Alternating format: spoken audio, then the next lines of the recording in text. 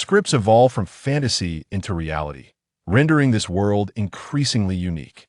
The Annabelle doll grins malevolently in the dimly lit room, fixating her gaze upon the researcher. The specter of Bloodharbor drifts through the ocean, awaiting the next traitor's name to appear on the death list. The Terror cruise ship sails across the vast sea, with time perpetually repeating aboard the vessel. Chapter 1. The True Avenger. The sound of an ambulance echoes down the street, piquing the curiosity of passing drivers who glance at the line of hurried vehicles. While the sight of one or two ambulances is common, a procession of them is a rarity. Could there have been another terrorist attack or a suicide bomber? As the onlookers indulge in their speculations, the emergency medical team is already preparing for rescue. 19 individuals with acute psychiatric disorders, all administer a sedative, yet none have shown any efficacy. Mirroring previous occurrences, the paramedic relays swiftly, while unloading patients from the vehicle. Beside the bustling emergency team, the neurosurgeon frowns as he observes patients clutching their heads, mouths agape, pupils dilated, and bodies curled in apparent terror. This marks the third batch of sudden psychiatric patients in just 1 month. Their clinical manifestations are profoundly peculiar aside from their inexplicable fear. Their physical health shows no abnormalities. Blood tests and other examinations reveal no elements that could account for their condition. The hospital is utterly helpless. Conventional sedatives have lost their effect on these individuals, leaving them reliant on medical equipment to sustain life while occasionally succumbing to fits of madness. The neurosurgeon presses his temples, as the acceptance of these patients was his initiative.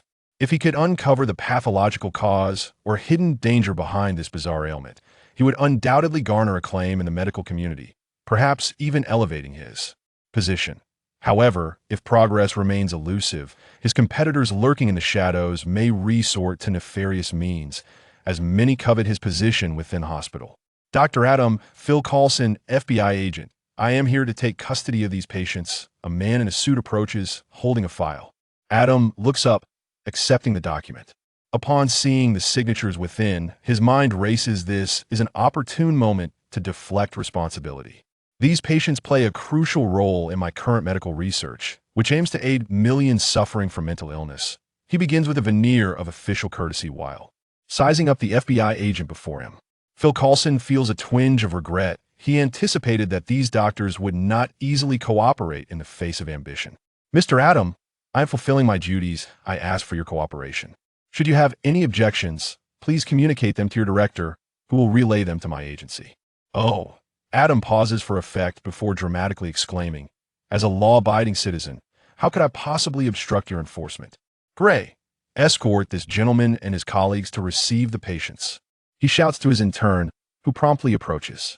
Coulson furrows his brow, sensing something amiss in Adam's reaction.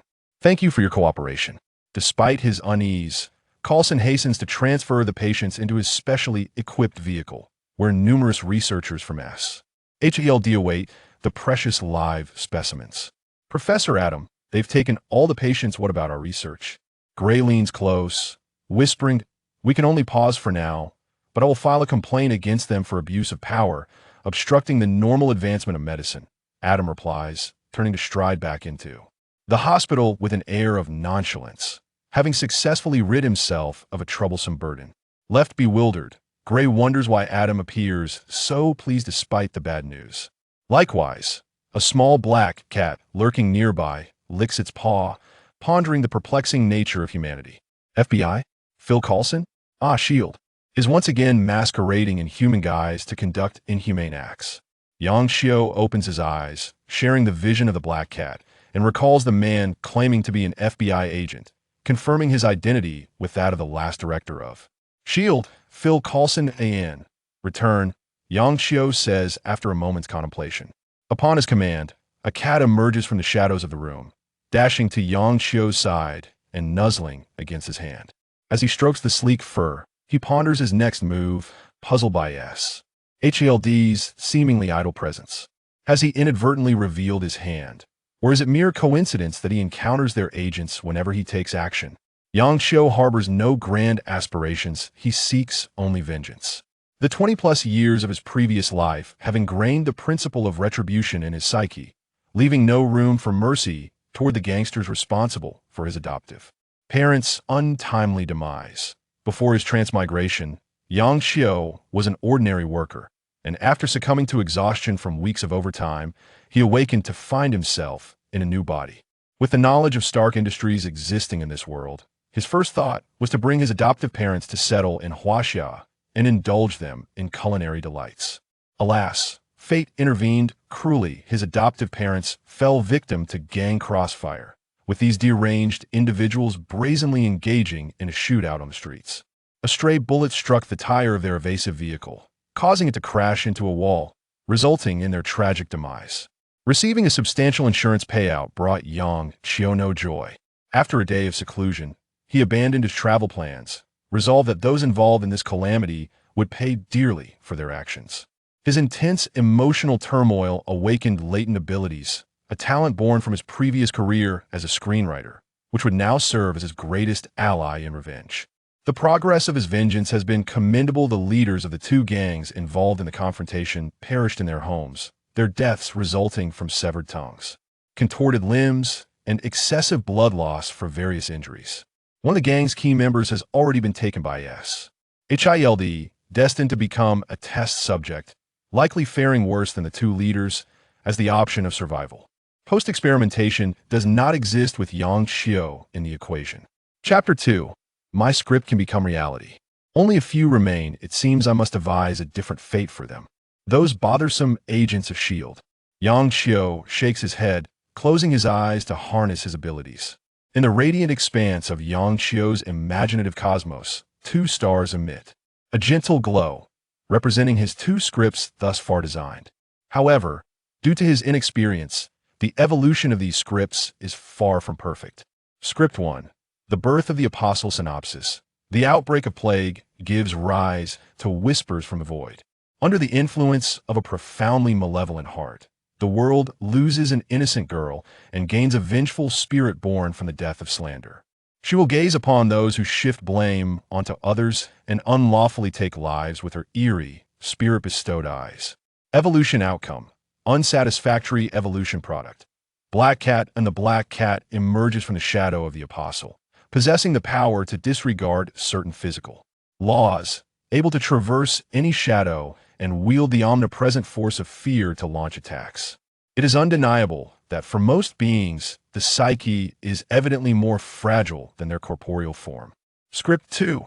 Annabelle Synopsis. The beautiful and rare doll, Annabelle, falls into the hands of the New York gang amidst her tumultuous journey. Following her arrival, a series of mysterious and eerie events begin to unfold within the home of the gang leader. After an array of bloodshed and death, they discover that the source of it all is this charming doll. Evolution outcome. Satisfactory evolution product. Annabelle doll infused with a malevolent spirit by a sinister cult. The doll appears harmless for the most part, until it detects a crack in the target's psyche, realizing their physical frailty. At this juncture, it typically shatters the target's bones and joints, transforming them into puppets akin to itself, demonstrating that dolls are the most exquisite entities in existence. Note: Annabelle despises whales, thus she eliminates the organs that produce them. Evidently, in the eyes of Annabelle, those gang leaders who sporadically unleash violence to vent their inner turmoil perfectly meet her criteria. She is a benevolent doll. After all, once transformed into a puppet, one is free from worries. Unfortunately, the cries emitted by the gang leader during this process repulse her. Consequently, Annabelle shatters their throats, elongating their tongues to 10 meters, using them as puppet strings to stitch their broken joints. Regrettably, before all is complete, the leader's body has gone cold. A defective puppet that fails to survive the entire process holds no collectible value. Annabelle, therefore, reluctantly returns to the storage shelf, awaiting the arrival of her next owner. Currently, her nominal possessor is a researcher from SHLD. Upon discovering the corpse of the first leader, S.H.I.E.L.D. recognizes the anomaly and swiftly raids the second gang. As Annabelle returns to her position, she is captured. Annabelle offers no resistance. Dolls are meant to have a master, albeit this time, the number of targets for her master is somewhat excessive. When SHIELD secures her, Yang Xiao inexplicably breathes a sigh of relief. Although the hidden settings prior to the script's inception dictate that these beings, evolved from the scripts, would never harm him, having this doll by his side still evokes an unsettling sensation. Having someone assist in her containment is undoubtedly a boon. As for the gang members transported to the hospital by ambulance and subsequently taken by S.H.I.E.L.D., they have naturally suffered attacks from and enduring a relentless cycle of her most profound fears. Suddenly, an idea sparks in Yang Xiu's mind, a notion that could serve as the evolution target for Script 3. A diminutive star is born within his thoughts, appearing ethereal compared to its counterparts, requiring a series of events and scripts to truly come into being. Drawing from his prior experiences, Yang Xiu projects his mental energy through the cosmos onto the territory of the Bloodhand Gang. He must be cautious to avoid the magical net enveloping the city established by the Ancient One. Currently, Yang Xiu lacks the strength to confront them directly compared to S.H.I.E.L.D. The sorcerers pose a far greater threat. Yet, he remains unperturbed. Recent incursions by Dormammu have likely preoccupied the Sorcerer Supreme, making his minor actions inconsequential against such blatant invasions. Having chosen the evolution site, Yang Xiu begins his search for the protagonist of Script 3 amidst the vast populace, adhering to his self-imposed rule to avoid irrelevant individuals, making it preferable for the lead to be a member of the gang. He now seeks a betrayer. This task proves not difficult following the death of their leader. The Bloodhand Gang is embroiled in internal strife, with several lower-tier leaders vying for the top position, believing that attaining it equates to acquiring all they desire. Unbeknownst to them, a collective enemy observes their actions from a godlike vantage, relishing their unfolding drama. Sanders, cease your struggles. Do you not yet grasp the situation? While you plotted, your underlings were dealt with by my men. Surrender, and perhaps I will assign you a role cleaning toilets. Denal exhales a puff of smoke regarding the encircled Sanders. Sanders glares at Denal's accomplice. Indifferent to his own defeat in the underworld, debts must be repaid, either others perish or he does, a realization he has long accepted. Yet, he cannot fathom why those who might betray him displayed loyalty, while the one he deemed most steadfast has become the traitor. Sanders, I have treated you well. Why resort to this? Sanders cannot comprehend his brother's actions. Sanders lowers his head, retreating behind Denal, remaining silent. Oh, it seems you wish to be enlightened? Truly desire to know? Beg me, plead with me. Denal kicks Sanders to the ground, stepping on his chest as he continues to repeat those 3 words. I beg you, Sanders murmurs, his lips quivering as he addresses his foremost adversary. Denal sighs, spitting. He hurls a loogie on his Sanders' face. How dull. Take him and drown him according to the old custom. Having lost interest in toying with his opponent, Denal waves his hand and turns to leave, while Sanders never once raises his gaze to his brother. Chapter 3. The Birth of the Bloodharbor Phantom Brother. I have treated you well, so I shan't encase you in cement. Remember my kindness in hell. Ha ha ha. Under the cover of night, a gang member drags Sanders to the harbor, binding him tightly and attaching several weights to him. With these weights, even the world's top swimming champions would be unable to survive without the use of their hands. As Sanders finds himself in a dire predicament, Yang Xiu, in his observational state, finally begins to write. Script 3, Prologue. I die where the monster is born. I am born where the monster dies. Under Yang Xiu's pen, a fish never before seen in this world is birthed beneath the harbor. This is the blue sack fish, sharing its name with a species in the world of Valoran, and its purpose is indeed akin to that of its namesake. Yang Xiu harnessed his mental energy, channeling it through the script's power into tangible magical essence, which he stored within the blue sack nestled behind the fish's sharp teeth to AT present. This blue sack fish bears little difference from its Valoran counterparts. Both possess an astonishing value, although there may exist a reproductive barrier between the 2 similarly named creatures, as this one is a creation of Yang Xiu's imagination. The blue sack fish appears to comprehend its destined role, quietly resting beneath the harbor, observing the shadows cast upon the water's surface by the overhead lights. Hey, get on with it. Don't entertain any unwarranted thoughts. We're all watching, the gang leader urged Sandel repeatedly. Indeed, Sandel was the designated executor chosen by Dinner to send Sanders to his Duma cruel act of both murder and betrayal. Dinner's actions had indeed made an impact. Sanders, unresponsive to the various lashes, gazed at his brother with swollen eyes, seemingly awaiting an explanation. Sandel opened his mouth, casting a furtive glance at the onlookers, contemplating for several seconds. "Brother, consider this a sacrifice for your sibling. Worry not, your suffering will be brief. I've heard that those who drown endure only a few minutes of anguish." Wow, listen to what he says. This man is truly wicked to the core. The gang behind chimed in, cheering him on. Amidst their raucous jeering, Sandel kicked his brother, sending him plummeting from the harbor's edge. With that act completed, a smile graced Sandel's face as he turned to join in the celebration with the others. However, upon turning, he was met with the barrel of a shotgun aimed squarely at his chest. Why? Sandel's legs trembled, and urine trickled down his pants. Observing Sandel's wretched display, the gang member wielding the shotgun hesitated, recalling his boss's orders, and withdrew his finger from the trigger. "Don't misunderstand. I simply haven't wielded a gun in a while. I thought I might practice a bit." From a divine perspective, Yang Xiu exhaled in relief. The narrative was nearly veering off course. But fortunately, Sandel proved to be a coward. Had he possessed even a modicum of courage and not succumbed to fear, he would have met his end. Beneath the harbor, the blue sack fish's tail began to thrash vigorously, propelling it toward the water surface. With a dull thud, the stone binding Sanders sank into the depths, creating a muffled sound. Underwater, Sanders gasped for air, displaying no intention of resisting. Water flowed into his lungs through his open trachea. In an excruciating agony, he felt the world around him dim. Soon, a door crafted from razor-sharp teeth slowly closed before him. After consuming Sanders, the blue sack fish, under the script's influence, swam deeper into the ocean, while Yang Xiu continued to pen the prologue of the script.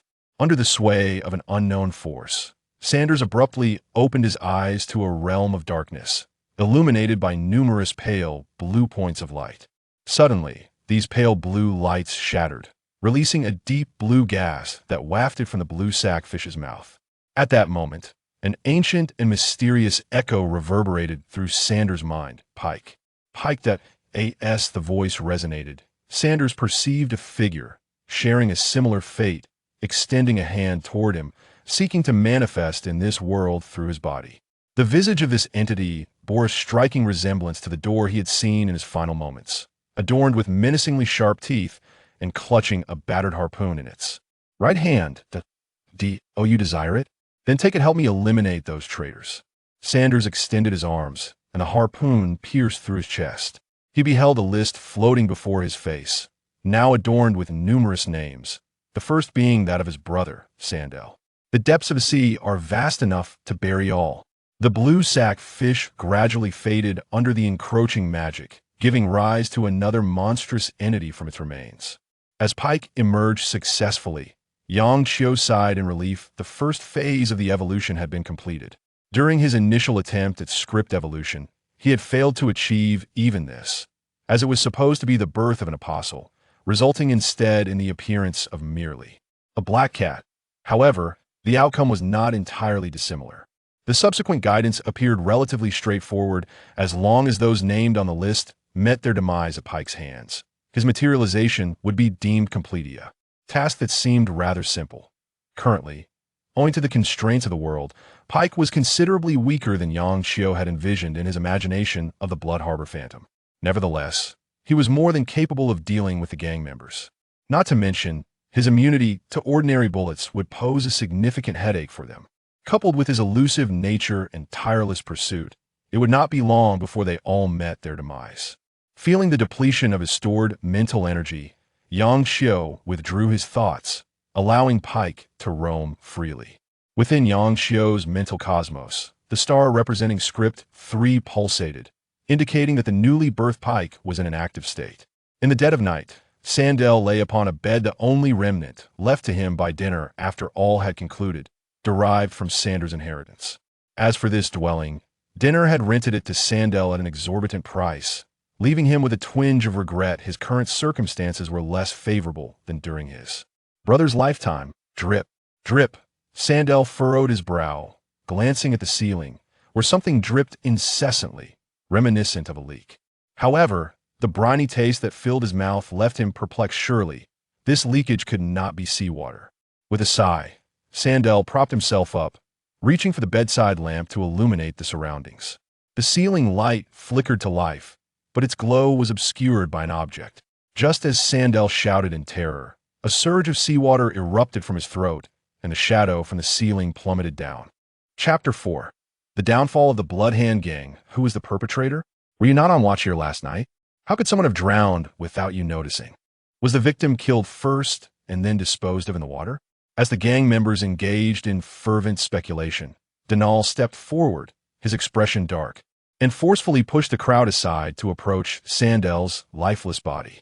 Gazing at the horrifying visage of Sandel, Denal inhaled deeply from his cigar, releasing a plume of smoke that formed a ring in the air before dissipating slowly. Are there still loyalists to that fool Sanders among us? Is someone avenging him?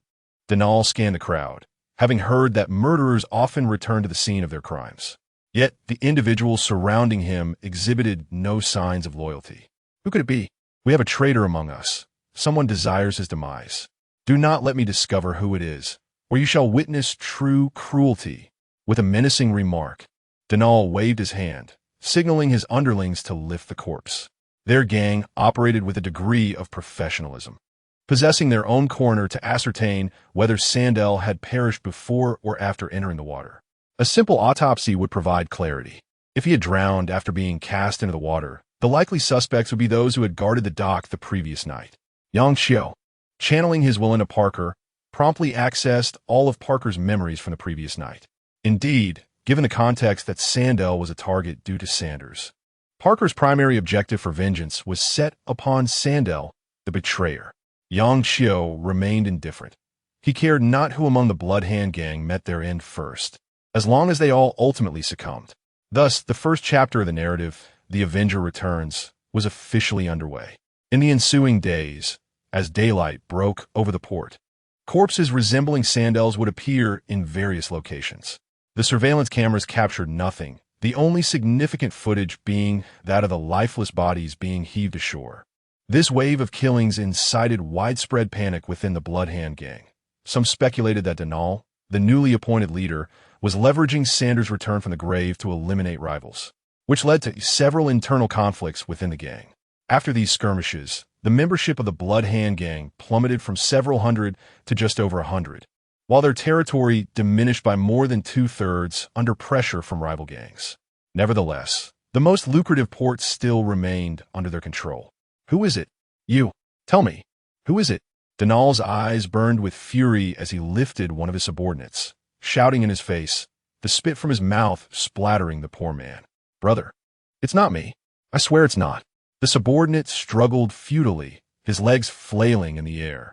Suddenly, the door was flung open, and the terrified subordinate gasped. Brother, another has been found. This time, there are even more casualties. Denal discarded the man and followed the subordinate to the dock, where rows of corpses lay unattended. No onlookers were present. The other members of the Bloodhand Gang were cowering in what they deemed safe havens. This cannot continue. If it does, I shall be next. Denal muttered to himself, then retrieved a phone, hesitating momentarily before dialing. Sir, 7 more have perished, and the frequency is escalating. I cannot endure it any longer. I understand. Someone will come for you shortly. Follow their lead. The voice on the other end concluded the call, and Denal exhaled in relief, reassured by the formidable support behind him. Minutes later, a convoy arrived at the Bloodhand Gang's territory. After a brief discussion with the leader, Denal entered one of the vehicles. Witnessing this unfold from the perspective of a narrative god, Yang Xiu's anger ignited. The individuals sent to assist Denal were agents from a nearby S.H.L.D. outpost directly opposing him. It was absurd that an official organization, ostensibly dedicated to maintaining global peace, would shelter a gang leader. Parker, lurking beneath the port, sensed Yang Xiu's ire and, in broad daylight, executed a purge of the Bloodhand Gang personnel. Guided by a list, no one managed to evade Parker's assassination. Within mere hours, the Bloodhand Gang's presence in New York dwindled to just Denal, completing the majority of his revenge targets, while Parker's essence solidified further, aligning more closely with his intended capabilities. As evening fell, Denal sat alone in an empty chamber. for operational cameras monitored the corners of the room, while elite agents stood guard outside. Under normal circumstances, he should have felt secure. However, a sense of inexplicable dread had begun to gnaw at him half an hour prior, as if an invisible hand were inching toward his throat. Overwhelmed by fear, Denal wished to find refuge elsewhere, but the shadowy benefactors providing his protection forbade it. He had become bait, a lure to ensnare his murderer. Yet Yang Xiu was unfazed. This brief tale was nearing its conclusion. Final chapter. All must perish. As night descended, the guard stationed at the entrance idly leaned against the wall, their attention waning. After enduring grueling training, they found themselves tasked with protecting a petty thug. In their eyes, Denal of the Bloodhand Gang held no value worth safeguarding. They merely complied with orders from above. What a bizarre evening. The day was sweltering, yet the night was cold and damp. I feel as though my undergarments are soaked through. Quite peculiar. The humidity forecast showed it would remain low throughout the day. Yet here we are in a damp chill. Come now, do you really believe in the weather report? Such precise forecasts rarely hit the mark. You should get used to it. As the agents exchanged idle chatter, droplets of water began to cascade from the wall behind them. When these droplets coalesced, a visage emerged, faintly revealing a face with an unnaturally wide mouth, displaying razor-sharp teeth surpassing that of a shark. Captain, something is amiss. Even during New York's most humid season, the moisture levels should not reach such extremes. An experienced agent reported to his captain, who, now tense, scanned the numerous surveillance screens before him, finding nothing unusual. Yet the moisture in the air was undeniably excessive. Take a team to that room. Ensure all firearms are ready. Should anything seem amiss, open fire immediately. I will take full responsibility. The captain inhaled deeply, regretting his acceptance of this assignment. Understood. As the footsteps of his subordinates echoed away, the captain's heart raced, fearing that this incident might involve those beyond human comprehension, for he knew that any commission from the inhuman would also entail adversaries of the same ilk. Chapter 5. Vengeance is served. Time ticked by slowly, with humidity nearing saturation, making it increasingly difficult for the captain to breathe. Drip, drip, the water droplets condensing on the ceiling plummeted to the floor. The captain reached for his earpiece, intending to call for backup. Even if such a move might expose some of his illicit activities, it was better than losing his life. At that moment, the droplets in the monitoring room inexplicably halted against the wall. In the next instant, they coalesced into a column of water that pierced through the captain's chest. Only when the excruciating pain struck did the captain realize he was under attack. Alas, the swift passage of life left him powerless to take any further action, and he could only muster the last of his strength to futilely press the call button on his earpiece. Parker seeped from the ground, quietly observing the lifeless body sprawled on the floor. Hello, hello. It was only after confirming that the S.H.I.L.D. personnel received the captain's dying message that Parker crushed the earpiece beneath his foot. After all, a conclusion should have some spectators. Boom! In the next moment, an endless torrent of water erupted from every corner of the building, as if it had been unceremoniously plunged into the depths of the sea. The agents scattered throughout the structure desperately began to swim towards the surface. Yet as they struggled, a ghostly figure would invariably appear behind them, followed by a rusted harpoon that effortlessly pierced their armor, claiming their lives one by one beneath the waves. Ultimately, only Dinner remained, barely alive, his head nearly touching the ceiling while the water level continued to rise beneath his neck, soon to leave him bereft of any breath. Help! Help! Dinner shouted, hoping for a savior to rescue him from this perilous predicament. Yet no reinforcements arrived, only Parker, who had completed the cleanup. In a moment of disorientation, Dinner saw Sanders' visage in Parker. Spare me, spare me. Each time Dinner spoke, seawater rushed into his mouth. Parker observed coldly, his form suspended in the water, silently watching Dinner's futile struggles until his demise. As Parker witnessed the death of his last foe from his first-person perspective, Yang Xiu sighed deeply. The vendetta had been avenged, yet the dead could not be resurrected. And the adoptive parents crafted by the script were not the true guardians who had nurtured him for so long. Outside the building, Coulson arrived with a squad of S.H. IELD reinforcements having disregarded countless red lights to reach the scene. However, upon arrival, they found themselves at a loss. For the scene before them defied comprehension. The modest two-story building was enveloped in a deep blue spherical mass of water, its edges swirling with rapid currents, resembling a colossal whirlpool from a distance. Creaking and groaning, the structure emitted sounds of distress, as if the weight of the water above was insurmountable. Coulson glanced down at his firearm, entirely devoid of the desire to shoot. What on earth is happening? With a sudden whoosh, a symbol appeared on the ground, and a current of water, distinctly different from the surrounding sea, erupted from the symbol, tearing the building apart as if it were mere tissue paper.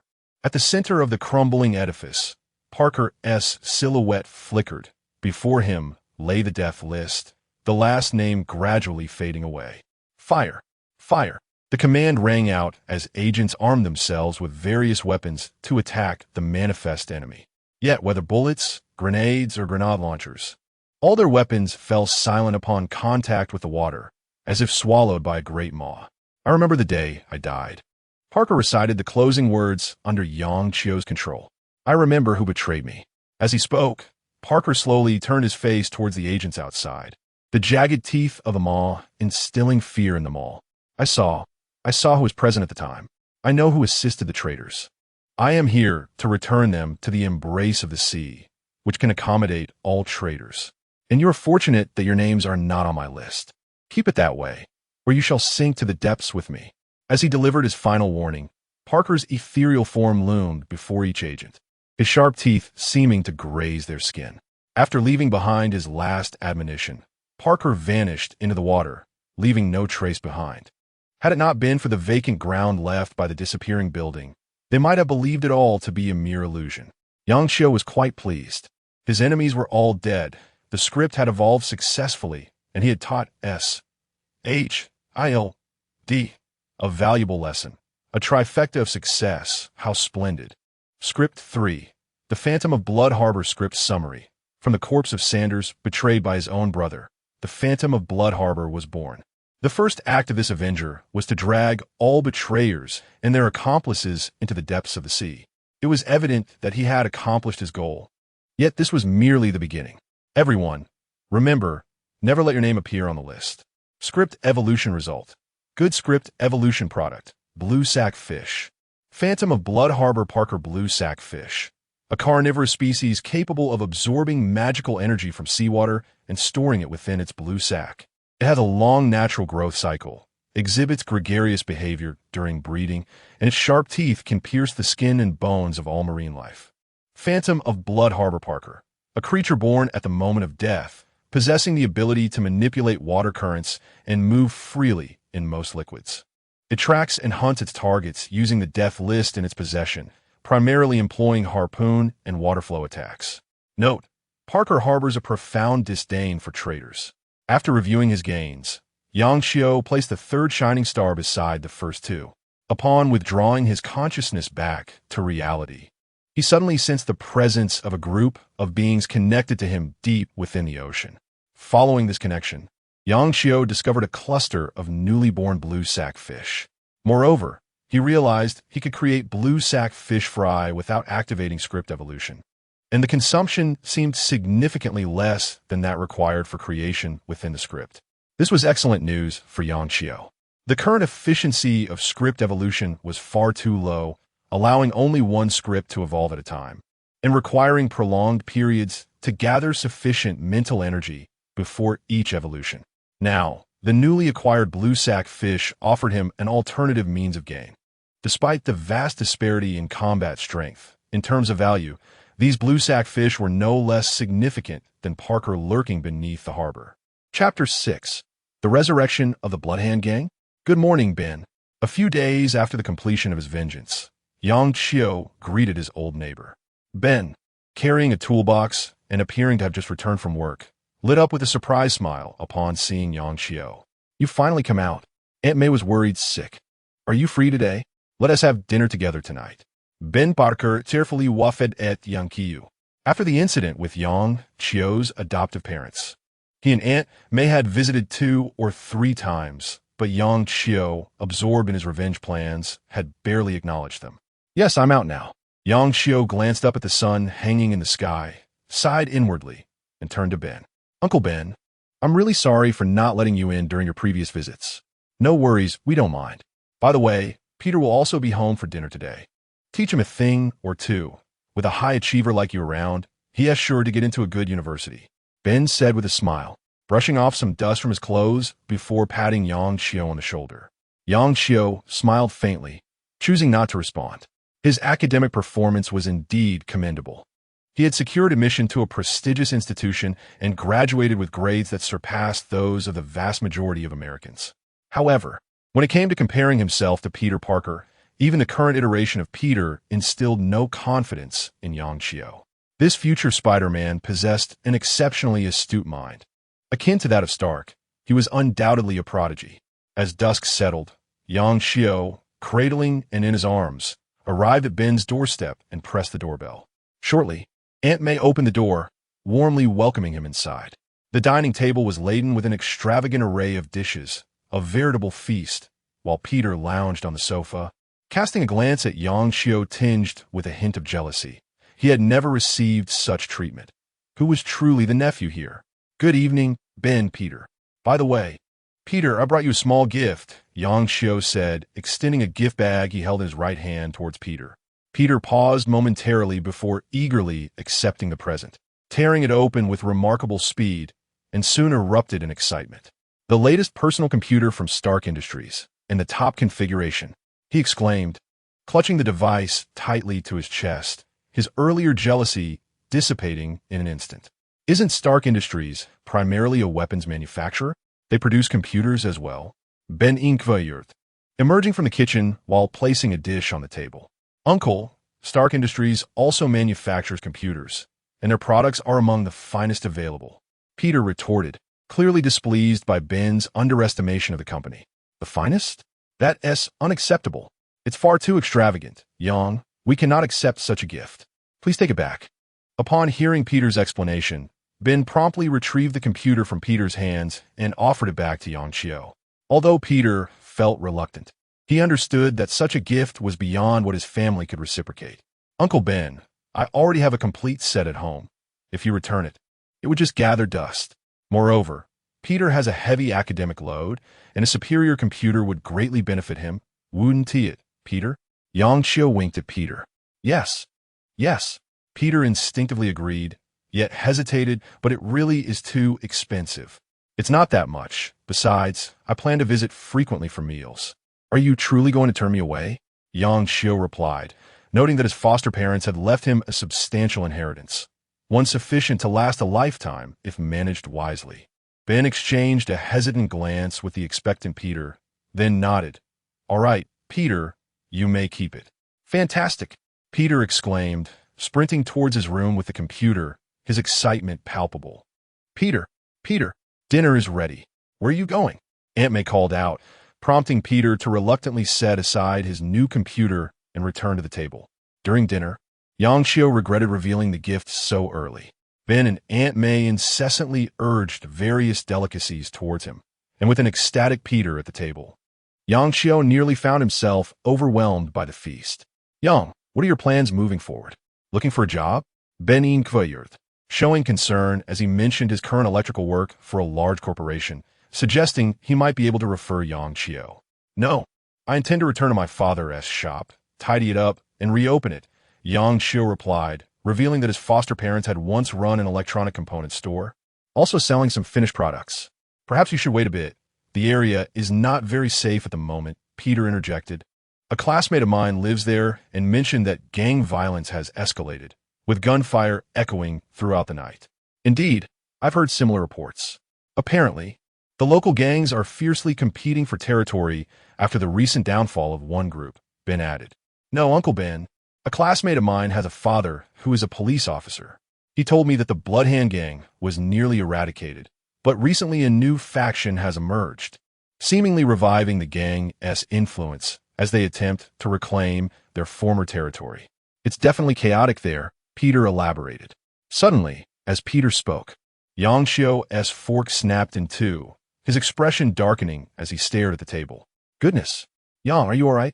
This fork is of poor quality," Aunt May exclaimed, discarding the broken utensil and examining Yang Chio's hands for injuries. "I'm fine, Aunt May. I just remembered something I need to attend to. I must head back," Yang Chio said, taking a deep breath as he stood up. Noticing Yang Chio's unusual demeanor, Aunt May hesitated for a moment before asking, "Will you be back tomorrow?" "I will. I'll trouble you again for lunch." Yang Chio managed a strained smile before departing. Once Yang Chio left, Peter looked at his uncle with confusion. "Did I say something wrong?" Sighing deeply, Ben replied, "The Bloodhand Gang is the very group responsible for your parents' deaths. Please refrain from mentioning them in front of him." "Oh, should I apologize then?" Peter rose to his feet. "Don't. I'll assess the situation tomorrow and decide. Let us avoid any further miscommunication," Aunt May advised, her concern evident. She feared Yang Chio, having just begun to move on, might be drawn back into that dark world. Chapter 7. Turbulence again with a loud slam. Yang Chio shut the door behind him, the sound reverberating throughout the room. Meow, sensing her owner's discontent, and nudged his ankle with her head. "I'm fine. It's just someone seeking their own demise," Yang Chio murmured, lifting the cat into his arms and gently stroking her fur. Yang Chio was unconcerned about the presence of gangs in certain areas of America. In a system that failed to eradicate organized crime, gangs proliferated like weeds, impossible to fully eliminate. However, he was deeply troubled by the resurgence of the Bloodhand Gang. As long as he drew breath, anyone daring to invoke that name was courting their own destruction. Moreover, with the gang's recent resurgence, Yang Chio sensed a provocation from the shadows. Was the opponent challenging him? Yang Chio excelled at winning people over through virtue. Today, he would employ physical means to assert his dominance. He slowly closed his eyes, connecting with Parker, who was busy dealing with traitors. Beneath the harbor, Parker suddenly awakened, transforming into a stream of water that melded with the sea. Above Bloodharbor, a ship gradually approached the dock. Two men clad in black stood at the ship's edge, coldly observing the gang members below. The sound of cranes buzzing filled the air as two massive containers were systematically unloaded from the ship onto the shore. Shadowy figures began to emerge. Parker's form streaked through the air, leaving a trail of droplets that acted like bullets, piercing through each gang member as he passed. In mere seconds, over a dozen fell to the ground. Yet, to Yang Chio's surprise, the remaining gang members did not flee or retaliate. Instead, they collectively gazed in one direction. Under their watchful eyes, the man in black waved his hands, his cloak billowing in the air, and in an instant, he crossed hundreds of meters to stand directly before Parker. He opened his mouth, revealing two sharp fangs that were strikingly noticeable, complemented by his blood-red pupils. If Yang Chio's conjectures were correct, this must be a vampire. It was no wonder that after the Bloodhand Gang's demise, they dared to re-establish their faction. These beings were not human. Perhaps, in their eyes, Yang Chio's destruction of the Bloodhand Gang was a slap in their faces. How dare the prey retaliate against the predator? Pike gaped, his sharp teeth on display, longer and sharper than any ordinary fangs. Simultaneously, Yang Chio relinquished control over Pike, allowing his instincts for slaughter to take over. Otherwise, under his manipulation, Pike's true potential could not be fully realized.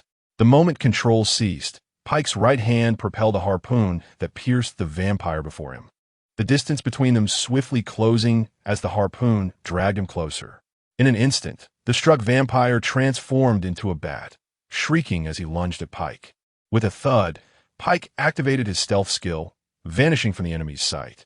The vampire abruptly halted, reconstituting into human form, anxiety creeping into his heart. Upon receiving orders, he had sensed that Prince Dracula's adversary was no ordinary foe. Otherwise, two count-level vampires would not have been dispatched. Yet, he struggled to adapt to the sudden loss of all sensory perception, a phenomenon he had never encountered before in battle. With a splash, Pike reappeared behind the vampire, the undulating water morphing into multiple whips that ensnare the target. In response to the unexpected assault, the vampire vaporized to evade the strike, his blood coalescing in midair to collide with the flowing water. Meanwhile, another vampire on the ship yawned in boredom, convinced that, despite the opponent's strength, victory was merely a matter of time. However, the vampire embroiled in combat did not share this sentiment. The blood he had released began to slip from his control. Each collision with Pike's controlled water diluted it further, making it increasingly difficult to manage, with excess moisture proving hard to expel. "Help! I need assistance," he shouted to his comrades. Yet, the presence of an additional count posed no significant threat to Pike. He was naturally adept at countering foes whose primary attacks relied on physical prowess and blood manipulation. The only complication was that the adversary was immune to physical attacks, rendering the task of extermination no simple feat. As the two blood-red figures entwined with the flowing water, the blood servants below were engulfed in sheer terror. They wished to flee, but the ancestral suppression held them immobile. "We cannot stay. We cannot defeat him." Fear and hesitation gripped the hearts of the two vampires. The longer one lived, the more one feared death. If they ran, they might only face a minor punishment, but if the battle continued and their blood became excessively diluted, they could not be certain of their survival. "You are already on my list. Your place awaits you in the depths," Pike threatened. As water began to surge from the ground, two marked shapes appeared beneath the vampires, and the moisture within their blood, now under Pike's command, transformed into ropes, binding their movements. Fatal strike. The grudge of the fountain. Under the influence of Pike's wrath, the marked water turned black. He leaped high, splitting into two phantoms that descended upon them. Swish, swish. The phantoms sliced through the two vampires, and Pike's form solidified behind them. The dual assault, both physical and mental, left the two counts severely weakened, their bodies collapsing to the ground. The surrounding blood servants, under their control, rushed towards them in a frenzy, desperate for replenishment. Though consuming their blood would compromise their own bloodline's purity, when faced with imminent death, such considerations became trivial. Boom! Two powerful geysers erupted from the ground, thrusting the vampires into the air. Under the overwhelming numerical pressure, the impurities in their blood multiplied. Once their control over the blood diminished beyond a certain point, death would inevitably follow. Having dealt with the primary adversaries, the blood servants below proved to be no match. Their recovery capabilities were limited, and they were far from immune to physical attacks. Thus, within 10 minutes, the entire port was thoroughly cleared. During the slaughter, Yang Xiu also utilized Pike to interrogate the blood servants. They possessed little knowledge, but two useful pieces of information emerged. First, the two vampires held the rank of count within their hierarchy, which consisted of dukes, marquises, earls, viscounts, and barons, with princes reigning above all vampires. Second, the cargo being transported consisted of humans, 2 containers worth, intended as sustenance for the vampires in New York. To them, food required frequent rotation, otherwise, the quality of the blood would deteriorate too swiftly. Chapter 8. The ancient monster hunter after Pike had once again eradicated the entire Bloodhand gang. The tardy agents of S.H.I.E.L.D. arrived to liberate the humans imprisoned in the containers, simultaneously cleaning up after Pike for vampires, according to S.H.I.E.L.D. protocol, were not meant to be exposed to ordinary humans. However, such matters held little significance for Yang Xiu, whose thoughts were already consumed with how to confront the entire vampire race. What he needed now were specialized hunters targeting vampires. Pike would have his hands full cleansing New York of its vampire infestation. A month later, as the mental energy reservoir gradually flourished, Yang Xiu began designing this new narrative. Over the past month, he had selected all the actors and crafted the plot's evolution. Now, with ample resources at hand, it was time to commence the 4th script. Olympia, the largest city in Washington state, boasted a vibrancy on par with New York City, perhaps even surpassing it in certain aspects, such as nightlife. Once, the nightclub culture was not as thriving in Olympia, but it blossomed after a group of nocturnal vampires arrived, leading to a rapid proliferation of nightclubs. Within just a few years, their numbers had multiplied several times over. How about we try a different place tonight? I receive an invitation to a special nightclub, and I can bring one guest. Would you like to join me? Kenshia raised an eyebrow at her colleague, revealing her golden invitation. A special nightclub? Just how special could it be? Bowie whispered. a knowing smile gracing his face. You know, Kinshia replied, matching his smile. That night, upon entering the nightclub, they were immediately astonished, not only by the opulent decor, but also by the sheer number of beautiful people present. A quick glance around revealed only stunning figures, curvaceous and alluring, igniting excitement within them. Inside the booming music room, the rhythm pulsed through the air as men and women danced in the center of the floor, hands gliding over their partners, eliciting a cascade of enticing glances. Fellow compatriots, welcome to tonight's midnight extravaganza. Let's get moving. The host boomed from the stage. Companions? I've never heard that term before. This place is quite intriguing, wouldn't you agree? Bowie exclaimed to the woman before him. Curious about why he said that? Come closer, and I'll tell you, she teased, licking her lips, unable to contain her anticipation.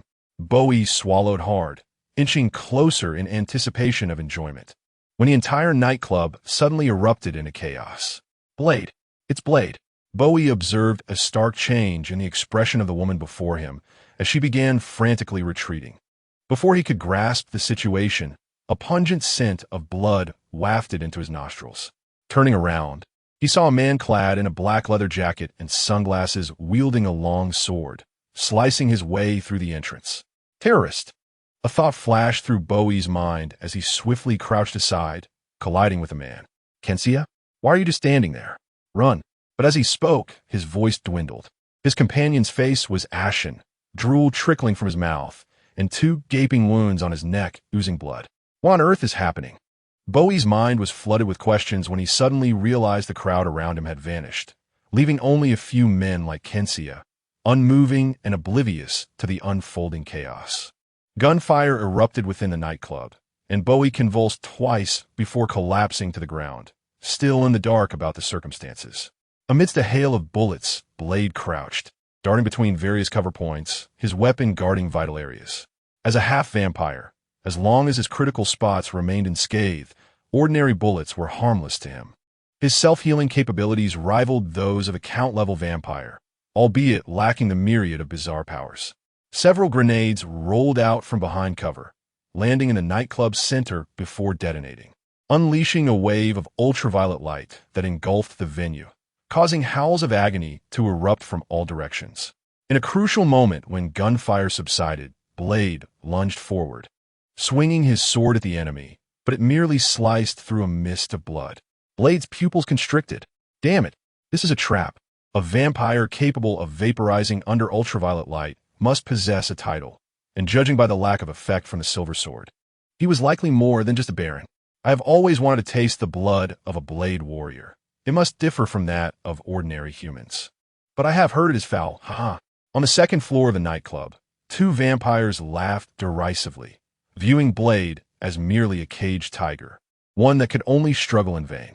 Blade's eyes scanned the nightclub, 2 on the second floor, 3 on the first, at least 5 barons. This is serious trouble. The intelligence gathering has gone awry. Yang Xiao, observing from a god's perspective as the script unfolded, had long anticipated Blade's predicament.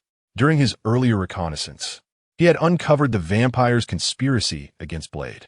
However, this was fortuitous. Such a scene was the perfect prelude to a magnificent script. Prelude, the ancient monster hunter. Hey kid, you seem capable. Want to join me? A voice called from above as the atmosphere in the nightclub reached a boiling point. Blade looked up to see a bearded man in a tattered coat hanging from the ceiling.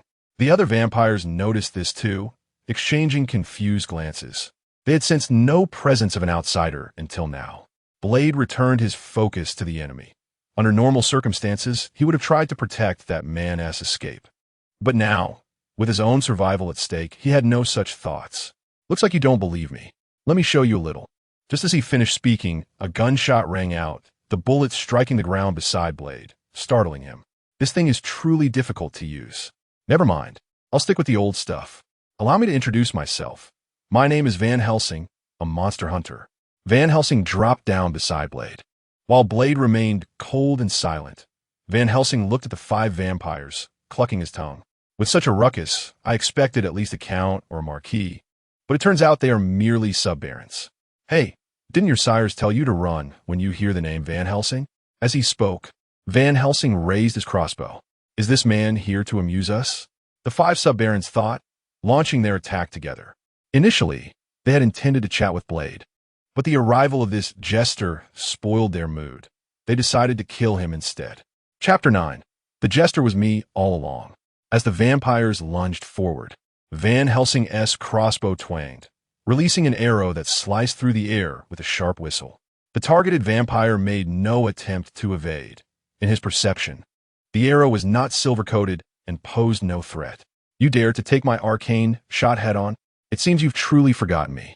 Van Helsing's tone was laced with complexity as he glanced at the other four vampires, who stood resolute, ready to absorb his arcane shot. However, as the arrow pierced the chest of one sub-barons, it exploded into a burst of blue light, the arcane energy disrupting his form. He failed to vaporize or transform, instead being pinned to the ground before disintegrating into a cloud of dust. In his final moments, he could only think, the jester was me all along. This all transpired in the blink of an eye, and as his companion fell, the remaining vampires had yet to react. With a swift motion, Van Helsing drew a silver sword from his waist. As a monster hunter, he was not only a sharpshooter, but also a master swordsman. With a few swift strokes, he cleaved the advancing vampires into pieces, their forms exploding into ashes under the combined force of silver and energy. Having effortlessly dispatched the two attacking vampires, Van Helsing crossed his arms, observing Blade, whose situation was precarious. The combined assault of three sub-barons clearly exceeded his capacity to handle. The engaged vampires soon noticed their fallen comrades. In the mere seconds since the attack began, their confidence shattered. They turned to flee. Blade seized the opportunity, countering with a swing of his sword, but the vampire he targeted, realizing there was no escape, turned to fight desperately, hoping to pierce Blade's heart or shatter his skull to ensure his own survival.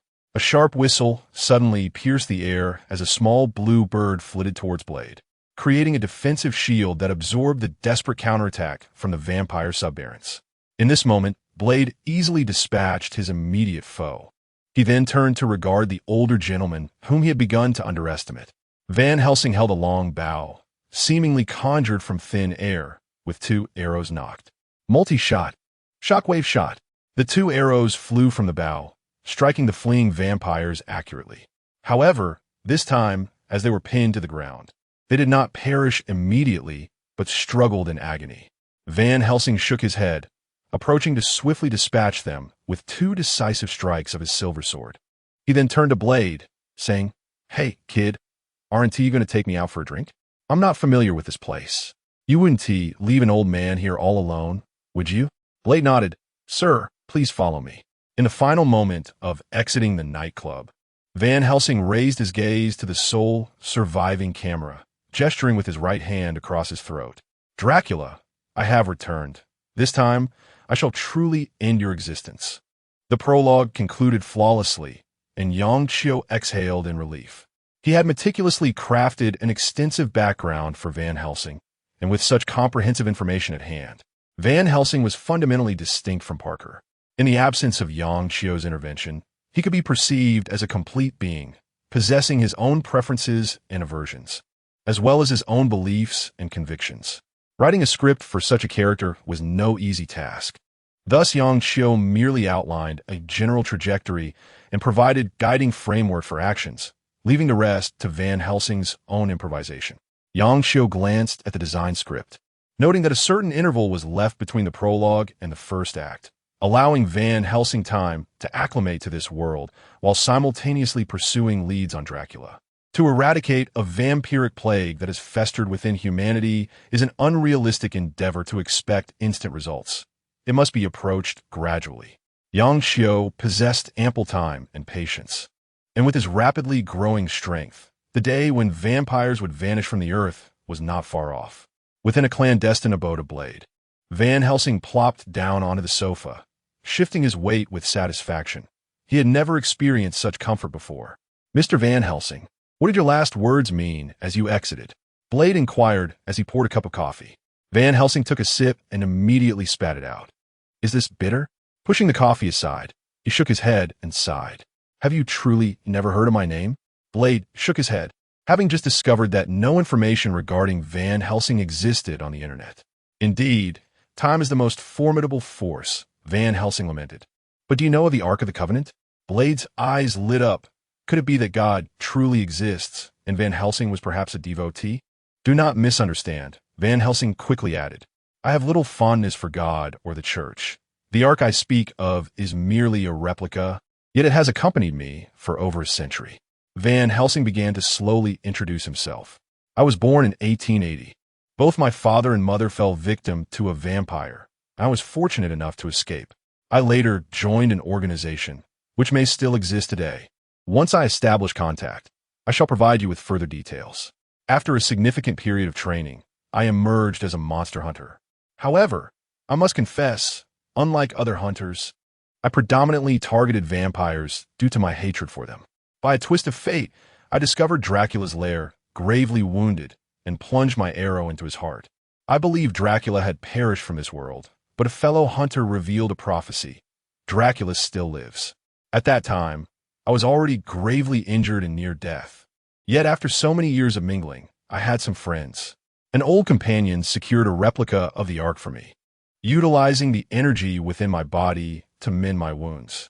When I awoke from my slumber, I realized over a century had passed, and Dracula had become a vampire prince. How absurd. At this point, Van Helsing's eyes reflected a deep-seated hatred. Regrettably, time is relentless. I can scarcely contend with a marquis-level vampire now, and that is without the modern weaponry of your era. Listening to Van Helsing's lamentations, Blade was at a loss for words. He had encountered marquis-level vampires and had suffered greatly. Had it not been for an unforeseen event, he would have perished. Now, here was someone who had lingered for over a century, yet surpassed him.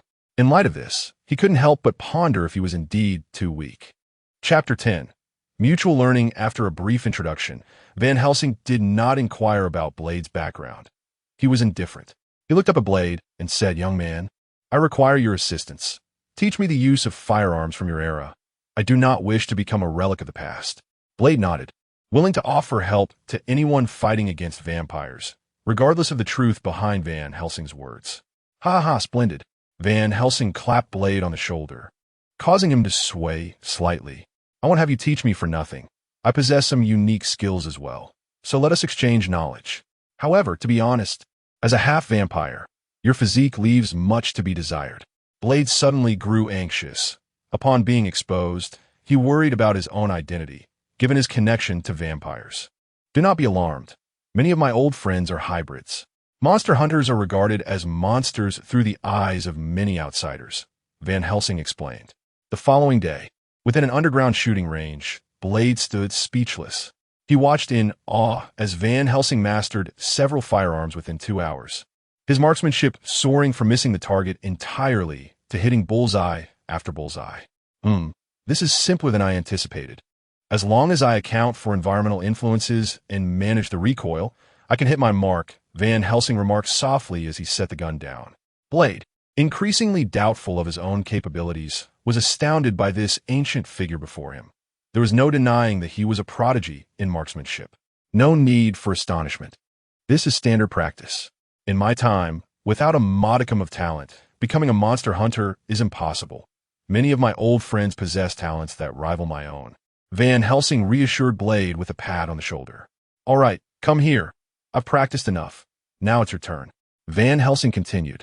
Blade exhaled, feeling nervous about disappointing Van Helsing, as he did not consider himself a genius. "I aim to guide you into the realm of hunters. However, before we proceed, you must make me a promise." Van Helsing's expression turned solemn. "Once you embark on this path, there is no turning back. I will not interfere with your personal life. Many are far more chaotic than you. But should I discover you consorting with cannibalistic monsters and directing your weapon towards humanity, I will end you." Blade nodded earnestly, raising his right hand to swear, "I promise." "Very well. I shall trust you for now," Van Helsing replied, retrieving a brilliant gem from his pocket. "This treasure was left to me by my former companion, a Siberian bear named Sol. He never left my side until death claimed him after I entered the Arkansas. I shall use it to illuminate your path ahead. I hope you do not lead me to regret this, nor let him down." Blade's gaze was completely captivated by the gem, as if it possessed some magical allure that rendered him unable to look away. In the next moment, Van Helsing pressed the gem directly against Blade's chest, the arcane energies within his palm breaking through the barriers of Blade's skin, opening an energy conduit, and the gem seamlessly integrated into his body. Heat. Intense heat. That was Blade's first sensation as the gem merged with him. He felt as though he had been cast into a pressure cooker, with every ounce of fluid within him seemingly boiling. The gem that entered his body transformed into pure energy, colliding recklessly within the channels of his being. Numerous wounds appeared on his body, including a significant gash on his heart. Fortunately, his half-vampire regenerative abilities were not suppressed. These seemingly fatal injuries swiftly mended themselves. After the initial surge of heat, pain flooded Blade's mind, a relentless ache that persisted for an extended duration. He clenched his teeth and endured. After all, what was a mere moment of pain? He had experienced worse upon his birth. Van Helsing observed Blade, who lay with closed eyes, satisfied. Under normal circumstances, the magical gem would not be utilized in this manner. It required various herbs to temper the chaotic magic, followed by formations and rituals to protect the user while guiding the magic to meld seamlessly with the body. However, with limited resources at hand and Blade's half-vampire nature making him less susceptible to death, simplicity became the order of the day. Time trickled by, and an hour later, Blade collapsed to the ground, utterly exhausted from the pain. Yet, the rewards were undoubtedly worth his suffering. The residual magic had integrated into his bloodstream. Simultaneously, under the influence of this magic, Blade's physique expanded rapidly, his form becoming robust. This was the power of the Siberian giant hamster. Hearing the commotion, Van Helsing approached swiftly, inspecting Blade's body to confirm there were no major issues. He then patted Blade's now muscled arm. "Rise. For now, you must acclimate to your body's transformation. Once this period passes, I shall teach you more." "Yes, master." Blade immediately corrected himself. "Master, do you have any plans during this time? Should we delve into computer studies? I could arrange for someone to teach us." Van Helsing shot Blade a glance, neither acknowledging nor dismissing the title of master. "No. First tell me about the various vampire strongholds you know. That arrogant Dracula, his disdain for the heavens and the earth, will not be deterred by mere threats. I intend to inflict pain upon him. I wish to ascertain whether he has grown stronger or weaker since our last encounter." "But, master," Blade hesitated, unsure how to express his concern. "You mentioned yesterday that you consider yourself merely a marquis, while Dracula is a prince. There lies a significant gap. Fear not. I shall not seek death before Dracula's demise. I merely wish to observe how far he can endure, as well as the extent of societal restrictions upon him." A glimmer of wisdom sparkled in Van Helsing's eyes. A century ago, had 5 viscounts perished, he would have retaliated immediately.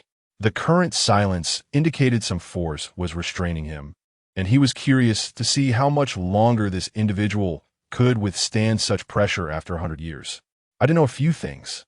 The SHIELD agency is indeed suppressing vampires, yet they consistently compromise, mysteriously so, which is quite unsatisfactory," Blade remarked.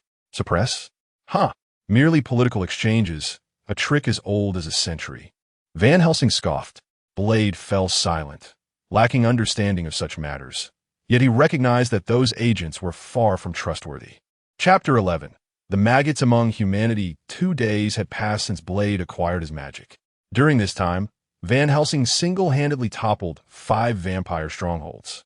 His tally had expanded from 4 Viscount vampires to 5 Viscounts, 3 Barons, and 26 ordinary vampires, alongside countless blood thralls. Indeed, the total vampire ranks from these 5 strongholds paled in comparison to the traps they had laid for Blade, confirming Van Helsing's suspicion that vampire strength had not significantly improved over the past century, at least not at a rate comparable to human population growth. With a puff of smoke from a cigar, Van Helsing strolled along the deserted streets, having just reconnoitered a location. However, the eerie emptiness of the streets during the day raised alarms. Suddenly, he halted in the center of the street. "Come forth. Hiding any longer serves no purpose." He called into the shadows. His keen eyesight discerned numerous armed individuals lurking in the corners. In an instant, these individuals surged forth, surrounding Van Helsing. I expected the first to seek trouble would be those little bats, but it seems I am confronted by a swarm of human maggots instead, he remarked, his nostrils flaring. He detected no vampire presence among them, allowing him to conclude they were not under vampire control. With my hands raised, I hereby declare you are under arrest. The leader barked, pointing rudely at Van Helsing. Crossing his arms, Van Helsing surveyed the surroundings, his eyes radiating a blue glow, an ability unique to monster hunters, enabling them to detect camps. Astonishingly, the individuals surrounding him glowed a vivid red, the leader even appearing to be on the verge of purple. Clearly, within the collective human consciousness on this planet, not one among them was deemed virtuous. Eliminating them would be seen as a just act. Bah! Van Helsing spat the cigar from his mouth on the ground, and in the next moment, he drew the iron sword hung at his side and launched an immediate assault. As he moved, the agents opened fire. A whistle sounded, and a blue bird soared above Van Helsing's head, the energy shield it generated deflecting all incoming bullets. Once he plunged into the throng, gunfire diminished. His speed rendered shooting perilous for the agents, as their bullets would inevitably strike their comrades. Those agents who brandished shortblade for close combat met their demise swiftly. Each inch of his weapon's length provided him with an advantage. Van Helsing's mastery of melee combat overwhelmed them, and not a single agent could withstand a strike. Before long, the street lay littered with corpses. Van Helsing glanced at the fallen bodies and sighed. Slaying vampires is far more convenient. A surge of magic turns them to ash without the need for cleanup. He then stepped onto the leader's body, leaning down to regard the captive he had intentionally spared. I offer you a chance. Make a call and inform your superiors that Dracula and his vampires are doomed. I assure you, even Jesus himself would be powerless to intervene. No sooner had he spoken than the energy shield shimmered, followed by the echo of a gunshot reaching Van Helsing's ears. Glancing toward the distance, a sniper lay on a rooftop a kilometer away, the recent shot originating from him. With a swift motion, Van Helsing crushed the leader beneath his foot, then drew his longbow and knocked an arrow from his boot. The sniper, observing through his high-powered scope, was baffled. This individual with unique abilities intends to engage me with a bow and arrow? Despite his confusion, recalling Van Helsing's effortless slaughter of the agents prompted the sniper to abandon his position for a better vantage point. Yet, as he stepped away from the wall, Van Helsing released his arrow. Silent shot, penetrating shot. The arrow flew faster than sound, yet emitted no sound, piercing the outer wall and exploding the sniper's head. With the sniper dispatched, Van Helsing stepped into the shadows, vanishing from the watchful eyes of spy satellites and surrounding surveillance. Though his stealth skills may not rival those of professional assassins, they were not lacking. Having adapted to modern surveillance methods, he had taken specific precautions. Meanwhile at home, Yang Qiu tapped his fingers on the table, sensing the situation the moment Van Helsing was encircled. The SHIELD agency again. Are these agents of S.H.I.E.L.D. green-skinned? Do they sprout from the earth?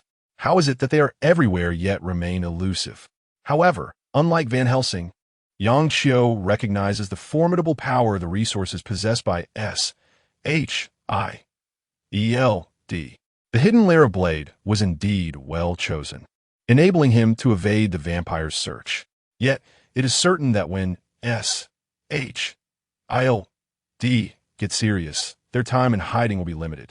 After all, both of them have considerable appetites, and the mere traces left from their food purchases are conspicuously noticeable. Therefore, it is imperative to expedite the script's progress and minimize Van Helsing's acclimatization to the current world, while also creating some disturbances to divert S.H.I.E.L.'s attention. The optimal way to divert their focus and assist in eradicating the vampires would be to publicly reveal their existence. The ensuing power of public opinion should give them a considerable headache. One wonders if those who incessantly shout for equality will rise to defend the vampires? Likely not, as those individuals lack the courage to genuinely advocate for equality. They merely possess the audacity to exploit it for their own gain, and that audacity is not insignificant. Additionally, Attempting to expose this online is futile, as their influence on the internet far surpasses that of the offline world. Thus, Yang Xiu promptly adjusted Parker's modus operandi, shifting him from assassination to a more overt approach, causing a ruckus. The louder, the better. The very next second after the command was issued, a tremendous noise erupted in downtown New York City as two ordinary vampires were swept out of room by a torrent of water, subsequently turning to ash under the sunlight while wailing. The crowd on the street erupted into chaos, for the transformation of the vampires into ash was not instantaneous. The entire process lasted several seconds, making it evident to even the most oblivious onlookers that something was amiss. This uproar reached its zenith after Parker emerged from the room and vanished into the water. Similar incidents occurred 4 more times within the next hour, causing Nick Fury's phone to become inundated with calls. Not only were calls coming in regarding the vampires, but also from a New York City Police Department and various other agencies. The central theme of these calls was succinct. Can you not manage this chaos? If you truly cannot, promptly relinquish control of this matter so that they can step in openly. Chapter 12, Deacon Frostwell, S.H.I.E.L.D., was besieged by various emergencies. Dracula, far away in Europe, was in a rather foul mood. He had long noticed Van Helsing's provocation, yet, as anticipated, he did not take it to heart. After all, there are many who wish for his demise in this world, but none have succeeded. Even the global organization S.H.I.L.D., after engaging in several large-scale confrontations with the vampire populace, was compelled to retreat and choose a truce, as many elderly individuals were waiting for the vampires to extend their lives. If a wave of extermination were to occur, it would be one matter, but failing to eliminate them would leave Nick Fury unable to rally support. The external pressures often forced him to compromise when facing the vampires. In simpler terms, aside from the complete failure of the invasion of China, the vampire species had not tasted the bitterness of total defeat in a long time. Likewise, the vampires had not experienced such significant casualties in ages. In the past, when they had overstepped, they would merely sacrifice some low-ranking vampires and blood servants to take the blame. Now, however, the vampires in New York City and Olympia had been nearly wiped out, and those who remained fled in haste, not daring to linger in those areas. This left Dracula feeling as though he were being trampled underfoot. Yet he dared not leave his stronghold. The world is a treacherous place, and having lived for several millennia, he had learned many hard lessons. The most recent being a severe beating from the Ancient One that left him questioning his existence. Nevertheless, Dracula was unperturbed. He discerned that the Ancient One was not a member of any long-lived race, and the Master of the Borrowed Power was no benevolent being. So he would simply bide his time. If 500 years were insufficient, he would wait another 500, for the Ancient One would surely perish before him. And then he would be truly free. During this time, Dracula reviewed some materials and searched through his memories. Yet he could not recall ever having an adversary named Van Helsing. Such a formidable foe should have been memorable, which puzzled him greatly. The sound of hard-soled shoes clicking on marble reverberated through the chamber. Dracula lifted his gaze to see a vampire clad in a suit, hair slicked back with pomade, standing before him. Observing Deacon Frost's attire, Dracula's eyes flickered. Here was a bloodline duke who bore no semblance of nobility. Trying to imitate humanity, what kind of sycophant learns to dress like their sustenance? Nevertheless, despite his dissatisfaction, Dracula acknowledged Deacon's strength. At less than 2 centuries old, he had ascended to the position of duke through sheer ability, marking him as the first vampire of a new era. "Your Highness, you summoned me," Deacon said, slightly bowing, his eyes brimming with unabashed ambition. Dracula, feigning ignorance to his gaze, had encountered many such individuals over time and was entirely unfazed. "Deacon, New York and Washington are your territories, are they not?" Dracula inquired haughtily. "Indeed, Your Highness," Deacon replied. "Those 2 places have become forbidden zones for our kind. Do you understand?" "Indeed, Your Highness." "Do you truly understand?" Dracula suddenly flashed before Deacon, the weight of his high bloodline bearing down upon Deacon, making him feel quite uncomfortable. Yet the smile on his face grew even brighter. "Outside of that place, There is no realm in this world that great bloodlines cannot enter. Do you comprehend? Dracula pressed. Understood, Your Highness. I shall personally visit those two locales. I assure you, I will resolve all issues, Deacon beamed. Begone. Dracula, irritated by that insipid smile, could not kill Deacon outright, as it would instill fear among the other dukes, so he merely swatted Deacon out of the palace. Basking in the warm sunlight, Deacon turned to glance back at the opulent palace. Continue to cling to your outdated bloodline supremacy in your confinement, while I gather sufficient power, Your Highness? I shall become the Emperor. Moreover, he contemplated how to recruit those vampire hunters who hunted his kin. Anyone capable of single-handedly overturning a region was no trifling character. However, initial contact with such individuals would require their companions to approach first. Conveniently, Deacon had no shortage of turncoat vampire hunters in his ranks. As for whether Van Helsing and Parker would join, Deacon had never entertained such thoughts. Wealth, power, and strength, he could offer it all, even if they desired none of that. The prospect of eliminating Dracula should be an enticing enough lure. As the saying goes, the enemy of my enemy is my friend. These vampire hunters would play a pivotal role in Deacon's plan. They would not be swayed by bloodline ties and could unleash their full potential against Dracula, ultimately overwhelming him with sheer numbers. Envisioning his bright future, Deacon boarded his private plane bound for Olympia. Being a vampire duke is advantageous, unlike other vampires. He need not shy away from the sun, and his resistance to silver, ultraviolet light, and garlic is astonishingly high. Every part of him can vaporize at will, rendering him virtually invulnerable. In addition, upon reaching the rank of duke, they gain the power to control certain elements, extending beyond mere manipulation of blood.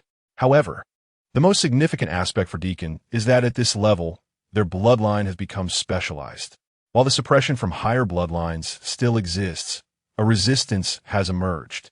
In summary, vampires of this rank are akin to an entirely different race compared to their lower counterparts, as if they have undergone a second evolution. The moment Deacon landed in Olympia, Yang Qiu, who had set the entire Olympia as a script evolution venue, immediately sensed his presence. This was not due to a rise in Yang Qiu's control. Rather, the evolution venue exceeded his limits, severely diminishing his grasp. Deacon's presence was unmistakable as he exuded an aura of a vampire duke, radiating outward as if announcing his arrival to all the special beings in the vicinity. It was nearly impossible for Yang Qiu not to notice someone so conspicuously luminous amidst the surrounding darkness. However, a significant problem arose. Deacon's strength surpassed Yang Qiu's expectations. After a count, the next rank should be Marquis, so how had he suddenly ascended? Regardless, New York was not a short distance from Olympia by the time Pike arrived. It would be too late.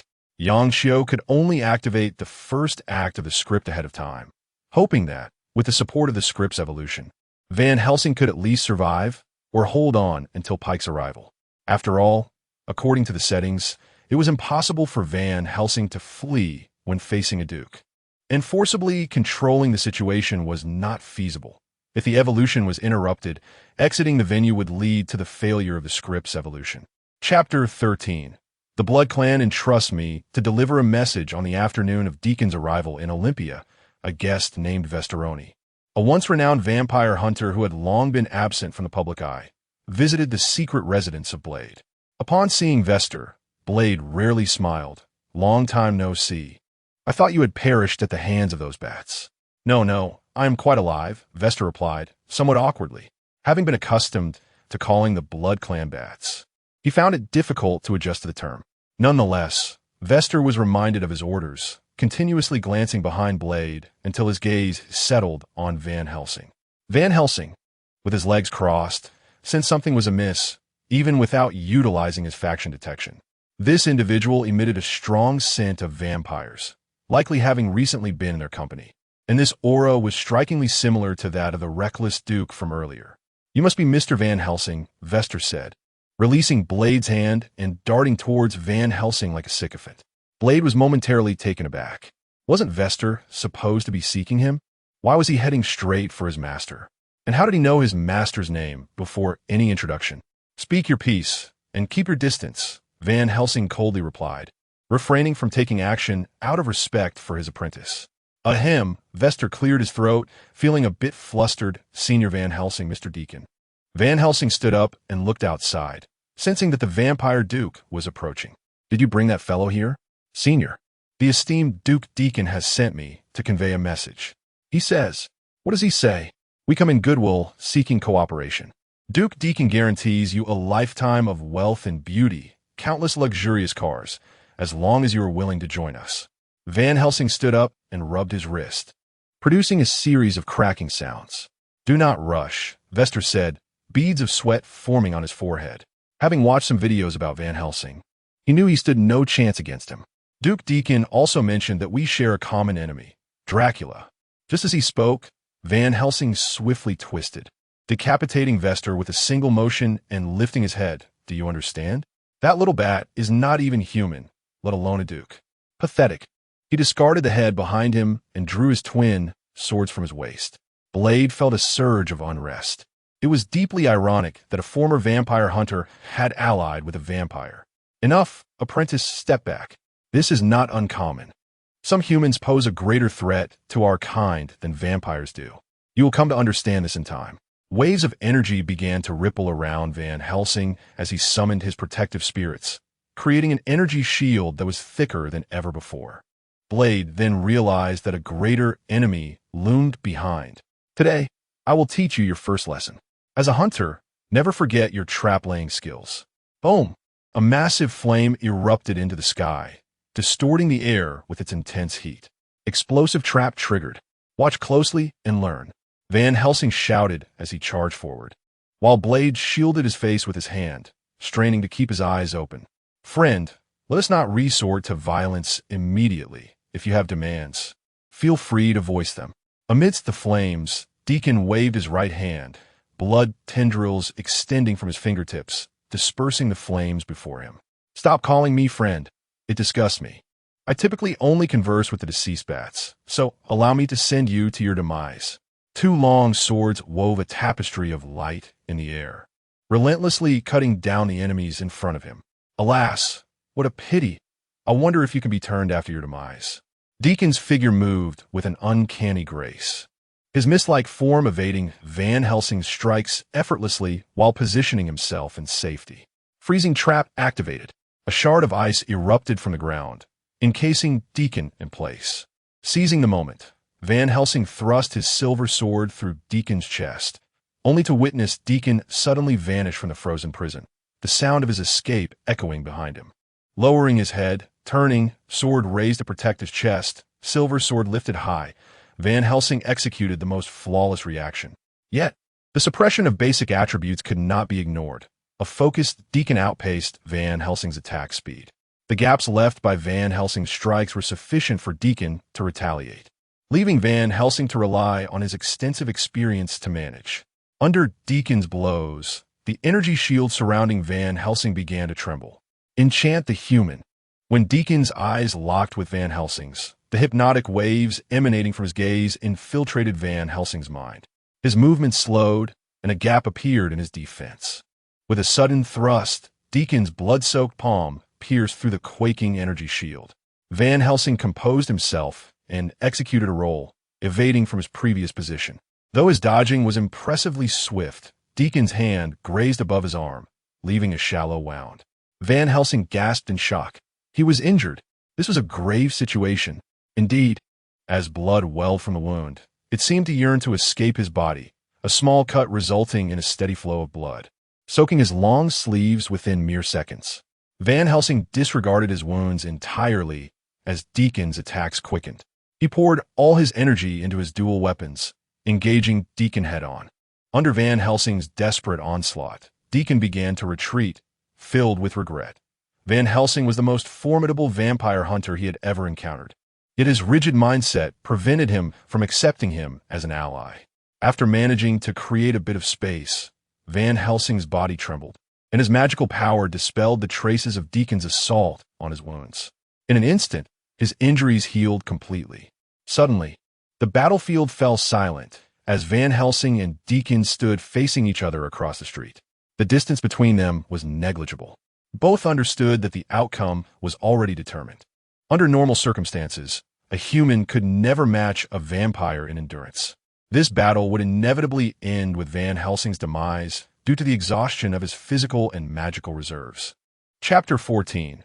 The intervention of the Supreme Mage Society. Van Helsing exhaled deeply, steeling himself for the next phase. He had to buy his apprentice some time to escape. It was a pity that he had not yet completed his teachings, yet he hoped his apprentice possessed some discernment. Deacon, shaking his head, realized that Van Helsing had resolved not to surrender. Thus, he must be eliminated. A vampire hunter who refuses to yield must perish. Meanwhile, Yang Xiao prepared himself as the other 3 stars in the thought universe dimmed simultaneously, the energy he had extracted transforming into a pen in his hand. Chapter 1. A desperate counterattack in his battle against the vampire deacon. Van Helsing gradually recalled long-forgotten knowledge, and with the passage of time, the targeted protection he once wielded reemerged. Stumbling slightly before Deacon, Van Helsing almost fell, inadvertently startling Deacon, who mistook the movement for the onset of a powerful technique. Once steady, Van Helsing realized he had missed an opportunity. Though unbeknownst to him, this chance was far more significant than he imagined. Now grounded, Van Helsing felt a surge of vampire-targeting spells fill his mind, and that familiar sensation returned. This was the protection granted by humanity's collective will after the demise of Dracula. The Vampire Slayer ability increased all damage dealt to vampires by 10% and granted resistance to dark attributes, immunity to blood flow effects, and other benefits. A grin spread across Van Helsing's face, and he suddenly burst into laughter, proclaiming, "Come forth, little bat." Deacon detected an unpleasant odor emanating from Van Helsing, his renewed aggression evoking a sense of revulsion. With the newfound protection, the disparity in strength between Van Helsing and Deacon diminished significantly, and the battle became less oppressive. Yet, a gap still remained, the primary issue being the supply of energy. Fortunately, Yang Xiao's mental energy pool served as a vast reservoir, continuously replenishing Van Helsing's strength. The fierce combat awakened the dormant energy within Van Helsing, which surged forth, propelling him into a state of frenzy. The blue light emanating from his twin swords threatened to blind the watching blade. Van Helsing unleashed a series of devastating strikes: Shockwave Strike, Arcane Strike, Multi-Hit, masterfully blending archery techniques with swordsmanship, leaving Deacon with numerous grievous, irreparable wounds. For the next 10 minutes, Van Helsing relished his dominance, yet Yang Xiao, who provided logistical support, was nearing exhaustion. This fellow was extravagantly wasteful, compensating for the quality disparity brought by rank with sheer quantity, which was all at Yang Xiao's expense. Realizing that he could not afford to prolong the battle, Van Helsing understood that Deacon would grow more ferocious under the cover of night, and the impending official forces might not lend him assistance. The most prudent course of action was to conserve his strength and retreat with his apprentice. Yang Xiao influenced Van Helsing's actions through the script. He could forcibly withdraw Van Helsing, but that would greatly undermine the script's coherence, potentially leading to an unsatisfactory outcome. Casting a glance at Blade, who hid behind a building, and then, at the setting sun, Van Helsing contemplated retreat. However, Deacon sensed this shift in intention. Van Helsing's recent assault had made it clear that he could not be allowed to escape, for that would be akin to releasing a tiger back into the mountains. Cursing inwardly, Yang Xiao's pale face revealed his energy was waning. He pondered how to conjure a mechanical descent to at least push Deacon back temporarily. Just then, a portal appeared behind Deacon, swallowing him whole. "Ancient One, I've been discovered." This was Yang Xiao's first thought, as he prepared to rise and change position. A wave of weakness surged through him, causing his body to sway. "No, I must conclude this swiftly." The sudden disappearance of the enemy left Van Helsing astonished, and he noticed that with the loss of his foe, the turbulent magic within him began to calm.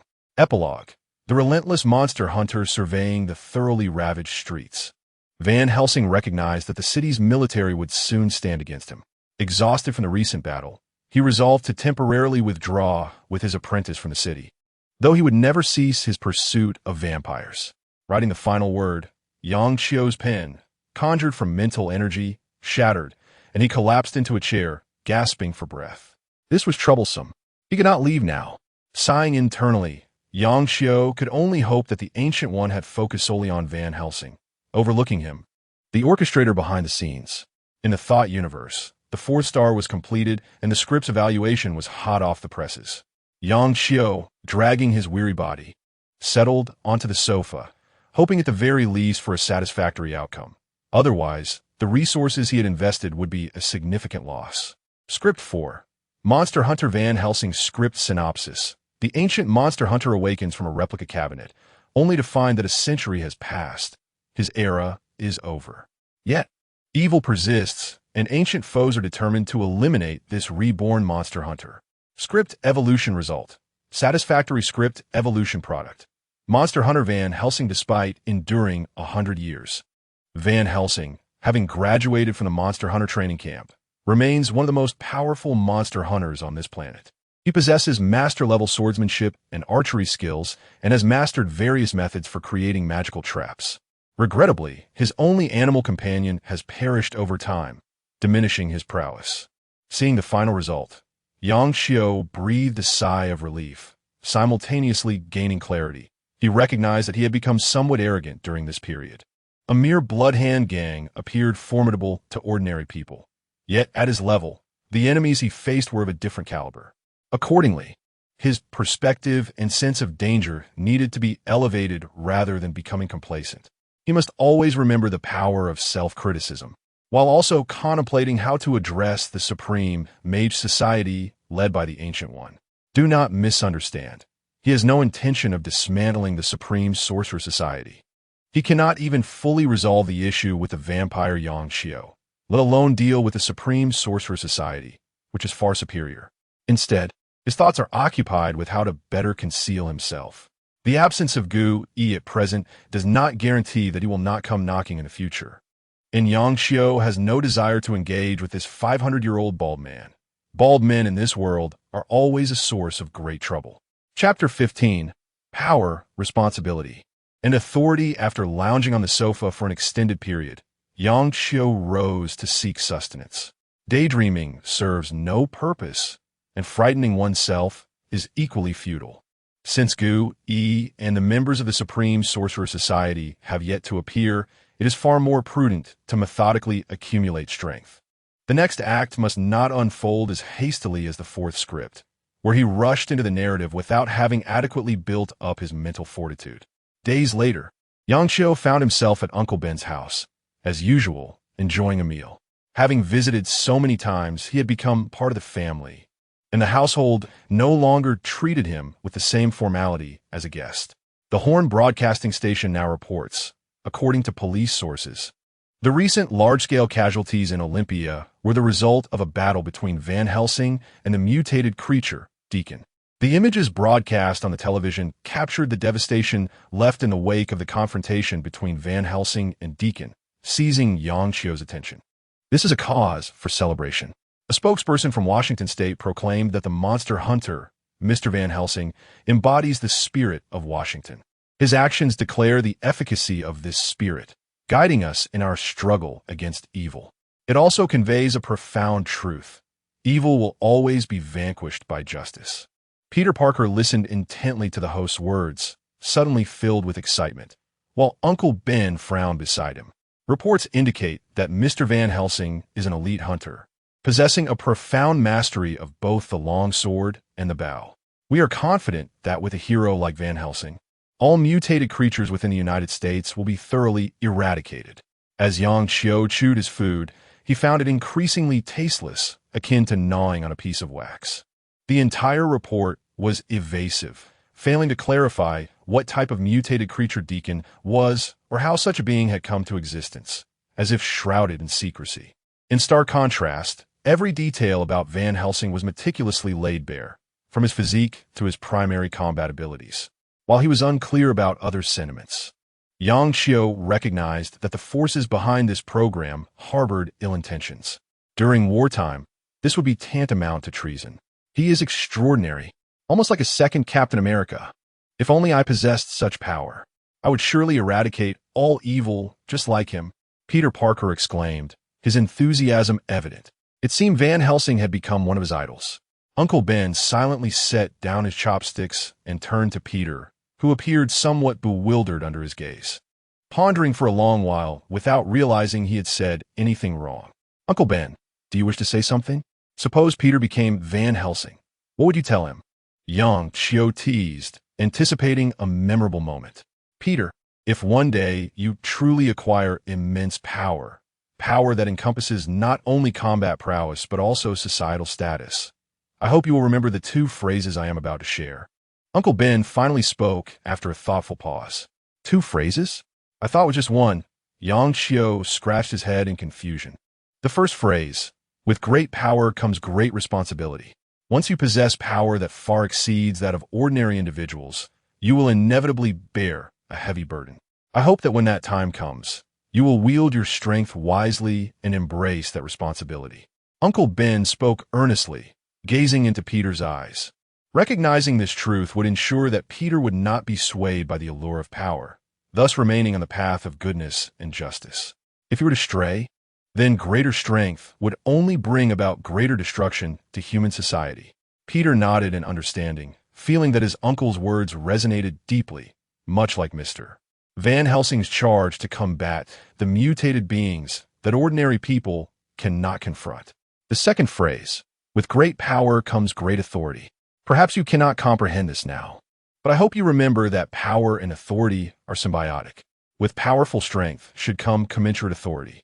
This authority may not manifest in status or fame, yet it must be reflected in your right to choose and your voice. Otherwise, moral coercion, slander, and defamation may descend upon you at any moment.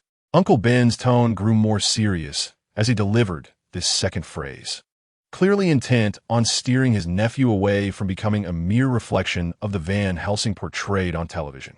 Yang Xiao sat quietly, recognizing this might be all Uncle Ben wished to impart to Spider-Man. In that moment, he may have only shared half due to the shadow of death looming over him. "Uncle, I don't understand your meaning. Is being a good person not sufficient?" Peter found himself in a state of confusion. Uncle Ben sighed. Peter's parents had passed away long ago, and his work was both demanding and taxing, which had led to some deficiencies in his upbringing. He turned to point at the television, still displaying the aftermath of the battle. "Peter, tell me, what message do you think this program intends to convey?" It should be calling us to emulate Mr. Van Helsing and promote the spirit of Washington," Peter pondered before responding. "No, you have overlooked some critical information. The host's script is riddled with logical inconsistencies and exaggerations. This is, in fact, a form of flattery that seeks to place impossible burdens on Van Helsing. No matter how strong he is merely one individual and cannot accomplish all that is attributed to him. Furthermore, as you observe, do you have any understanding of the mutated creature? Do you know how to evade it and protect yourself when you encounter it? Are you aware of its attack patterns and essential survival items? You know nothing, yet all the information about Van Helsing is publicly available, including to his adversaries." Uncle Ben's expression grew animated, as if he had stumbled upon an epiphany. Peter fell silent. After a long pause, he gazed at the images on the television. "Why are they doing this? I cannot say why they are doing this, but I know what their next step will be. Van Helsing has been elevated to an exalted status, making it easy for them to blame him for the casualties caused by the mutated creatures. What will happen next? A significant portion of those who once idolized him will turn to loathe him due to the biased reporting that follows. Ultimately, they will attribute all their misfortunes to him." Uncle Ben guided Peter to think critically, and Yang Xiao understood his intent. However, those individuals would not succeed, for Van Helsing was not the hero most imagined him to be. His backstory was as complex as that of any ordinary survivor after the narrative's evolution. Moreover, Van Helsing's long life and rich experiences had endowed him with a keen perspective, allowing him to navigate the traps laid before him. Unlike those who had succumbed to moral coercion, willingly walking into snares they knew to be perilous. Chapter 16. The dead are more useful than the living. Under Uncle Ben's mentorship, Peter felt his worldview had been profoundly shaken. After employing his intellect to analyze the situation, he could not help but concede that most of what his uncle had said was indeed correct. He now realized that this was a matter he had never contemplated before. Then, "Uncle, what about Captain America?" Peter suddenly recalled his first idol from childhood, Captain America, whose promotion had persisted for countless years, now standing as a flag bearer. Is Captain America still alive? It seems utterly futile to exploit the legacy of a deceased figure for reckless promotion. Many matters require not only words but also actions. Over the years, have you witnessed any substantive deeds from those who glorify Captain America?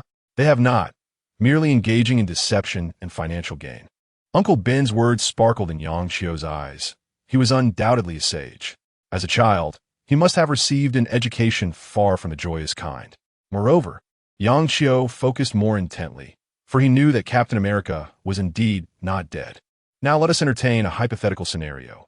If Captain America were to suddenly return to life, what might transpire? Who would stand as his adversary? Contemplate this thoroughly and relay your thoughts to me one by one. Ben encouraged, observing Peter's contemplative demeanor. Firstly, those capitalists holding the copyrights to Captain America. Peter raised his gaze, asserting that if Captain America were to return, they would lose their opportunity to exploit his image for profit, and their financial adversaries would not permit such occurrences. Even the wealth they amassed could be at risk. Uncle Ben nodded, urging Peter to continue. Secondly, a portion of individuals burdened by dissatisfaction in life, alongside those who habitually question history, and some of his admirers. Peter seemed to mature in that moment. Echoing his uncle's sentiments, they would project their grievances on a Captain America, for such individuals are adept at shifting blame. As for the historical skeptics, they might claim that Captain America deceived them, using a feigned death to exploit their admiration.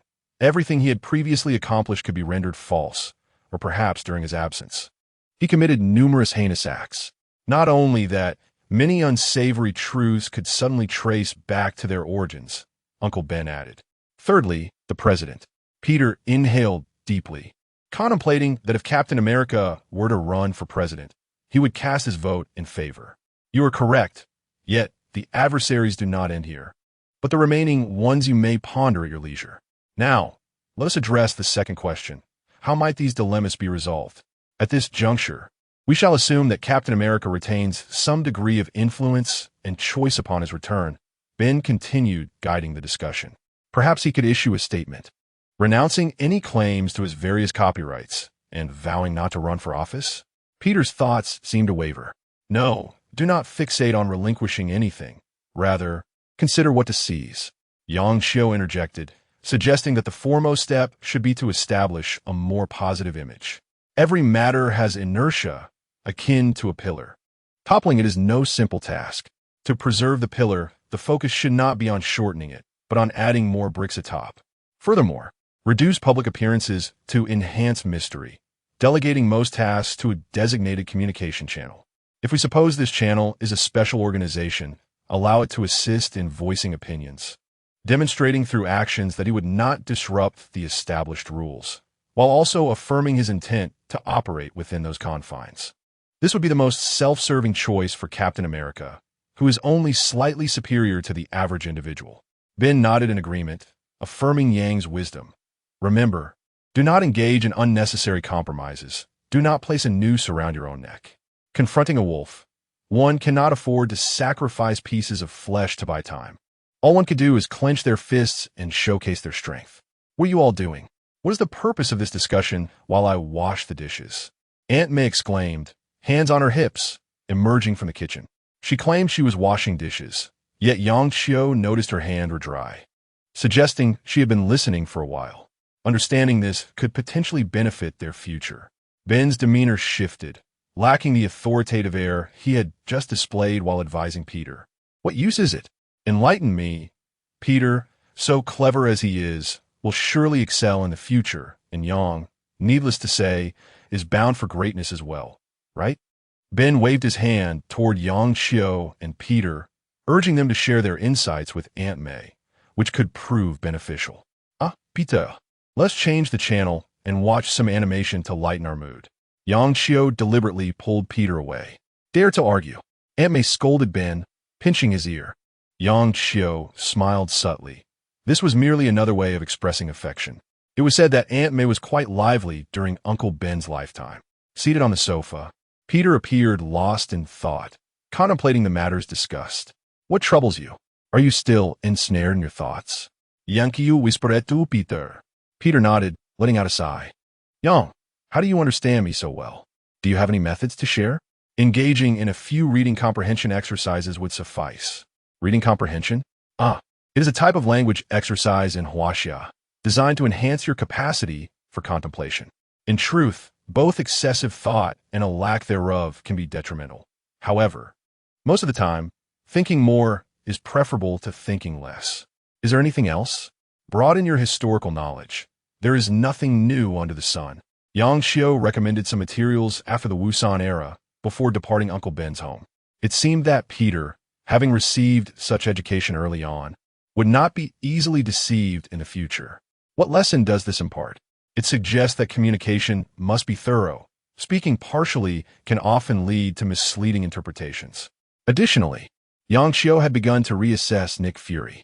After engaging in hypothetical reasoning with Ben, he pondered that in the future, when Steve emerged from the ice, not only would he be alive, but he would also join the Avengers, with Nick Fury and Carter playing significant roles in this outcome. One must never underestimate the depths to which capitalists can sink, for their limits far exceed the imagination of ordinary individuals. Thus, Nick Fury had indeed accomplished certain things. After all, he managed to secure the position of the former director of SHIELD, amidst a sea of Hydra operatives and under conditions of uncertainty. He exerted pressure that constrained Hydra's operational space. This individual undoubtedly possessed considerable skill. There is also the matter that, despite his flaws, Nick Fury is neither a traitor nor a puppet. Chapter 17. The terrifying cruise. It has been over a month since the last signs of the Supreme Sorcerer Society appeared. During this month, Yang Xiu's emotions transitioned from worry to unease, then to confusion, and ultimately settled into a state of indifference. Initially, Yang Xiu believed that after Deacon was captured by the Supreme Sorcerer Society, the next targets would be Van Helsing or Parker. However, as time passed, nothing suspicious occurred around them. Van Helsing roamed the mountains with Blade, teaching him to harness his innate magical abilities while assisting him in finding suitable animal companions. Meanwhile, Parker continued his relentless pursuit of the traitors on his list, most of whom belonged to Hydra within SHIELD. They had betrayed both mainstream human society and their own organization, making them prime candidates for the list. Truth be told, Yang Xiu reflected that if he were to target someone with special abilities, without knowing their precise location for a decisive strike, he would begin by dismantling their support system. Yang Xiu had no doubt that the connection between Parker and Van Helsing would not escape the notice of the Ancient One, for he was a figure who had prevailed over the entire global cultivation community and could withstand the pressures from Asgard single-handedly. Thus, in an honest reflection, Yang Xiu could only conclude that the Ancient One was not currently interfering or even inclined to communicate with him, as if adopting a laissez-faire attitude toward his existence. Although the reasons remained elusive, reality was as such. Yang Xiu understood that he could not place all his hopes upon another. He must cultivate his own strength. His foremost task was to devise a means to disrupt the power of the Time Stone.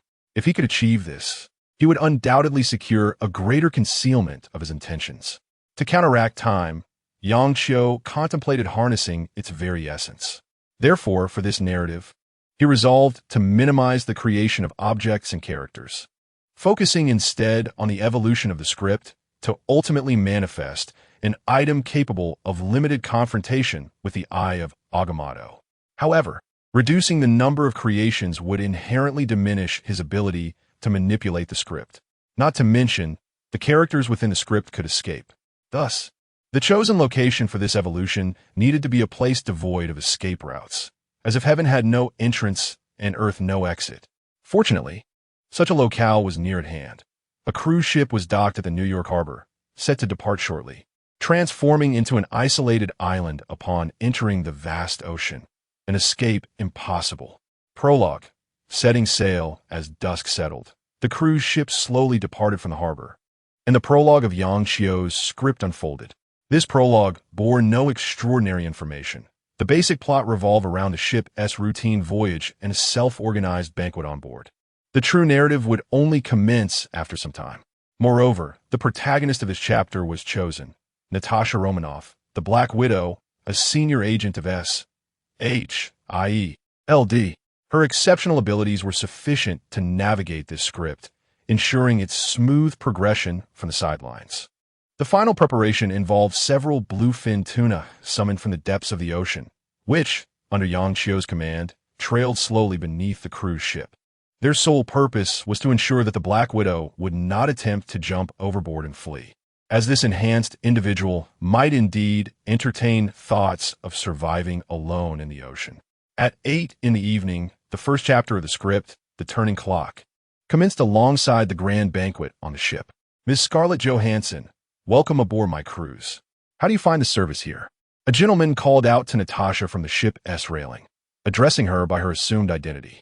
Well, it's tolerable, I suppose, though the crowd is rather mixed and lacks discernment, Natasha replied, her acting prowess on full display as she portrayed a young lady from a prominent family. The man before her had ulterior motives concerning her family, though his intentions were far from honorable. Indeed, I apologize for any shortcomings in hospitality. Should you have any requests, please do not hesitate to voice them. We shall accommodate as best we can, the man smiled, exuding a sense of insincerity. I have no requests.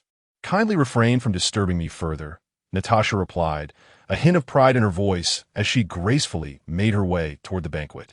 The festivities proceeded seamlessly, and Natasha's investigation unfolded even more smoothly.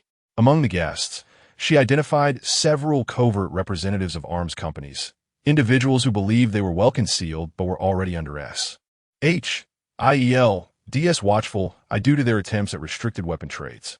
However, Natasha was not there to apprehend them.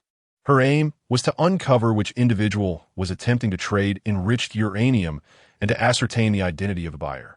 The ostensible host of the banquet was likely a mere decoy, with the true buyer most likely hidden among the guests. Deep into the night, at 4 in the morning, Natasha awoke abruptly, sensing an unsettling palpitation, as though something ominous had transpired. After pacing her room twice, she decided against venturing out. The hallway was monitored by high-definition cameras.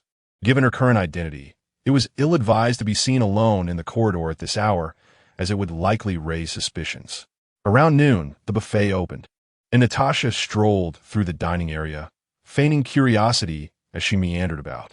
In the bustling atmosphere, significant transactions sometimes occurred in plain sight, as parties engaged in conversations cloaked in their carefully crafted language. Ding! The clock chimed, marking precisely 12 o'clock. Natasha paused, experiencing again the unsettling sensation she felt at dawn. This time, it was more pronounced, as if an invisible force were drawing something from within her. This is not good. I must contact my superiors. This ship is certainly compromised. Natasha was resolute in her foreboding. Her instincts had saved her numerous times throughout her life. Yet, while she intended to reach out, the performance must go on. She had numerous scheduled meetings ahead, and among those individuals could very well be her target. At 7 in the evening, Natasha finally managed to find an opportunity to slip away from the crowd's scrutiny. The identity provided by S.H.I.E.L.D. was exceedingly cumbersome. Even a trip to the restroom required the constant company of a maid. It was as if she were not a lady of a prestigious family, but rather a prisoner. Upon returning to her quarters, Natasha immediately attempted to contact Nick Fury, but her calls met with silence. The situation was not akin to a signal being jammed. Everything appeared normal, yet her calls yielded no response. Chapter 18. Scarlett and Natasha, after several failed attempts to reach Nick Fury, just as Natasha prepared to resort to another method, the clock struck 8. A rush of breath escaped her. That sensation returned yet again, 3 times in one day. At 4 in the morning, noon, and now at 8 in the evening. Each interval precisely 8 hours apart. Something was amiss. There was undoubtedly a problem. After several more unsuccessful attempts to contact anyone, Natasha concealed 2 grenades beneath her skirt, took a deep breath, adjusted her attire, and stepped out. Her suite was located on the top deck, one of the ship's most luxurious rooms. Typically, the corridor would only host a single attendant during the day, Yet upon her exit, she discovered it completely deserted, a scenario indicative of a staffing shortage. What transpired aboard the vessel? With questions swirling in her mind, Natasha descended the stairs, encountering numerous guests adorned in formal attire. Another banquet? Miss Scarlett Johansson, you've finally emerged. The banquet has commenced. Would you like me to escort you? Corey approached, his face adorned with a professional smile. The very individual who had invited Scarlett aboard the ship. There's no need. What's the point of hosting consecutive banquets? You might as well expedite the voyage and not waste my time, Natasha replied coolly, casting a dismissive glance at him. Corey blinked in surprise. You misunderstand. We do not intend to host another banquet tomorrow. This is the only one. After all, the guests have just boarded and require a social environment, do they not? Only one? Just boarded? Natasha felt she had stumbled upon something significant. Eager to inquire further, she feared that her lack of information might lead her to err. Thus, she opted for silence and proceeded towards the banquet hall. An hour later, Natasha excused herself from the banquet and retreated to her room, her expression a mixture of confusion and disbelief. The entire flow of the banquet, the attendees, and even the types and arrangement of food mirrored her memories with uncanny precision. She now pondered whether she had returned to the past or if she had suddenly glimpsed into the future. As Natasha pondered, a sudden rush of wind swept past her from behind.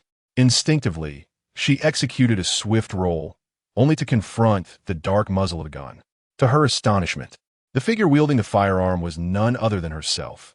More precisely, the visage of Scarlett Johansson. However, this individual was supposed to be dead and could not possibly appear aboard this cruise ship. At that moment, a spark of insight illuminated Natasha's mind, weaving together all the information she had gathered. Black Widow, Natasha, Nick Fury sent you, she ventured, speaking while scanning for any opportunity to retaliate. Yet, no chance presented itself, which did not surprise Natasha. After all, this was likely another version of herself.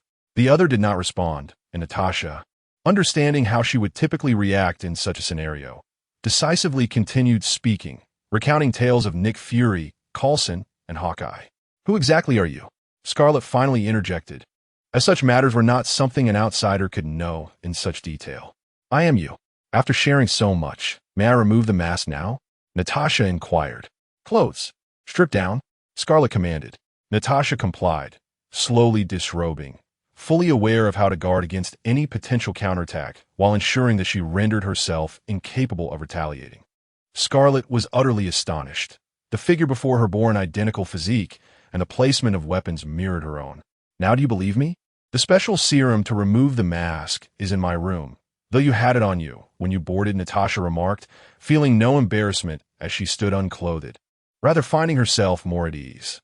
Scarlett hesitated for a moment before tossing the serum over. Moments later, a mask was ripped away, revealing Natasha's true identity. I know you still harbor doubts about me. Let me ask a question. The waiter on duty at this hour is dead, isn't he? His body was thrown into the sea? Natasha stated. No. Scarlett lowered her weapon, indicating that she at least believed part of what Natasha had said.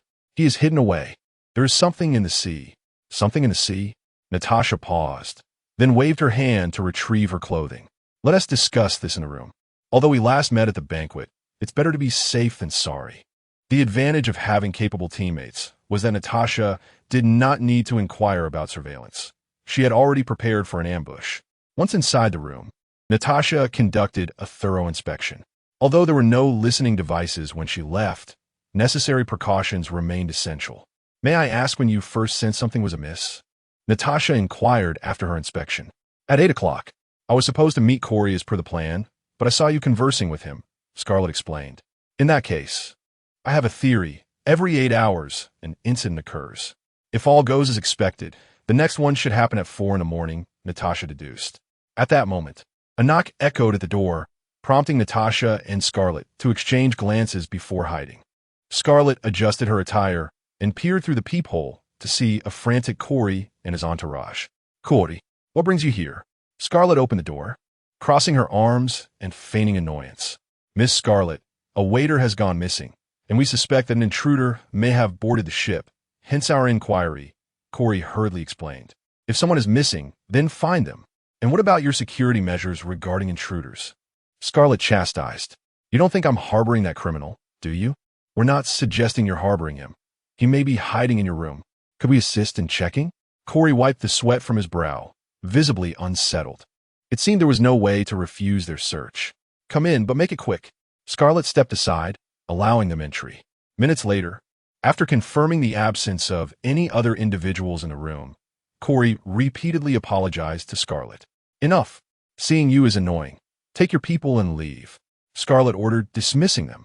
Once calm returned, Natasha emerged from her hiding place, signaling to Scarlet. Chapter 19.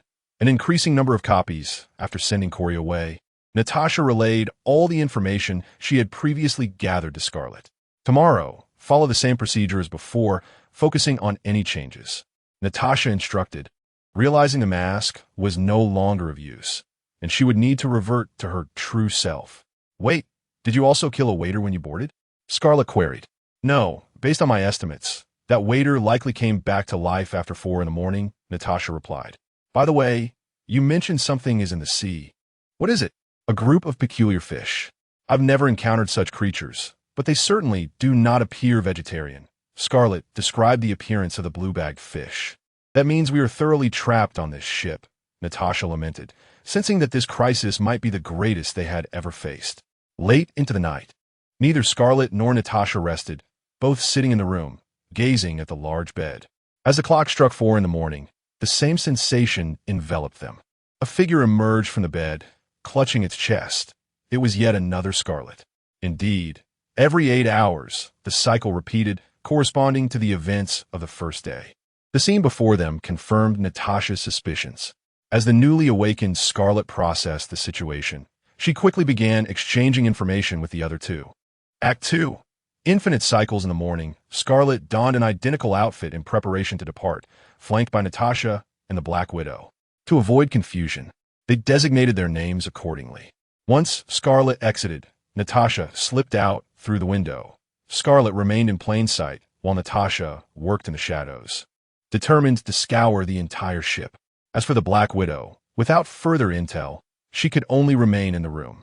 The simultaneous presence of 2 Scarlets could lead to complications. Around 10:50, Scarlet returned to her room while Natasha concealed herself in a corner, watching intently. As the clock struck noon, Natasha's gaze flickered, and indeed, another version of herself appeared.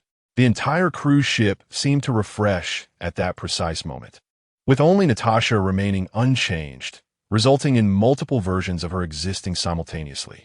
Time passed slowly, and by nightfall, 5 Natashas gathered in the room, exchanging glances of confusion. I'll start. Every 8 hours, everything resets, leaving only us behind. Additionally, I've confirmed that any traces we leave on the ship will also reset, Natasha explained. As for those strange fish, due to insufficient information, we cannot ascertain if they will reset as well. I spent the entire day in the room, and I can confirm that no one else has entered aside from us, the Black Widow added. Before midnight, nothing had changed. At least, I had not made any discoveries. Scarlet remarked. I understood the situation, but now a question arose. How do we distinguish between names? Natasha 3, who appeared last today, commented. Am I really in the mood to ponder such matters at a time like this? Natasha appeared taken aback. The question seemed trivial. If this continued, we would quickly find ourselves with an unmanageable number of identities, and no amount of names would suffice. Perhaps we should resort to numerical designations instead. I have no objections. Natasha 2 interjected. We should divide the tasks. The only period without information is the early morning hours, but the problem lies in identifying the target. The target could possibly be another anomalous object or individual, Natasha suggested. If we genuinely cannot locate it, we might have to consider destroying the entire vessel. A hush fell over the group. They all understood what Natasha had left unsaid. This implied they might have to eliminate one of their own to see what transpires. Some programs rely on their operations, and perhaps clarity would lead to a complete system collapse. Of course, this would be a last resort. Furthermore, while a larger group presents challenges, it also exponentially increases their strength. Natasha estimated that Nick Fury's assignment would soon be accomplished. As all the Natashas began gathering information aboard the ship, Yang Xiao covered her face. Are these Black Widows truly elite agents? How could they have missed such obvious cues? The bell. The bell. Regardless of the location, there would be a bell tolling at the appointed hour. Was that not apparent? That said, Yang Xiu clearly made a mistake. Outsiders and insiders perceive things differently. Natasha and the others were overthinking. They even suspected a piece of trash could hold significance. Given the vast amount of information, overlooking certain details was entirely normal. Moreover, Natasha's disappearance had already drawn Nick Fury's attention, and the stealth aircraft had scoured the route multiple times. If this continued, external interference would increase, potentially affecting the evolution of the narrative. No, a guide must be established. Yang Xiu slapped her face. Introducing guidance without adding new characters is a daunting task, and the guiding entity must be sufficiently obedient. At that moment, Meowin called out. Yang Xiu turned sharply to look at it, startling In, who tilted its head as if asking, "Master, what are you doing?" A sly smile crept across Yang Xiu's face as she scooped it up. Meow. And sensed something was amiss. Calamity was approaching. And how about I assign you a task? A little errand, perhaps? Yankius troqued an es fur. Meow. Will there be treats for the errand? No problem. Whatever you desire shall be provided. I won't just stop at treats. I could even prepare a poorly developed blue bagfish for you. Yang Xiu replied with a smile. Meow. Deal. In the next moment, and vanished, darting into the shadowy passageway towards the cruise ship. Hey, wait. I was only joking. Yang Xiu called out after the suddenly disappeared Meow. Are you sure? And poked half its head out of the shadowy passage, gazing at Yang Xiu. I'm in a larger one. Yang Xiu felt a twinge of shame for deceiving even a cat. One must maintain integrity. After it disappeared again, Yang Xiu glanced at the school of blue bag fish. Alas, words spoken cannot be retracted. Chapter 20. Kieran's chronometer. After conducting a meticulous search of the entire cruise ship, many of the Natashas regrettably found nothing. To them, the vessel appeared devoid of any peculiarities that could trigger a time loop. What should we do? Shall we proceed forcefully? We have ample time and sufficient manpower, if necessary. We can interrogate them one by one. I refuse to believe that the events aboard the ship have no connection to its inhabitants. Scarlet addressed the others. The bodyguards aboard are lacking in combat prowess. They would have no issue taking on 10 at once, especially with the advantage of surprise, allowing them to seize control of the entire ship. Unfortunately, while the plan is sound, this incident genuinely has no ties to the ship as occupants. Observing the impending deadlock, Yang Xiu relinquished her last shred of hope and activated it for guidance. However, since a new element was introduced, the narrative would require a slight adjustment. Everyone, we identified an anomaly. Natasha 5 exclaimed, bursting through the door to inform the others. You found it. What is it? Natasha inquired eagerly. Akat. Follow me. Moments later, the various Natashas converged upon the deck of the cruise ship, specifically at its edge, where a black cat perched. Its front paws resting on the edge, peering down at something unknown. Natasha scrutinized the feline. Its sleek black coat shimmered, its physique was well-proportioned, and its claws bore signs of grooming, clearly a pet rather than a stray. Simultaneously, Natasha recalled all the scenes she had witnessed thus far and could ascertain that this black cat had never appeared before. Whose cat is this? Natasha whispered to Scarlet beside her. No one owns it. I checked with Corey, and he confirmed that no one brought pets aboard. What should we do now? Should we attempt to capture it? Scarlet quietly proposed. Let us not rush. Why don't you go see what the cat is up to? Natasha suggested, reasoning that as long as they did not appear simultaneously, Scarlet would still be seen as a member of the family in the eyes of others. No problem. Scarlet tapped her fingers against the wall, communicating with the others in Morse code before stepping out. With graceful strides, Scarlet approached the edge of the deck, tilting her head to glance at the black cat, then following its gaze downward. Below the ship's edge, the blue bag fish swam joyfully beneath the surface. Fish? Does the cat desire to eat the sea fish? Scarlet mused, glancing at it, who was licking its whiskers and grooming its paws. It really wants fish. Is there something unusual about those fish? Scarlet looked down at the blue bag fish, growing increasingly aware that they seemed rather extraordinary. When she diverted her gaze, she suddenly realized and had vanished. She looked around the deck, but was nowhere to be seen, prompting her to wave at Corey. "Miss Scarlet, do you have instructions?" Corey inquired with a slight bow. "Did you see the black cat on the deck? It was quite beautiful, a perfect pet." Scarlet spoke softly. "Black cat?" Corey blinked, having been focused on Scarlet and never noticing any cat. However, since this was the first time Scarlet had made a request, he felt compelled to comply. "Rest assured, we will contact you immediately and ensure we find the most noble and gentle black cat." Scarlet recognized Corey was merely echoing her words and decided to ignore him. Walking away, "Did you see when it disappeared?" Scarlet asked upon returning to the shadows. "No, not at all," Natasha replied, her expression grave. "All of us are top-tier agents. Losing track of even a cat, let alone a cockroach, is impossible under conscious observation. Thus, there is only one possibility. We have all been affected. What shall we do next? Why not try catching a fish to see if we can lure the cat out?" Suggested Black Widow. "It's worth a shot, though I wouldn't get my hopes up too high. That cat is extraordinary, and the fish that could entice it is surely no ordinary creature. Still, there's no harm in attempting," Natasha remarked, pressing her temples. In the ensuing time, a cadre of elite agents commenced their assault on the blue pouch fish. However, as Natasha had anticipated, all the bait they cast vanished without a single catch to show for their efforts. The fishing rods and nets they employed were consumed by the fish as well. In fact, by the end, several fish even raised their heads, waiting expectantly for Natasha and her team to provide sustenance. The glint of mockery shone in their eyes, as if they regarded this fishing endeavor as a buffet. Having vanquished countless terrorist organizations and eliminated innumerable elite soldiers, Natasha found it ludicrous to be thwarted by a mere school of fish. With another chime, the cruise ship was refreshed once more, and an additional Natasha appeared among the ranks. However, this time, they need not scavenge for clues. For at the sound of the bell, and manifested in the dining hall, Natasha disregarded her previous conjectures.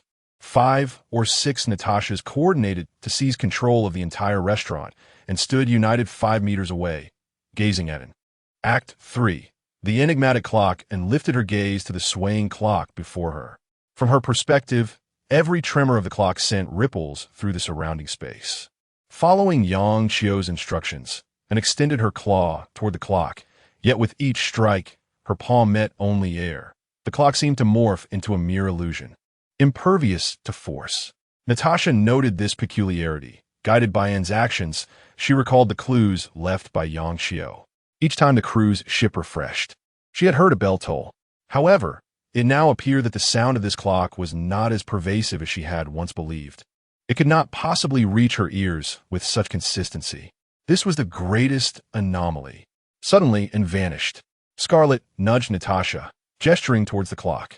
Natasha snapped back to reality. Indeed, and was no longer there, but the clock remained in its place. What should we do next? Should we investigate the clock or wait for that cat to reappear? Scarlet inquired. Let us decide by vote, Natasha suggested, feeling overwhelmed.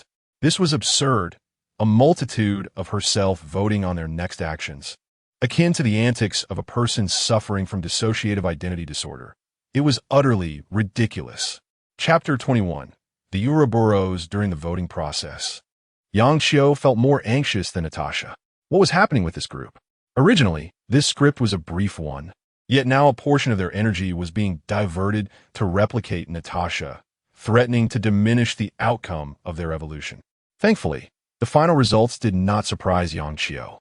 Witnessing individuals mirroring her every action became too much for most of the Natashas, leading them to choose to engage with the anomaly. As the first to appear, Natasha stepped forward, approaching the clock and reaching out to touch it. Click!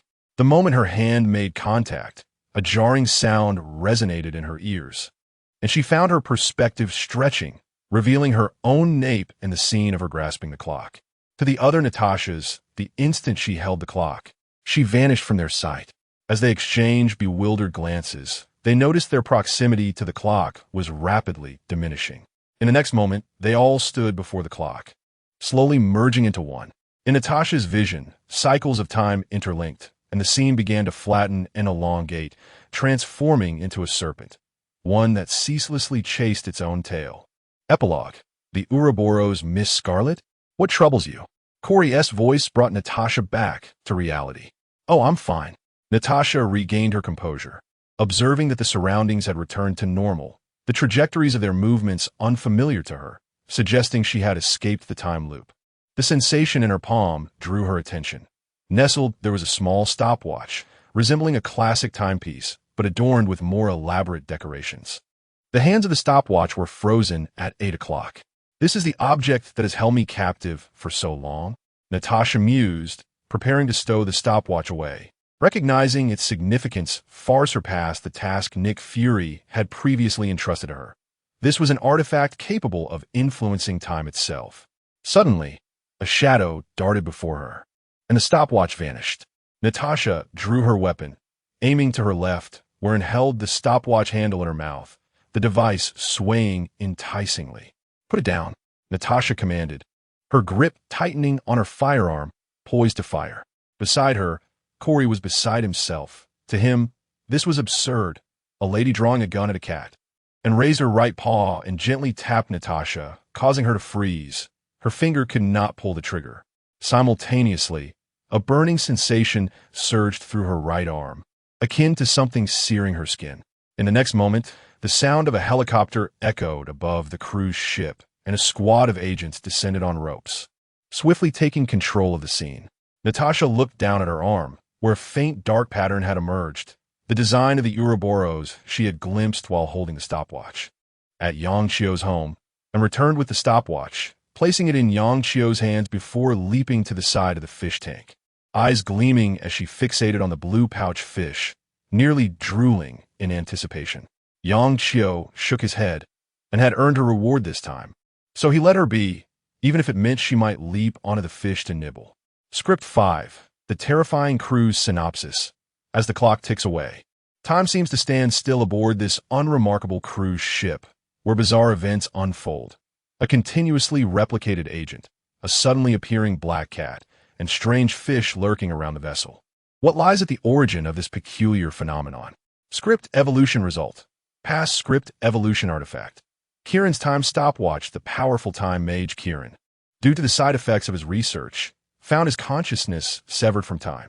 He experienced every point in time up to the present, racing toward the future, yet unable to influence reality.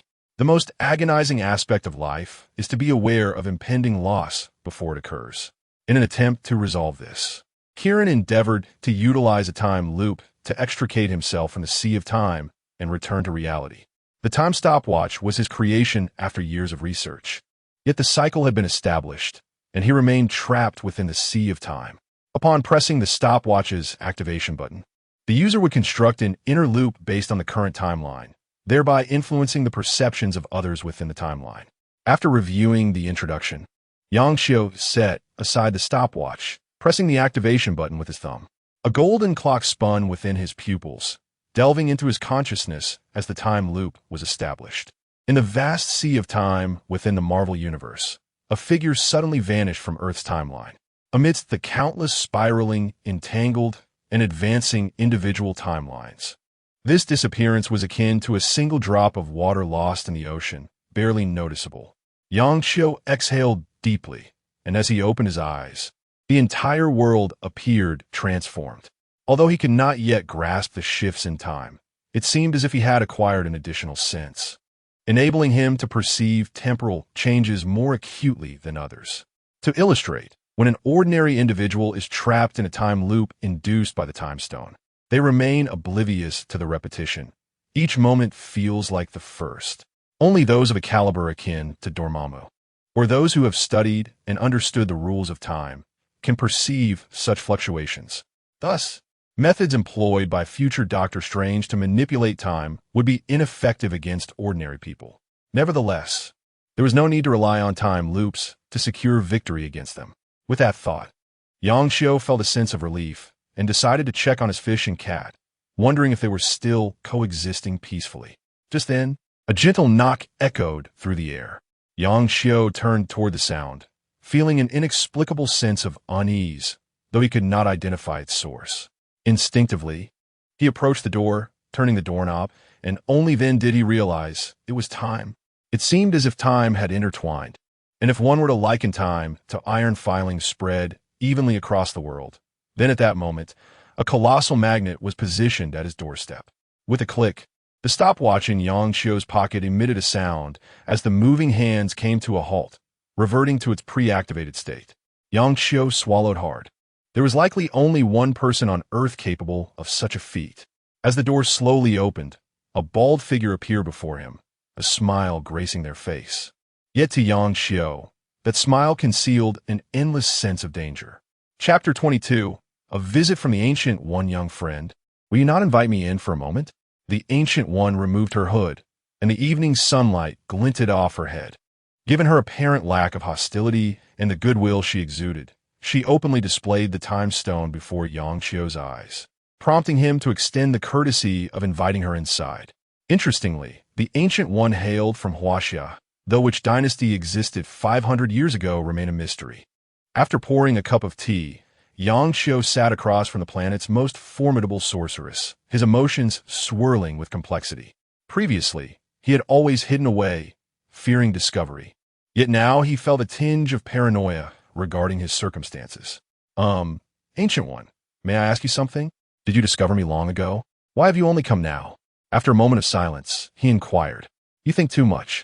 Over time, many changes have transpired across all timelines. I witnessed your assassin named Pike and that monster hunter, yet I truly did not find you, the Ancient One replied, taking a delicate sip of tea.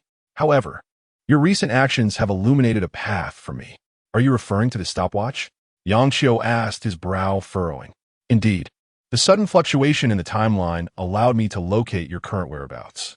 Yang Xiu's expression soured as he pondered whether he had inadvertently brought this upon himself. Do not be alarmed. I have merely come to observe the future protector of Earth, the Ancient One reassured him. Protector? Me?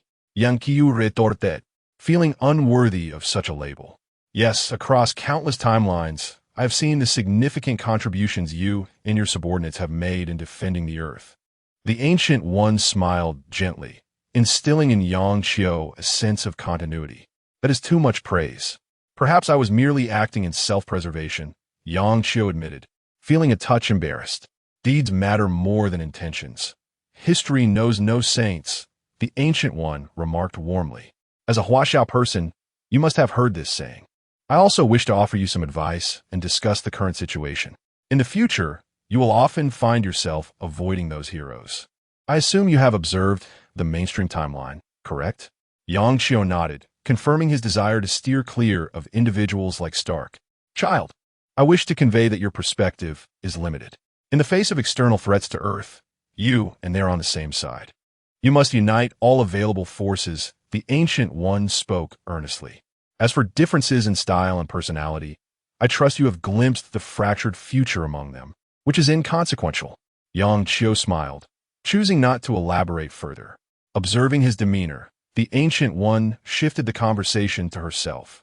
My time is dwindling. Initially, I intended to follow my original plan during this remaining period. After all, regardless of the outcome, Earth cannot be left defenseless upon my departure. However, your appearance has presented me with an alternative. Yang Xiu rubbed his nose, pondering whether he truly held such significance or if the Ancient One simply employed a different method of persuasion. By the way, Ancient One, since you can glimpse time, why do you not resist the predetermined fate of death? He asked. One person's resistance is futile, for Odin is nearing his end. He will not allow me to outlive him, and I shall not die significantly before him either, the Ancient One stated, revealing a harsh reality. Both she and Odin represented the pinnacle of cosmic deterrence. On Earth, they were akin to nuclear weapons among various factions. Odin would never accept a scenario where Asgard lacked such power while Earth possessed it. Should the time come when the Ancient One had not embraced death, conflict between them would be almost inevitable. Yang Xiu found himself at a loss for words. In the narratives he knew, Odin was portrayed as a positive figure. However, the Ancient One's words painted him in a less favorable light for Earth. Do not dwell on this matter too much. Had the roles been reversed, my choices could very well mirror his, she continued. Since the Ancient One became the Sorcerer Supreme 500 years ago, Earth had liberated itself from its vassal status. and she would not permit it to revert to that era. What should I do? Yang Xiu sighed, feeling a deep respect for the Ancient One, a true hero who had dedicated her life and time to Earth. If he could assist her in any way, he would not hesitate. Focus on your own development. The Ancient One replied, extending her right hand. Her magical energy swirled within her palm, transforming into a breathtaking expanse of stars. Unlike those individuals, what you require most urgently is support in energy, and this is the gift I bring you. Gazing at the celestial display, Yang Xiu felt profound admiration for the Ancient One's power. The delicate strands of energy radiating from her exceeded the sum of all the mental strength he had accumulated thus far. What of this? What will you do? He asked, striving to contain his excitement. 2 conditions. First, this is not all for you unless you can cultivate enough strength to protect the Earth before I reach my limit. Only then will I entrust it entirely to you. Second, I seldom employ my own magic. I usually draw upon the powers of other dimensions to safeguard the Earth, which is one reason for its overwhelming strength. As Gu Yi spoke, a connection channel was established between Yang Xiu and the cosmic space. From that moment on, Yang Xiu could harness the power of the stars to swiftly restore his mental energy. Although his mental capacity had not increased, his recovery speed was now maximized. Yang Xiu blinked, realizing that indeed, in the films of his previous life, Gu Yi's power was often borrowed, with little expectation of repayment. Moreover, the energy Yang Xiu replenished was merely a drop in the ocean, which meant Gu Yi's combat prowess would remain largely unaffected. Rest assured, I shall not disappoint your expectations. I promise that before you depart, I will become a formidable force in safeguarding the Earth. Yang Xiu stood up and bowed deeply. I'm not concerned about that. What I hope for is that after my passing, the Earth can continue to advance, ultimately evolving to a point where it requires no external assistance, relying solely on itself to repel all invaders and foes. Let us set a modest goal first, exceeding the average power level of Asgard. Gu Yi smiled as if glimpsing some future and patted Yang Xiu on the shoulder. Remember, think grandly. Should you require any assistance, feel free to contact me. Be it for fabricating ancient texts from 500 years ago. Gu Yi winked at Yang Xiu before stepping through the portal. Chapter 23. Expanding Horizons After Gu Yi's Departure. Yang Xiu began to eagerly draw upon energy sources. He had never experienced such abundance before. The mental energy spent in creating Kirin was fully restored in mere minutes, limited only by his own mental recovery cap. After reveling in this newfound wealth for a while, Yang Xiu gradually calmed down and contemplated the expansive vision Gu Yi had mentioned. Indeed, it seemed his perspective had been rather narrow. His narratives were standalone, lacking interconnections, with the most ambitious effort being the establishment of a monster-hunting training camp for Van Helsing.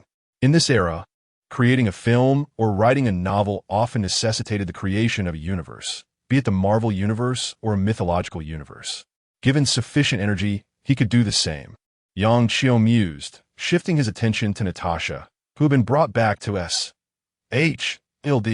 Initially, the Ouroboros symbol she bore was merely a ruse he had devised to divert S.H.L.D.'s attention, but now it seemed entirely plausible.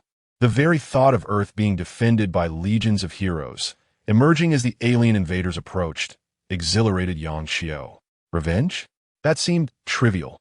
It would be a matter of repelling the invasion rather than merely retaliating. However, orchestrating such a grand spectacle necessitated meticulous preparation. Regrettably, Yang Xiu's scripts had never unfolded flawlessly.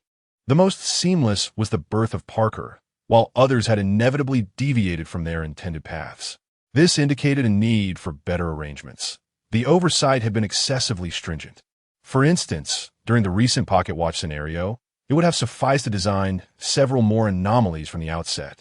Ultimately, the manifestation of these anomalies would still hinge on Yang Xiu's discretion. Thus, he concluded that the process was insignificant. Achieving the correct outcome was all that mattered. Nevertheless, if he were to weave a grand narrative, ample groundwork was essential. Within S.H.I.E.L.D., Natasha found herself in a stark room, furnished only with a bed, a table, and surveillance equipment. Since returning from the vessel, she had been placed in this location. The pocket watch incident was merely part of the concern. More pressing was the mark upon her hand, which could not be removed by any means. Neither potions to erase traces nor laser treatments could eradicate it. Even if the skin were removed, the mark persisted, flickering beneath her flesh. In the dead of night, Natasha awoke in a fright, clutching her right hand. The Ouroboros symbol was beginning to radiate heat, a sensation that felt as if it originated from the depths of her soul. While it was not painful, it was impossible to divert her attention from it. After reporting the situation, Nick Fury soon arrived outside her room. As one of his most trusted operatives, Natasha was handed over to others for examination. Nick Fury remained uneasy, for the previous vampire incident had revealed the likelihood of spies lurking within SHIELD. How are you feeling? Nick Fury's voice came through the intercom as he stood before the window. Just as before, Natasha replied, rolling up her sleeve to reveal the Ouroboros mark. Initially, it had flickered like a breath, but now it seemed activated, glowing steadily. After a moment of silence, Nick Fury said, "Come with me." The door swung open, and Natasha, clad in light garments, followed Fury through a technologically advanced corridor. They descended in an elevator to the depths of the facility, emerging several floors underground. Upon exiting the elevator, Natasha glanced around, recognizing several familiar faces, including Coulson and Hawkeye. "What about that thing?" Nick Fury inquired of Coulson as they walked. "It remains unchanged from a few minutes ago. Aside from the additional mark," Coulson replied. "Mark? What mark?" Natasha's senses heightened. 1 minute later, they arrived at an observation room, mirroring the functionality of Natasha's previous quarters. Through the transparent walls, Natasha observed a group of researchers gathered around a peculiar box made of special materials, housing a chilling doll. This doll bore an uncanny resemblance to a human infant, with over 90% similarity, the only discernible oddity being its disjointed limbs and gaping mouth. This was the Annabelle doll that Nick Fury had captured during a previous operation, and research on it had continued unceasingly. However, like the mark on Natasha's hand, they had been unable to ascertain the source of the anomaly. Every attempt to cut or scrape the doll yielded no results, either showing empty scans or an impenetrable darkness. Just moments prior, a mark resembling the Ouroboros had suddenly appeared in the Annabelle doll, prompting the researchers to report to their superiors. The timing of the mark's emergence coincided precisely with the moment Natasha's mark began to glow. "It moved," exclaimed Hawkeye, the agency's most formidable sharpshooter, possessing extraordinary dynamic vision and observational skills. "Moved? Where?" Coulson retorted. "The smile on its mouth has lessened." Hawkeye declared, "Wait, it's back to normal." Nick Fury gestured to the surveillance camera, prompting the agents to compare the footage. The results confirmed Hawkeye's assertion. The Annabelle doll's expression had indeed shifted minutely upon seeing Natasha. As the findings were revealed, everyone turned to Natasha, who appeared perplexed. She felt no different. "Wait, since entering this room, the burning sensation from the mark on my arm seems to have diminished," she noted, albeit subtly, as one would hardly notice without careful attention. After hearing her observation, Nick Fury pondered for a few moments. "Step forward and see for yourself." Natasha directly approached the floor-to-ceiling window, and, in an instant, the expression on the Annabelle doll's face shifted, its smile vanishing completely as its eyes fixed intently on Natasha. "Annabelle doll?" Natasha murmured, her voice barely a whisper. Hawkeye felt a jolt of alarm, his right hand instinctively resting on the gun at his waist, prepared to shoot at a non-lethal target should Natasha make any sudden movements. "Is that its name?" Nick Fury inquired, standing behind Coulson and observing Natasha. "The name just popped into my mind. It must be its name," Natasha replied, regaining her composure. "The marked one, moving its limbs?" Hawkeye retorted. At that moment, the lights in the laboratory suddenly flickered off, and emergency lights illuminated the room. In the interplay of light and shadow, the Annabelle doll vanished from its containment box. While everyone braced for a potential attack, Natasha stared intently at an empty corner. A faint green glow emanated from her eyes, revealing the Annabelle doll suspended in the corner by an unknown thread. Bang! Hawkeye decisively pulled the trigger, directing his shot toward the space Natasha was observing. With a swift motion, the Annabelle doll began to shift within the observation room, and Natasha pointed towards various locations as she turned. Bullets whizzed through the air, yet none found their mark. It seemed the Annabelle doll realized it was impervious to the threats posed by those below. Acknowledging this, it began to inch closer to Natasha with each movement. "Catch your breath. I believe I can seize it," Natasha shouted, her newfound confidence evident as she lunged toward the Annabelle doll. The two engaged in a game of hide-and-seek within the cramped room, and thanks to Natasha's enhancements, she had a fighting chance against the trapped doll. After several minutes of pursuit, Natasha finally grasped one of the doll's fingers. As the green light flashed, the Annabelle doll's form became visible to everyone, thrashing its arms in desperation. However, the green light seemed to possess an extraordinary stickiness, clinging to the doll and preventing it from escaping, while simultaneously eroding the unbound portions. Within mere moments, the Annabelle doll was enveloped in the green light, twisting and being drawn into the mark. Natasha stood frozen, her mind flooded with information. Successfully contained the escaped anomaly. Annabelle doll. Containment number not detected. Warning. Containment subject has failed the entry assessment and is classified as an unauthorized individual. Panic surged within Natasha. Had she possessed a knife, she might have severed her own forearm in desperation. Static. Reassessment successful. Subject classified as a prospective employee. Entry review time tentatively set for static. Just as Natasha was trying to comprehend the unfolding events, a black cat emerged from the shadows of the room and leaped onto her head. The observers in the observation and research rooms found themselves paralyzed, their minds racing yet unable to move a single finger. "I have temporarily disconnected the detection system. I intended to introduce you to it at a later time, but fortune smiled upon you, allowing you to encounter a previously escaped anomaly, and one so diminutive at that." A voice echoed in Natasha's mind.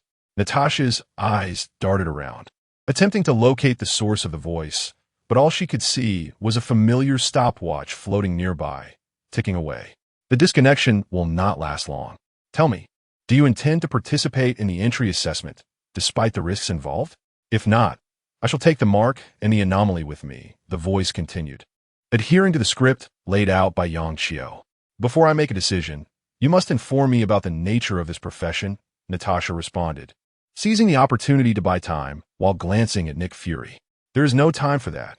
You have 30 seconds remaining," Nick Fury replied, his resolve wavering under the pressure of fear as he blinked.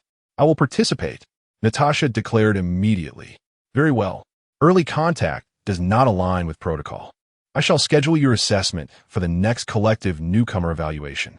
In the meantime, focus on your training, run daily, and when the time comes, if you cannot fight, at least strive to escape," the voice concluded before vanishing. Static interference removed. Assessment channel remains closed. Containment points deposited into temporary account. Candidates, please await notification. Once the presence departed, the room returned to normalcy.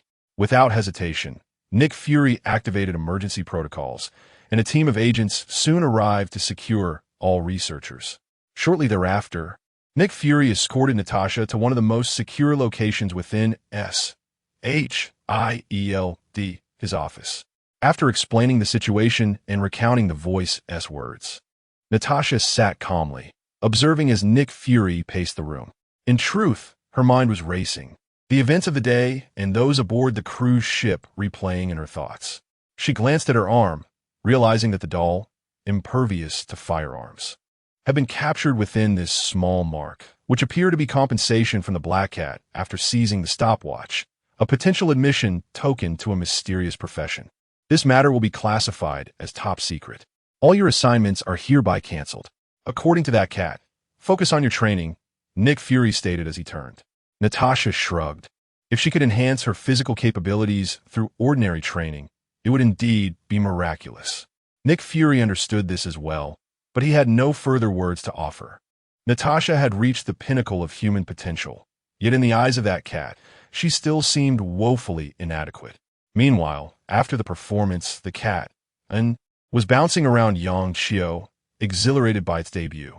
Yang Xiao carefully placed the Annabelle doll inside a box surrounded by miniature hunter traps, a creation of his own design utilizing Van Helsing's powers.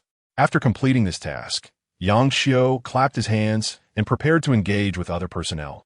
Chapter 25. The Punisher. Another quiet evening unfolded as Parker arrived at a small-time Gang's hideout in New York City. This gang was involved in various illicit activities, particularly excelling at black-on-black crime. Despite their nefarious dealings, many members were retired U.S. veterans, allowing them to maintain a semblance of stability in this underworld. The desire for slaughter surged, and various longings were abruptly quenched. Parker gazed at the blood-soaked encampment, momentarily dazed, as a name on his list flickered several times before vanishing entirely. Almost immediately, a corpse flew out of the third-floor window, landing with a thud at Parker's feet, blood splattering across the ground. Moments later, a man tumbled out of the window, landing gracefully on the ground. He paused upon seeing Parker at the doorway, startled by the aura that Parker exuded. "You have taken my prey," the man said, his voice steady. After such prolonged development, Parker had acquired his own consciousness. Though it was rather peculiar, his methods mirrored those of certain beasts. The memories left by Sandel served merely as informational guidance, having little real impact on Parker's actions. "Is that so? What do you intend to do?" Frank twirled a blade in his hand, one of his favored cold weapons, capable of snuffing out lives within a 10-meter radius. "You're not on my list," Parker replied after a brief pause. "A list? And what of it? What if I'm not?" Frank's hand, which had been skillfully wielding the knife, came to a halt. Despite having conducted this gang cleanup without using a firearm, he was, after all, a former SHIELD level 10 agent. It would be odd for him not to be proficient with guns. Sensing hostility, Parker finally clarified his thoughts regarding Frank's brusque demeanor. He decided to confront him directly. Suddenly, a feathered arrow embedded itself into the ground between Parker and Frank, the entire shaft disappearing into the concrete, leaving only the fletching visible. "Parker, he means no harm.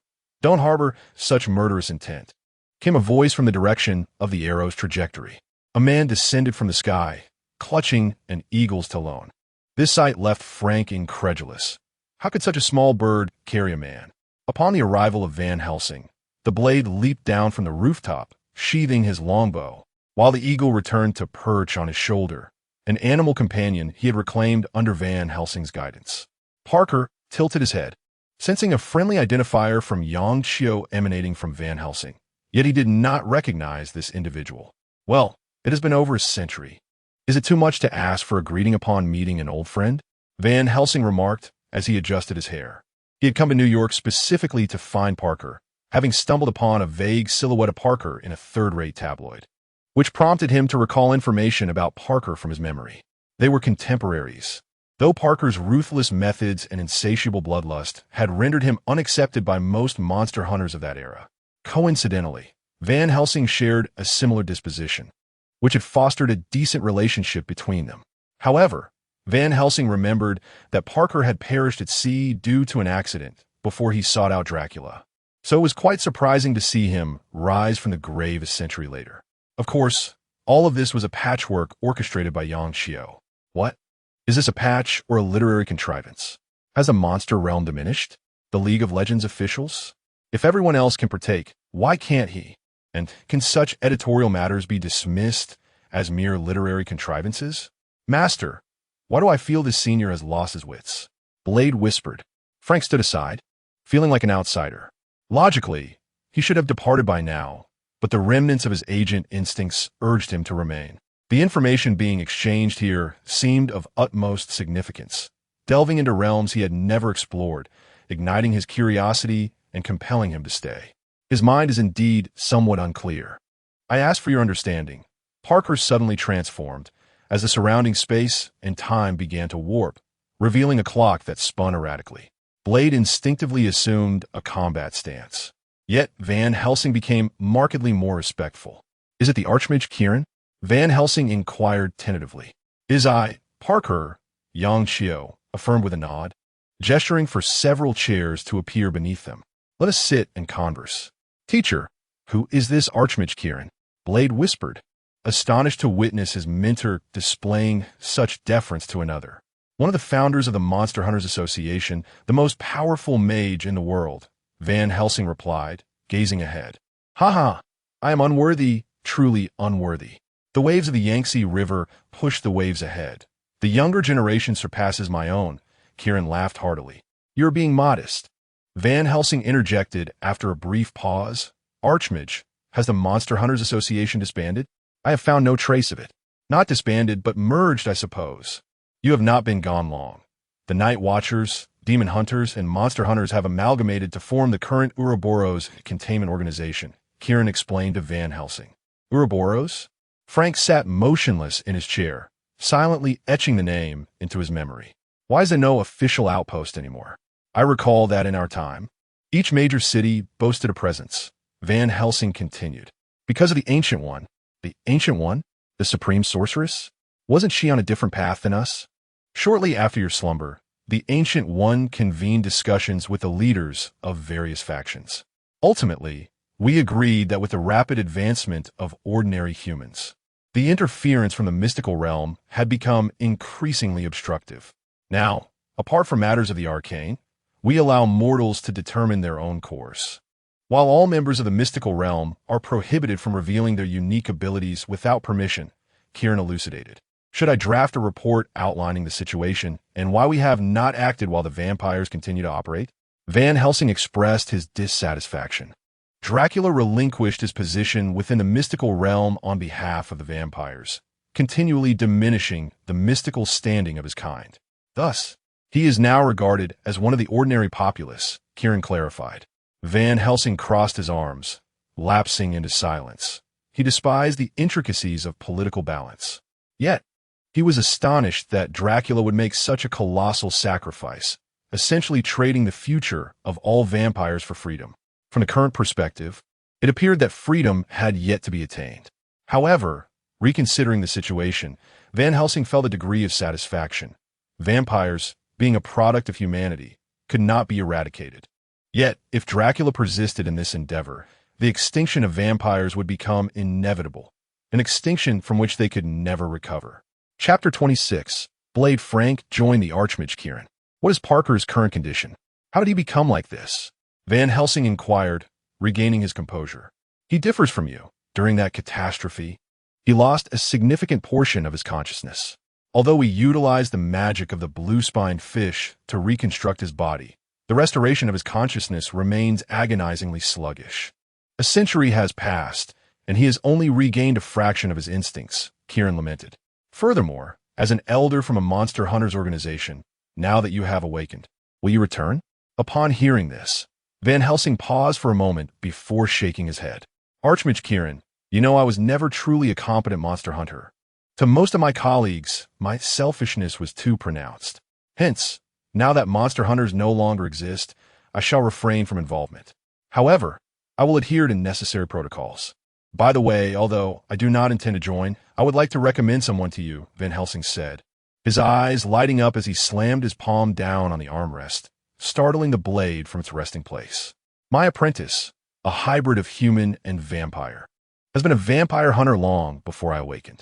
He has never actively hunted humans, and, after training with me for so long, his skills are quite commendable. What do you think? Does he meet the requirements for joining? Listening to his mentor's recommendation, the blade straightened its posture. Despite training diligently, he remained no match for his teacher.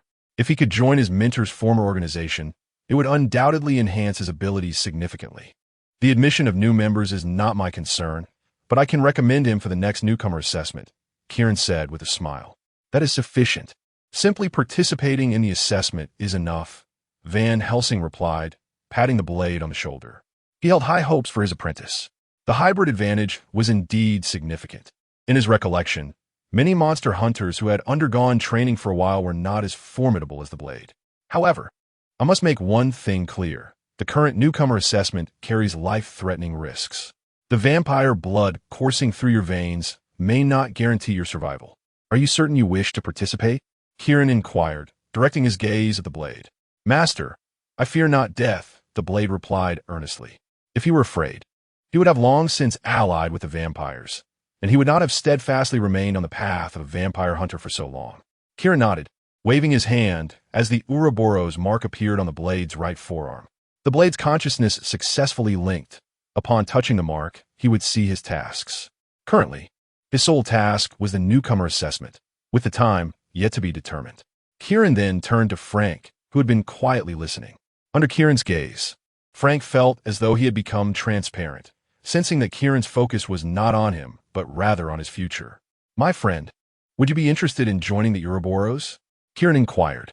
Frank took a deep breath. "Could joining you help me realize my dreams?" His aspiration was to eradicate all criminal forces, yet he understood that achieving this in his lifetime was a distant hope. Kieran shook his head. "Your dream cannot be fulfilled by one person or through fleeting efforts.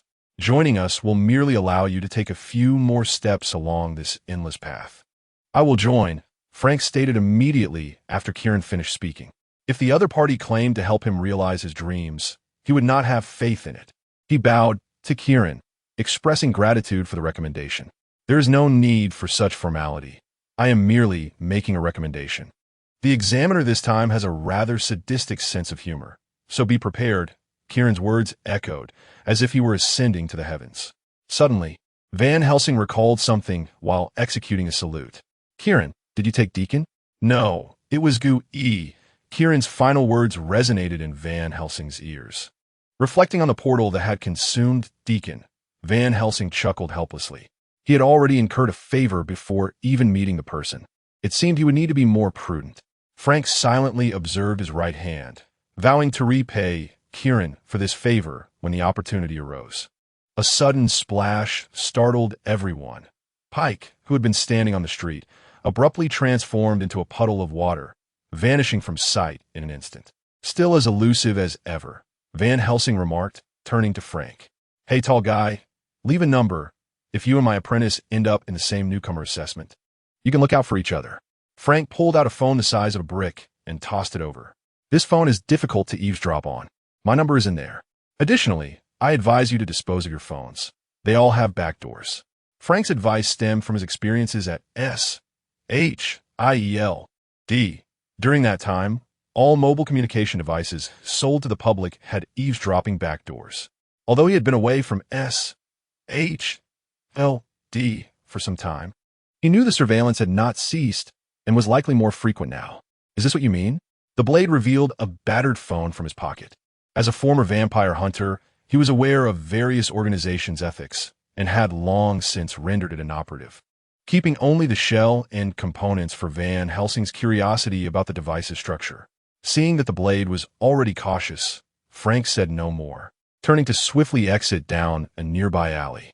Today had yielded an abundance of information. He needed to return and digest it, while also preparing for the impending assessment.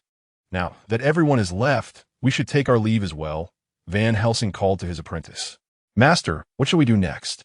The blade inquired, following closely behind. "What to do?" "Train. You were supposed to shoot the arrow into the ground, yet you managed to shoot it in." "Master, you cannot blame me. The cement ground was too soft, and I did not expect that." At Yang Chio's residence, having manipulated Pike for a performance, he felt that the prelude was nearly complete. He did not plan to draw upon characters already existing in the Marvel Universe. After all, this fictional Ouroboros organization had few members. If it ultimately became a branch of the Avengers or SHIELD, it would not yield the outcome Yang Chio desired. Thanks to Guyi's support, Yang Chio was able to be so audacious. Otherwise, it would have been challenging to evolve one character from script, let alone attempt such an endeavor. Chapter 27. Preliminary preparations for the moment. Personnel issues were settled. When the new script begins, Yang Chio planned to introduce 3 additional characters, maintaining a balanced ratio of 1:1. The next matter to address was the location. It was unrealistic for Yang Chio to conjure land from the void, and borrowing individuals from Gu-E to construct a mirror dimension was equally absurd. Therefore, it appeared that the script design would have to rely on tangible locations. Fortunately, while the United States may lack in some areas, it abounds with abandoned buildings and unused land, providing Yang Chio with ample selection. Currently on his radar was a large haunted house that had been abandoned due to financial issues before it even opened. This haunted house was situated on the outskirts, rarely frequented by people. The interior was filled with dust. However, The main structure was relatively intact, and some facilities used for the haunted house had not been dismantled, requiring no additional decorations. By nightfall, the ambience would be sufficient to deter the average person. At dusk, Yang Xiu manifested a spiritual entity within the haunted house. Since learning of Gu Yi's true intentions, some restrictions that had previously bound him were lifted. At least now, he need not worry that using his powers in the absence of script would leave traces for the Supreme Sorcerer's followers to detect, potentially causing further complications. The entire haunted house occupied a considerable area, primarily divided into two levels, the ground floor and the basement. The ground environment simulated a hospital and a school, with only a single wall separating the two areas, while the basement mimicked ruins and prisons. The remnants of the environment remained relatively intact. However, equipment was severely lacking, with only a few broken tables and chairs remaining, and not a single prop resembling severed limbs to be found. Nonetheless, these issues were surmountable and quite manageable. The energy cost of creating life and special items during script evolution was high, yet crafting ordinary objects required virtually no energy expenditure. After Yang Xiu finished surveying the entire venue, the sun had completely descended below the horizon, and the pitch-black surroundings, accompanied by the incessant chirping of insects, created an eerie atmosphere. Stroking his chin, Yang Xiu pondered over who should bear the blame for the mishaps in the new recruit assessment script. After all, who had returned to such a forsaken place? Cults. Suddenly, Yang Xiu recalled a peculiar aspect of America. Not just America, but indeed most non-Han nations. Having lived in New York for many years, he could confidently assert that cults, rarely seen in Han territories, were quite common here. His household had received numerous flyers from such groups, and often these sects were more brutal and repulsive than one could imagine. Every single one of these cults was far from virtuous. Placing the blame on them caused Yang Xiu no psychological burden at all. With this certainty, Yang Xiu descended underground, etching strange patterns and incomprehensible formations on the floors of several large rooms with his mental energy. He surrounded the area with dried bloodstains, a few candles burnt down to their bases, and a small knife dripping with fresh blood. Everything was meticulously arranged. Even the dust accumulated over time was preserved perfectly. Any ordinary person who stumbled upon such a scene would be terrified, likely fleeing in panic to call the authorities. The reality of the situation was adequately unsettling, primarily intended to incite the investigative behavior of Frank and his associates after the assessment concluded. If they emerged alive from the new recruit evaluation, they would undoubtedly begin searching for similar locations in reality, and the additional elements Yang Xiu had meticulously arranged would significantly enhance the credibility of the scenario. The interplay of truth and illusion would make it all the more convincing. With the venue prepared, the next matter at hand was the rewards. In this day and age, promises without substance were no longer well received. One must offer tangible rewards, or else who would be motivated to act. Moreover, a mysterious organization with a long history would find it difficult to establish credibility if it could not present any tangible items. Yang Xiu tentatively categorized the rewards into 4 modules. The first consisted of physical items. Currently, the only inventory available was a timed stopwatch from Kieran. Each item that evolved from the script could be utilized by Yang Xiu, disregarding distance. However, when directly possessing the item, he would gain an additional enhancement, making it entirely feasible to bestow these items when necessary. The second category comprised materials, which were also scarce. The only available item was a handful of hair shed by Anri, which, upon examination, possessed traces of shadowy power. According to Yang Xiu's script, this was considered mystical material, akin to what the sorcerers on Ancient One's side would utilize. Beyond that, he had only a group of blue pouch fish frolicking in the sea, neither abundant nor diverse, a reflection of his insufficient accumulation. The third category encompassed consumables, with the current stock at 0. However, Yang Xiu estimated he could produce a batch before the assessment commenced, with the assistance of Van Helsing.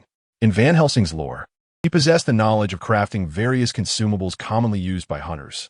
Once successfully evolved, these methods would become real. Yang Xiu planned to employ his mental energy to simulate these supplies, relying on the planetary formations birthed within the mind's universe after the script's evolution. Unfortunately, these materials were merely simulated and could not be employed as genuine resources. The fourth category was knowledge, which is power, a sentiment equally applicable within the realm of the mystical. Both Frank and Natasha sought to gain insights into the arcane. However, the repository of knowledge was not extensive, consisting primarily of what Van Helsing understood. Fortunately, if necessary, Yang Xiao could consult Ancient One, who possessed a wealth of knowledge accumulated over centuries, albeit with many associated side effects. Additionally, should the script's evolution proceed smoothly, Yang Xiao anticipated he could address some knowledge-related issues. The three characters from the script had undergone systematic training prior to entering the new recruit assessment, each possessing their own lineage and professional backgrounds. With the reward structure largely established, Yang Xiao turned his attention to the method of exchange. Drawing inspiration from novels he had read in a previous life, he devised 3 layers of obstacles. The first layer involved points. Completing tasks and capturing anomalies would yield points, akin to a common currency in real life, recorded within the Ouroboros mark. The second layer pertained to profession. Exchange participants could only redeem items and knowledge corresponding to their current profession and general categories, preventing early-stage participants from acquiring foundational knowledge across all paths, which Yang Xiao could not provide. The third layer was permissions, akin to levels. Exchange participants could only redeem and browse items and knowledge below their current level, as Yang Xiao had yet to compile the materials from higher tiers. Chapter 28. Script 6. Once the quantity of mental energy invested in the thought planet of Script 6 reached a certain threshold, Yang Xiao suddenly noticed a transformation in his abilities. The separations between scenes and chapters became increasingly pronounced. He could now isolate each scene for assessment. This segmented format enabled Yang Xiao to better identify issues within the script's evolution and pinpoint problematic segments. While change was welcome, Yang Xiao felt a twinge of greed. If only the script were more intricate, or if there were an additional evolution location, the limitation of opening only one script at a time significantly hampered developmental speed. Half a month later, while Natasha was engaged in combat training within Blade practiced archery amidst the mountains, and Frank conducted his routine reconnaissance for the next target, they all received a message from the Ouroboros mark. The entrance to the new recruit assessment is now open. The assessment will take place at 8 p.m. New York time tomorrow.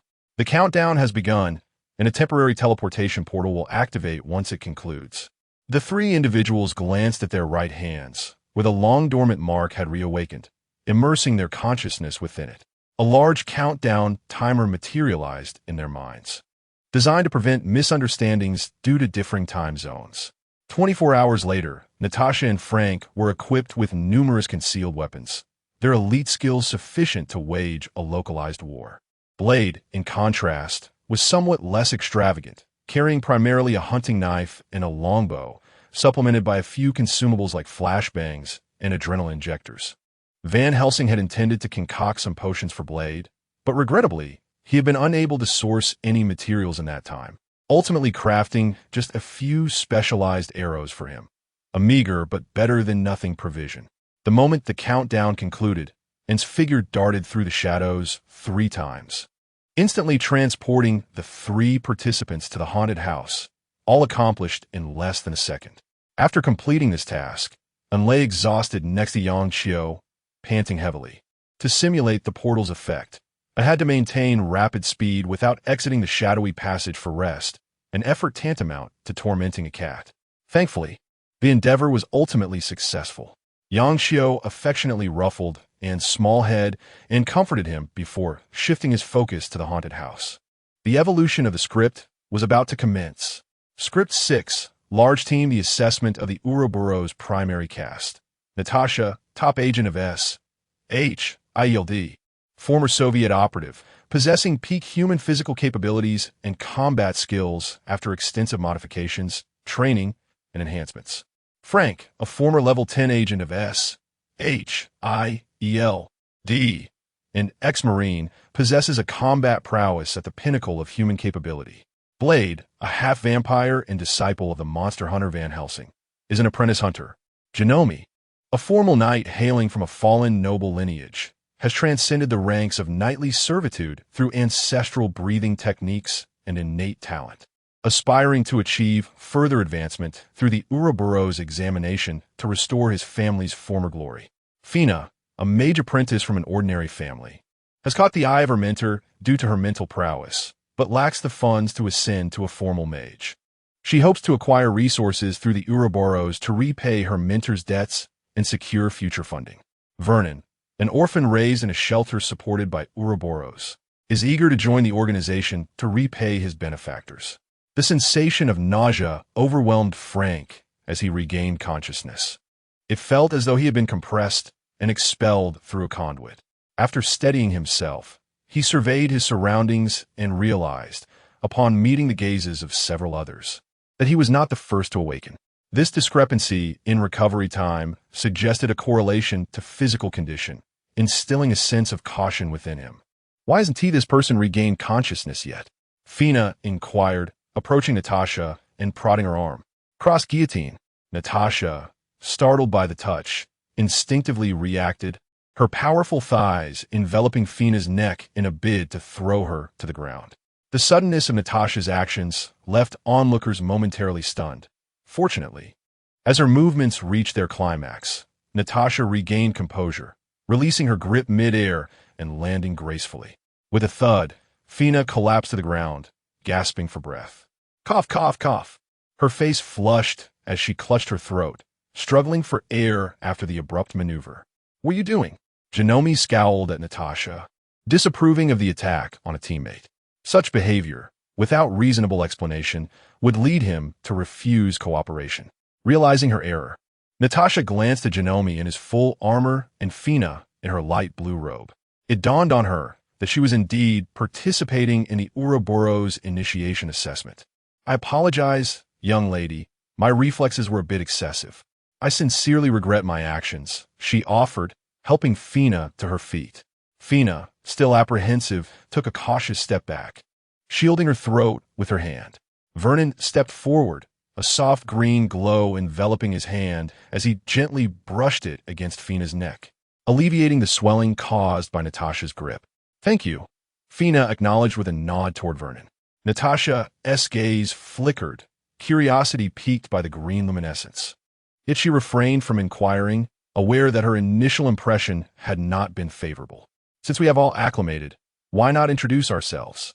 After all, we will be collaborating on tasks shortly, Janome suggested, scanning the 5 individuals around him.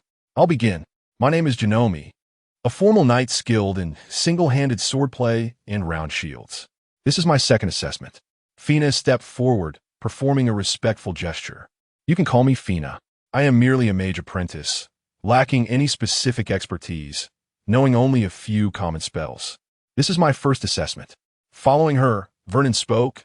I am Vernon, a druid apprentice, specializing in healing spells. This is also my first assessment. Blade chimed in. You can call me Blade. I am a hunter apprentice skilled in archery. This is my first assessment. Frank adjusted his goggles, stating, I am Frank, a former Marine adept in special operations and solo assaults. This is my first assessment as well. Natasha, she finally admitted after a moment of silence, an agent of S.H.D., proficient in intelligence gathering and information analysis. Also participating for the first time. Are you 2 non-professionals? Janome inquired after the introductions concluded, directing his gaze toward Natasha and Frank. Natasha nodded. If by professionals you mean mages or knights, then indeed I am not one. Does that preclude me from participating in the assessment? Not necessarily, Janome hesitated, recalling that the regulations were not explicit on this matter. However, he knew that each Ouroboros assessment was fraught with peril, and, typically, candidates would enter only after crossing the threshold of proficiency. If you're concerned about me holding you back, rest assured that I will not hinder you, Natasha assured, glancing at Frank, who stood silently beside her. If it comes to that, you have my full permission to abandon me. I feel the same, Frank added in agreement. Janome, taken aback, struggled to respond. Due to the mysterious nature of their realm, most practitioners found social interactions challenging. especially someone like him who had devoted his life to solitary training. Very well, since I am the only one with prior assessment experience, I shall assume the role of leader. Does anyone have objections? Janome asked, scanning the group. After a brief pause, with no dissenting voices, Janome placed his left hand over his right hand's insignia. Then let us proceed to the designated assessment point. As Janome's words resounded, the participants heard the sound of a clock ticking, and the entire scene began to reverse rapidly. In a matter of moments, the environment transitioned from night to a past twilight. Information established by Yang Qiu flowed seamlessly into the minds of the assessors. Investigators have discovered unusual activities within an abandoned haunted house, and numerous disappearances have been traced back to this location. Your task is to investigate and resolve this anomalous incident. A chilling wind swept past the haunted house, its gaping entrance resembling the maw of a monstrous beast. Spellcasters, prepare for status effects. Be advised. The entities we may encounter could be ghosts or demons. Janome ordered swiftly after assimilating the brief information. Fina displayed her expertise by producing a small pouch of powder as spellcasting material, swiftly casting a shadow energy protection spell over herself and her teammates. A warm glow of yellow magical energy enveloped them, instilling a sense of comfort. Vernon followed suit, clutching a seed in his right hand while reciting an incantation. Thorn Halo. Group Nature's Blessing. Thorn Halo. When the target suffers physical damage, a portion of the damage is reflected back to the attacker. Nature's Blessing enhances resistance to all energies aside from natural energy, providing a slight self-healing effect. Janome lowered his visor, taking point in the formation while remaining vigilant to the surroundings. Hold on, aren't we going to check for traps at the entrance? Natasha interjected, noticing that while her companions possessed considerable abilities, they lacked experience. Janome paused momentarily. Fina, please conduct a scan and maintain a safe distance. Fina nodded slightly and moved behind Janome, her right palm directed towards the entrance of the haunted house. Activating her insight, universal. 3 distinct energy responses emerged from the patterns observed. One resembled a teleportation array, another akin to a binding spell, while the third eluded identification. As her words faded, a burst of crimson light erupted suddenly, scattering Fina's inside eye. Instinctively, she took a step back, simultaneously casting a spell shield around herself. Janome positioned his sword horizontally in front of his shield, blinking rapidly to recover from his temporary blindness. He sensed something had charged forth from the haunted house entrance. Most likely an enemy. The sound of air slicing through the atmosphere reached Janome's ears. He maintained his defensive stance, thrusting his shield towards the source of the noise. Bang! Following the gunshot, Janome heard a thud, indicating that the assailant had been neutralized by a teammate. Moments later, once his vision returned, he beheld 4 skinless corpses strewn across the ground. The sight of exposed muscle was unsettling, but more prominent was a sense of shame. As a formal knight, he felt inadequate compared to his less experienced comrades.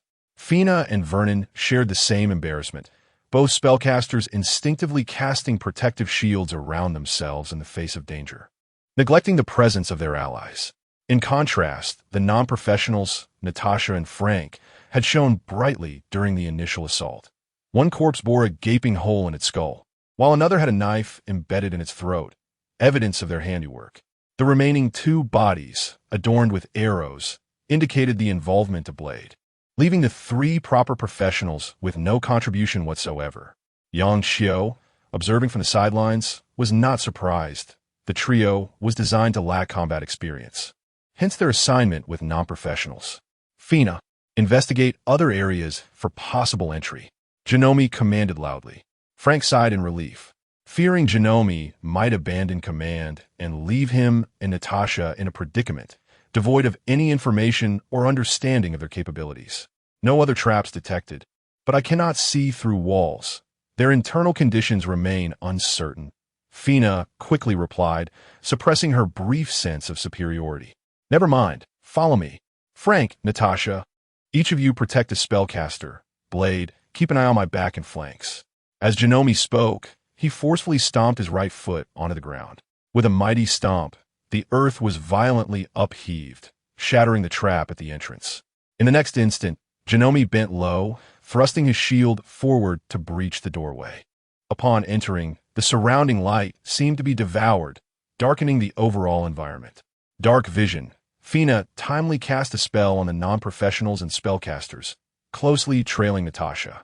Having already expended some of her mana, she resolved to utilize each subsequent drop judiciously. Chapter 30.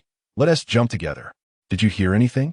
Natasha suddenly inquired after traversing several corridors. No, what did you hear? Janome halted, sweeping his sword to clear a web in front of him. A wailing sound, growing louder. As if drawing nearer, Natasha said, glancing at Fina. Fina shook her head. Your shadow attribute protection hasn't T-activated. It could be a targeted mental illusion. The air here is tainted. I cannot glean any information from it, Vern added. I heard the sound too, but judging by its volume, it seems we are still some distance away. Frank tightened his grip on his dagger, aware that their current position was too cramped for gunfire, which might inadvertently harm a teammate. Fina, can you dispel it? Give it a shot, Janome instructed. Fina raised her hand, dispersing a powder that, under the influence of her mana, enveloped Natasha and Frank. A transparent specter emerged from their bodies, letting out a piercing wail before dissipating into the air. Not a ghost. It's some sort of mark. Your bodies lack the energy to resist, making you susceptible to environmental influences, Vernon observed. Blade, having heard this, tossed 2 arrow feathers to the duo. These contain mana. Holding them should create a mana environment around you. Perhaps it will help. Frank listened intently, and indeed, the wailing sound diminished, though it remained unclear whether it was due to the dispelling or the mana environment's effect. Continuing forward for a minute, Janome glanced around. I've never been to a haunted house. Has anyone here? Silence enveloped them. Janome abruptly turned, realizing his teammates had vanished without a trace, and the surrounding space began to elongate rapidly, transforming before him into an open expanse, resembling a rooftop. Stop! We're missing people! Fina shouted urgently from within the haunted house. Frank immediately turned back. His charge, Vernon, was right beside him, while Natasha and Fina were on the other side of the corridor, but both Janome and Blade had disappeared.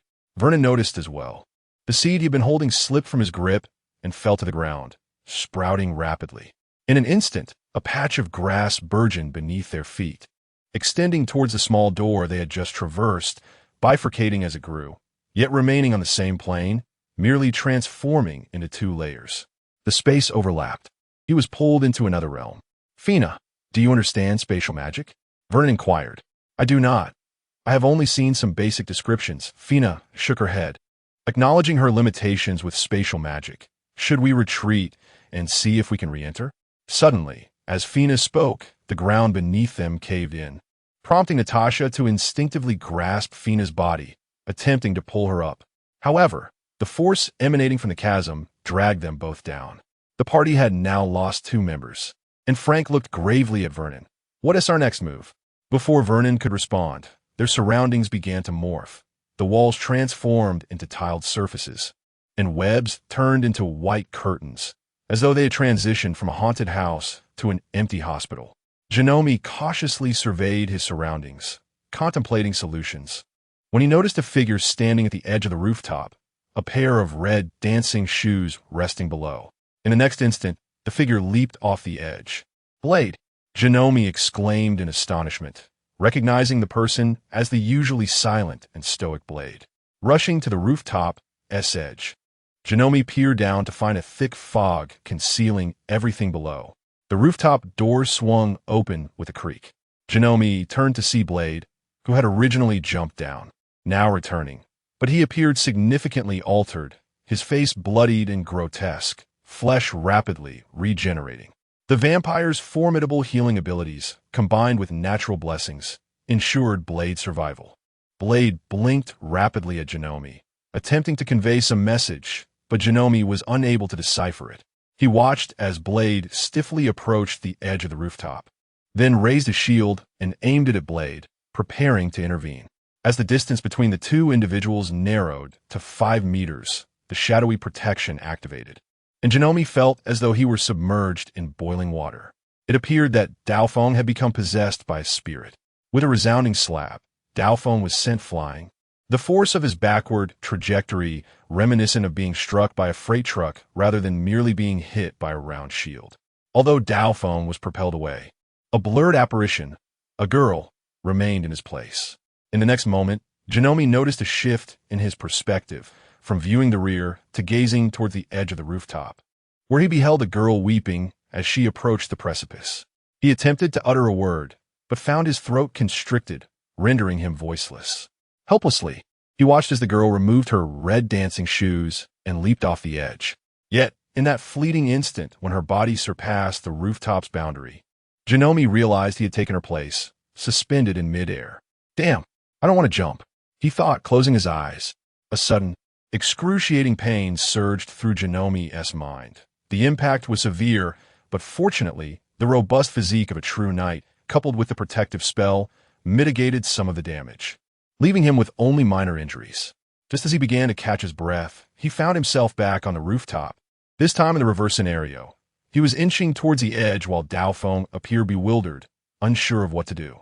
With a series of thuds, Daofeng leapt again, and Janome felt his insides shift. Even a steel man could not withstand such repeated impacts. Daofeng, drenched in sweat, had initially believed the red dancing shoes were the key. As Janome stood on the edge, Daofeng aimed an arrow at the shoes, but to no avail. Upon witnessing Janome for the fourth time, Daofeng realized the futility of their efforts. Janome was bleeding profusely, on the verge of collapse. Gritting his teeth, Daofeng kicked Janome, propelling him away, and in the aftermath, the spirit latched onto Daofeng instead. As Janome soared through the air, he fixated on the fleeting apparition, sensing its essence had faded slightly. Chapter 31. Human Puzzle Upon Landing.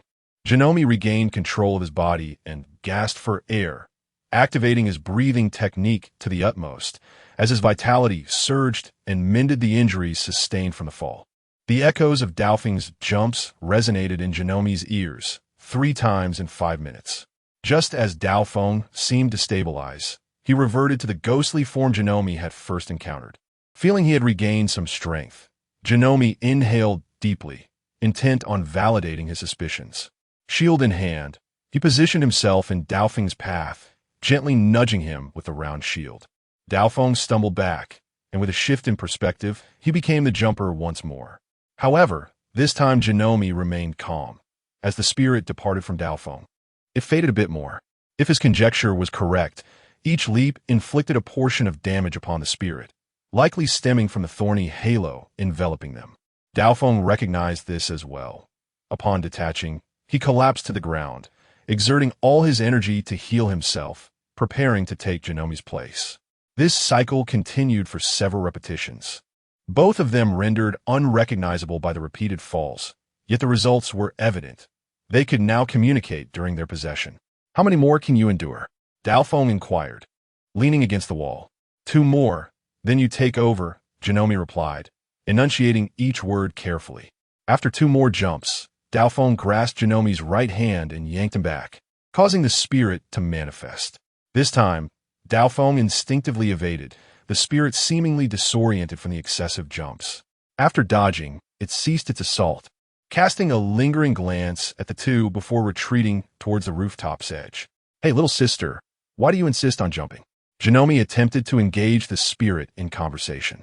The spirit appeared as though it wished to respond, yet its essence was uncooperative. Daofeng, scratching his head in frustration, dashed to the spirit's side and, at the moment she was about to leap, he seized her and pulled her back. Upon breaking the cycle, the spirit erupted in a burst of energy, and both Daofeng and Janome were engulfed in visions. They witnessed scenes where the girl danced joyfully, her mother applauding beside her. Yet as time progressed, the mother ceased her applause, her words turning venomous, relentlessly berating the girl and insinuating that she should leap. The final image displayed the girl removing her cherished dancing shoes before plunging from the rooftop. As the vision faded, Daofeng and Janome returned to the haunted house, both exchanging glances that reflected their simmering fury. Meanwhile, Frank and Vernon wandered through the desolate hospital, the air thick with the scent of blood. They beheld tables adorned with entrails, the purpose of which remained a mystery. Suddenly, Frank spotted an empty table.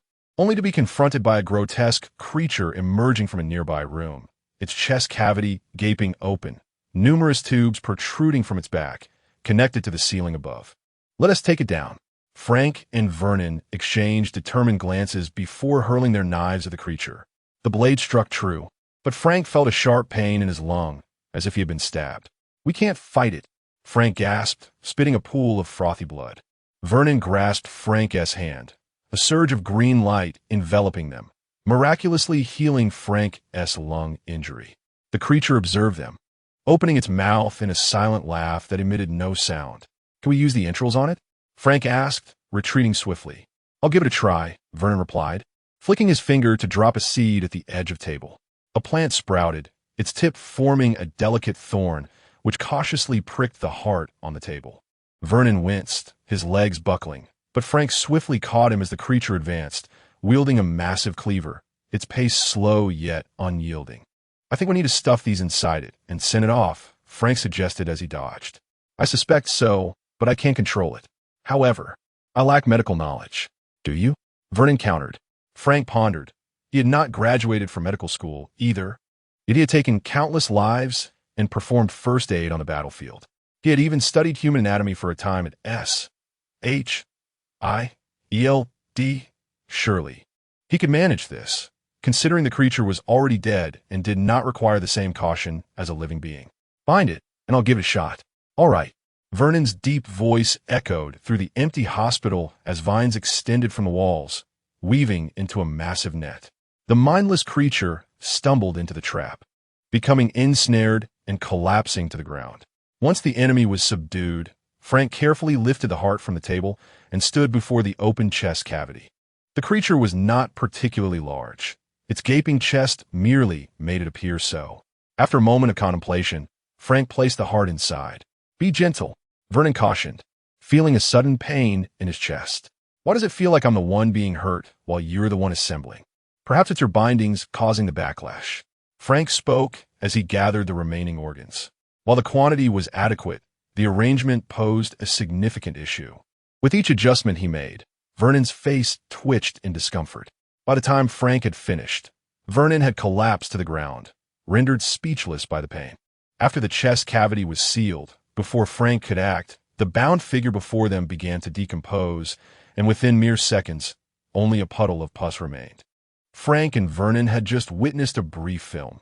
A healthy man who had entered hospital only to be completely hollowed out, transformed into a grotesque being, with his organs forcibly removed and implanted into others. It was evident that this was a case of illegal organ trafficking. "Vernon, as a druid, don't you revere nature? What would you do in such a situation?" Frank inquired with a grim expression. "Nature has its wrath," Vernon replied, as the surrounding vines rustled ominously. "And you? As for dealing with scum like this, I possess considerable experience," Frank stated coolly, his intent to kill resolute. Moments later, the environment around them returned to normal. They found themselves back in the haunted house.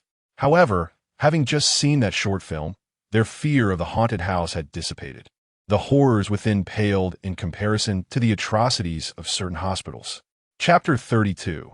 The script concludes, "Are there still 2 individuals missing?"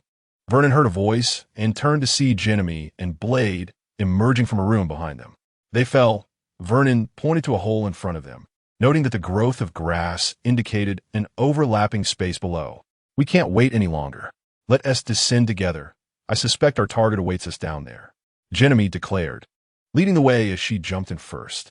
The subterranean space was filled with smoke, remnants of destruction evident everywhere. The marks of artillery and bomb blasts were unmistakable.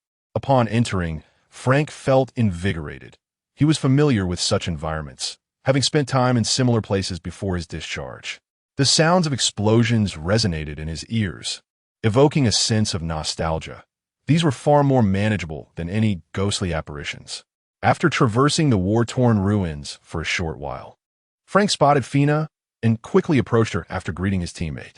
Fina crouched in a corner formed by 2 walls, her hands clasped over her ears, sustaining a pale blue magical shield. "Fina, Fina," Frank called out. Fina looked up, her vision of Frank blurred due to the constant explosions that had left her slightly dizzy. You all made it? Yes, they're behind us. Where's Natasha? Frank countered. She said I wasn't suited for this battlefield and told me to hide here while she dealt with the enemies. However, it seems she hasn't made much progress. You all arrived just in time. I'll hold a shield for you. Let us hurry and assist her, Fina replied, shaking her head. Frank peeked out from behind cover. The space was relatively bright, and he quickly spotted two distant figures, one being Natasha, the other presumably the enemy. No need for that. We can't wait too long. You stay here and shield them as they approach. I'm the expert in this regard, Frank asserted earnestly. Indeed, as a Marine, he was well versed in such matters. Fina, understanding, raised her hand to cast a shield. With that, Frank darted out like a cheetah, the ruins offering no hindrance to his swift movements. As he drew nearer, Frank finally understood why the famed Black Widow had been unable to subdue her opponent for so long. The adversary seemed to possess extraordinary capabilities. Every drop of their bodily fluids could transform into explosives, making even a mere spit akin to a bombing raid. Under such relentless assault, Natasha was left with no option but to evade, unable to strike back. Spotting Frank's rapid approach, Natasha raised her hands to signal a no-fire gesture. No firearms? Ineffective? Frank's mind raced with thoughts, yet his feet did not falter. If firearms were futile, then he would resort to close-quarters assassination with melee weapons. Thus, as he moved, Frank communicated tactical gestures to Natasha, maneuvering to the left while she cooperatively led the enemy in the opposite direction, allowing Frank to successfully slip into their blind spot. Planting his feet on the rubble, he swiftly closed the distance to the foe, who was clad in peculiar black attire, with only a gap at the neck and torso junction. Lowering himself further, Frank deftly maneuvered his wrist, gripping 3 spring-loaded knives between his fingers. With a swift motion, the knives soared over 20 meters, accurately striking the enemy's neck, each knife embedding itself into the handle of the preceding one, with the first knife piercing through completely. After releasing the knives, Frank executed a roll, protecting his head as he descended through the ruins. This was the best method to evade close-range explosions. However, after plummeting for over 30 meters, he heard no detonation. Rising behind a cover, Frank discovered that the enemy had ceased their attacks and was kneeling calmly, accepting their fate. The scene shifted, revealing a nearly adult boy who had just been adopted, only to be bound with explosives by a man in a priest's robe. Turned into a mere expendable. In his final moments, the boy's last wish was for someone to end his life before the bomb detonated. As the image faded, the surroundings reverted to the haunted house. Upon reaching this point in the script, Yang Xiao let out a long sigh. He had not meticulously crafted every detail of the script. The scenes Frank and the others had witnessed were organically integrated, inspired by true events. Each tale evoked a sense of melancholy, yet the overall evolution yielded a satisfactory outcome, achieving Yang Xiao's intended result. Blade, Frank, and Natasha had all come to genuinely believe in the existence of the Dark World and the Ouroboros organization. What followed was the final scene of the script, the self-destructive cultists. After traversing through 3 scenes, each member of the team felt a surge of anger. They quickened their pace, soon arriving at the last scene of the haunted house, a simulation of a prison. The simulated prison room was adorned with eerie patterns and designs, illuminated by the flickering light of swaying candles, revealing 2 corpses lying symmetrically. The faces of the corpses bore terrifying smiles, their limbs nailed to the ground with wooden spikes. As they continued to observe, it became evident that the 2 corpses were the mother who had forced her daughter to leap from a building and the man who had compelled the child into a hospital. The desires for vengeance and bloodshed will guide my master's arrival in this filthy world, bringing purification to all impure humanity. A voice echoed from the rear of the group. Blade spun around and shot an arrow at the speaker. The arrow struck the individual, but did not cause them to budge. They gazed at the 6 of them as though they were rare treasures. The arrival of the master requires an audience and more sacrifices. I declare that you are the audience. You are the sacrifices. The cultist laughed maniacally, raising their arms to reveal scarred skin and a knife protruding from their chest. He suddenly swung his right hand down, gripping the dagger and tearing open his own flesh. blood splattering across the ground as he emitted a cry that was indistinguishable between lamentation and a primal scream. Janome tightened his grip on the round shield, preparing to face the adversary. Yet until the cultist fell, the entity he had foretold did not materialize. Instead, the Ouroboros insignia glowed, signaling the conclusion of the newcomer assessment within their minds. Was it truly over? Frank found it hard to believe. It should be if there were indeed a malevolent deity. Then the assessment had been exceedingly beyond expectations. Vernon looked at Frank and remarked. The next moment, the group was transported back to their original positions prior to the assessment. Chapter 33. A bountiful harvest. After the others were teleported away, Yang Qiu felt the celestial body representing Script 6 in his mental cosmos rapidly expand. Following the expansion, it surpassed the size of each of the other 5 celestial bodies, and the other scripts autonomously established connections with it, beginning to orbit around it. Simultaneously, Yang Qiu distinctly sensed an elevation in his mental capacity. Script 6, the Ouroboros Assessment Script Synopsis, a newcomer assessment orchestrated by the enigmatic Ouroboros organization, where powers of the mysterious side manifested for the first time before the eyes of the non-mystical realm, featuring wailing spirits and a cruel cult organization, all seemingly heralding the dawn of a grand spectacle. Script Evolution Result. Excellent Script Evolution Products. Ouroboros Insignia. Knight Janome. Mage Apprentice Fina. Druid Apprentice Vernon. Elevation of World Energy Levels. Ouroboros Insignia. An identity marker for members of the Ouroboros, capable of teleporting individuals and items within the planet through energy consumption, with functionalities for task assignment and review, as well as point recording. Knight Janome. A knight who has ascended through orthodox breathing techniques, awaiting evolution of relevant organizational members and capacity pathways. Mage Apprentice Fina. A mage apprentice who has progressed through orthodox meditation techniques, awaiting evolution of relevant organizational members and capacity pathways. Druid Apprentice Vernon. A druid apprentice who has advanced through an innate connection with nature, awaiting evolution of relevant organizational members and capacity pathways. Elevation of world energy levels. Increased energy activity on the current planet, with lowered thresholds for various pathways of advancement and energy perception. Upon completion of the script settlement, Yang Qiu immediately consolidated the plethora of newfound knowledge, transforming his previously meager repository into one replete with information. Furthermore, the materials utilized by Fina during the task, the various seeds employed by Vernon, and the unique weapon in Janome's possession also became part of Yang Qiu's mental projection. However, due to the script's evolution not achieving perfection, the various mystical side encampments he had merely hinted at failed to materialize, a contingency Yang Qiu had anticipated. Once Janome and his companions joined, they were promptly assigned investigation tasks with a singular purpose: to prevent them from realizing that their memories of the encampments had yet to emerge. As for their current lodging, Yang Qiu had recently acquired a dormant Supreme Mage's outpost from Ancient One, which could serve their needs perfectly. Meanwhile, Natasha, who had just departed from the assessment site and had not yet had the chance to review the updates on her Ouroboros insignia, discovered Nick Fury seated across from her. "Did you manage to pinpoint the location?" Natasha inquired, her person continuously emitting a miniature global positioning device.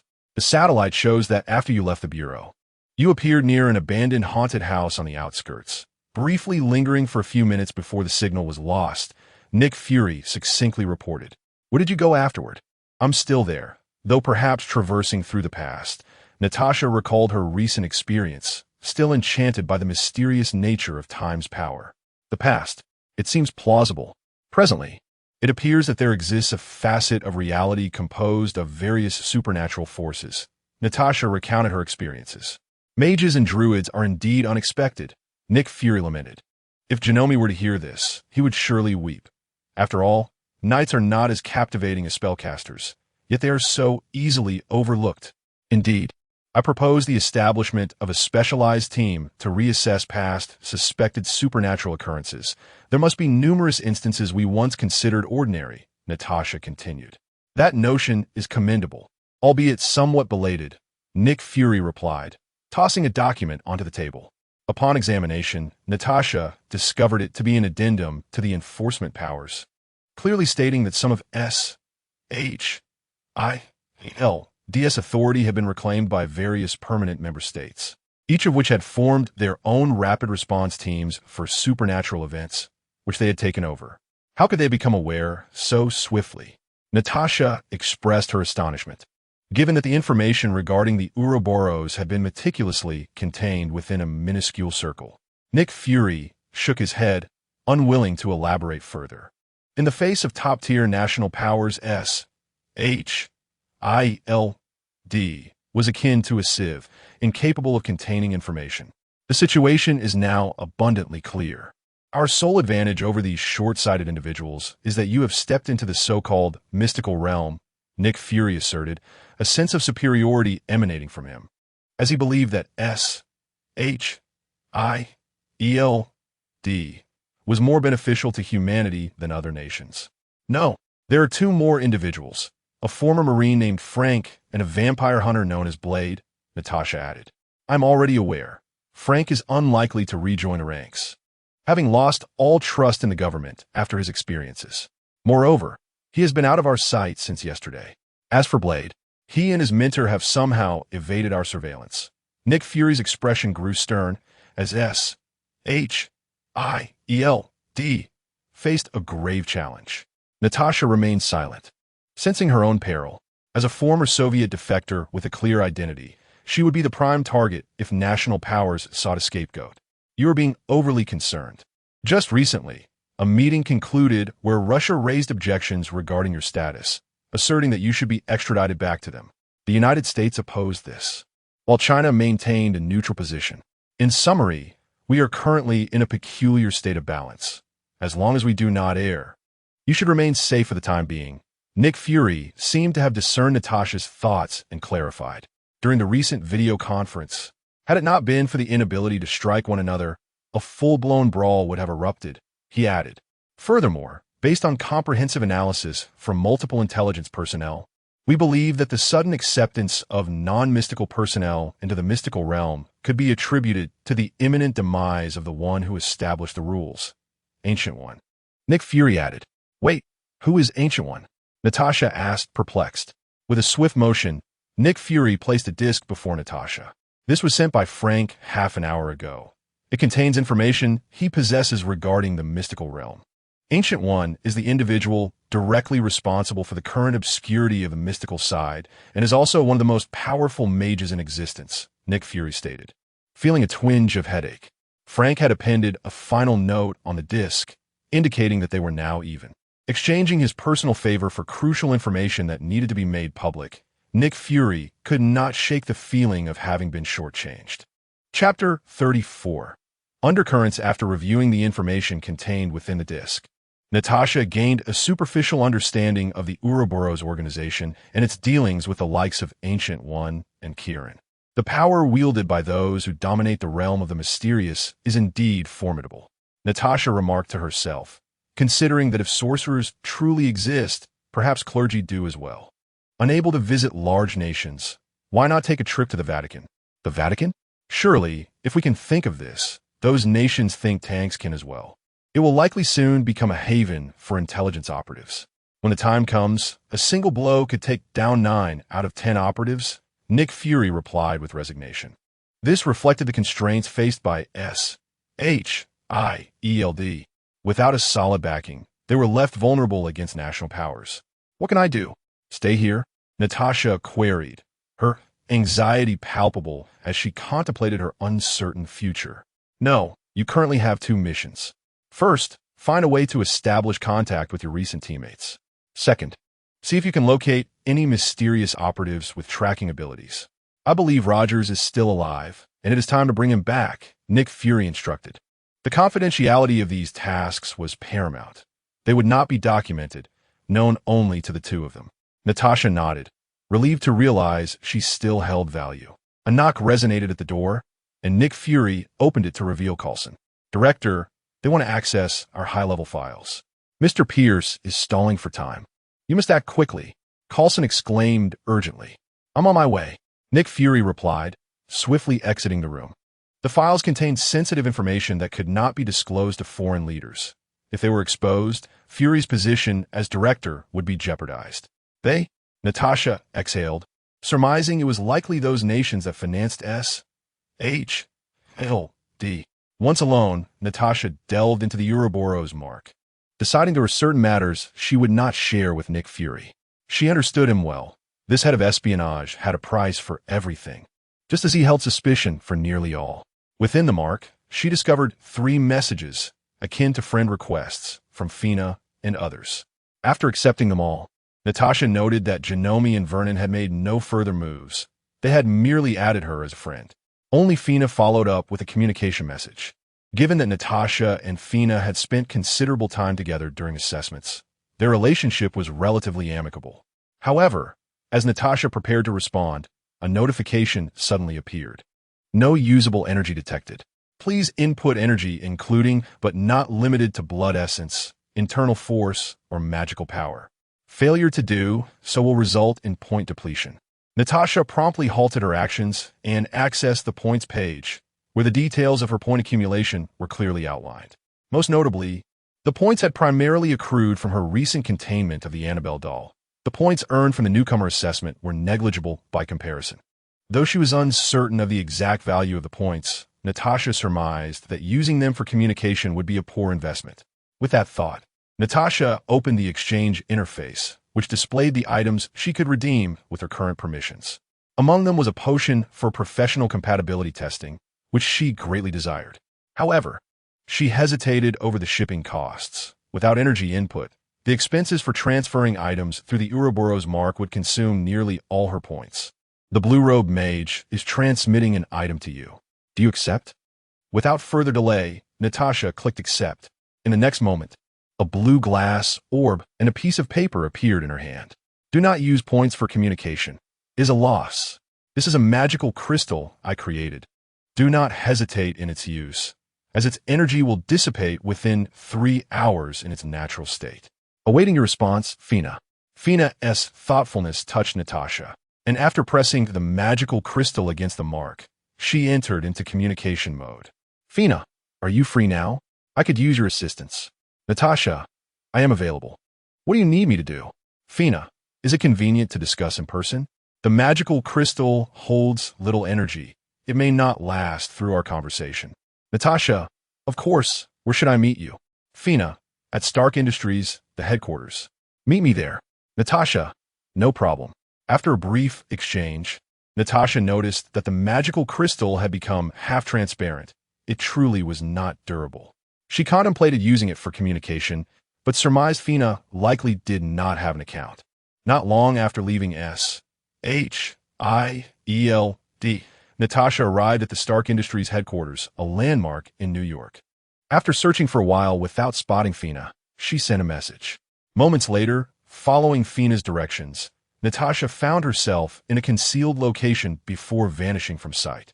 After a brief sensation of weightlessness, Natasha realized she had arrived in a building reminiscent of the last century's decor. Welcome. Fina greeted her with a warm embrace. Where are we? Natasha asked, surveying her surroundings. This is a temporary residence arranged by my mentor, equipped with a fixed-point teleportation array, free of charge. My room is just next door, Fina explained as she guided Natasha to her chamber. Upon entering, Natasha produced the now completely transparent magical crystal, remarking on how much energy it consumed for simply sending a couple of messages.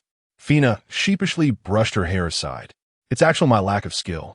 The magical density was insufficient, and much of the energy dissipated into the air during use. But honestly, you need to learn a technique quickly, or you will remain overly constrained. A technique?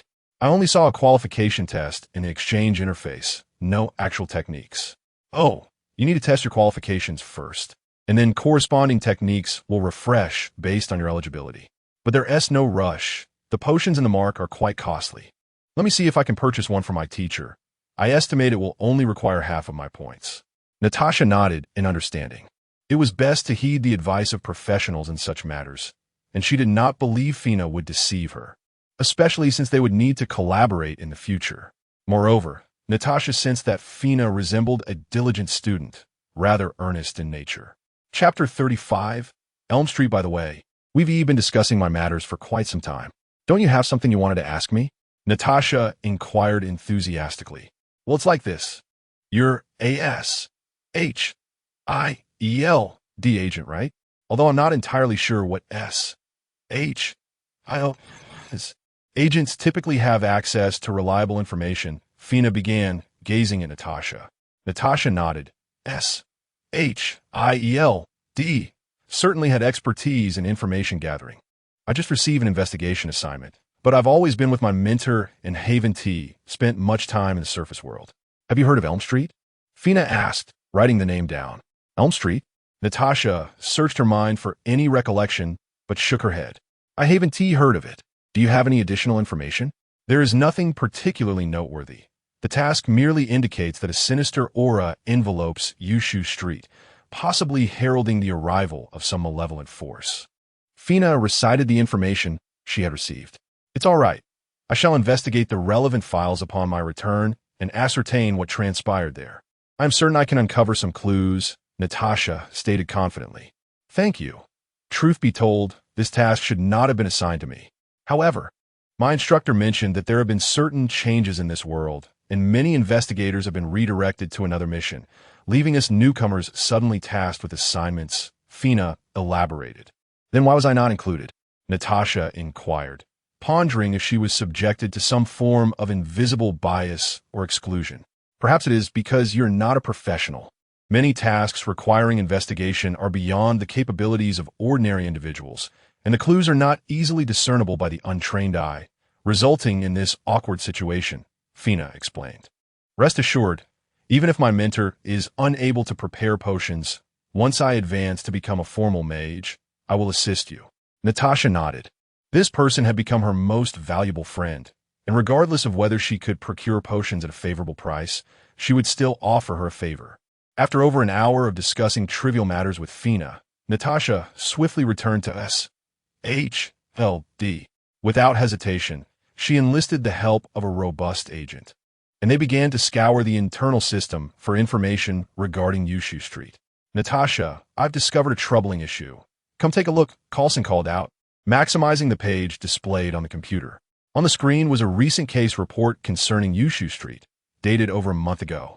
In this seemingly inconspicuous area, 3 individuals had mysteriously died, their causes of death unknown, and all 3 families had experienced sudden wealth prior to their demise.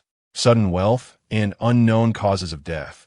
There's something amiss here, Natasha asserted with great certainty. Well, we know the location now, Yushu Street. A call was dispatched from within S-H-I-E-L-D.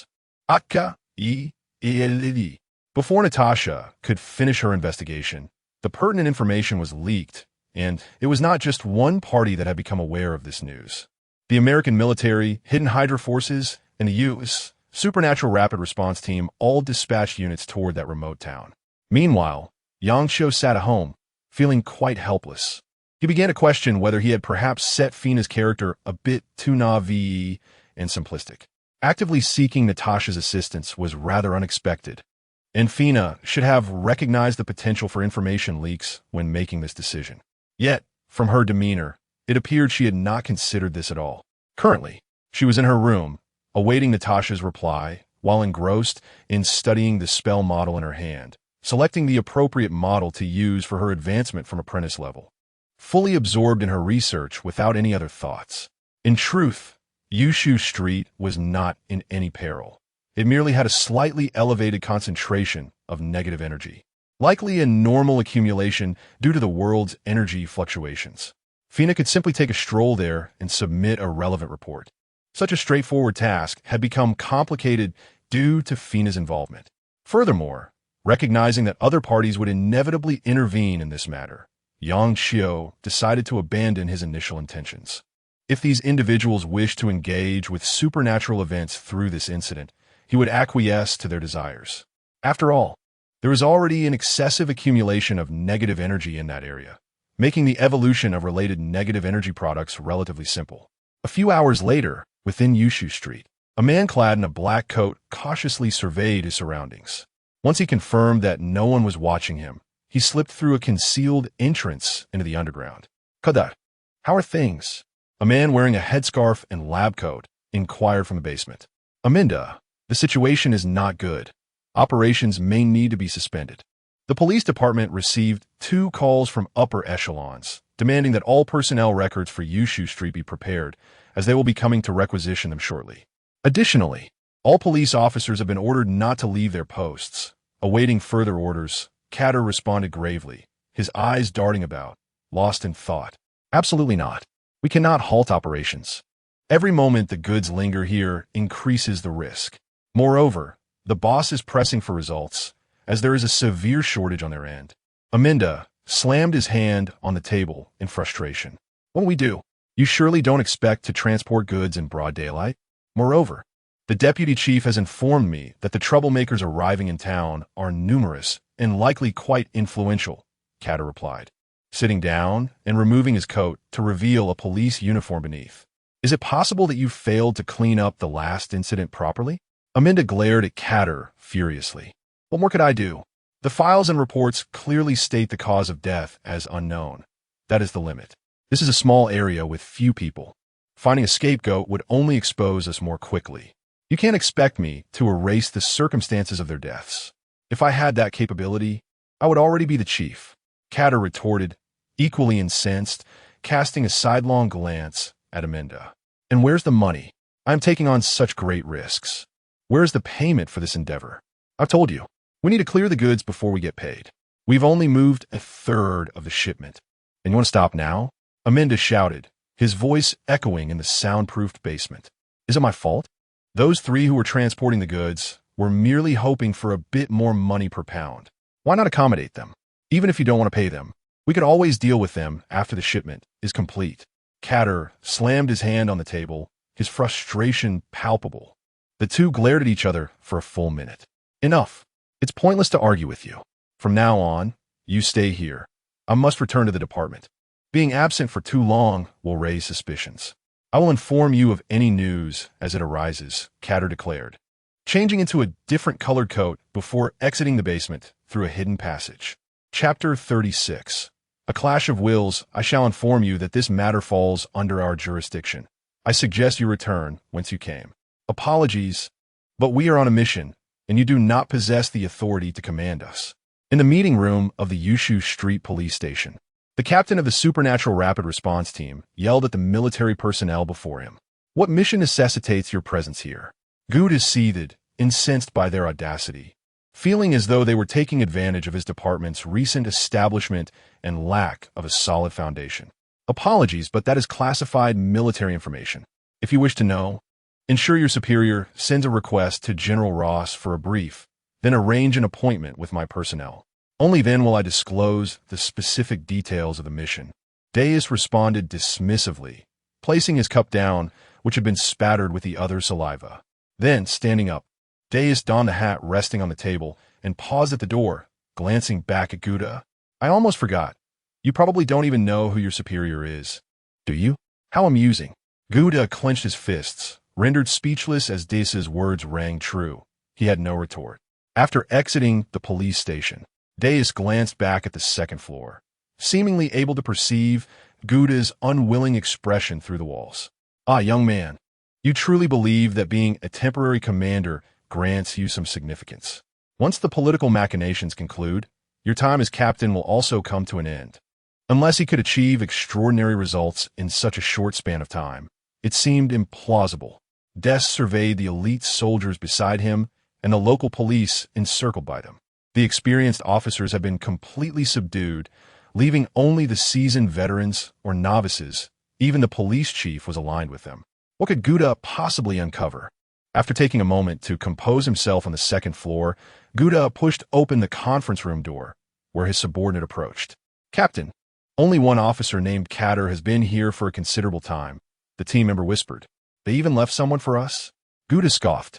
No, Katter is notorious for his lack of effort and is aligned with the deputy chief here, which is why he remains, the team member explained. Gouda took a deep breath, hoping the files were intact. They are complete, but the original paper records were taken by those individuals, the team member continued. Gouda was left speechless. casting a glare at his subordinate before swiftly making his way outside, eager to escape this suffocating environment. Yet, as he reached the doorway, Gouda obediently included Katter. Katter sat quietly in the back seat of the car, not daring to move. Investigating? The biggest issue here was himself. He recalled his brother-in-law, the deputy chief's instructions. The identities of the individuals who have arrived have been disclosed, and you can no longer conceal your affairs. If it comes to that, just admit it. It's merely smuggling. At worst, it's a few years in prison. As long as you don't implicate me, I'll pull some strings to get you out in no time. My dear brother-in-law, I am indeed smuggling, but the contents cannot be disclosed. Katter anxiously tugged at his hair. Hey, what is wrong with you? Katter snapped back to reality, noticing Gouda scrutinizing him. Nothing, Katter mumbled dismissively. If it's nothing, get out of the car. We'll begin our investigation here. Gouda yanked Katter from the vehicle. Upon exiting, Katter's heart raced. Their secret basement was not far from this location. This area is your responsibility. You should be familiar with it. Are there any suspicious individuals? Gouda inquired, focused solely on clarifying matters before the military personnel intervened. There are a few drug users nearby. Katter regretted his words. His mind clouded with information related to the trafficking. Let us start with these individuals. Let me there. Gouda clapped Katter on the shoulder, promising a commendation and a promotion once the situation was resolved. Katter nodded resignedly. His immediate desire was simply to survive. Gouda strode forward with purpose. His team was fewer in number than the military, less equipped, and of lesser quality, forcing him to rely on chance.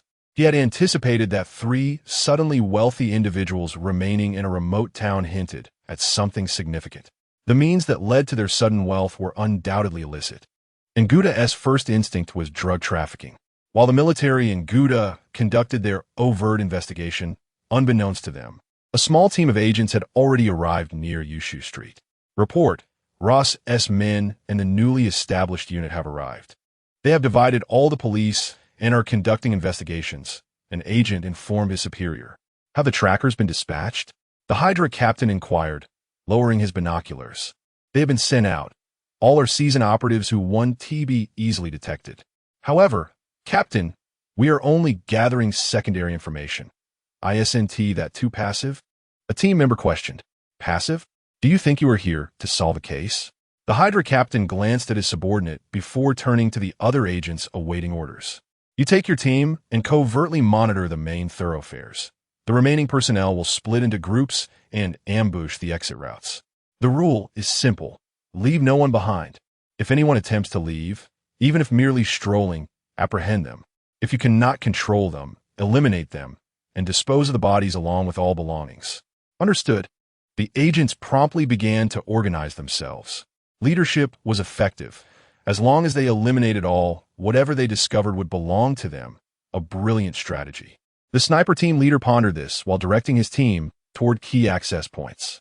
They were not bound by the tacit agreements between the military and the political elite, allowing for sufficient personnel to undertake decisive action. In truth, they could rely on their numerical superiority to eliminate everyone and seal off Yushu Street, conducting a direct investigation.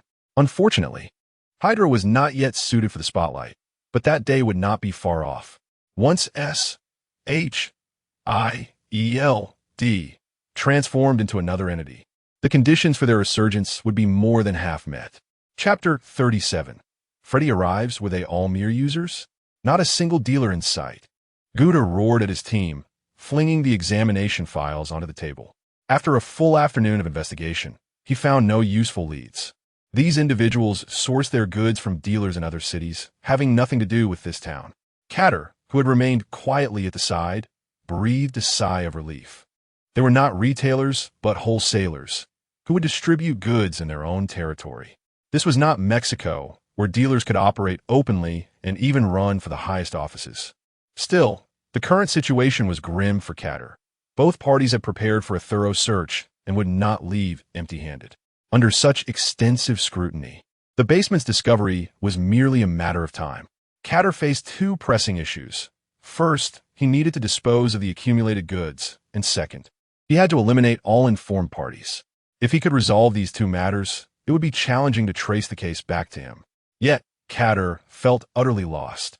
Since being taken by these individuals, he had been shadowed by at least one officer, leaving him unable to communicate anything.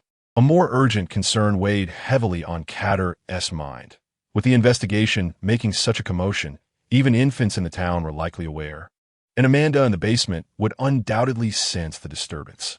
If too much time passed without contact, Catter feared what actions that individual might take. The moment Amanda was exposed, chaos would ensue. The mere thought of his potential fate filled Catter with terror, akin to waves crashing relentlessly upon the shore. 1, 2, Freddy will come for you. A chilling nursery rhyme suddenly echoed in Catter's ears, and he jolted, searching for the source but finding only the oppressive silence of the office, devoid of chatter or conversation. 3, 4, lock your door. The nursery rhyme continued, and Catter felt his heart synchronize with its rhythm, gripping his clothing tightly, torn between fear and silence. Catter abruptly sat up from his chair, startling those around him with a sudden movement. I'm sorry, but I feel a bit fatigued. May I take a brief respite? He requested, taking a deep breath. Gouda frowned at this individual, questioning how someone who had accomplished nothing could suddenly feel so weary. Could he be attempting to shirk responsibility again? No, something seemed amiss. Catter had appeared tense throughout the day. You escort him to the lounge for a moment. Gouda instructed casually to one of his subordinates. Once Catter exited, Gouda beckoned his most trusted aide closer and whispered, investigate Catter discreetly. Ensure that the others, especially those from the police precinct, remain oblivious. The subordinate nodded in understanding. Gouda tapped his fingers against his knuckles, sensing that Catter might play a pivotal role in his imminent counteroffensive. Now was a time for utmost caution. Any leak of information could prompt a swift response from his adversaries, who would undoubtedly attempt to reclaim their prize. With Catter in his possession, he could afford to proceed with meticulous investigation. In the lounge, Catter cocooned himself beneath the covers, overwhelmed by fear and wishing to escape Gouda's scrutiny. He nestled deeper into the blanket, akin to an ostrich burying its head in the sand, convinced that if he could not see anyone, he would not be observed. The haunting melody that had tormented him in the office ceased, affirming that his choice to retreat was indeed wise. After a few moments, as his anxiety began to dissipate, Catter felt a wave of fatigue wash over him. Having maintained a state of tension all day, he could no longer withstand it. Perhaps a brief slumber is in order. He mused inwardly, closing his eyes. His breathing gradually slowed, and he succumbed to sleep. Observing from an omniscient perspective, Yang Xiao noted that one of his chosen subjects had entered slumber, and with a snap of his fingers, the 7th act of the script commenced. Sleep well. For Freddy, the Phantom approaches. Tick-tock, Catter furrowed his brow, and moments later, he awoke, irritated by the noise that disrupted his slumber. He had only just begun to drift off? Where could that sound be coming from? As he searched for the source, he suddenly realized that he was no longer in the lounge, but in a dimly lit underground structure, with odd pipes overhead, from which water dripped, creating the sound that had disturbed him. Where am I? Catter exclaimed as he climbed from the bizarre bed that clashed with the surrounding environment. Am I dreaming? He stepped onto the floor, feeling disoriented, as if he were not anchored in reality.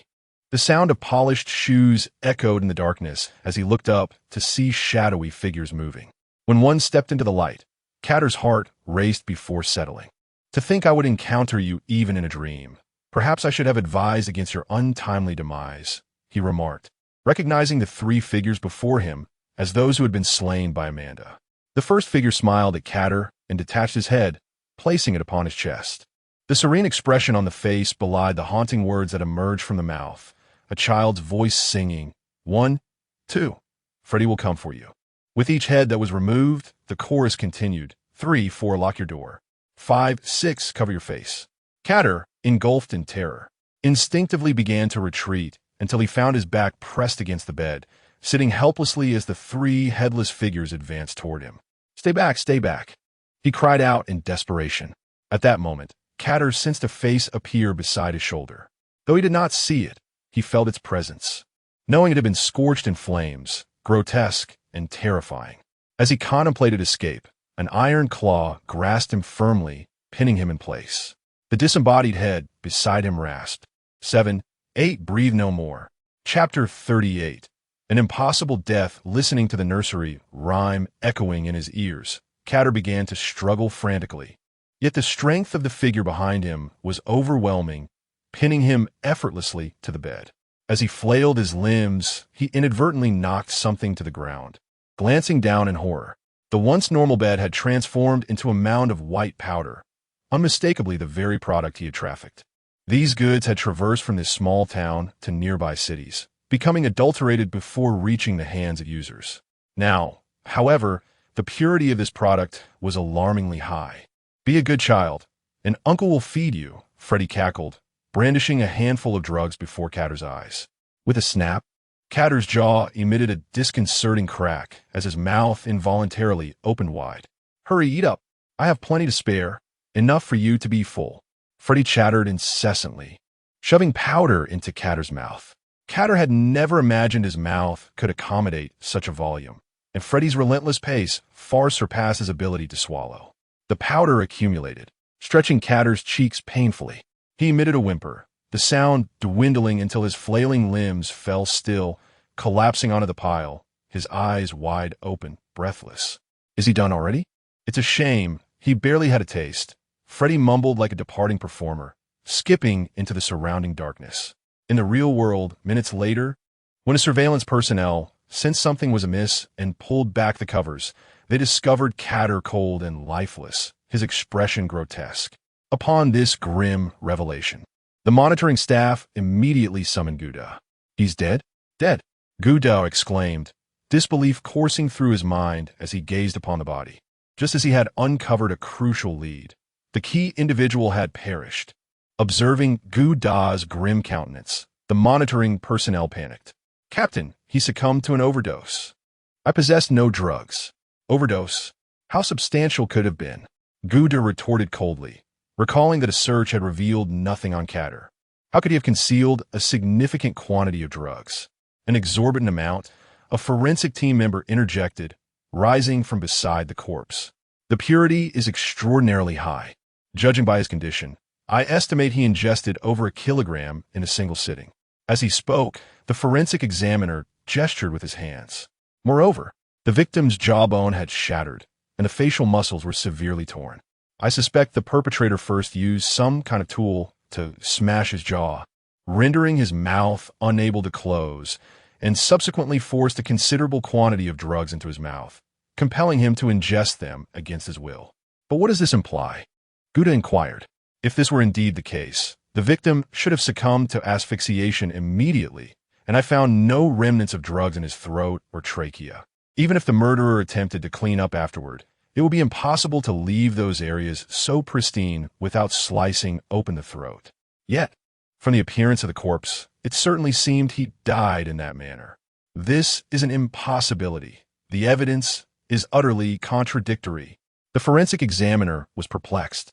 He had been temporarily assigned to the supernatural response team and had spent over a decade in his original unit without encountering such an unusual corpse that left him entirely bewildered.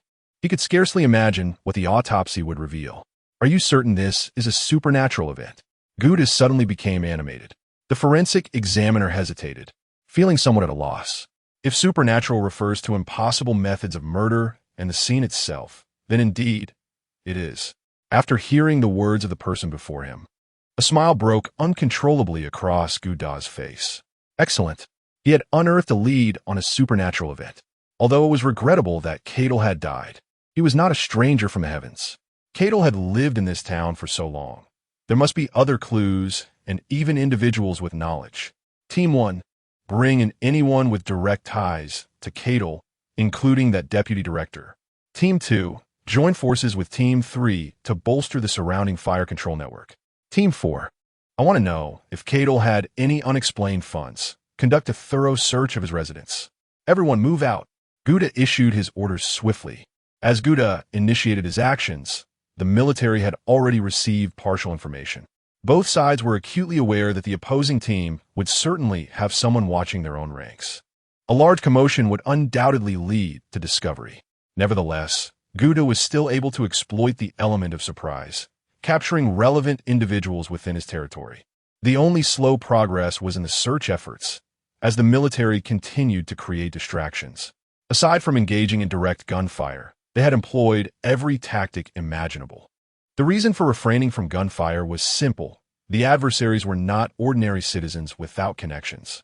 Once a confrontation erupted, the noise would be tremendous, likely involving those orchestrating events from behind the scenes, potentially leading to political fallout. Thus, the commanders present hesitated to issue the order to fire the first shot. On U Street, the atmosphere was equally tense, and the internal affairs of S.H.I.O.D. were no better. Natasha watched as Nick Fury concluded a meeting, handing her a list. Sweat began to bead on her forehead. As a seasoned agent of over 80 years, Natasha was acutely aware that gathering information on U Street would likely lead to leaks. No, not likely, but certainly. Aware of this, she still proceeded, intending to fish for information, to ascertain how many individuals with ambiguous affiliations existed in the vicinity, while also gauging how much external parties valued such matters, assessing her own worth in the process. However, the response from the opposing side exceeded Natasha's expectations. Their actions became brazen and frenzied, with their numbers suddenly increasing. It was clear that the difficulty of Fina's forthcoming investigative tasks would escalate to unimaginable levels, jeopardizing even her personal safety during the inquiry. What was initially a favor could potentially turn into a vendetta. Chapter 39, Mage of the Morning Star Blaze. After exiting Nick Fury's office, Natasha hesitated before contacting Fina through her points. At this moment, she could not afford to consider the cost.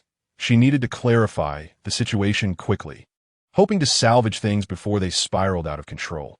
After hearing Natasha's words, Fina's good mood, stemming from her progress in spell modeling, evaporated entirely. She viewed the situation differently than Natasha. Perhaps due to the pride of a professional, she did not believe that those agents could inflict significant harm upon her. Instead, she thought that if U-Town truly harbored malevolent spirits or demons, these agents would merely be walking into the jaws of danger. It was akin to playing a game and foolishly feeding the opposing team. Such developments would turn a fair contest into a lopsided affair. No, I must hurry there, Fina thought as she began to gather her belongings. This would be a solo endeavor. She did not intend to bring Natasha along, as it would be too perilous for her. In most cases, professionals have a responsibility to protect non-professionals, a lesson she had learned. Moreover, Fina bore little resentment towards Natasha. In her view, seeking assistance from someone else should not lead to blame if unforeseen complications arose, as that would be unreasonable. Before establishing a fixed teleportation portal at the Supreme Mage Council base, Fina hesitated and sent a magical network communication to her teacher, seeking assistance. However, she was aware that her teacher's current circumstances were also challenging, so she did not harbor high hopes. Everything relied on her own capabilities. The message sent through the magical network established by Gu landed directly in Yang Xiu's hands. He sighed, acknowledging that Fina was somewhat reasonable. Understanding the importance of seeking help from elders when faced with potentially unmanageable situations, rather than recklessly endangering herself for the sake of pride. If Fina had ventured alone to U-Town without saying a word, he would have begun to reconsider her worth. On another planet within the script's sixth trajectory, the underlying thoughts of Yang Xiu began to accelerate, as this planet served as the corresponding mirror for Script 7. Since the script had not yet fully evolved, the planet remained a somewhat ethereal existence. With continuous investment of mental energy, another significant figure from Script 7 began to manifest. A figure, not particularly imposing, gradually solidified before Yang Xiu. He steadied himself as the magical energy in his vicinity intensified, combining with the power of the pocket watch to construct a grand clockwork chamber. 10 minutes later, Fina's teacher opened his eyes before Yang Xiu, slightly bowing his head. His disheveled hair cascaded down, revealing an unsightly burn mark, while the right side of the mage's body bore ugly scars, and 2 fingers from his right hand were missing. "Mage Kieran, you sought me," Blaze spoke softly, fatigue evident in his voice. "Blaze, how have you fared during this time?" Yang Xiu inquired gently.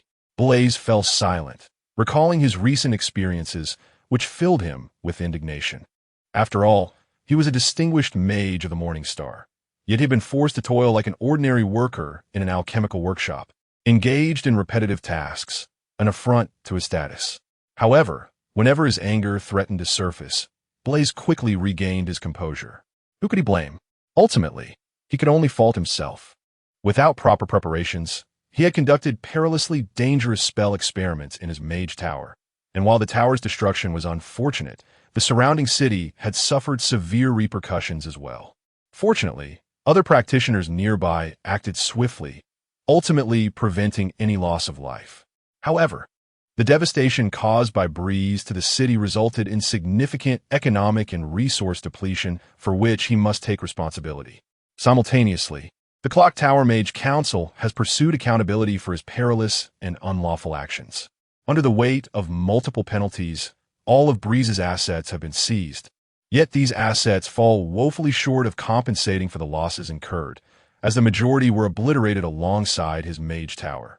To provide restitution for the victims and address the town's losses, Breeze has been assigned to a prestigious alchemical factory for punitive labor. His status as a Grand Mage, coupled with the title of Morningstar Mage, ensures that the high-value alchemical potions he produces will enable him to repay the damages within 5 to 10 years. Observing Breeze's continued silence, Yang Xiu rose from his chair and stated, "The Clock Tower Council has submitted a request to revoke your title of Morningstar Mage. Are you aware of this?"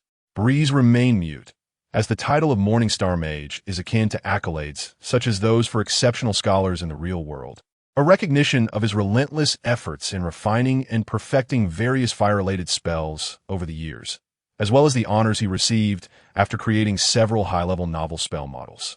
"Rest assured, I did not approve this request," Yang Xiu continued. At this, Breeze finally responded, lifting his head. "This matter is not solely your burden. I have reviewed your submitted spell experiment report.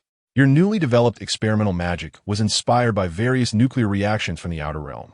However, the Council's assessment of its danger and level is grossly inaccurate. A super dangerous level experiment is merely suggested for enhanced protection, which is ludicrous. In this regard, their responsibility is indisputable. Moreover, this incident resulted only in property damage, with no casualties. If such a circumstance warrants the revocation of a mage's honorary title, then all mages would have to conduct their experiments far from the planet in the future. Jylin Mage, if there is nothing else, I shall return to work." Breeze interjected suddenly, feeling that his punishment was not unjust, merely 5 or 10 years. With over a century of natural life remaining, it seemed trivial. "Do not be hasty. Take a look at this message," Yang Xiu said, passing Breeze Fina's communication. After reading it, Breeze furrowed his brow. He was among the first in the magical realm to recognize the potential of nuclear weapons and belonged to a group that understood the outer realm relatively well. He viewed Fina's actions as foolish. Fina was among the first practitioners to engage with ordinary people as per the plan, and was also his apprentice. What I mean is, you should pay her a visit. Of course, unless absolutely necessary, do not intervene. Young people need to hone their skills, Yang Xiu advised. Breeze nodded, bowed, and prepared to depart.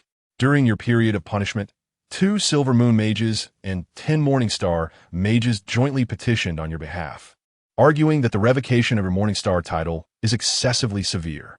Among them is your former instructor, whom you once deemed cowardly and rigid. Therefore, you should temper your temperament going forward.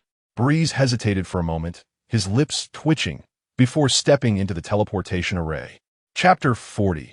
Infiltrating Elm Tree Town. As time progressed, the excitement within Gouda began to morph into trepidation. The situation was spiraling beyond control. Everyone in the town, including soldiers who had arrived less than a day prior, clearly felt their energy depleting at an alarming rate. People grew fatigued more easily and succumbed to drowsiness. And once sleep overtook them, even if only for a few seconds, they could not be roused again. Although those who fell asleep did not meet the same fate as Cadel, who perished within an hour, the inexplicable wounds appearing on their bodies heightened the collective psychological strain. By the latter part of the night, as the situation persisted, the military and supernatural response team began collaborating to swiftly identify the root of the problem. Without the hindrance of interferences, the power of numbers was fully realized. and the concealed entrance to Cato's hidden basement was uncovered. Boom! A deafening explosion shattered the entrance, and within 5 seconds, elite soldiers surged through the short passageway, directly reaching the main area of the basement. As they kicked the door open, a corpse flew out from behind it, crashing to the ground and spilling an unusually viscous blood. All clear. A substantial quantity of high-purity drugs has been discovered, along with one body, estimated to have died 2 hours ago due to an overdose, consistent with Cato's condition. No additional secret passages or individuals were found, nor any other anomalies. Listening to the soldier's report, Guido waved his hand dismissively. He was not in the mood to deal with such matters. As time ticked away, his weariness grew increasingly pronounced. He had exhausted himself with tobacco and overindulged in coffee, yet the invigorating effects were waning.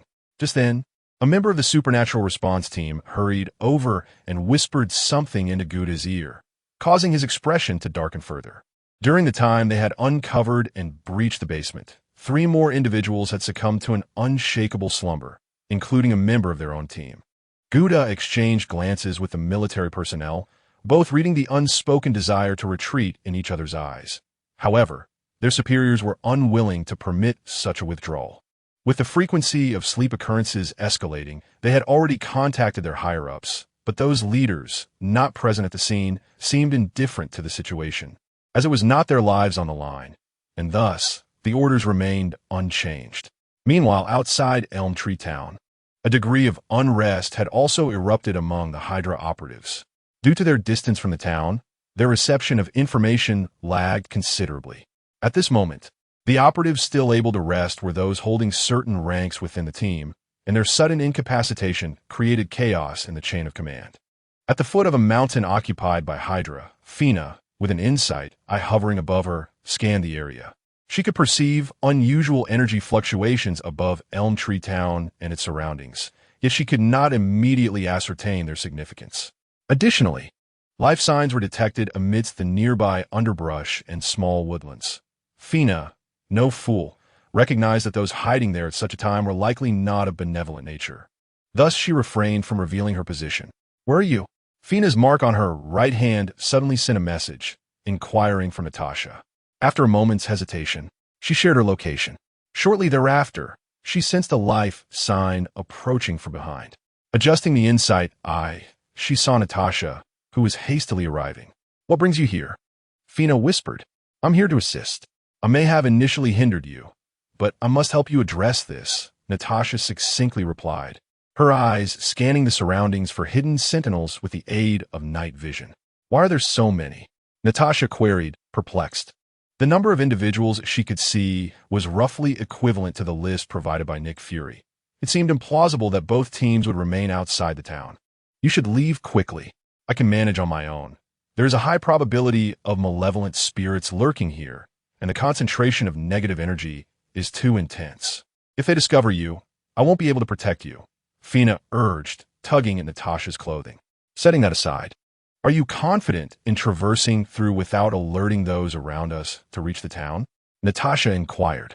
"I find myself devoid of confidence," as Fina, who lacks any particularly suitable universal spells for the current situation, must also consider the limitations of her mana. Should her mana deplete, entering would merely amount to a reckless endeavor. "It is wiser to conserve your mana for critical moments," Natasha remarked, leading Fina further into the town. What defines a top-tier agent? A top-tier agent is one who can discern and seize fleeting opportunities. Indeed, Hydra S surveillance has reached a certain level of intensity, ordinarily.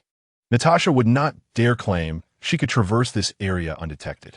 However, due to Freddy's dreams, Hydra's deployment has exhibited certain vulnerabilities. Their pace was deliberate, yet their progress remained relatively smooth. Upon reaching the outskirts of Elm Tree Town, Fina abruptly halted. The density of negativity had escalated significantly, and I sensed a palpable aura of death. "Undoubtedly, lives have been lost," Fina asserted with unwavering certainty. "What should we do now? Is your mission complete here?" Natasha countered.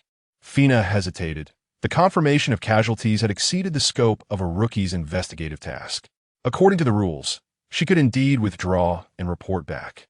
I shall attempt to contact other investigators.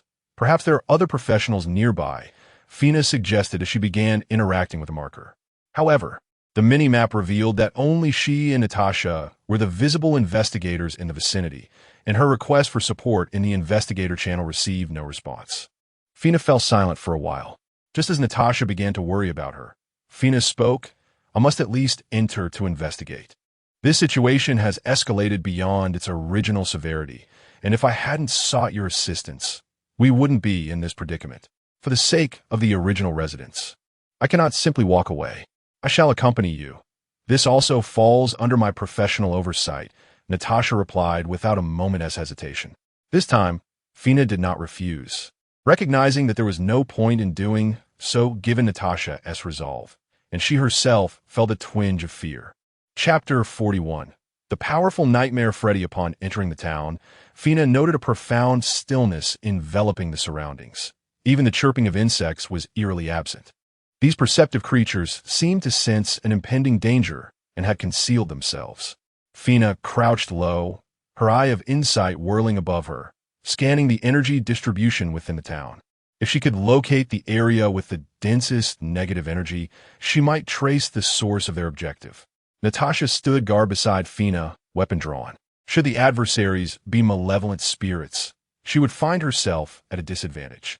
However, if they were agents or soldiers, she was confident in her ability to detect them at once, and even single-handedly dispatch them if their numbers were manageable. La la la la la la. I am the little maestro of dissection. Freddy hummed a lullaby in his dreamlike realm, as iron claws diligently pierced and withdrew, only to pierce again, causing internal organs to dance about the room. Among the swirling organs was a former agent, now a member of a supernatural rapid response team, ensnared by iron wires. However, the speed of his flailing limbs diminished with each passing moment, soon resembling a lifeless fish. Alas, dead already. It seems my skills require further refinement. Freddy mused as he slowly lifted his head, a cruel smile spreading across his face. Before him, several similarly bound individuals struggled in terror. With each futile attempt, the iron wires burrowed deeper into their flesh, evoking the sensation of trapped prey. "Fear not. One at a time. I shall allow you to witness my progress and skill," Freddy stated as he approached the lambs awaiting slaughter. His iron claws gently traced their faces, blood dripping steadily onto the floor.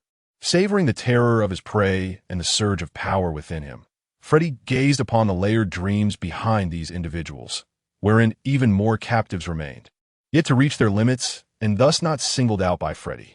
While observing, Freddy suddenly paused, sensing something amiss within his domain. It felt as though a ferocious beast had intruded.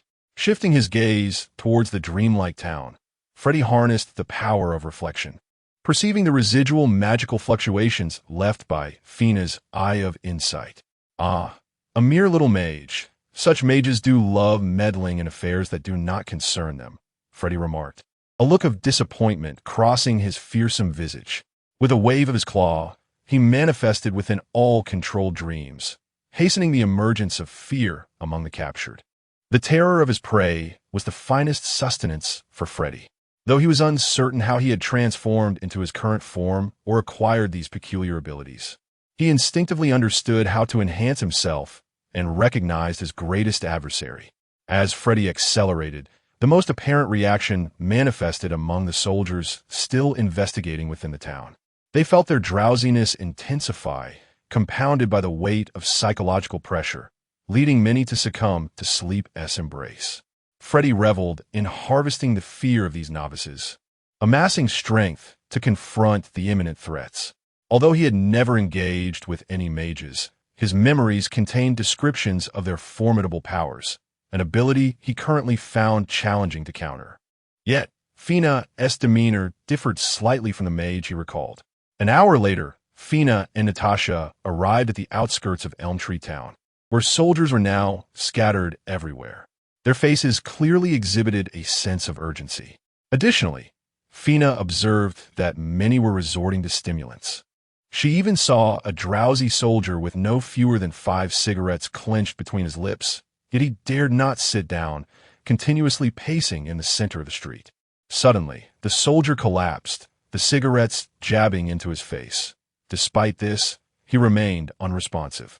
Two soldiers at the roadside struggled to lift their comrade, having already received word that the initially slumbering soldiers had suffered casualties.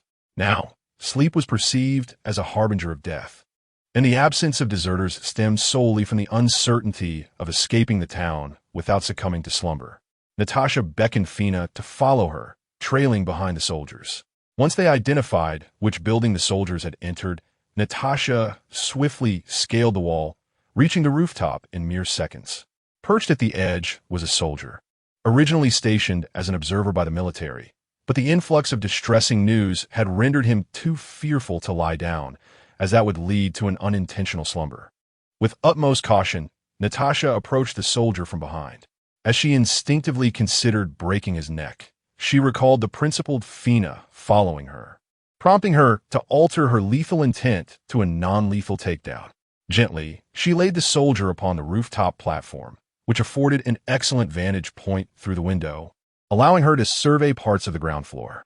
1, 2, 3, Natasha counted, observing no fewer than 8 individuals sprawled on the ground below. Did you notice anything amiss? Natasha whispered to Fina after counting the number of people. Perhaps it was a nightmare. The energy fluctuations in the air seemed to conceal some spell that induces accelerated sleep. Though I cannot decipher at the moment, Fina replied. Then let us withdraw, Natasha said, suddenly yawning. Fina gazed at Natasha with a grave expression. She too was likely affected. No, to be precise, she had been impacted since entering this area, but her physical prowess far exceeded that of the other soldiers, which is why it manifested later. Natasha recognized this as well. After all, she had slept soundly the previous night, and even if she hadn't, she would not succumb to fatigue so swiftly. During her training as an agent, she had managed to remain alert for 10 consecutive days without sleep, her mind sharp enough to endure the interrogation in the Red Room. Let us go, Fina said through clenched teeth. Although the information they had gathered was scant, lingering any longer could lead to Natasha encountering peril, which she desperately wished to avoid. Natasha nodded in agreement. She had always held the intention of retreating. As for the nightmares brewing in this place, Natasha was unconvinced.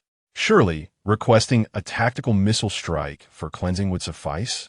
As for the individuals within, she could simply assume they were already dead. She held no concern for them and could readily shift the blame onto the terrorists, resolving everything seamlessly. Chapter 42. Disdain for the Fireball Cult? Fina and Natasha intended to retreat, but Freddy was reluctant to let them leave so easily. The rapid surge of power had inflated his ego, and upon observing Fina from various angles, he perceived her as a novice, undeniably inexperienced and seemingly lacking in strength. What did the fear of a mage taste like? Freddy sensed the waves emanating from Fina and revealed a cruel smile.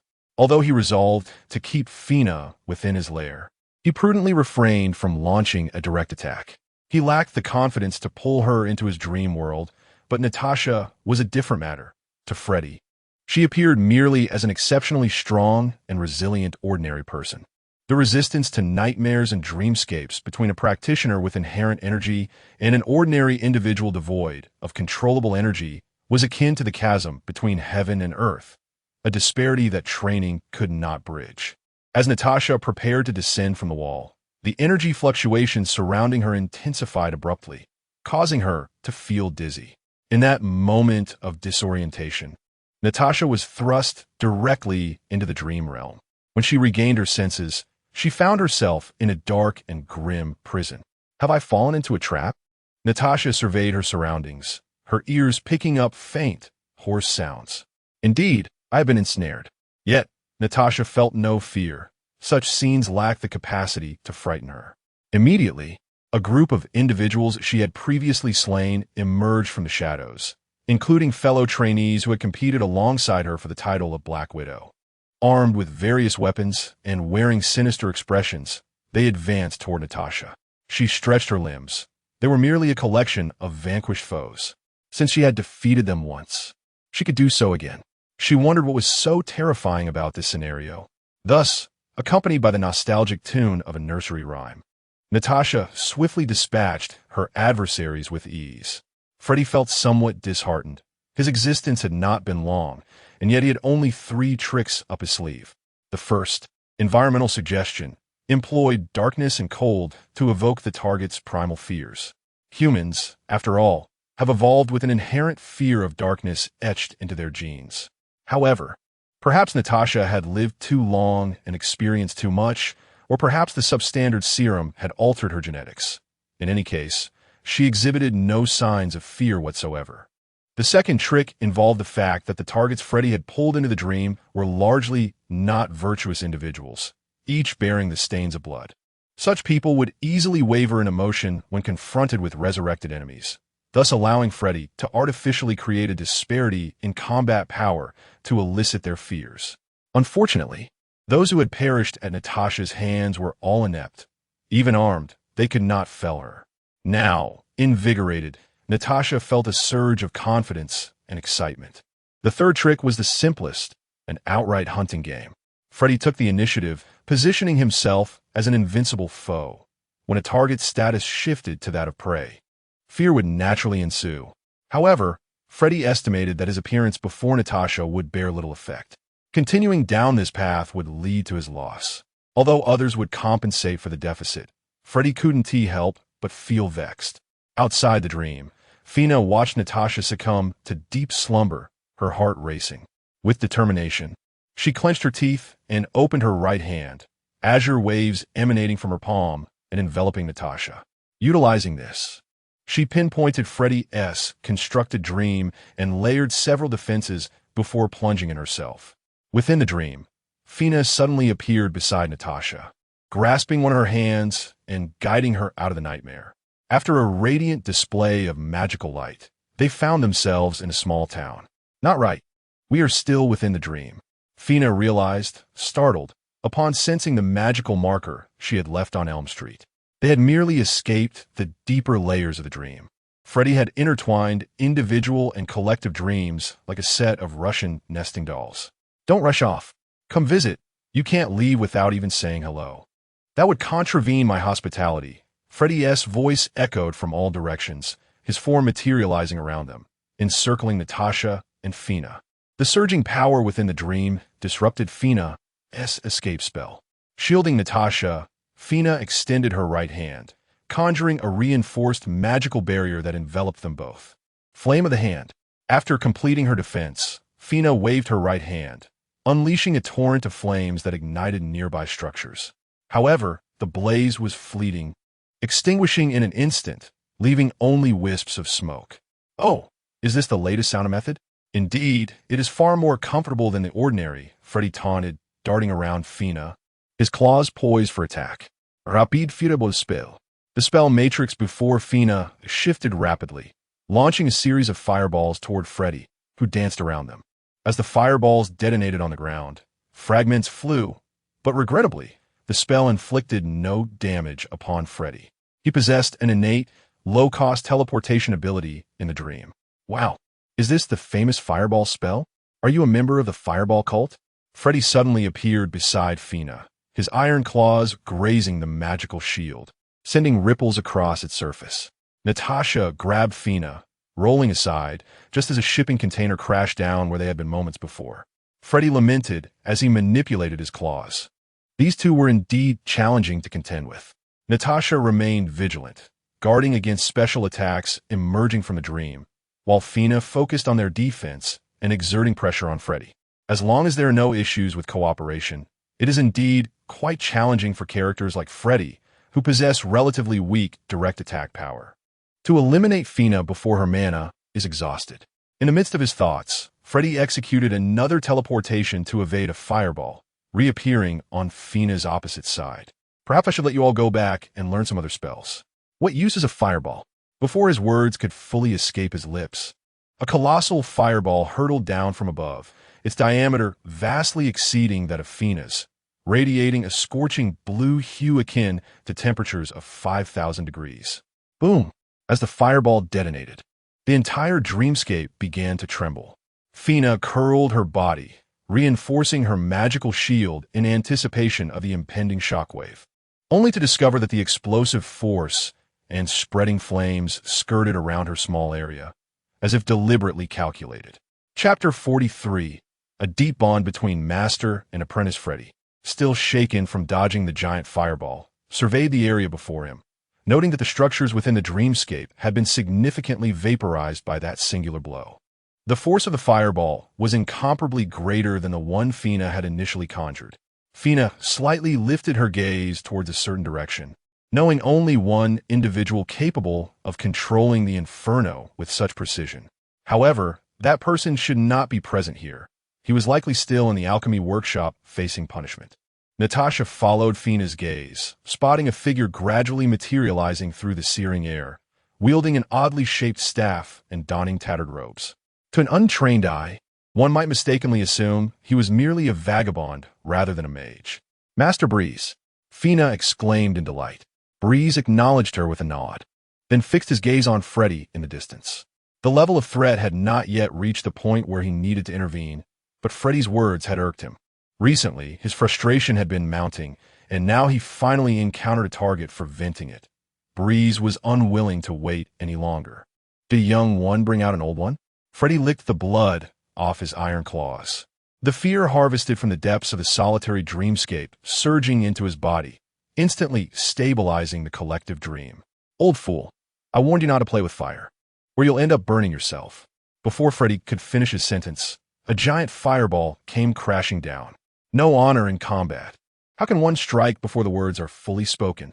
Freddy began to frantically teleport throughout the dreamscape. The advanced version of the fireball spell, known as the Inferno, when wielded by Breeze, exhibited no pauses, and his overwhelming mental prowess allowed him to anticipate Freddy's location after each teleportation, resulting in a barrage of explosive strikes. For half a minute, the onslaught continued, and Fina's eyes sparkled with admiration. It was utterly awe-inspiring. She wished to emulate such power, albeit her current abilities did not permit it. Natasha, sensing the danger, edged back behind Fina, hoping that this sudden appearance of the mage would not lead to her own immolation. The town-sized collective dreamscape was devastated 3 or 4 times within that brief span, yet Freddy dared not cease his repairs. Lacking the dream-enhanced teleportation ability, he feared he could not endure for even a few seconds.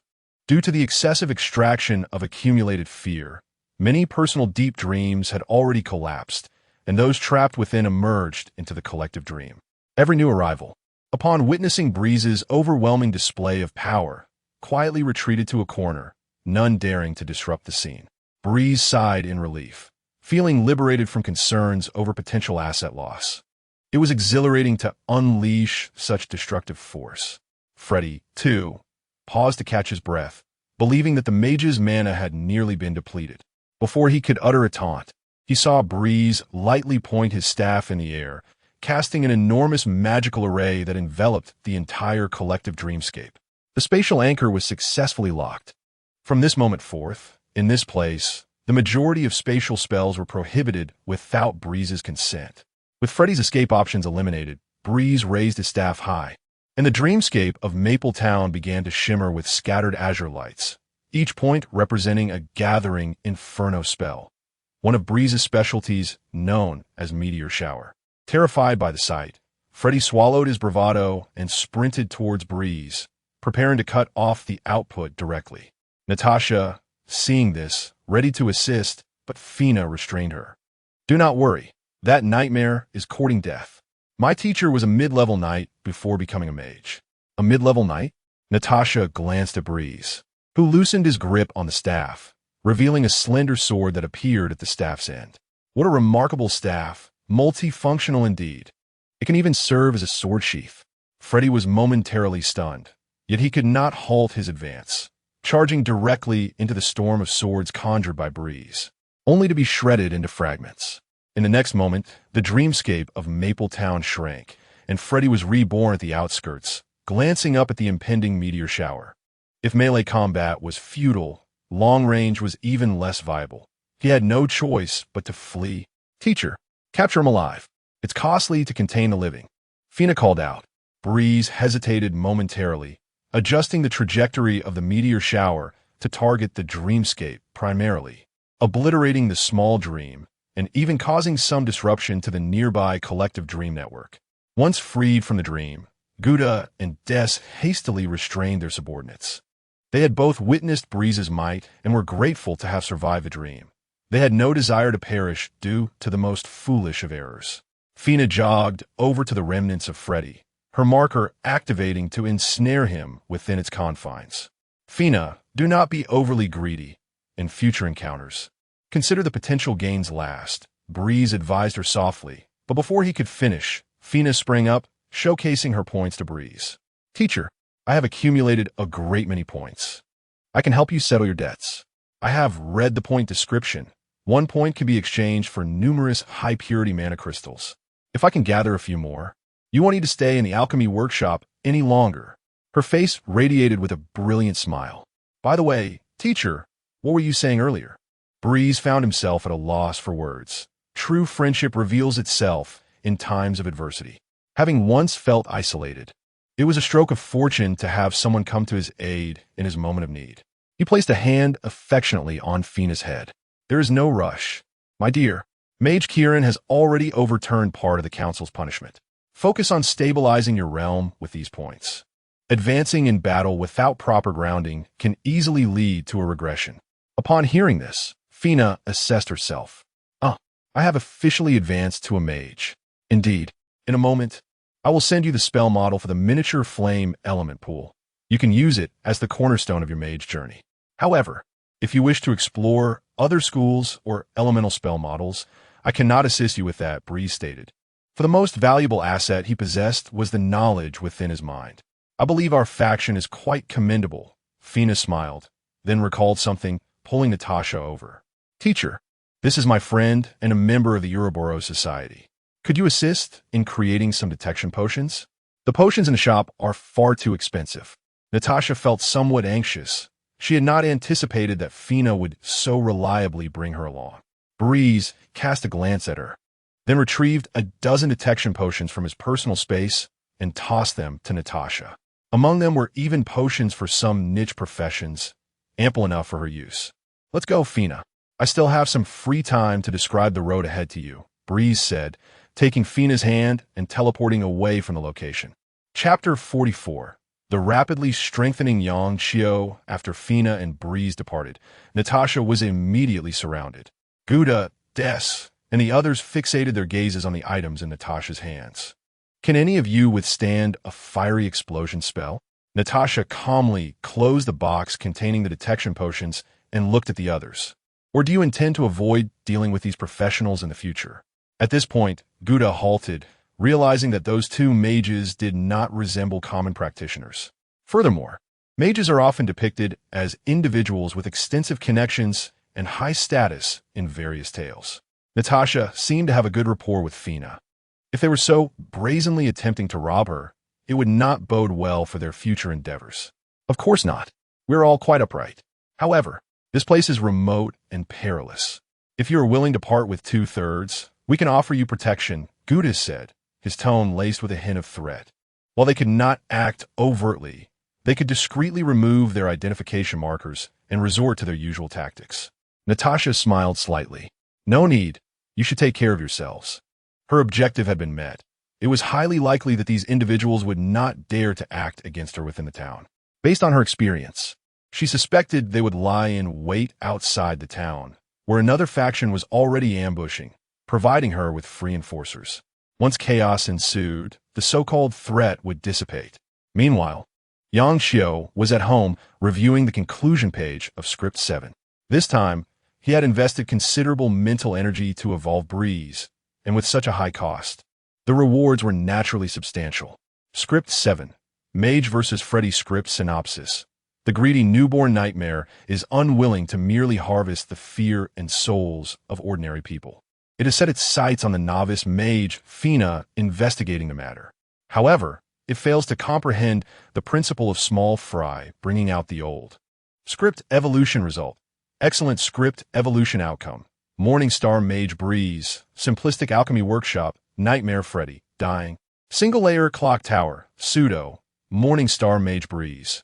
A master of fire element spells with formidable research capabilities, possessing the physical fitness and combat skills of a mid-tier knight. Adept in various magical potion crafting methods, knowledgeable in the creation of certain magical items, and equipped with multiple exclusive optimized spell models.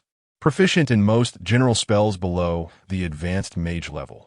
Simplistic alchemy workshop, a workshop designed for crafting magical potions and items. With basic level restrictions limiting the highest item creation level, slightly reducing material consumption during production, and marginally enhancing item quality. It possesses self-defense capabilities equivalent to a mid-tier practitioner, accommodating a Grandmaster Alchemist, 10 high-level alchemists, and several other practitioners simultaneously. The optimal number of personnel is 10 high-level practitioners and several others. Nightmare Freddy, dying a newborn nightmare with the ability to manipulate dreams, rated as a mid-tier practitioner, exceptionally skilled in escape, feeding on the fears of sentient beings and capable of rapidly enhancing its abilities through fear. Currently suffering severe fire damage and in a state of exhaustion and heavy injury. Single-layer clock tower, pseudo a layer within the clock tower, not yet evolved, of the Script 7 evolution planet, capable of selectively allowing external personnel to enter, requiring additional energy for maintenance, and possessing self-defense capabilities equivalent to a high-level practitioner. It can expend a significant amount of energy to project this layer of the clock tower into the real world. Upon the conclusion of the Script evolution, Yang Xiu felt an immense surge of magical energy coursing through his body, while his mental energy rapidly coalesced. As its quality escalated, Yang Xiu experienced a unique sensation, as if he had acquired an additional organ. This enhancement was a gift bestowed upon him by Breeze's manifestation. Even without the ability to create through the script, if Yang Xiu were placed among the Avengers of his past life, he would rank among the mightiest, possessing exceptional self-preservation skills. Belonging to the category of individuals who could escape even if they could not necessarily overcome their foes. Before he could fully comprehend the power within him, Yang Xiu observed Breeze bidding farewell to Fina and teleporting towards him. Breeze then paused before the ethereal door, knocking gently. "Mage Kieran, I come to bid you farewell. I am preparing to return to serve my sentence." "Come in," Yang Xiu replied, now more composed. His strength had officially surpassed Breeze's, and with the aid of special items, he could portray the character of Kieran without relying on the script's powers. "Mage Kieran, do you have any teachings?" After a period of discussion with his disciple, Breeze's demeanor and mindset had undergone a significant transformation, resembling a different person from the one Yang Xiu had initially met. "You need not return to the alchemy workshop just yet," Yang Xiu stated, realizing that the current evolution of the simplistic alchemy workshop was unsuitable for Breeze. Even as punishment, someone of his caliber would not remain in such a basic workshop. "For now, you should follow Gui." "Gui, are you referring to the Supreme Mage?" Breeze inquired. "Indeed. Gui has safeguarded peace for long enough. It is time for us to take over. You should go observe their processes during this time, and it will count toward your punishment," Yang Xiu replied calmly. This arrangement had been carefully considered. Currently, apart from the simplistic alchemy workshop, there was no suitable place to assign Breeze within the Script 7 world, and placing him in the outer world was also inappropriate. The best option at present was with Gui, where he would remain discreet while also not squandering Breeze's abilities. Yang Xiu now felt fortunate for having been discovered by Gui. Had it not been for her support and assistance in cleaning up the mess, he would have had to contemplate many more issues, and his rate of advancement would undoubtedly have been significantly slower. "Yes, I shall go at once." Breeze, after speaking, hesitated for a moment, as if he wished to voice something. "Speak your concerns," Yang Xiu prompted. "Could you lend me some low-level magical materials? I have been restricted from purchasing any magical materials by the Council, and the materials from Mage Guyi's side do not align with our major faction, so most of what she offers is of little use to me." Breeze's tone was somewhat humble. Prior to this incident, he would not have even glanced at low-level materials. "It is for your apprentice, is it not? I am aware of her, a kind-hearted young girl, inexperienced in the world," Yang Xiu chuckled. It appeared that the bond between the teacher and student was solid. "When the Mage Council distributes the annual materials to formal mages, I will request an extra allocation for you. However, once your punishment period concludes, the compensatory materials will no longer be available. Is that acceptable?" "That is no problem," Thank you, Mage Kieran, Breeze expressed gratefully. Once his punishment was over, he would not lack for the usual materials, so the absence of compensation was inconsequential. What mattered more was that his apprentice would benefit from the additional materials, aiding her development significantly. Chapter 45. Kamartaj, the Himalayas, one of the coldest places on Earth, has nonetheless become a dwelling for humanity, whose fervor for survival remains undeterred by the harsh climate. Today, a new guest has arrived. Blaze, clad in a thin robe, trudges through the heavy snow, finding the biting cold of the Himalayas particularly disagreeable. He harbors a disdain for such frigid environments. Yet he holds a fondness for the people here, each exuding a remarkable vitality for life. Along his journey, he encountered many friendly souls who, noticing his scant attire, offered him sweet potatoes and even a coat. After he graciously declined their kindness, the onlookers began to perceive him as a wandering ascetic. Not long after, Blaze arrived in an unusual building and raised his staff to knock twice on the grand door. With a creak, the door swung open, revealing King Benedict, who regarded the somewhat unattractive Blaze without flinching. Instead, Blaze clasped his hands together in a respectful greeting. "Are you the Mage Blaze?" asked the king. "Indeed, I am. I have been sent by Mage Kieran to seek the Ancient One. May I inquire if she is present?" Blaze spoke softly. "She is. Please follow me," the king replied, having been specifically waiting for Blaze's arrival. He led him into the inner courtyard. As they walked, Blaze observed the surroundings, noting the many gaps in magical defenses and the absence of golem-like constructs. This place resembled more of a temple than the residence of a supreme mage, except for the students practicing their spells. Inside, the Ancient One sat in meditation, instructing her disciples. Gradually, her voice faded as she turned her gaze towards the entrance. Yangxiu had shared some information about Blaze with her, and she was curious about this formidable mage from another school of thought. Regardless, she was quite pleased with Yangxiu's progress. "Supreme Mage, may I inquire what brings you here?" asked one of her disciples. "A friend has arrived," the Ancient One replied, rising slowly. Given the disparity in their statuses and powers, it was customary for Blaze to seek her out, and it would have been impolite for her not to stand when he arrived. Soon, Blaze entered the chamber, casting a glance at the apprentices before averting his gaze. The Ancient One was undeniably powerful, but her method of drawing strength from other dimensions made it unlikely for her to produce another like herself. "Greetings, Master Ancient One. I am Blaze," he said, performing a mage's salute. "Welcome to Kamartaj," she nodded, the name a tribute to her former homeland. "I have communicated with Mage Kieran. You are free to move about, though it is advisable not to venture too far. I will notify you before any activities commence. Is that agreeable?" "Mage Kieran? Mage Blaze?" I have not heard of these individuals. Caecilius, seated below, scrutinized Blaze, pondering the origins of this newcomer. "Your wishes shall be my command," Blaze replied, dismissing Caecilius's scrutiny, finding him too weak to pique his interest. "If possible, could you arrange a space for me? I wish to concoct some magical potions for my disciples." "Of course, that is not an issue. You may discuss the details with the king," the Ancient One continued. In her magical perception, Blaze appeared as a moving flame, and upon hearing he had disciples, an idea sparked within her. "Additionally, Mage Kieran sent you to learn about our processes and to facilitate our exchange. I am quite curious about the current state of the clock tower. The last communication was over a decade ago with Mage Kieran." "The clock tower?" Caecilius thought, perplexed by yet another unfamiliar term, seemingly a reference to some faction. "Forgive my impertinence, Master Ancient One, but our schools are entirely disparate. The effectiveness of our exchange may be limited. However, since you propose it, I shall acquiesce," Blaze remarked, glancing at the Kamartaj mages seated below, shaking his head subtly, implying they were not worthy interlocutors. Caecilius's temper flared. It had been ages since he had been so openly disdained. The Ancient One, however, remained unfazed, recognizing that Blaze's viewpoint was not entirely incorrect. "Then let us engage in a spar," she suggested. With her words, a mirrored space unfolded, enveloping those present. Blaze felt a tightening in his chest, acutely aware of the insurmountable gap in power as he was drawn in. He no longer felt the need to assert the potency of his spells.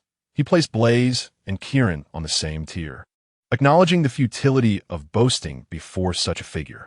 "My apologies," Blaze uttered before tightening his grip on his staff, his elemental reservoir surging within him.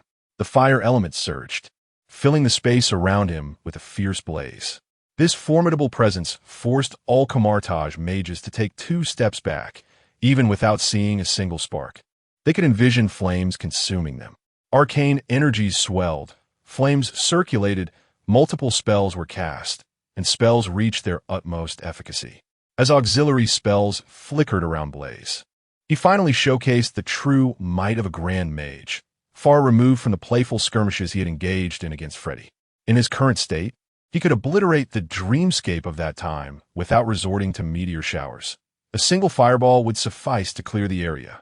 As Blaze invoked his auxiliary spells, the Ancient One observed him with a faint smile, showing no intention of interruption.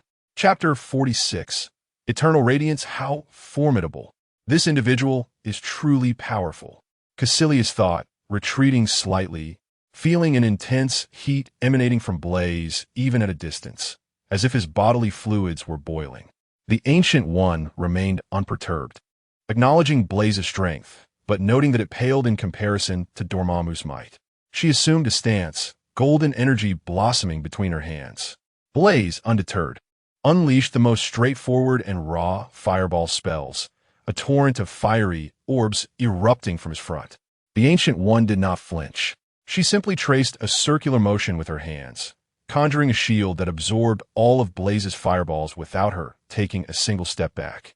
Blaze understood that he was unlikely to best the Ancient One, yet he could not appear overly weak, as he represented the clock tower and could not afford to be disdained. Flames of ignition. Ignite. Breeze wielded his powers with dexterity, as flames began to spread across the mirrored expanse, swiftly transforming the area into an inferno. Agamotto, strolling leisurely amidst the blaze, had sufficient time to cast a protective layer for the spectators behind her.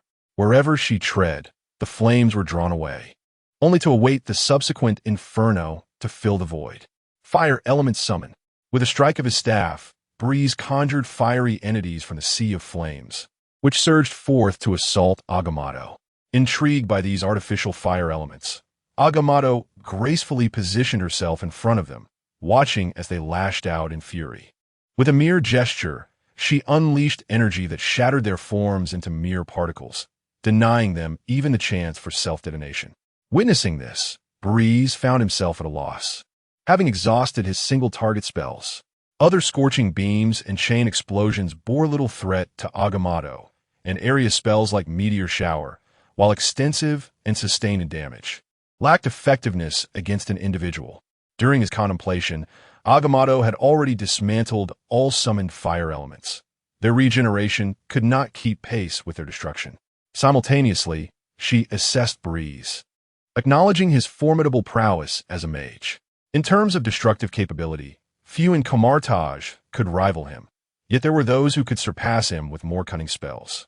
After all, the magic of Camartage drew from the might of beings from other realms and dimensions, making it easy to fall victim to unexpected pitfalls when lacking knowledge or countermeasures.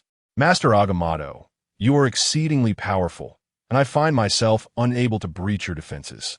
However, I do possess one final spell I wish for you to witness, Breeze articulated, referring to an experimental incantation that had previously obliterated his own mage tower. Although the last experiment had ended in failure, he had gleaned much experience and could manage to wield the spell, albeit with a low success rate. I eagerly await your spell, Agamotto replied, having only just begun to warm up. If Breeze's spell could compel her to utilize the Eye of Agamotto, it would exceed her expectations. Breeze nodded, inhaled deeply, and summoned an intricately complex magic circle before him.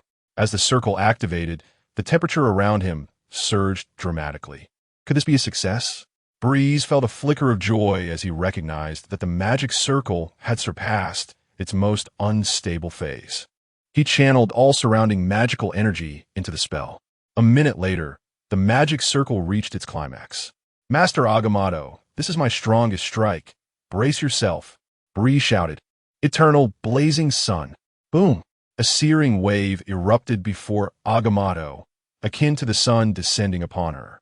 For the first time, the terrifying heat shattered her defensive shield, causing the spectators to stagger backward, unable to withstand the overwhelming warmth. In that moment, all present employed various defensive measures, the most common being the golden magical shields conjured by Agamotto's hands. Yet, amidst the raging energy storm, the smile on Agamotto's face only grew brighter. As the mirrored space began to dissolve, it appeared on the brink of explosion from the ensuing mushroom cloud. But suddenly, the once volatile mirror stabilized, and the cloud gradually receded to its original state. Breeze stood in stunned disbelief, realizing Agamotto wielded time manipulation akin to that of the Great Kirin. His repeated warnings now seemed somewhat presumptuous. Once the chaos subsided, the radiant glow of the eye of Agamotto at Agamotto's chest dimmed, returning to its usual muted state. Breeze shook his head as he descended back to the ground. The eternal blazing sun had been crafted based on the principles of a nuclear explosion. While its area of effect was notably limited compared to nuclear weapons from various nations, the instantaneous energy released was unparalleled, resulting in remarkably exaggerated immediate damage. Furthermore, Breeze's spell bore the advantage of leaving no lingering radiation, rendering it an environmentally friendly nuclear option. At the edge of the mirrored space, the spectators found themselves utterly speechless. The power displayed by Breeze had thoroughly intimidated them. Despite their reluctance to accept it, the reality was undeniable. Aside from Agamotto, the entirety of Camartage was at his mercy. Regardless of your intentions, whether friendly or hostile, consider this spell and ponder whether you could escape the wrath of the eternal blazing Sunday. This was also the reason Agamotto opted for a localized time reversal. She sensed a restless energy among her disciples, who seemed to believe their powers were sufficient to dominate Earth, convinced they had transcended ordinary humanity. Now, it was an opportune moment for Breeze to impart a lesson. While simultaneously deepening the significance of the clock tower, he mentioned benefiting Yang Xiu's plans. Clapping her hands, Agamotto led the applause, which was soon echoed by others. Feeling a sense of awkwardness, Breeze's spirits lifted considerably. His performance had evidently made an impact and was not in vain. Chapter 47. A sense of crisis. The events in Yushu town remained shrouded in secrecy. Even a month after Breeze had entered Camartage, Yang Xiu had yet to find any mention of it in public discourse. Similarly, he had not seen any death tolls released by the military or the supernatural response teams, which seemed more plausible than the absence of the Yushu town name. "Little fish, eat more and grow quickly," Yang Xiu exclaimed as he poured fish feed into the tank, glancing at An, who was perched on the edge, pawing at the glass. Was this a cat's way of wishing fish a happy new year, albeit with ulterior motives? In recent times, Yang Xiu had already replaced the fish tank 3 times. The bluefin fish grew at an astonishing rate, proving unsuitable as ornamental pets. However, since An deemed the fish too small and insisted on nurturing it before consumption, Yang Xiu had no choice but to indulge her whims, as the fish's ownership lay firmly in An's paws. Moreover, exchanging a fish for An's compliance seemed a fair trade to Yang Xiu. He even believed the longer they kept the fish, the better, ideally nurturing it to the point of friendship, though such an outcome was highly improbable. More importantly, acquiring an additional bluefin would not alleviate the material shortages Yang Xiu currently faced. The alchemical workshop, birthed from the evolving script, had yet to operate at full capacity over the past month, hindered not only by a shortage of labor, but also by a lack of materials. While Yang Xiu could occasionally lead a team of workers, the lack of magical materials posed a more significant challenge. Relying solely on mental simulation proved excessively wasteful, and starting from scratch with cultivation would take an indeterminate amount of time. Ultimately, this predicament would likely need to be resolved through the script's evolution. Moreover, the only consolation for Yang Xiu at this juncture was the remarkable growth of the blue pouch fish, which exhibited a strong potential for substitution, capable of replacing numerous magical materials. Although it did not match the original in quality, the difference was negligible. "Yang Xiu! Yang Xiu!" Peter's urgent voice echoed through the door, accompanied by a series of frantic knocks. Yang Xiu clapped his hands, restoring normalcy to the room as the magical array surrounding the containment box dimmed, revealing the Annabelle doll and the severely injured Freddy, who required vigilant supervision. Upon opening the door, Yang Xiu was met with Peter's anxious visage. "Something has happened. Something has happened," Peter exclaimed, sounding as if the sky had collapsed. "Calm down. What has happened? Who is in trouble?" Yang Xiu maintained his composure and cast a clarity spell on Peter to help him steady his nerves. "It's Mr. Stark. He has gone missing in the Middle East. What should we do? What should we do? The region is still embroiled in conflict. He might have been kidnapped by a terrorist organization." Beads of sweat formed on Peter's forehead. Having idolized Stark for many years, he was understandably agitated upon hearing such distressing news about his hero. The plot of Iron Man has begun with Tony's disappearance. Yang Xiu felt a flutter of anxiety, but let there be no misunderstanding. His concern was not for Tony Stark's safety. As Ancient One had been monitoring the original Avengers closely, Tony would find it difficult to meet his demise. What truly alarmed Yang Xiu was the passage of time. The commencement of the Iron Man narrative indicated that the arrival of the purple sweet potato essence's chaos on Earth was imminent, with only a few short years left. Yang Xiu's recently relaxed nerves tensed once more. "Yang." Peter noticed Yang Xiu's sudden silence and softly called out. "Oh, it's nothing." Yang Xiu snapped back to attention. "Rest assured, your idol Tony Stark is a top-tier billionaire. While many may wish for his demise, an equal number desire his survival. You must have faith in his abilities. Even if captured, he possesses the skill to turn the tables." But Peter wanted to say more, yet he realized that nothing he could utter would be of any significance. Both he and Yang Xiu were merely ordinary individuals. What assistance could they truly offer? Thus, a few minutes later, Peter, now calm, walked home with his head bowed. Yang Xiu observed Peter's retreating figure and thought of another genius, Ivan Vanko. In the original timeline, Whiplash, as a villain, ultimately perished at the hands of Tony Stark, serving as a grim reminder that where there are superheroes, supervillains may also emerge. Despite his crushing defeat, Ivan's talents were undeniable. In terms of resources and manpower, he was no match for Stark, though he was slightly better off than Stark trapped in a cave. However, the armor he had assembled surpassed Stark's mark, in terms of offensive capability, indicating that their talents were not too dissimilar. Moreover, both individuals possessed the remarkable ability to maximize their resources, achieving results that far exceeded their investments. This trait was particularly advantageous for Yang Xiu at present, as he yearned for all his subordinates to enhance their powers swiftly without any compensation, and if they could make additional contributions, that would be even better. Indeed, one cannot expect a horse to run without providing it with fodder, while simultaneously desiring to feast upon its flesh. Clearly, after spending considerable time in America, Yang Xiu had unwittingly adopted certain unsavory capitalist habits. It must be noted that Ivan Vanko ultimately descended into a life of crime due to his character and the envious words spoken by his father upon his death. In this regard, Tony Stark possessed an advantage that Ivan Vanko could never hope to attain. Tony's father, Howard, a top scientist and founder of S.H.I.E.L.D., may not have been the best father due to his busy schedule, yet he was certainly not lacking. His actions subtly influenced the young Tony throughout his formative years. In contrast, Ivan Vanko's father had done little beyond bestowing upon him a clever mind. The only noteworthy contribution was some research on the primitive arc reactor.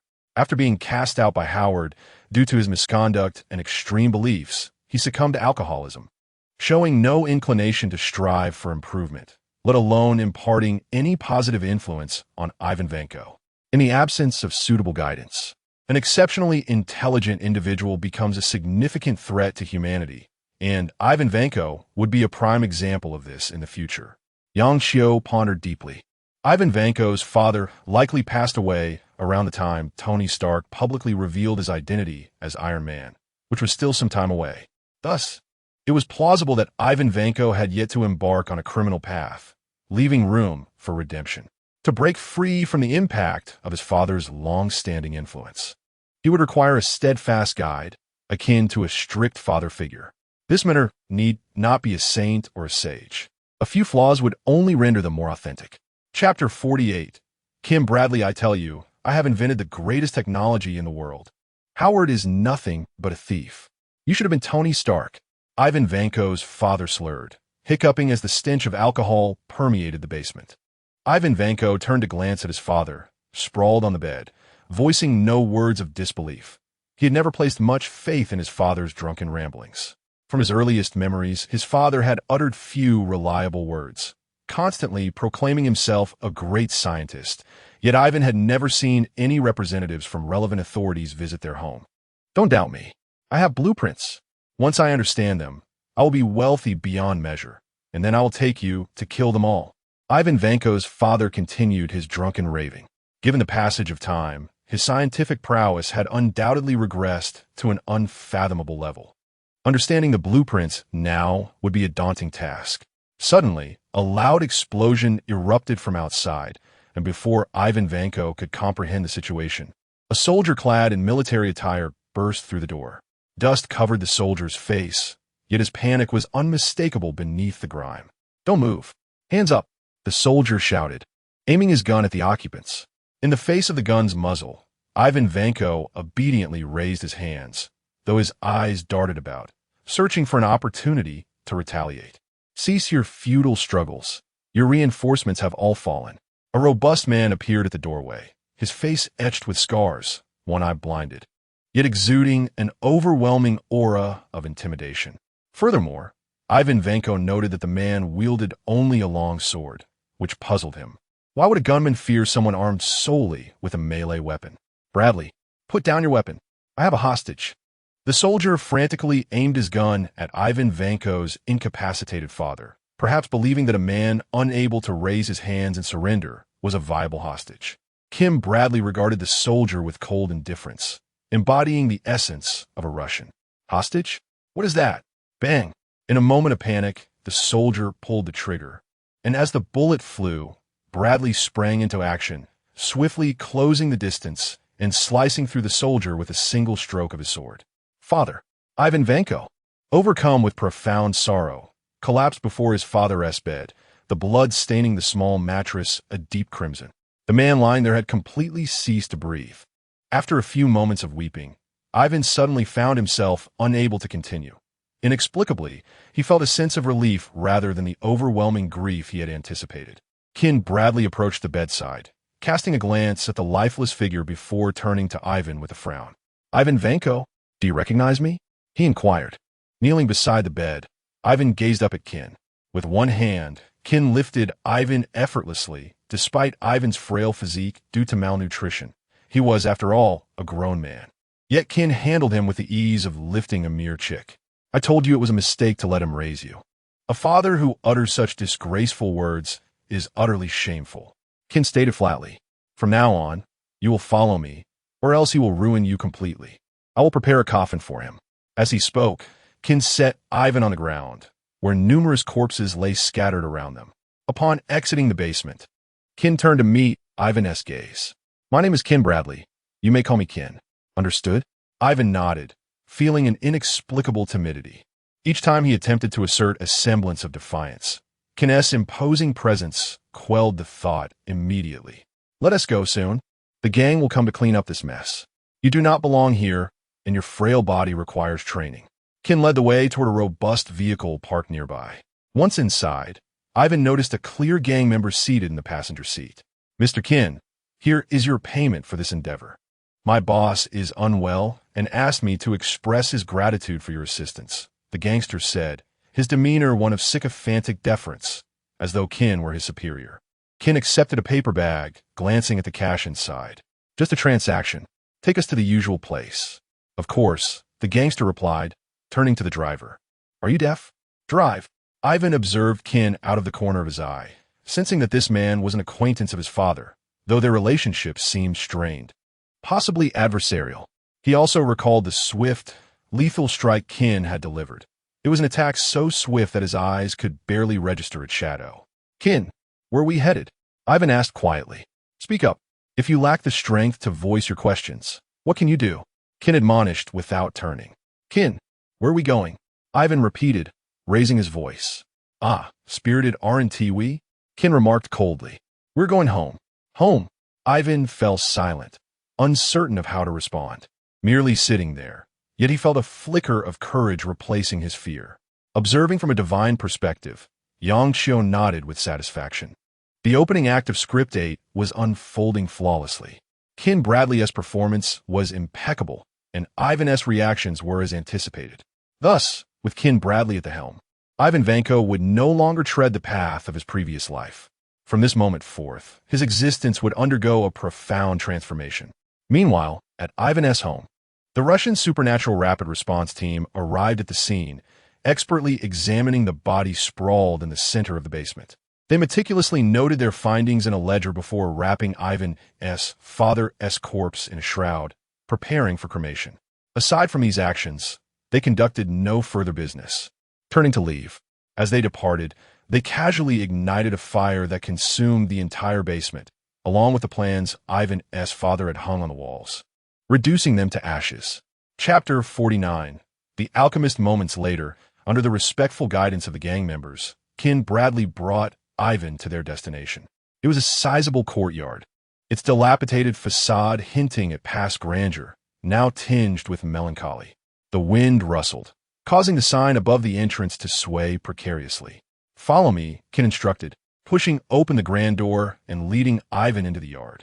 They proceeded directly to the backyard, where a grave stood against the wall, devoid of a tombstone, suggesting an unmarked resting place. "This is your mother's grave," Ken murmured, standing beside it. "She once saved my life, which is why I brought you away from there." "My mother?"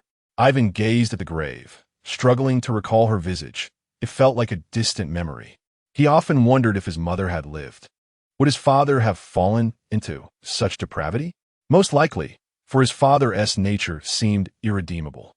"Now that we've paid our respects, we must discuss serious matters.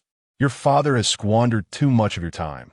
I intend to reclaim it," Ken stated, his icy gaze piercing into Ivan's.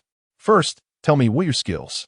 Mechanical engineering, weapon design, and some combat techniques," Ivan replied instinctively, following Ken's lead. "Combat technique?" Without a moment's hesitation, Ken delivered a swift kick, and Ivan found himself on the ground, unable to even register the motion. Without physical prowess as a foundation, combat techniques are mere folly, Ken remarked indifferently. Ivan silently rose, holding back his retorts, internally debating that no one in Russia could rival Ken's physical capabilities. Without resources, weapon design, and mechanical engineering are unattainable. Given your state, I assume you cannot provide those resources. Taking a deep breath, Ivan felt his courage returning after some time. Then what I excel at is learning. I can grasp new concepts quickly. That is my greatest strength. Ken nodded in approval, recognizing that Ivan possessed some foundational qualities. Should he discover that Ivan was truly beyond help, Ken would merely offer him a sum of money and send him away. "Since you are confident in your capacity to learn, I will teach you a few things," Ken said as he led Ivan further inside. "Are you going to teach me how to train and turn me into a thug like you?" Ivan suddenly found his audacity swelling. Ken halted, turning to regard Ivan. Under Ken's unwavering gaze, Ivan's bravado diminished. Ken's solitary combat abilities were formidable, leaving Ivan with no room for resistance should Ken choose to act. "No, everyone has their own strengths. You are not suited for martial training. Age is one factor, but more importantly, your muscle and bone structure are not particularly exceptional," Ken explained. "What I will teach you is alchemy." "Alchemy?" Ivan felt a twinge of incredulity. "Are you the legendary alchemist? Do you truly understand alchemists?" Ivan Vanko shook his head. His impression of the figure before him diminished considerably. Despite his self-taught scientific knowledge, he regarded the so-called alchemy as mere illusion. At best, a primitive form of chemistry without a systematic framework. In this modern age, how could one still cling to alchemy? "I'm not an alchemist, yet I possess considerable knowledge about them," Gene Bradley declared, forcefully swinging open the door. "I have slain many alchemists." At Gene Bradley's words, Ivan Vanko shuddered. It seemed the room was likely filled with remnants of the deceased. However, when he peered inside, he discovered a scene vastly different from his expectations. It was a spacious storage chamber, primarily filled with books and other items Ivan could hardly comprehend. "I never anticipated you would open this door," He mused in disappointment. Suddenly, a mummy at the back of the room spoke. Jean Bradley approached the mummy, expressing surprise. "I am astonished you are still alive after all these years." "Is it truly surprising? This is the power of the Philosopher's Stone," the mummy exclaimed, spiraling into madness. Jean Bradley gazed down at the creature before him, stating, "You are using your own soul as material for the Philosopher's Stone. Indeed, time only drives you further into insanity. You do not understand. You know nothing. I am the last alchemist. I must see the gate of truth. I shall become truth itself. Alchemists cannot fade into oblivion." The mummy cried out, visibly agitated. "If it were not for your madness in attacking both the clock tower and heaven simultaneously, alchemists would not have fallen to such depths," Jean Bradley replied coolly. He recalled how reckless the alchemist community had been, provoking the once peaceful heavenly court into joining the fray. Under the united assault of the world's mystical factions, alchemists were nearly annihilated. "You do not comprehend. Once I see the truth, what do the clock tower, heaven, Kirin, or the celestial emperor matter? They are but insignificant ants." The mummy bellowed, showing no signs of remorse for his actions as an alchemist. "Enough. I have no interest in your delusions. Since you still breathe, come. Let us meet someone." Jean Bradley beckoned to Ivan Vanko. "What do you mean?" the mummy asked after a brief silence. "To leave a legacy for alchemists, to strengthen them. Weakness in this world is the root of suffering." Jean Bradley pointed at Ivan Vanko. "Why do you believe this?" the mummy inquired. "Will you teach or not?" "I shall teach," Jean Bradley replied. The mummy suddenly stirred, regarding Ivan Vanko as if he were a rare treasure. "Learn his knowledge. Dismiss the rest as mere ramblings. If you have uncertainties, come to me. Study diligently," Jean Bradley instructed. "Get out of here. Do not waste any more time," the mummy urged. Once Jean Bradley departed, he turned to Ivan Vanko with utmost seriousness. "Today's first lesson is the most crucial principle of alchemy, equivalent exchange." Chapter 50. The Alchemist of Thunder Time passed swiftly, and the evolution of Script 8 proceeded smoothly. Only the final segment remained, where the alchemists would demonstrate their power in this world, fulfilling all of Yangchio's objectives. Magnetic Sand Dance. Ivan Vanko clasped his hands together, the alchemical array in his grasp shimmering with light. Utilizing this array, he controlled the iron sand around him, conjuring a tempest of sand. Within this storm, a figure moved swiftly. Jean Bradley's keen eyes spotted vulnerabilities within the magnetic sand dance, his sword carving a precise path through the tempest. Thunder descends. Ivan Vanko shifted his assault, unleashing a torrent of furious lightning towards Jean Bradley. The electric sparks ricocheted amidst the iron sand, forming a terrifying electric net, his own invention, employed for the first time today. However, before Ivan Vanko could assess the situation, Jean Bradley vanished from behind the electric net. In the next instant, the sword rested against Ivan Vanko's neck, Jean Bradley's breathing steady and unhurried. Ivan Vanko forced a wry smile, releasing his hands and dispelling the alchemical array. After such extensive training, he still could not withstand Jean Bradley's onslaught for long. "Do not belittle yourself. Many alchemists stronger than you have lasted shorter under my blade," Jean Bradley consoled, though to Ivan, it felt more like mockery. Such a peculiar form of praise and comfort was unique to Jean Bradley. "Jean, may I inquire about something? Is it truly so perilous outside? Are all pursuing and persecuting alchemists?" Ivan Vanko asked, perplexed. These words echoed the mummy's biased teachings, painting the other members of the mystical faction as inherently malevolent, the executioners of justice seeking truth for alchemists. Listening to both sides brings clarity. Allow me to share another tale. Jean Bradley sheathed his sword and began to speak slowly. In this land, there existed a group of passionate researchers, alchemists who maintained amicable relations with other members of the mystical faction. Until one day, an alchemist discovered that human souls held far greater value than previously imagined, and considering the difficulty of acquisition, it outright defied the principle of equivalent exchange. As a result of this revelation, some alchemists, in pursuit of what they called truth, began slaughtering civilians to create the Philosopher's Stone. Others sought to halt their actions. But alas, the enhancement provided by the Philosopher's Stone was too significant, and their attempts failed. Not only did they fail, But their actions also led the madmen to realize that the souls of practitioners were even more valuable than those of ordinary people. After eliminating the vast majority of dissenters, the lunatics proactively transformed their civil conflict into an external war. They rallied under the banner of obliterating the mystical faction, prompting the mainstream mystics, who already held a strong aversion to these lunatics, to retaliate immediately. At that time, the most formidable practitioner, renowned as the strongest mage, Kirin, the founder and leader of the Clock Tower, allied with the heavenly emperor of the Chinese mystical community. Within 3 days, they eradicated all alchemists consumed by the pursuit of the Philosopher's Stone. From that point onward, the profession of alchemy fell into decline.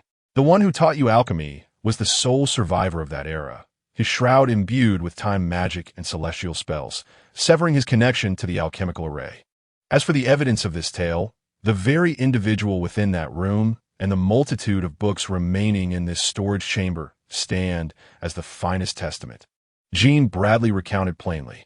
But he can still perform some basic alchemy, Ivan Vanko interjected, recalling the mummy's demonstrations during their lessons. As one of the strongest alchemists of that time, he could only perform such demonstrations by utilizing the Philosopher's Stone derived from his own soul, and that speaks volumes. Jean Bradley replied, had he been in his prime, he would have succumbed within 5 minutes. If that is the case, why did those alchemists who refused to compromise not seek assistance from other practitioners? Ivan Vanko countered. 2 reasons. First, at that time, the Ouroboros society had not yet been established, and the prevailing thought within the mystical community was to manage their own affairs, with the vast majority of mystical factions refraining from engaging in the internal conflicts of others. Second, while the madmen were indeed insane, their execution capabilities were remarkably strong. Before the opposing side could unify their thoughts, they had already eradicated the stronghold. Jean Bradley shook his head, stating that with the existing disparity in strength, lack of unity, and vigilance, and even some hoping to resolve issues through negotiation, how could they avoid being completely wiped out? After hearing Jean Bradley's tale, Ivan Vanko sighed, contemplating that if this were true, many alchemists deserved their fate. The slaughter of ordinary people amounted to the annihilation of all practitioners' futures. And what prowess lay in bullying the common folk? Jean, what exactly is the Ouroboros Society you mentioned? Ivan Vanko inquired. It is a loose organization primarily responsible for preventing occurrences akin to those of the alchemists of that time. In the absence of such events, it mainly addresses certain enigmatic incidents to ensure the mystical realm remains concealed from the eyes of ordinary individuals, Jean Bradley explained. The last point was proposed by the Supreme Mage, and, after receiving the consent of various faction leaders, it was promoted throughout the mystical community. As for the reason behind it, I cannot say. I see. So, aside from Russia, the mystical community elsewhere is still quite vibrant. Is that so?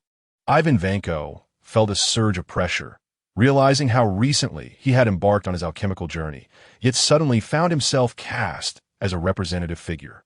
That is a reasonable interpretation, Jean Bradley nodded. We've talked for quite some time. You should return to your studies. I can see that Fellow's soul is nearly depleted. Once it completely dissipates, you will have to rely solely on your own reading. I understand. Ivan Vanko nodded and swiftly returned to the storeroom. Upon his entrance, the mummy quickly transitioned into a teaching mode, operating at an even faster pace than before. Yet Ivan Vanko could sense that this teacher was already in a state of fading vitality. Today, I shall teach you a significant discovery in alchemy, the Philosopher's Stone. Without waiting for Ivan Vanko's response, the mummy began sketching an alchemical array. I know Jean must have mentioned something to you, and you likely consider this object to be of no merit. You may choose not to use it, but you must understand it. It signifies the alchemist's formal entry into the realm of the soul. Chapter 51, a rescue that would absolutely surprise Tony days past. And Jean Bradley returned home from his dealings with the Russian military, maintaining contact with them throughout this period. The military did not wish to detain him. However, after the initiation of the capture operation, an entire battalion was overwhelmed by Jean Bradley alone. Even after dispatching a significant number of soldiers, Jean Bradley emerged unscathed. In such circumstances, The Russian military had no choice but to concede that capturing Jean Buledly discreetly was an impossibility. As the situation escalated, they feared that Jean Buledly might flee to another country, which they could not effectively prevent. Furthermore, Jean Buledly's unique status ensured that other nations would be willing to accept him. With no other options available, the military resorted to negotiating with Jean Buledly, exchanging certain conditions and resources for information. Upon learning various details regarding the mystical community, they became even more hesitant to act against him. The entire mystical faction in Russia had been eradicated, leaving only this solitary individual. They did not wish to see their own country devoid of mystical power. However, since Jean Buledly brought Ivan Vanko home, it seemed the Russian personnel had glimpsed a flicker of hope for coercion. Alone, they could do nothing against Jean Buledly, but with a potential weakness, the situation became less certain. Jean Buledly was aware of this and was astute in his political thinking. Moreover, Jean Buledly could surmise that the other party would likely resort to indirect methods first, with direct action being the last resort. Thus, he chose to keep Ivan Vanko at home. Yet, he understood that this arrangement could not last indefinitely. The longer Ivan Vanko remained, the greater his peril. The U.S. military officially disclosed that Tony Stark, president of Stark Industries, was missing in the Middle East, and Stark Industries sought global assistance, offering a reward for any limited clues provided. Upon entering his home, Jean Buledly was surprised to find Ivan Vanko unusually not practicing alchemy. Planning to rest? Jean Buledly inquired. Ivan Vanko paused briefly, reflecting that the soul had just departed. It could no longer sustain itself. Yes, I understand, Jean Buledly replied, not taken aback. In fact, he had not expected the mummy to last this long. It was a fitting time for the teacher's demise, and for Ivan Vanko to prepare to leave. Ivan, gather your belongings, Jean Buledly suddenly instructed. Ivan Vanko, somewhat confused, asked, are we relocating? Is it no longer safe here? Not we, but you, Jean Buledly clarified, producing a piece of paper adorned with peculiar symbols and placing it before Ivan Vanko. I have utilized a favor from the past to secure you an opportunity to join the Ouroboros Society. Additionally, I have arranged for a temporary teacher who will impart some knowledge about the mystical community and the key points of the Ouroboros Society's assessment. Once you arrive in New York, he will seek you out when he has time. I understand, Ivan Vanko replied instinctively before hesitating and asking, why won't you accompany me? I cannot leave this place, Jean Buledly stated calmly. It is one of the rules. As long as I remain, large factions within the mystical community will not openly occupy this territory, and the resurgence of alchemists still requires a place for development. At this point, Ivan Vanko refrained from further inquiries, recognizing the necessity of his departure. During his recent training, Ivan Vanko had sensed an increasing number of observers through electromagnetic field perception. These individuals had yet to intrude, likely still wary of Jean Buledly. I wish to visit the Middle East, Ivan Vanko suddenly declared. Jean Buledly was somewhat taken aback. What purpose do you have there? My father harbored grudges against Howard throughout his life, feeling inferior in every regard. Now that they have both passed, my father cannot continue to be suppressed in the afterlife. I must at least prove one thing, that his son surpasses Howard's son.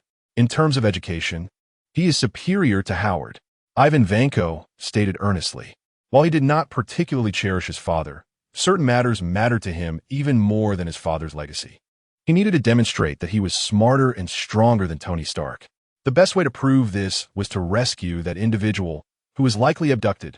Upon hearing this, Jean Buledly regarded Ivan Vanko with admiration. While being overly competitive might not be deemed a virtue, he found himself appreciating such determination. However, could Ivan Vanko truly be considered a product of his father's influence? That seemed absurd. If Howard and his father were to meet in the afterlife, Howard might even mock him. After all, in less than a month's time, Jean Buledly had redirected Ivan Vanko's thoughts and future onto an entirely different path, to the point where Ivan Vanko's feelings for Jean Buledly might even surpass those for his own father. Do as you wish. However, I must inform you that I can only provide you with one opportunity for transportation to the Middle East. How you reach New York afterward will be up to you. Jean Bewley finally reminded, I know. I will handle it myself. I want tea bring shame to you, or the alchemist. Ivan Vanko nodded in agreement. Immediately, Jean Bewley raised his hand, and a piece of paper adhered itself to Ivan Vanko's arm. After a brief sting, the paper fell away, leaving a mark of the Ouroboros on his skin. User connected, identity verification successful. Welcome Ivan Vanko, prospective employee. Go now, gather your belongings, take a few books with you. Once you leave, I will reopen the seal on that room. The next opening will have to wait until you reach the intermediate level, Jean Bewley said to Ivan Vanko, who was pondering the information the Ouroboros had conveyed to him. Ivan Vanko nodded, then bowed deeply before turning to head towards his room. Yang Xiu, sensing the situation, felt a headache coming on. He had initially intended for Ivan Vanko to be guided by either Fina or Janome once he arrived in New York, thus concluding the script. Unexpectedly, Ivan Vanko had his own destination in mind, and Jean Bewley had approved it. This suggested that the timeline of the script could be extended significantly. However, the ultimate outcome would likely remain unchanged. No matter the location, Ivan Vanko would showcase his alchemical prowess.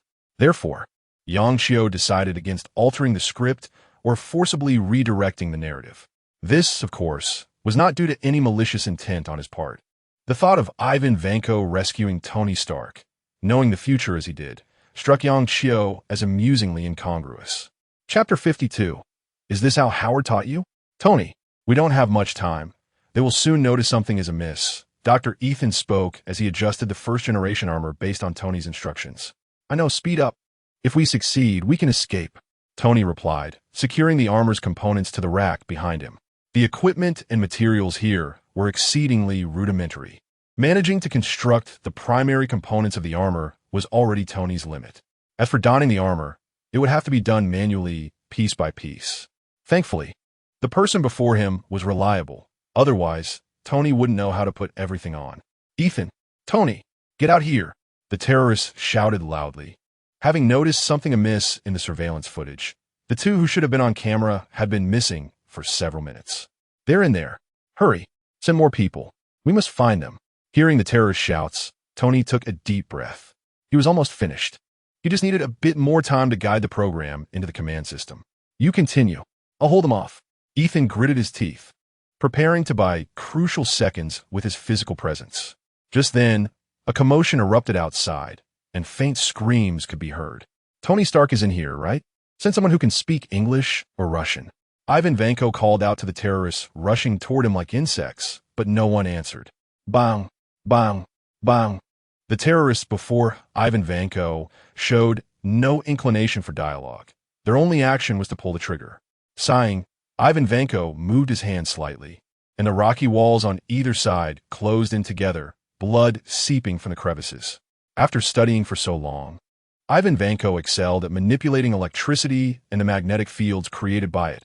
Altering the terrain was not a challenge for him. The alchemical array he was using was a modified version based on the abilities of other practitioners, enhanced for versatility to better adapt to various environments, ensuring that an alchemist would not become incapacitated when targeted. Clang, clang, clang. As Ivan Vanko restored the walls to normal, the sound of mechanical collisions echoed from within. Curiously glancing in that direction, Ivan Vanko saw a heavy-footed Iron Man emerge, accompanied by a bald man. The two sides confronted each other in this cramped space, while other terrorists prepared to shoot outside the cave. Assessing the Iron Man's appearance, Ivan Vanko tentatively spoke. Tony Stark? He didn't seem to be part of these people. Tony, perhaps he is your ally, Ethan whispered. Big guy, your mission is over. I'll handle it from here, but I will still pay you.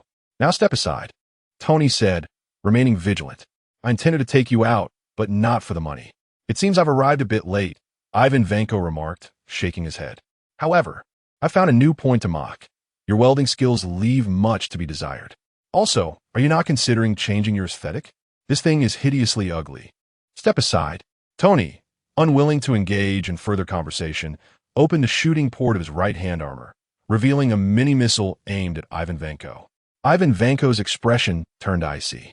You're as insufferable as Howard, and you don't actually think that thing would be effective against me, do you? As he spoke, Ivan Vanko pressed his palms together.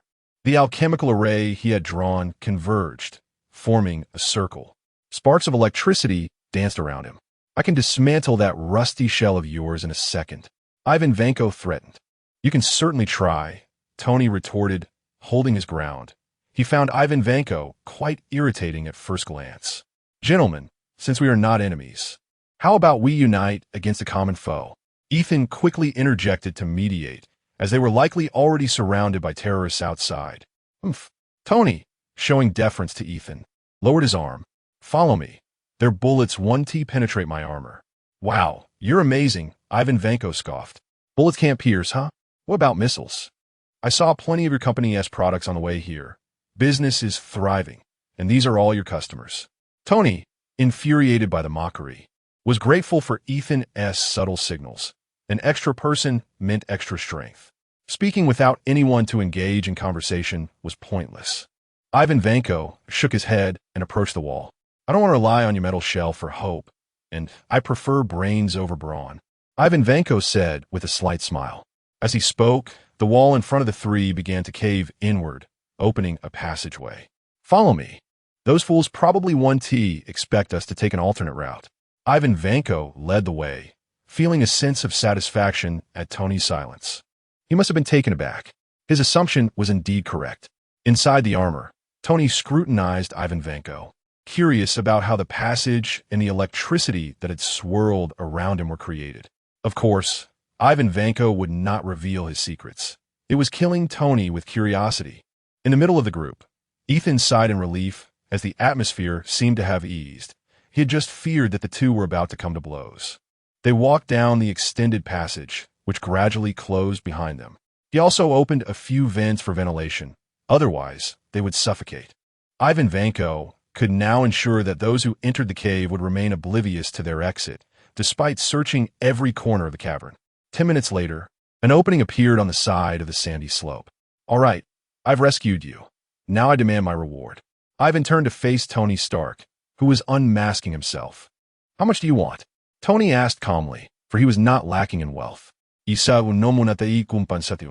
desire your acknowledgement that you are not the smartest person on this planet. I am. Ivan articulated each word with precision.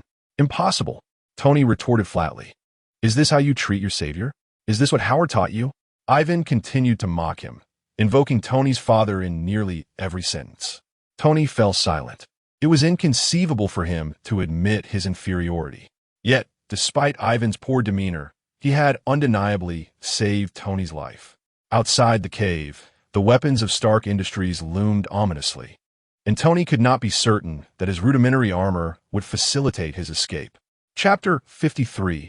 Master Mandarian, while Tony remained silent. Ivan suddenly gazed into the depths of the desert, sensing an energy source rapidly approaching. He had detected this energy while searching for Tony, but it had maintained a distance, until now, when it clearly signaled impending danger. Tony, can your contraption even fly? Ivan probed, fixating on the distant threat. It's not a contraption, Tony countered. Although he did not provide a definitive answer, his implication was clear. Expecting his armor to achieve stable flight was rather unrealistic. Ivan discerned the meaning behind Tony's words. Had it been in the past, he would have turned and fled. But times had changed, and under the guidance of Kim Bradray, Ivan had developed a new understanding of responsibility. If the matter were not his concern, it would suffice. But the truth remained.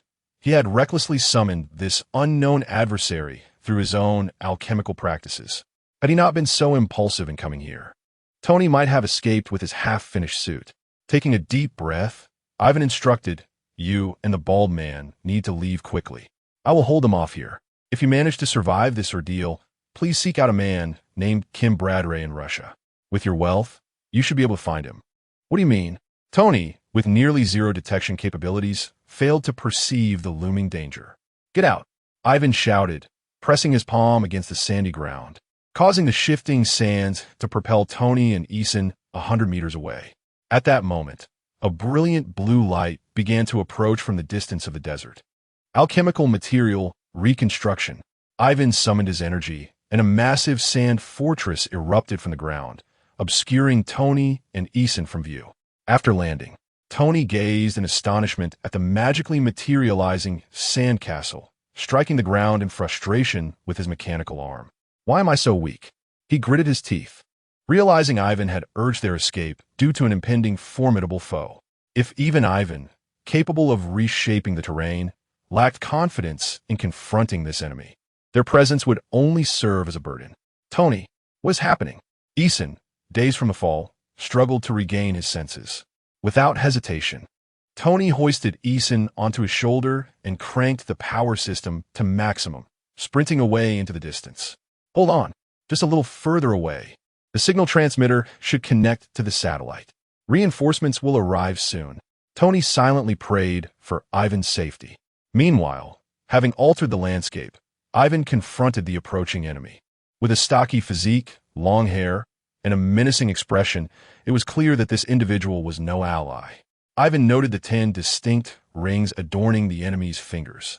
And with his keen alchemical insight, he recognized the energy swirling around the foe seemed connected to the rings. This path is blocked. Ivan's voice cut through the crackling of electricity. After following me for so long, what is your true intention? Before Ivan stood the mastermind behind Tony Stark's abduction. The leader of the 10 rings, Master Mandarian. Observing the electric dragon coiling around Ivan, Mandarian's eyes sparkled with curiosity. You are the first to dare rescue someone from my grasp. State your name. Mandarian hovered in the air, hands behind his back, exuding confidence. I am Ivan Vanko, with no intention of changing my name. Ivan proclaimed loudly. I had initially planned to bury you alive in the desert, but you seem to possess some capabilities. Retrieve Tony for me, and I will grant you an opportunity to join me. Mandarian's tone suggested he was doing Ivan a favor. Is it that if I refuse to join you, you will suffocate me with your arrogance? Ivan mocked, incredulous at the notion of becoming his subordinate. Alchemists shall never be enslaved. Ivan's defiance did not surprise Mandarian. He expected no less. Then, Ivan watched as Mandarian raised his right hand, the ring on his pinky shimmering ominously. Black body radiation. It creates an area that absorbs all light. Instantly, Ivan found himself enveloped in darkness, all light vanishing in an instant. Demonstrating his power, Mandarian, with hands behind his back, flew towards the direction Tony had fled, planning to capture the 2 fleeing ants before dealing with Ivan. Suddenly, an electric dragon shot from the darkness, aiming directly at Mandarian overhead. Ivan, with his eyes closed, smiled faintly in the shadows. An alchemist does not rely solely on light to perceive his enemies. However, before Ivan could revel in his momentary triumph, the electric dragon crashing into Mandarian was effortlessly dispersed by an unseen force, scattering it into the surrounding sands. You've provoked my ire, Mandarian said coldly. Observing the darkened area below, his left thumb ring glowing ominously. The repulsion of the electric dragon stemmed from the power of the ring on his left thumb, known as white light, capable of emitting various forms of energy along the electromagnetic spectrum, creating formidable gravitational forces. Do you favor electricity? Mandarian remarked casually, pointing his left middle finger at Ivan on the ground. Lightning storm. A torrent of electrical currents surged toward Ivan. Sensing the growing concentration of electric elements around him, Ivan pressed his hands into the sand, extracting iron sand from deep within. The iron sand rapidly reformed around Ivan, creating a cage, a simplified version of the famous Faraday cage, which shields those inside from external electric fields. The current flowed into the ground, and the residual energy posed little threat to Ivan, whose resistance to electricity was considerable as the alchemist of thunder. After unleashing a barrage of electricity, Mandarian, hearing no cries of agony from Ivan, grew perplexed and dispelled the black body radiation. Ivan Vanko appeared before Masterman and scathed. Perhaps you should read more. Relying solely on the ring to spew nonsense is quite foolish.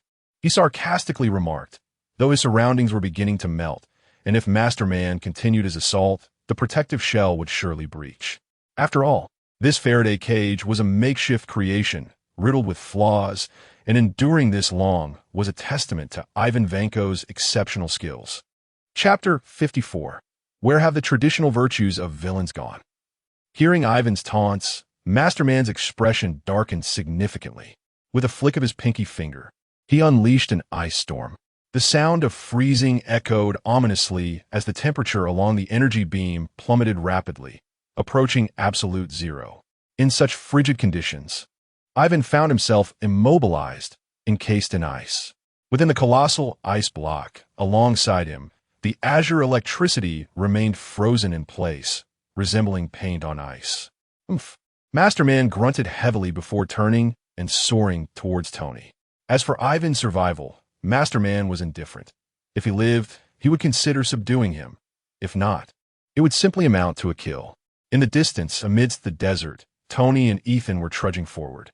Tony's armor had exhausted its energy reserves, leaving him with only a faint trace of power, barely sustaining his life by clinging to the shrapnel in his blood. Thud, thud. Tony and Ethan collapsed to their knees, weighed down by an overwhelming pressure as the gravity around them surged exponentially. Tony Stark, come back with me and manufacture weapons for me. I guarantee your safety, Masterman declared, stepping forward to loom over Tony. Not a chance. Tony spat through clenched teeth. Is that so? Masterman, having lost his patience after 2 rejections, illuminated his index finger ring, ready to fire a laser beam. Aya! Ethan screamed in agony as his body began to disintegrate under the shockwave's force. Ethan! Tony bellowed, his face contorted in rage. Don't agree to him. Ethan's warning fell short as Masterman intensified the shockwave, and within seconds, Ethan was reduced to a heap of flesh before Tony's eyes. My patience is finite. You have one last chance. If you fail to satisfy me, I assure you, your demise will be more gruesome than theirs. Masterman threatened. Dream on. Tony glared defiantly, prepared to embrace death. Boom! At that moment, a brilliant surge of electricity erupted around Masterman, sending Tony sprawling aside, while the primary target, Masterman, was forced into the ground. In the distance, Ivan Vanko gasped for air. The transfer of temperature is essentially the movement of energy between molecules. By creating a vacuum around himself, he could survive in the icy environment. However, shattering the surrounding ice took considerable time, and upon freeing himself, he rushed over, but alas, he was too late. Ethan was already dead. Buzzing. The ground beneath Ivan trembled as countless grains of sand were thrust into the air. Amidst the chaos, Masterman spread his arms, his hair billowing in the wind. Utterly incensed. Today, if I say I will bury the 2 of you alive, then I shall do so. One must keep their word. With a weary body, Ivan positioned himself in front of Tony. Tony seemed lost, his gaze fixated on Ethan's mangled remains in the distance. Hey, do you now admit I'm superior to you? Ivan coughed lightly. Tony remained silent, indifferent to the words around him. Forget it. Ivan sighed, glancing up at Masterman, who was poised to crush them with a mound of earth. Ivan, now devoid of strength, realized that demanding acknowledgement at this moment seemed opportunistic. Insect! Masterman roared, sweeping his hand as the mound descended towards them. Ivan stood upright, bracing for the inevitable, knowing he lacked the strength to survive such a widespread attack. Suddenly, a flash of light cut through the sky. With a crack, the mound split in 2. Ivan blinked in surprise, both he and Masterman turning to the same direction. There stood a towering figure. Ivan's heart soared. Master Gene. Gene Bradley nodded at Ivan before directing his gaze towards Masterman. A larger insect has arrived, Master. Let me show you how to eliminate such a pathetic gear-dependent waste. Gene Bradley raised his sword, sighing in relief that he had made it in time. Without the assistance of Mage Kieran, the alchemist he had just found would have met his end here. 10 minutes prior, Gene Bradley had welcomed an unexpected visitor at his home. Mage Kieran, what brings you here? Gene stood respectfully. Just came to check on you and deliver some news. Kieran replied, seated before Gene. He had sensed that with Masterman's appearance, Ivan Vanko was in dire straits, and Tony Stark might also be in peril. To avert this calamity, Kieran decided to send reinforcements. Small fries against small fries, generals against generals, Kieran mused. Ivan, lacking both development and upgrades, had unwittingly confronted the greatest threat in the Middle East, which did not align with the protagonist's growth narrative. In this day and age, villains had abandoned their noble traditions, neglecting to dispatch experience-giving minions. The best reinforcement available was Gene Bradley, who could stabilize the unfolding scenario where Ivan was currently embroiled. "What news?" Jean inquired. With a wave of his hand, Kieran conjured an image before Jean, displaying the battle between Ivan and Masterman, clearly illustrating Ivan's precarious position. With a snap, Jean sprang to his feet, but quickly realized that the distance was too great for him to reach in time to collect the remains. The only option was to rely on a teleportation spell. Noticing Jean turn towards him, Kieran pointed in the air and a portal materialized before him. Jean expressed his gratitude with a respectful gesture, yet hesitated as he considered the dangers of the mysterious forces lurking nearby. "Fear not. I intend to explore here myself. Am I unwelcome?" Kieran smiled, adhering to the rules of his own creation. Jean exhaled in relief, grasped his sword, and plunged into the portal. Chapter 55. A vicious beating for the pay-to-win player in the vast desert. Masterman found himself drenched in sweat. It had been an age since he had experienced such a state of disarray after acquiring 10 extraordinary rings. Indeed, the power of the rings was formidable, with their combined abilities providing extensive coverage. Yet, Masterman's reaction speed and visual acuity were utterly insufficient to keep pace with the intensity of this battle. Could Gold Bradley truly evade the beams while also dodging Masterman's aim? He was, after all, a man endowed with the all-seeing eye. Each time Masterman unleashed a ray, Gold Bradley had already vanished to another location. Presently, Masterman remained unscathed solely due to the mobility advantage afforded by flight. A shockwave erupted. The sand collapsed into a depression, yet Gold Bradley had already become but a fleeting shadow in that very spot. Swish! The glint of a sword flashed, its sharp energy slashing towards Masterman gravitational propulsion. Masterman retreated while deflecting the sword's brilliance, and in those fleeting seconds, the distance between them diminished further. Masterman had contemplated using a hostage to secure victory, but Ivan Vanko was no fool. As Gold Bradley drew the lion's share of attention, Ivan Vanko, accompanied by Tony, had burrowed underground, now hiding beneath a sand dune, peering through a narrow vent to observe the outside world. Witnessing his outmatched adversary fleeing desperately under Gold Bradley's blade, Ivan Vanko's eyes sparkled with excitement. Tony, too, felt an effect, the might of Gold Bradley single-handedly cutting through myriad techniques. Evoked a sense of déjà vu reminiscent of his days in the Scientific Academy, where no one could rival him in that domain. Swish! Outside, Gold Bradley struck again. The sword's blade veered slightly due to gravitational defense, preventing it from piercing Masterman's throat directly. With the enemy now before him, Masterman's heart raced, and the 10 rings glowed in unison. Various beams shot forth from his hands, yet they merely echoed in solitude.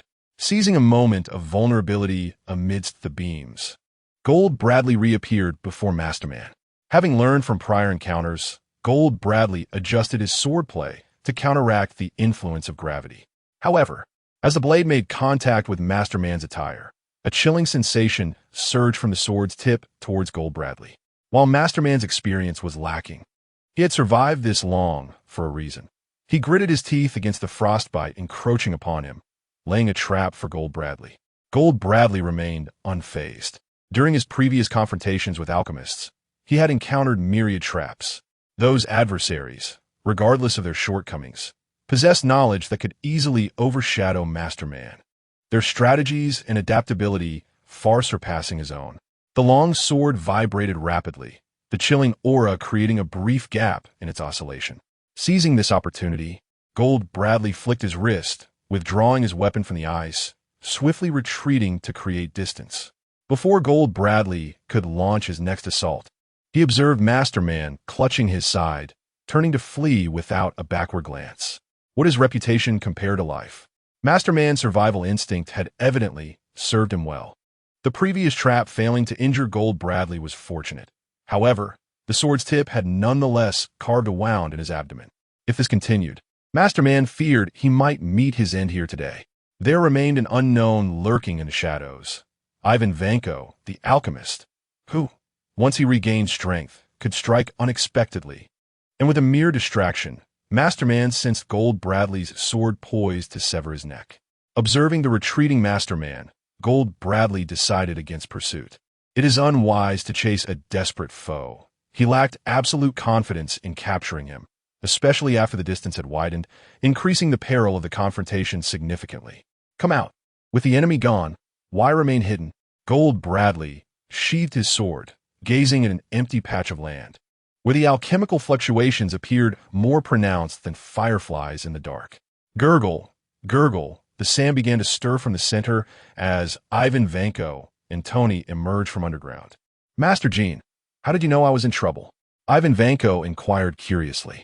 I owe my gratitude to Mage Kieran, Gold Bradley replied, then turned his gaze to Tony Stark, still seated on the ground. Is this the person you saw it? Are you certain you haven't made a mistake? Tony opened his mouth, but found himself at a loss for words, unable to refute the reality of his current state. I suppose there's no mistake, Ivan Vanko observed, casting a disappointed glance at Tony. The attitudes of Ivan Vanko and Gold Bradley deeply wounded Tony's pride. Yet in this situation, he could only respond with silence. Perhaps I did not inherit some of Howard's better traits, he mused. In hindsight, my father did one good thing. He bequeathed his only merit to me. Ivan Vanko shook his head. Stimulated by their remarks, Tony rose from the ground. Could you lend me a shovel? He asked Ivan Vanko, adopting a posture more humble than he had ever displayed in his life. Blinking, Ivan Vanko produced a shovel made of iron sand and handed it to Tony. With heavy steps, Tony trudged towards the location of Ethan's remains, which, after the battle, had been reduced to mere scraps of bone clinging to remnants of flesh. Well, it will suffice. At least my mental fortitude remains intact, Gold Bradley acknowledged, and as he spoke, a portal materialized behind them. Before stepping through the portal, Ivan Vanko glanced back at Tony Stark. Do you need us to take you with us? No, I can manage on my own, Tony replied, continuing to shovel sand. Suit yourself. By the way, remember my name? Ivan Vanko. I hope that when we meet again, you can at least be within the realm of my adversaries, Ivan stated, casting a sidelong glance at Gold Bradley. You ought to include Bradley in your middle name. Using gold is rather trivial. Tony exclaimed loudly after Ivan Vanko and the others departed, venting his pent-up frustration. Once he buried the last remnants of Ethan's body, he sat down, gazing skyward. Safe travels. Ethan. Chapter 56. The ancient remnants of Midgard upon traversing the portal, Gold Bradley and Ivan Vanko found themselves in disparate locations. After leaving a note in Gold Bradley's home, Yang Xiu returned to his own abode, and the conclusion of Script 8 officially commenced. Script 8. The resurrection of the alchemist synopsis. Due to the madness of their collective, the alchemists briefly vanished from Earth. With the passage of time, this dim and lifeless group finally welcomed new blood. Evolution result of the script. Favorable evolutionary product of the script. Gold Bradley. Gate of Truth pseudo. Alchemy Gold Bradley. A supreme warrior integrated with the pinnacle product of alchemy. The Philosopher's Stone, possessing extensive combat experience, master-level swordsmanship, and an advanced professional rank. The Door of Truth. Fictitious agate imbued with the essence of truth. Possessing a faint self-awareness. Currently only a concept has successfully evolved, while the subsequent entities and their truths await further evolution. Alchemy. A unique method of cultivation adhering to the principle of equivalent exchange, with the highest-rated alchemical text currently at the intermediate practitioner level, awaiting further evolution. The outcomes of this script's evolution have been quite satisfactory. However, the most significant development is the successful spread of information from the mysterious realm across the Americas and Europe into Asia. As the knowledge of alchemy burgeoned in his mind, Yang Xiu sensed an incongruity, not related to alchemy, but to the final evolution of the script. His gaze traversed the vast distance, landing upon the desert where Tony Stark resided. The S.H.I.E.L.D. rapid response aircraft hovered not far from Tony's side, and soldiers disembarked to recover the abandoned Mark I under Tony's command. Accompanying agent Natasha incessantly sought various topics, attempting to extract information from Tony. The state of this desert felt amiss. The abrupt emergence of ice and the remnants of Ivan Vanko's sandcastle attested to the presence of the mysterious realm here. The information Natasha sought pertained to this peculiar phenomenon. Had it been in the past, her aspirations would likely have been fulfilled. After all, her physique and appearance aligned with Tony Stark's aesthetic. Yet now, following several setbacks and the jibes of Kim Bradley and Ivan Vanko, Tony's demeanor was more withdrawn than ever. What is beauty? Women only serve to hinder his strength and slow his thoughts. As these individuals tidied up the aftermath, Yang Xiao, sensing the disturbance, directly teleported to the location. After Kim Bradley, Ivan Vanko, and the Mandarin departed, the energy fluctuations in this area should have gradually stabilized, rather than intensifying as they currently were. Following the trajectory of the energy waves, Yang Xiao, cloaked in the effects of psychological invisibility, slowly approached the epicenter of the energy convergence. There, embedded in the ground, was a shovel, the very one Tony had thrust into the grave of Ethan. The Eye of Insight, a diminutive, magical eye materialized beside Yang Xiao, and through it, he perceived the intricate web of energy lines, revealing at the core of this energy gathering a transparent, ethereal soul. Yang Xiao extended a finger to touch the center of the soul, and a complex array of magical runes blossomed from his fingertips, enveloping the entire essence. Under the influence of the magical array, his mental energy split into countless streams, infusing the soul from various angles. Moments later, the soul stabilized. It was then that the visage of this soul became apparent. As Yang Xiao had surmised, it was Ethan, who had perished at this very spot. Surrounding Ethan's soul were energy lines resembling a spider's web, one end tethered to his essence, the other reaching skyward, disappearing into the clouds. At that moment, a familiar energy wave materialized beside Yang Xiao. Ancient One, you two have arrived. Could it be the work of Mephisto and his ilk? Yang Xiao inquired without turning. Mephisto, one of the most formidable demons in hell, relished in claiming human souls through contracts, making him a primary target for exorcism by Kamartaj. Whenever an unknown soul appeared on Earth, it was often attributed to him or his minions. However, Yang Xiao sensed that Ethan's situation was somewhat different, as his soul radiated a sanctity. No, it is not him. Rather, this energy originates from an ancient adversary of mine. The Ancient One, smiling, approached Yang Xiao and gently touched Ethan's soul. In terms of soul condensation, the Ancient One's prowess surpassed Yang Xiao's by a notable margin. Under her energy's influence, Ethan's soul solidified as if he were still alive. Nevertheless, Ethan's soul remained with closed eyes, unresponsive to external stimuli, as though it were merely a shell before Yang Xiao. This scenario seemed to align with the Ancient One's expectations. She subsequently placed her right hand upon Ethan's chest, and a golden radiance emanated forth. Under this illumination, Yang Xiao sensed the surrounding space and time stretching, as if approaching an area of intense repulsion. As the distance diminished, he felt a force pushing him outward. Glancing at the unaffected Ancient One, Yang Xiao began to adjust his outward aura in imitation of her. Once the repulsive force dissipated, he ceased his adjustments, and now his aura resonated with the sanctity once found in Ethan, albeit purer and more akin to sunlight and flame. Moments later, the sensation of motion faded, and Yang Xiao followed the Ancient One to their destination. Before them lay a panorama of two colors, yellow and white.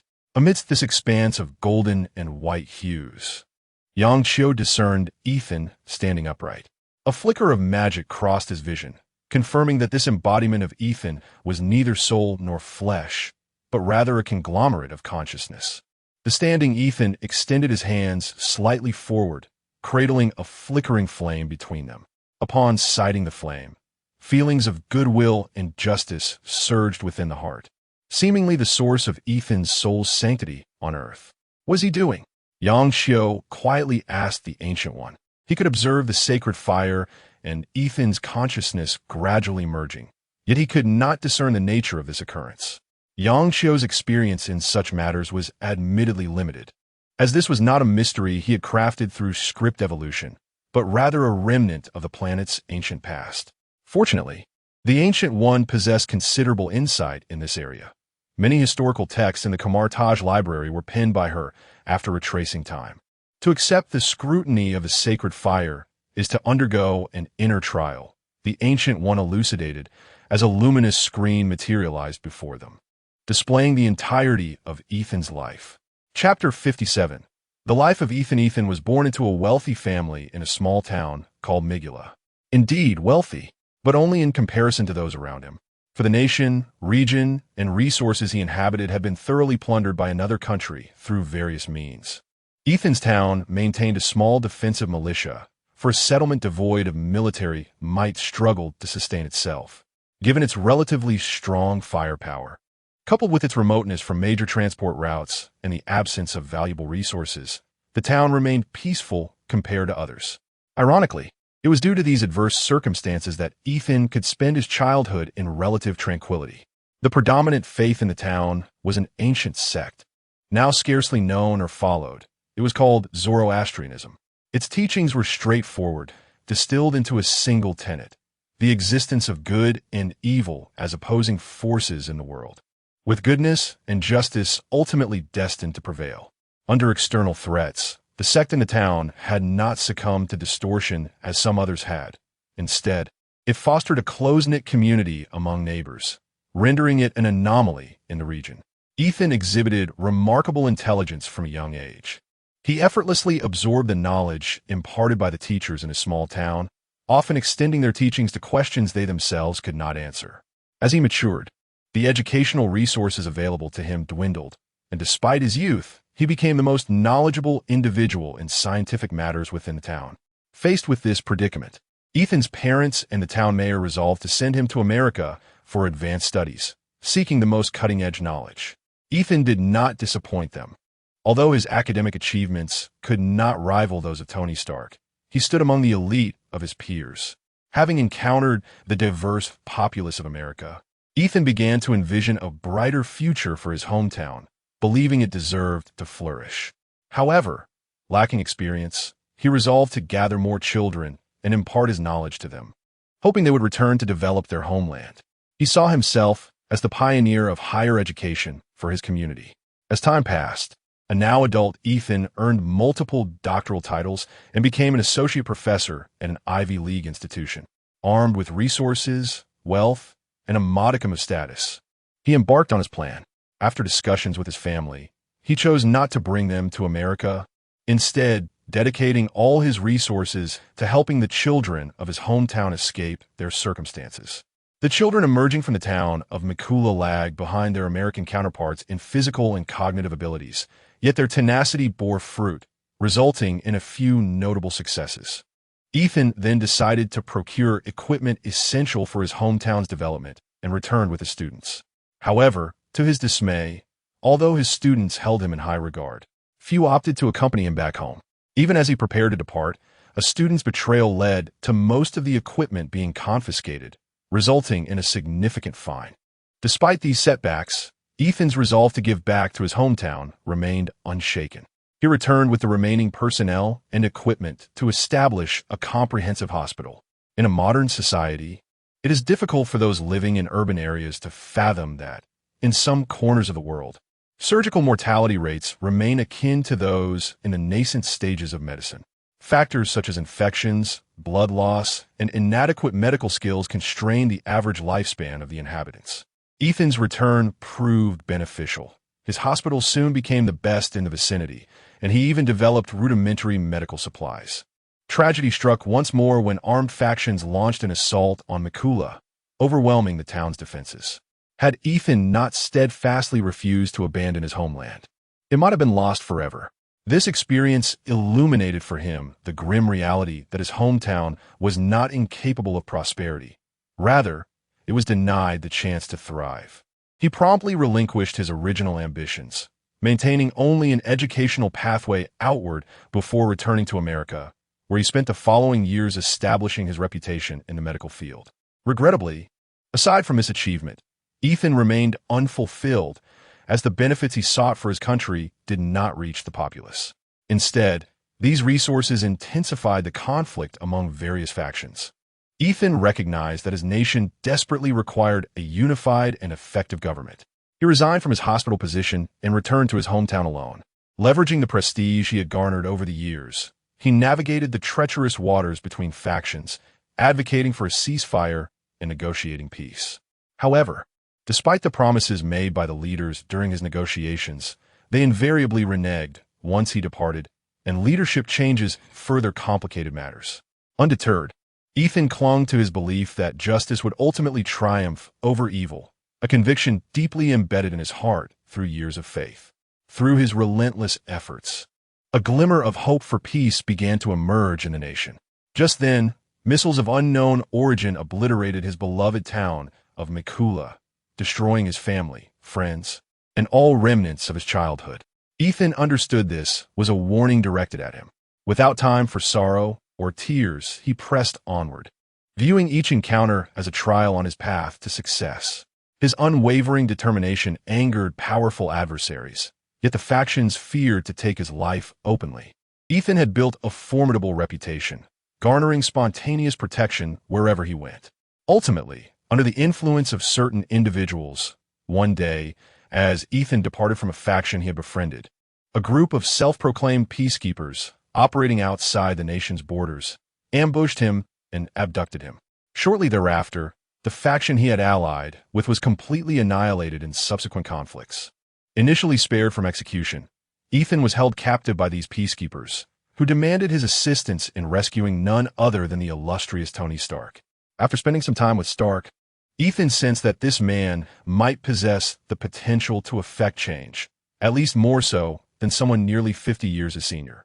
Aware that escape was impossible, Ethan endeavored to influence Stark's perspective, and it was evident that he succeeded.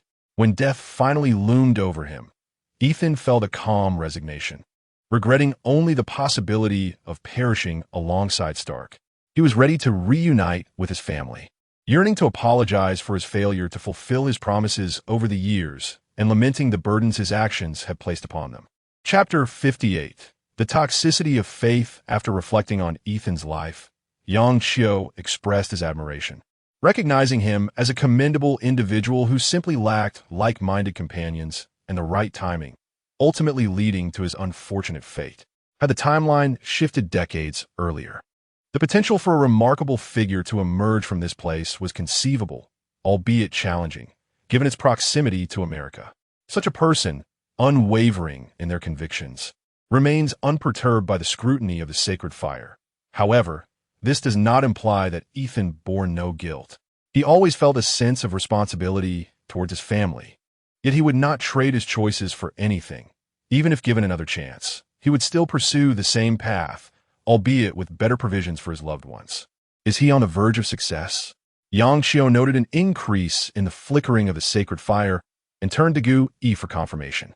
Sighing, Gu Yi shook her head, her eyes reflecting a hint of regret. Surely not. A person of his caliber cannot pass the scrutiny?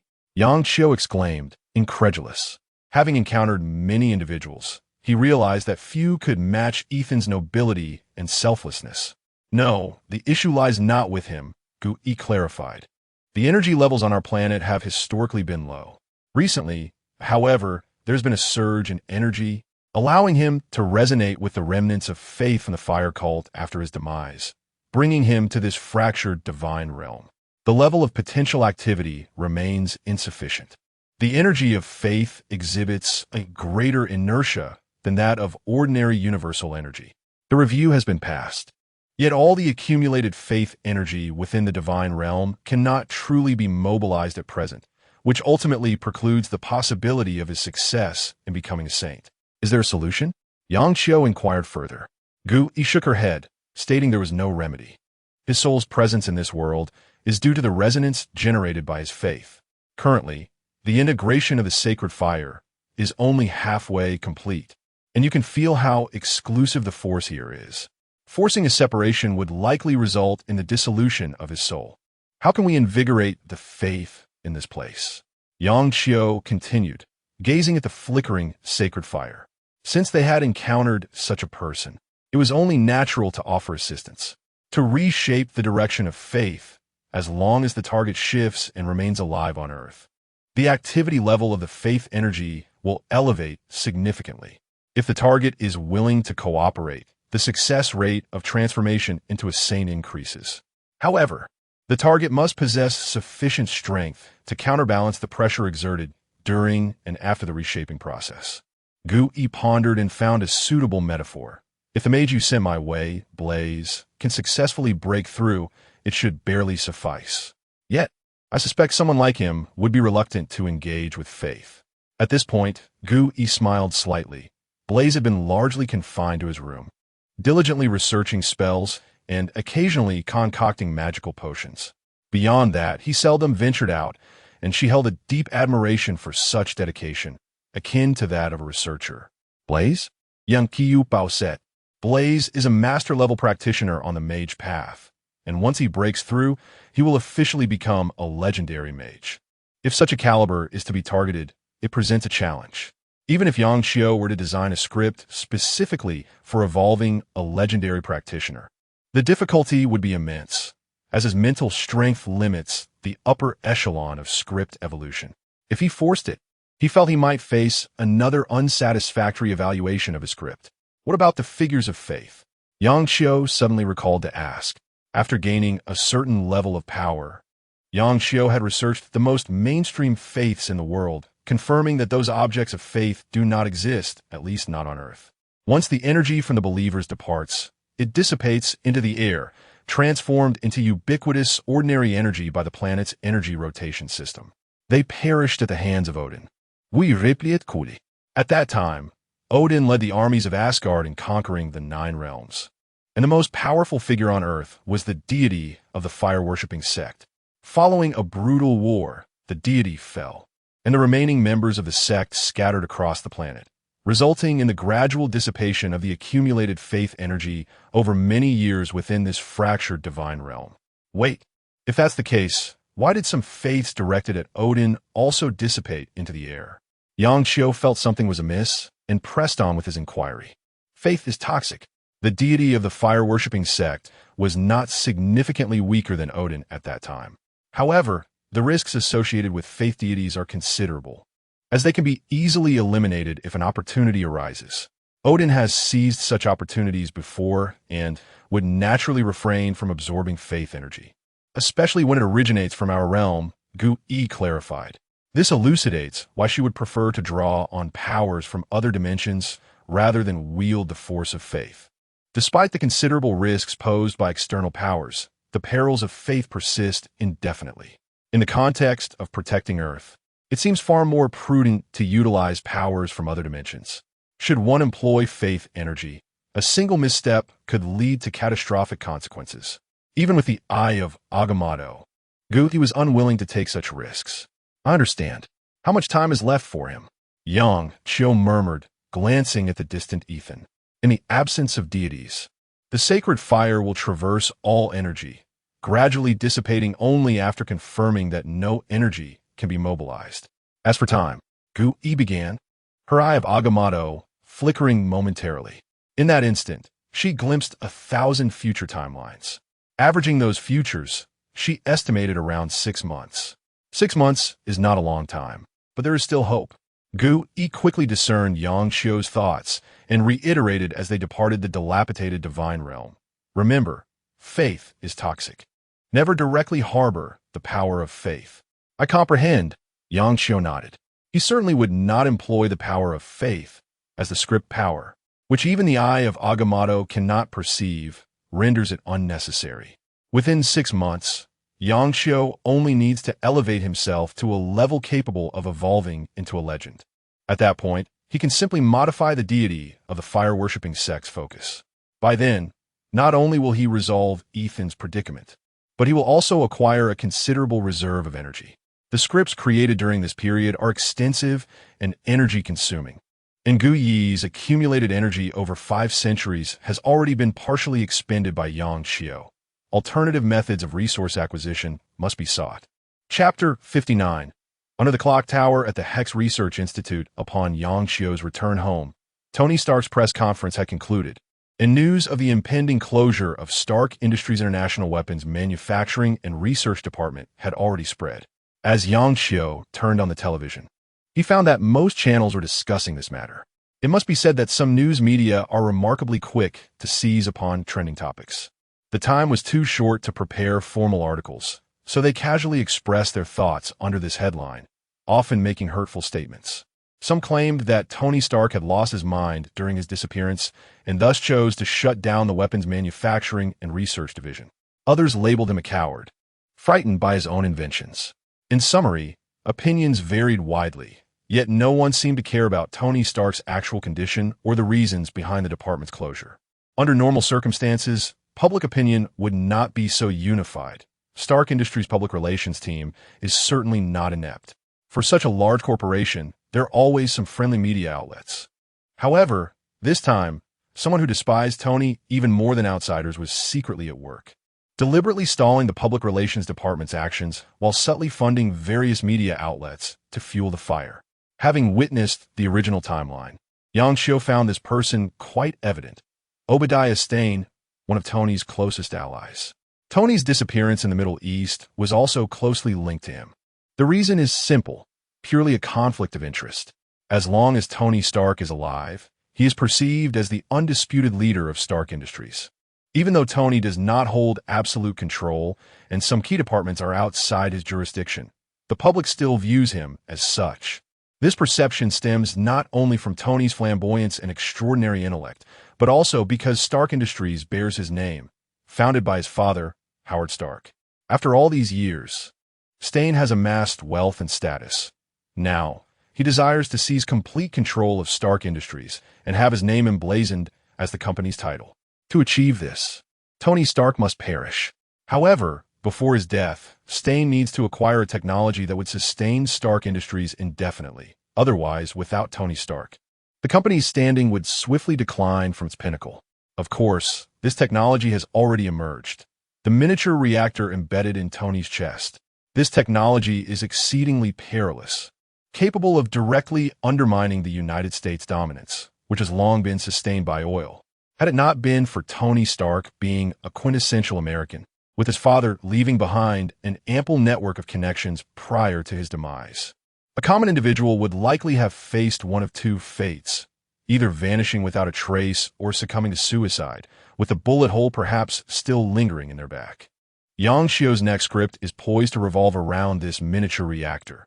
If the mysterious side truly possesses no advanced technology or sci-fi creations, it would be exceedingly unremarkable. Outside the New York headquarters of Stark Industries, a throng of reporters has gathered, disrupting the normal corporate order. Pepper, shielded by her bodyguards, navigates through the crowd in silence. For Pepper, while she personally appreciates Tony's decision, she is acutely aware of the broader implications it holds for Stark Industries, and she exercises restraint, adhering to her professional decorum. Upon entering the foyer, the journalists who had not received invitations are finally barred from entry, allowing Pepper to exhale in relief and regain some composure.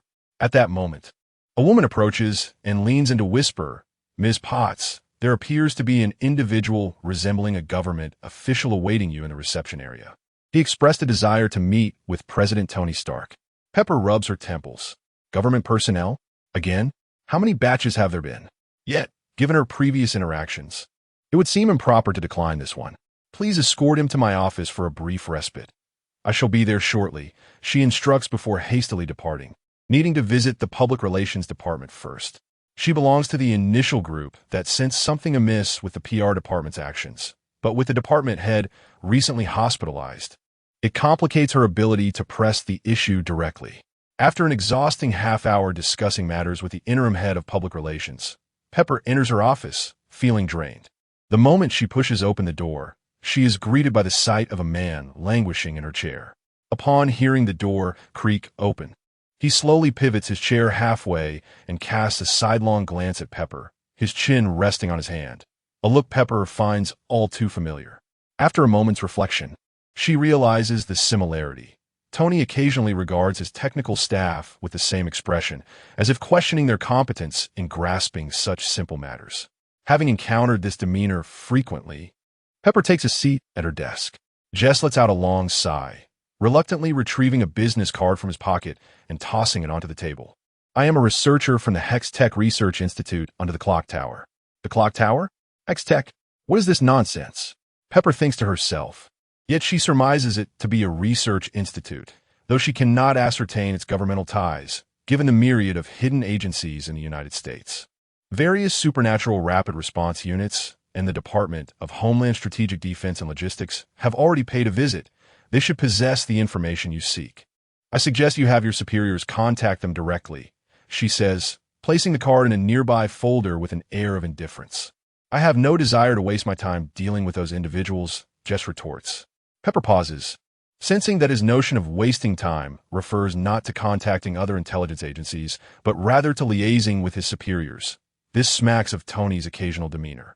I'm here to speak with Tony Stark. He has invented some sort of miniature reactor, correct? Jess continues, but is abruptly interrupted. This is a matter of utmost confidentiality and personal intellectual property. I cannot disclose related information to you. Someone, please escort this gentleman out. I have pressing matters to attend to, Pepper states with practiced ease, then calls out to someone outside. Jess stands up nonchalantly, shrugging, seemingly indifferent to whether he meets Tony Stark, merely fulfilling a procedural obligation. Just a reminder, someone has set their sights on this device. They will not approach it through conventional channels as I have. Jess's expression turns unusually serious as he utters this, indicating that the individual targeting the miniature reactor holds significant standing in his estimation. Chapter 60. The Genius Scientist. As Jess exits the Stark Industries headquarters, he is followed by another individual. Once they reach a slightly secluded area, Janome observes the swaying figure ahead and cannot resist commenting. I expected sparks to fly between genius scientists, yet it appears none have ignited. Genius scientist? Are you jesting? Jess retorts, crossing his arms as he turns to face him. Oh, I forgot. Your intellect may not suffice for such humor. In this world, there may be one or two true geniuses at most. Jess pauses momentarily to correct himself. As for that mortal you refer to as Tony Stark, he certainly does not belong in that category. I fail to understand why Victor would fixate on a mortal's technological creation. What could he possibly be contemplating? Jess muses, continuing to speak with an air of extreme arrogance. And as for you, a mere formal knight, do not presume to offer me advice. I fear I might burst into laughter. Janome's muscles tense, and his fierce aura becomes apparent. Jess glances at him and exclaims, "Wow, novice class, you're quite impressive. You've caught up to me at 10 years old." Janome refrains from retorting. The individual before him is undeniably a genius. Before becoming a researcher, Jess had already surpassed the novice barrier and entered the intermediate stage. The only reason he has yet to achieve the advanced level is that he has devoted most of his time and energy to research. Regardless of your opinions, if you do not inform me, who shall we face as our adversary? Janome states earnestly, I will submit a report requesting a replacement. The reason will be the investigators' lack of cooperative awareness. No, rather, their complete absence of it. No, I will not allow that. Jess pivots, glaring at Janome. Janome ceases his argument, merely displaying the Ouroboros emblem before Jess, revealing the page directly to his eyes. Given that Hextech Research Institute was involved in designing and developing certain functionalities of the Ouroboros emblem, Jess quickly recognizes that the page Janome is showcasing is the complaints page, indicating that he is indeed contemplating a personnel change.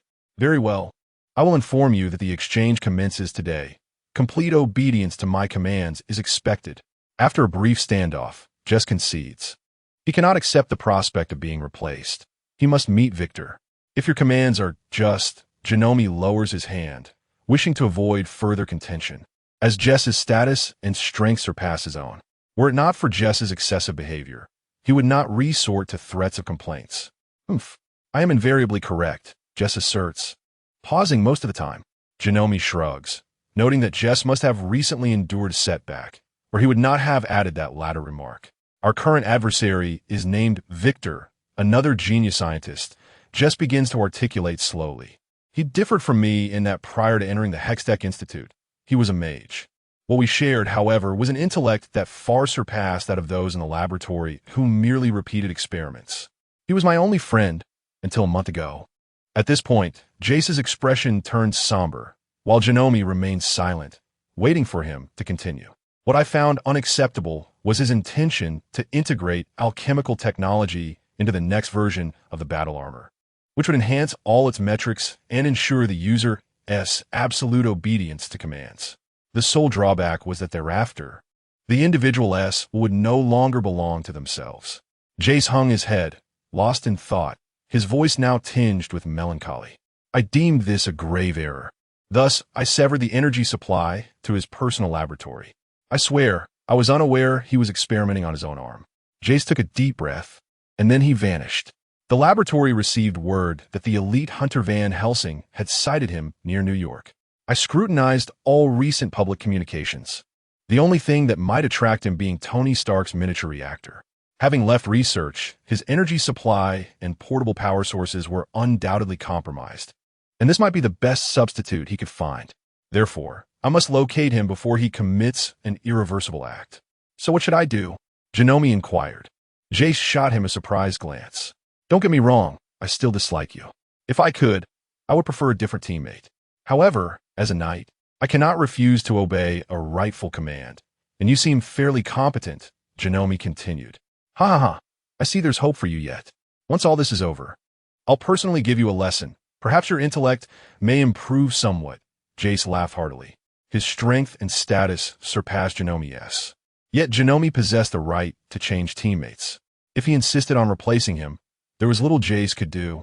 I retract my earlier statement, Janome said, his face stern. That doesn't matter. Which knightly path are you following? Jace asked. I am following the bloodline path used by apprentices and official levels. Advancing with the blood of the weakened Thunder War Bear, Janome succinctly described his situation. Jace raked his fingers through his hair, as this topic was not his forte. He could only grasp it through words. Then, keep an eye on that Pepper, protect her discreetly. Although I doubt Victor would take hostages, caution is warranted. That woman seems to have a close relationship with Tony Stark. If you have the chance, also look after Stan, as he appears to be related to Tony. As for me, I will shadow Tony Stark to prevent Victor from acting directly. Jace assigned tasks. I'm not an assassin or a stealth operative. I cannot remain close to Pepper without being detected, Janome retorted with a sidelong glance at Jace. I am aware. Inside that company, there should be minimal issues. I checked their security when I entered. There is even an AI present. It's unlikely Victor could breach without making noise. Just follow Pepper after she leaves the company. Jace continued, his specially designed detector having scanned all defense personnel and weapons upon entering Stark Industries. All right, give me a communicator. The Viper's internal model is too expensive, especially for non-investigators. Janome extended his right hand. But that security is impenetrable. All legendary spells and abilities cannot breach its barriers. Why am I even telling you this? Jace said, pulling out a small circular device from his pocket and handing it to Janome. Though not highly secure, it suffices for external use. Stick it to your earlobe, inject any energy, and you can communicate remotely. Chapter 61. What is the Stark Group's true name? In Pepper's office within Stark Industries, after bidding farewell to Jace, she retrieved a phone from her drawer and approached the window. She dialed Tony, who was designing Mark II at his villa. I have looked into what you asked me to. Apart from the military personnel who were aware of the original scheduled process, only 4 individuals within the company have the authority to view it, Pepper began. Who is the 4th, aside from you, me, and Happy? Tony paused in his work to inquire, though he already had a name in mind, one he was reluctant to believe. Mr. Stan. Pepper revealed a name that elicited little surprise. Additionally, I visited the Public Relations Department. The ostensible reason for the public issues is that the former minister has been hospitalized. The hospital reported a severe allergic reaction with a new allergen, and there was no indication of intentional exposure to allergenic foods. However, I reviewed personnel files, and this minister was promoted by Mr. Stan. Although he did not directly sign off, he vetoed the promotion requests of other candidates. Let us put this matter aside for now. It may also be a leak from the military.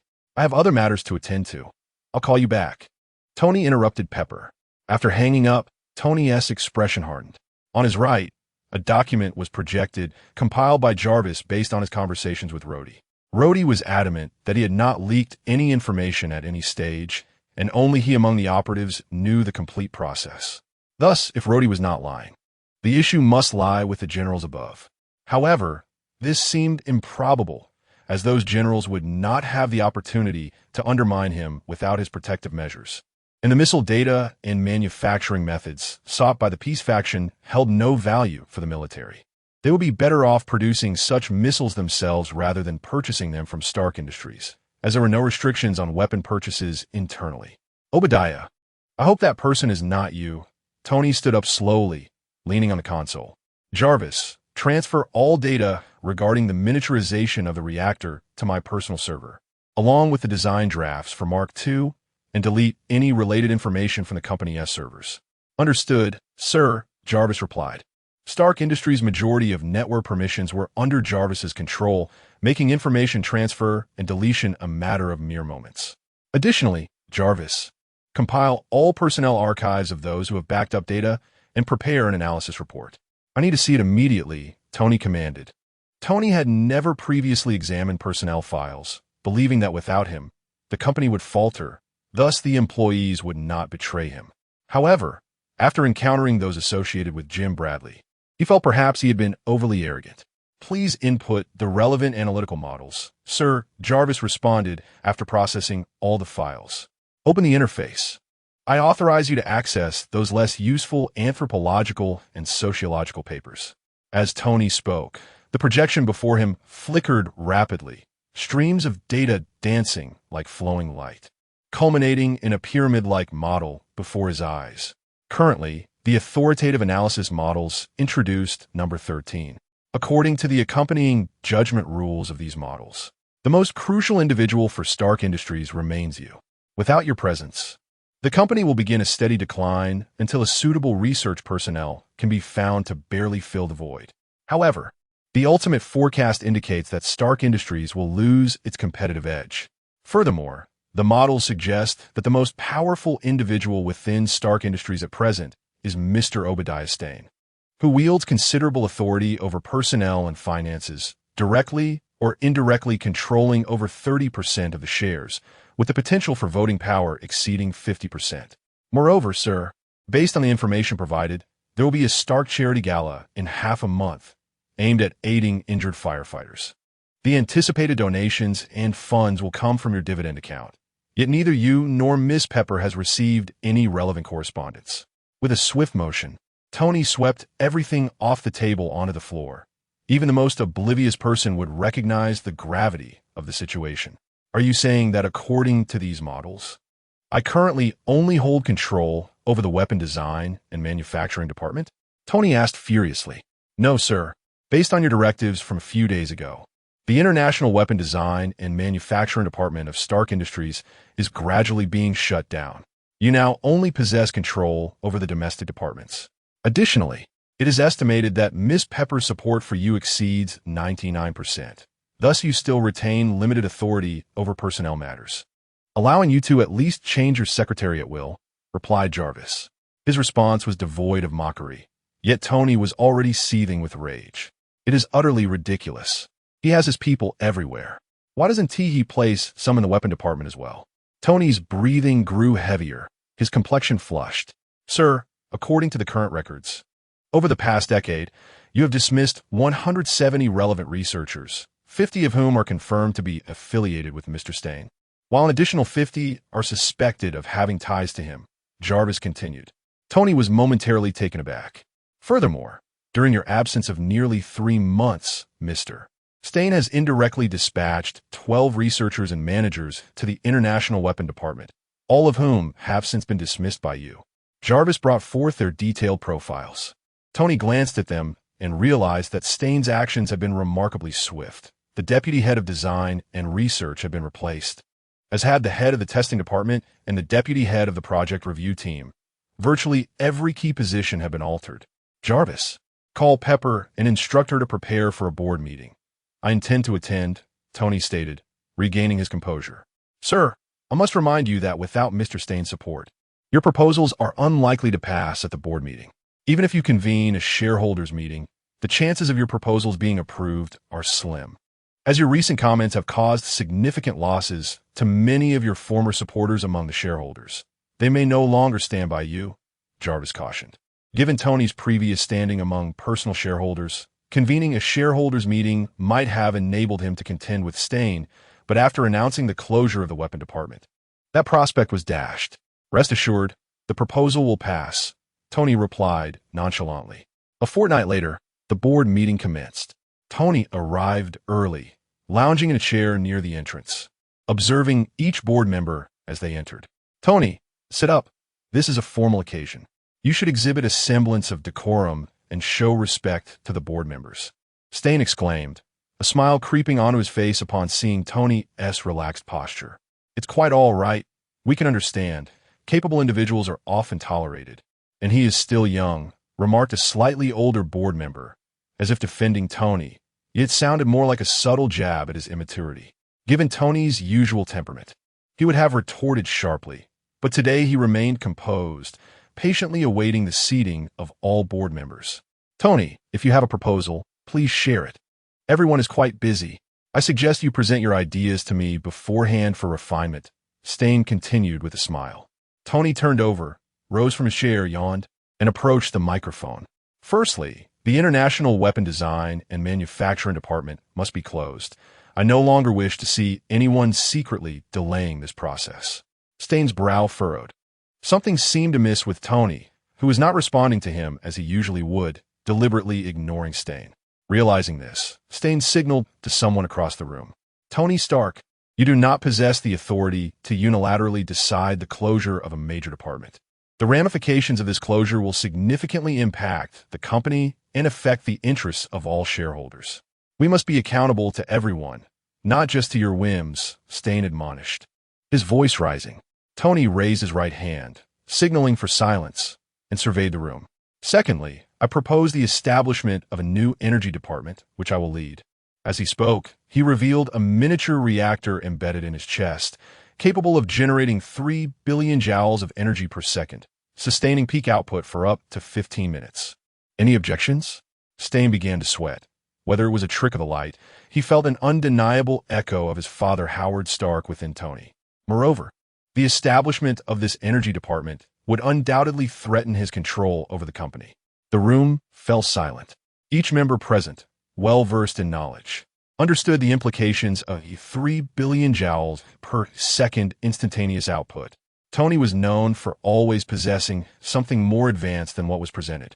It appeared that this new energy department could sufficiently compensate for the loss incurred by the closure of the International Weapon Department, potentially granting Stark Industries a significant advantage for horizontal expansion. Realizing the situation was turning against him, Stain quickly interjected, Tony, the establishment of such a department is indeed promising. However, creating a new department is not a straightforward task. It requires further. As Stain spoke, Tony approached him, patting him on the shoulder, then turned to face the others. I have finished speaking. Who is in favor and who is against? Stain squinted. This was no illusion. In just half a month, he had truly seen a reflection of Howard and Tony. Silence implies approval, Tony declared.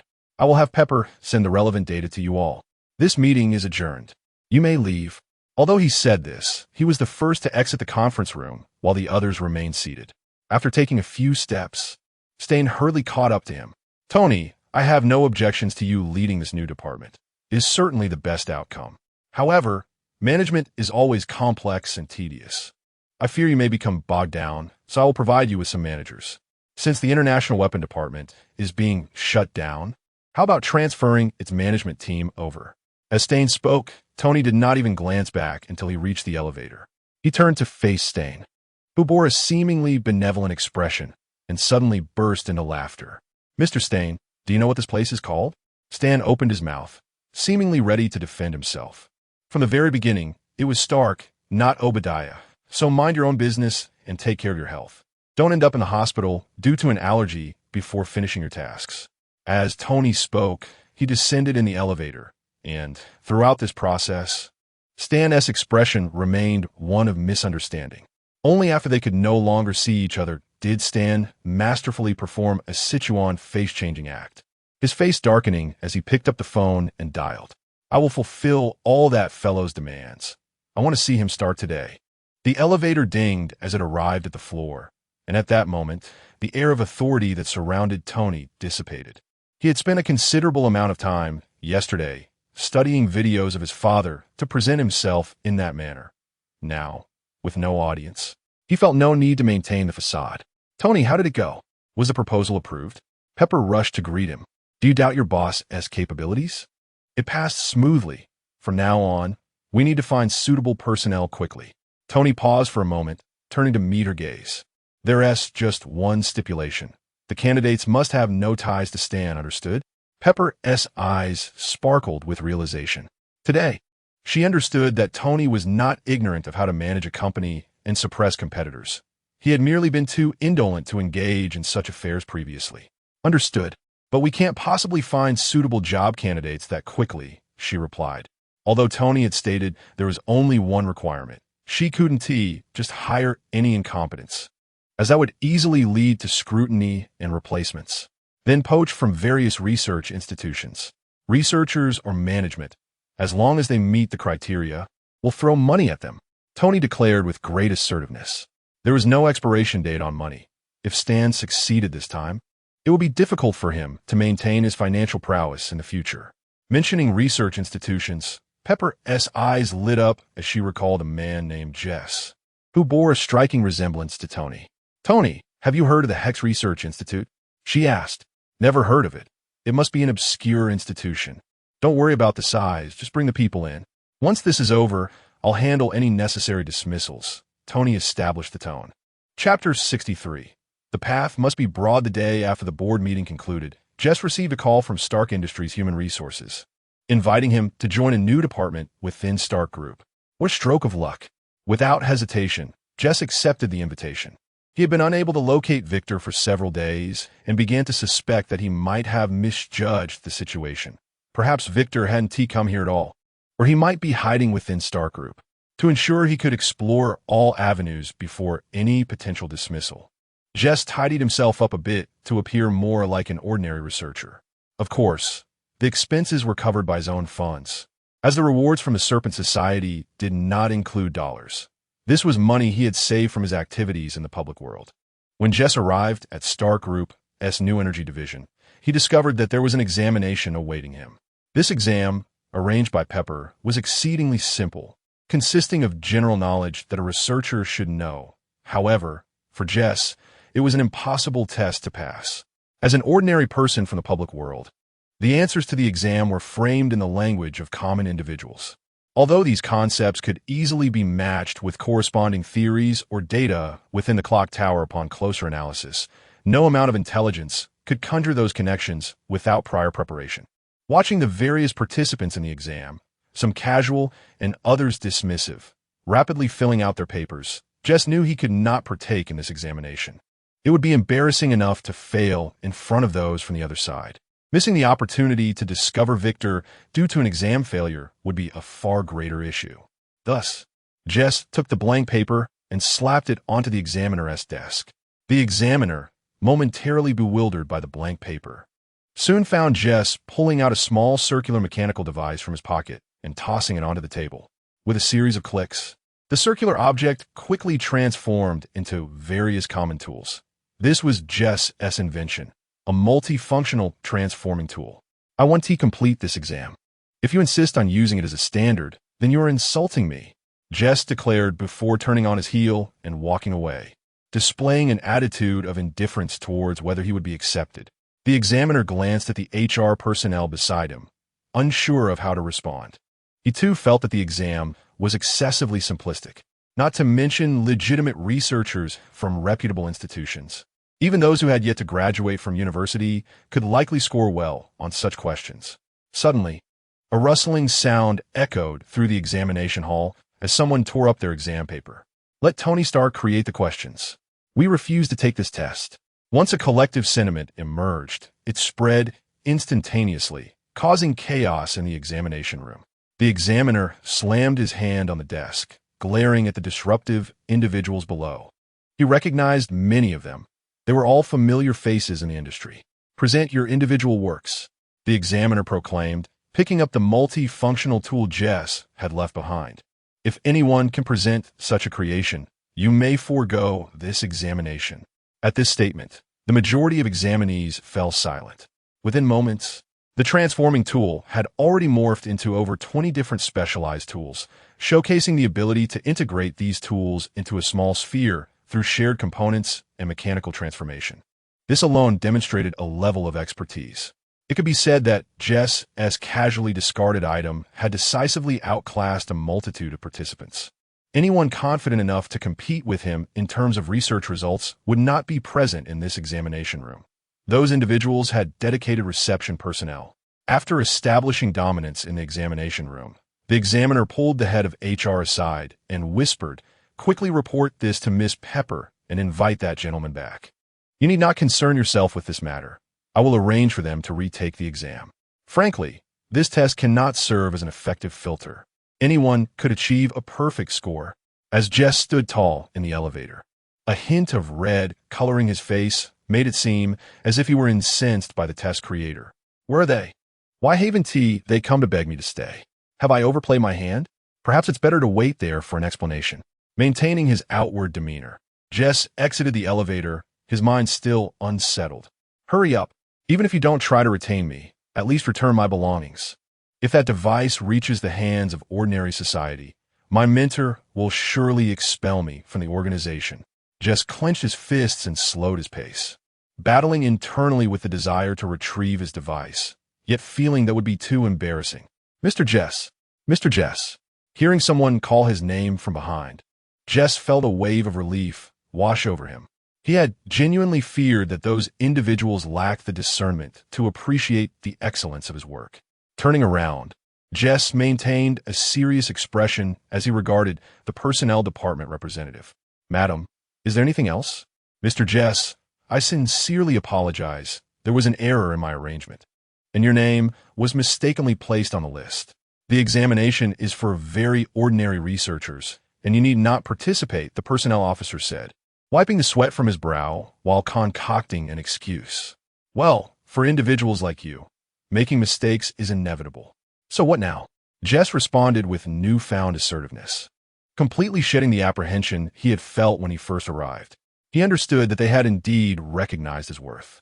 "We have arranged a new interview for you, to be conducted by Miss Pepper. Please forgive our oversight," the personnel officer said, adopting a submissive demeanor. Although the list and examination content were determined by Pepper, he was keenly aware that failing to shield his superior from blame would narrow his future prospects. "Very well, lead the way," Jess replied coolly.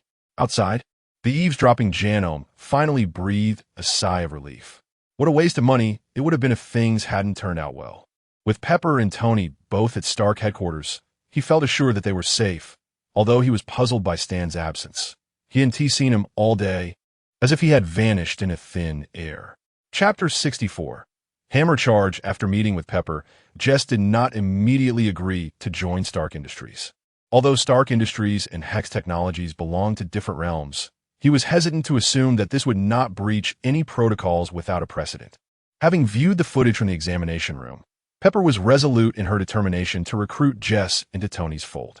Thus, regardless of Jess's ambiguous responses and uncertain demeanor, she maintained her enthusiasm. At midday, Pepper arranged for Jess to have lunch, hastily making her way to Tony's office. While it was referred to as an office, it bore no distinction from a mansion, occupying the top 2 floors of Stark Industries headquarters.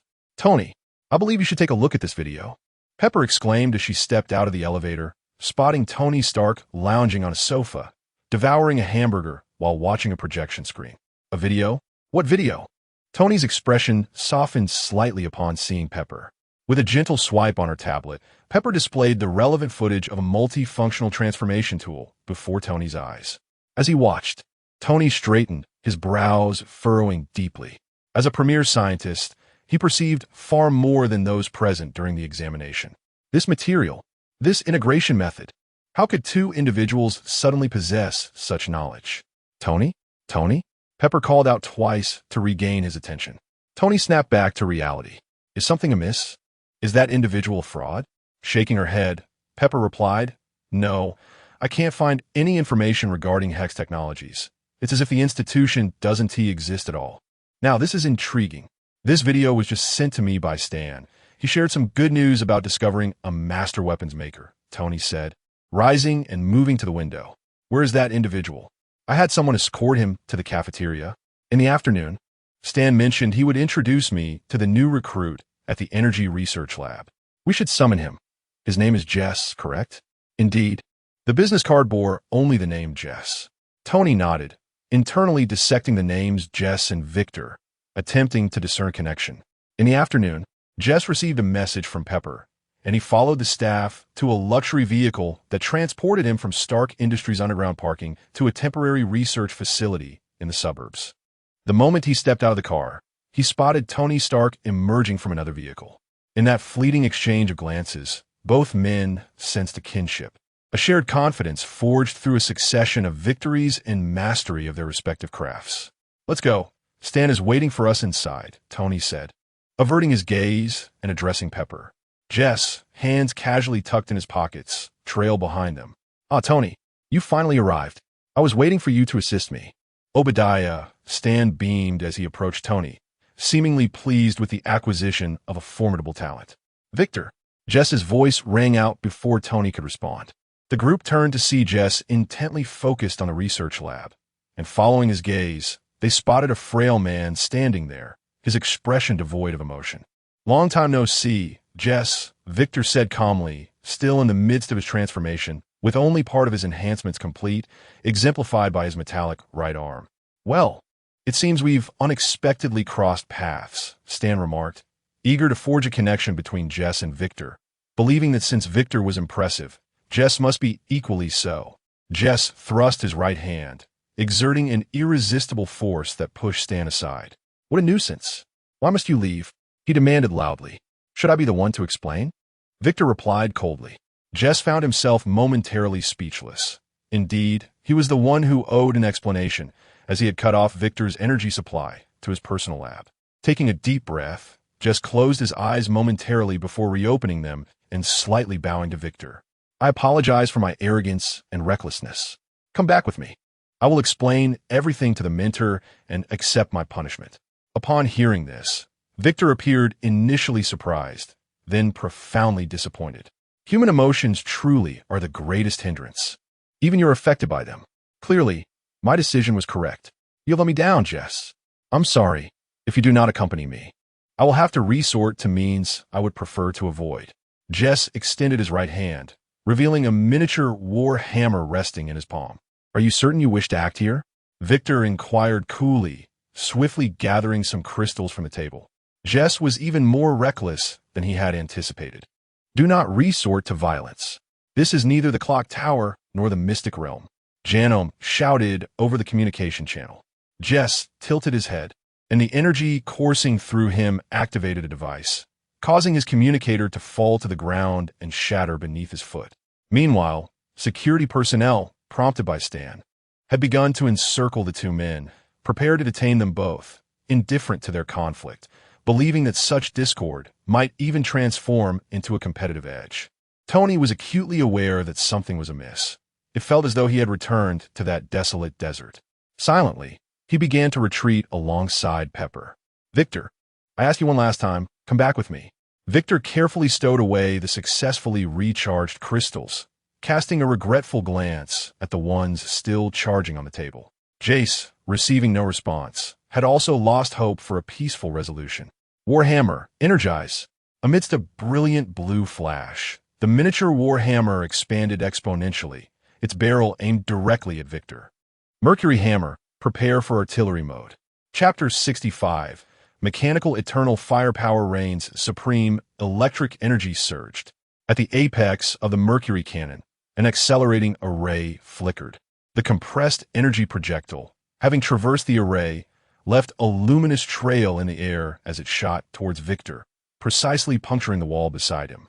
Clearly, Jace had not completely abandoned caution. He opted for a concentrated fire rather than explosive rounds. After all, he had already breached protocol, and any further casualties could lead to unknown repercussions. Ducking to evade the attack, Victor began to sprint. He had arrived earlier than Jace and was intimately familiar with the terrain. Coupled with Jace's lack of lethal intent, Victor found himself merely momentarily flustered.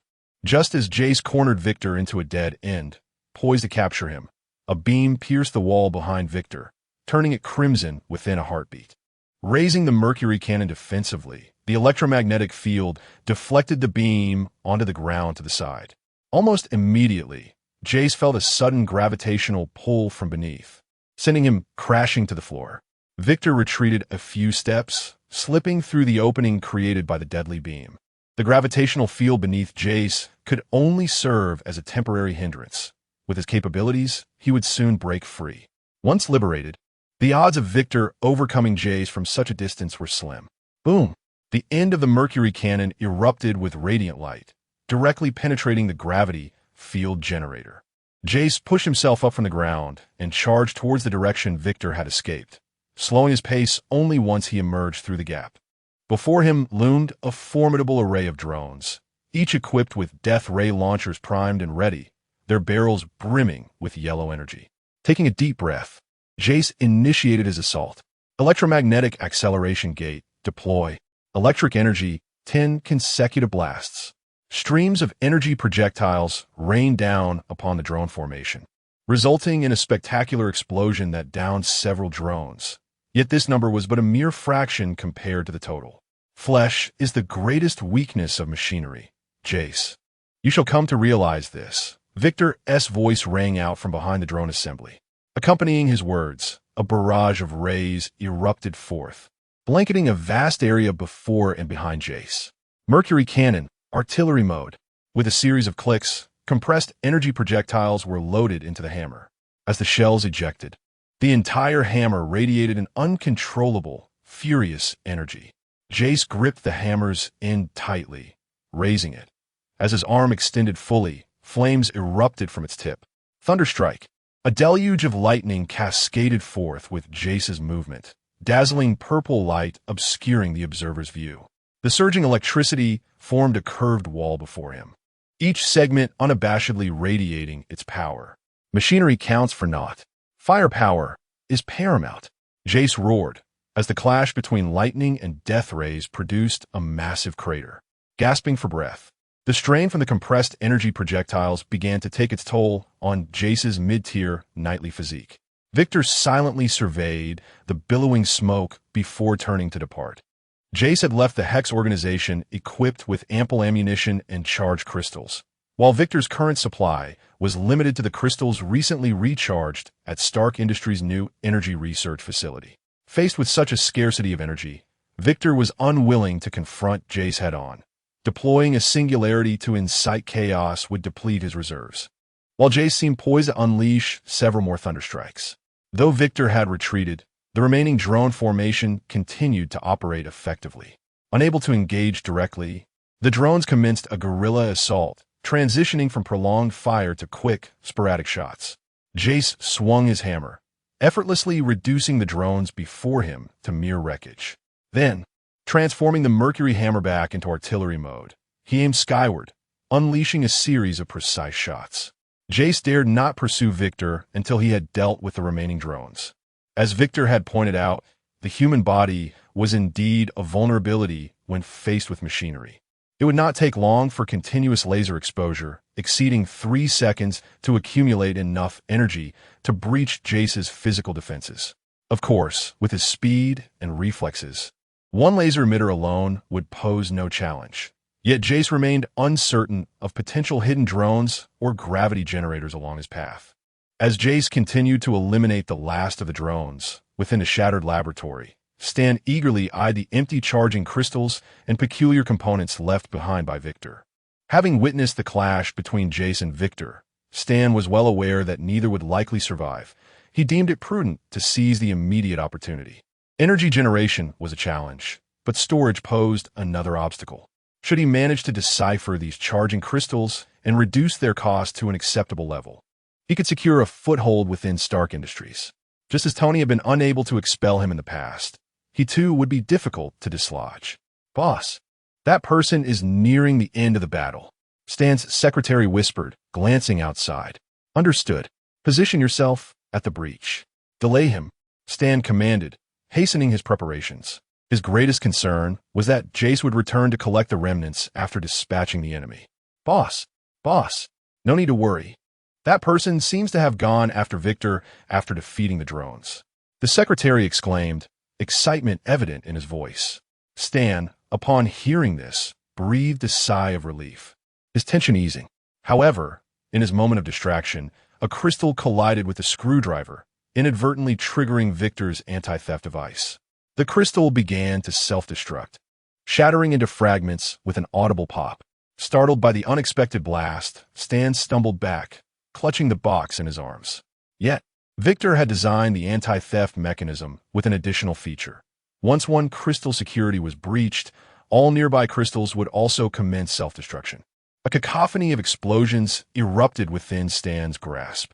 The damage inflicted by the crystal's self-destruction was minimal. It could not withstand the force of Stan's embrace, which contained a multitude of them. In an instant, a section of Stan's chest, skin, and muscle alike was blown apart, causing him to collapse backward onto the ground. Chapter 66 stimulated Tony after pursuing Victor's escape route for an extended period. Jace had to concede that he had lost the trail. His tracking methods relied heavily on the various devices he carried. Yet Victor, being a former friend, possessed a profound understanding of Jace and had preemptively covered his tracks. With a heavy heart, Jace slammed the mercury hammer down onto the ground, surveying his surroundings in despair. Uncertain of his next course of action, he realized he had breached protocol by openly wielding magical powers in the public realm without permission.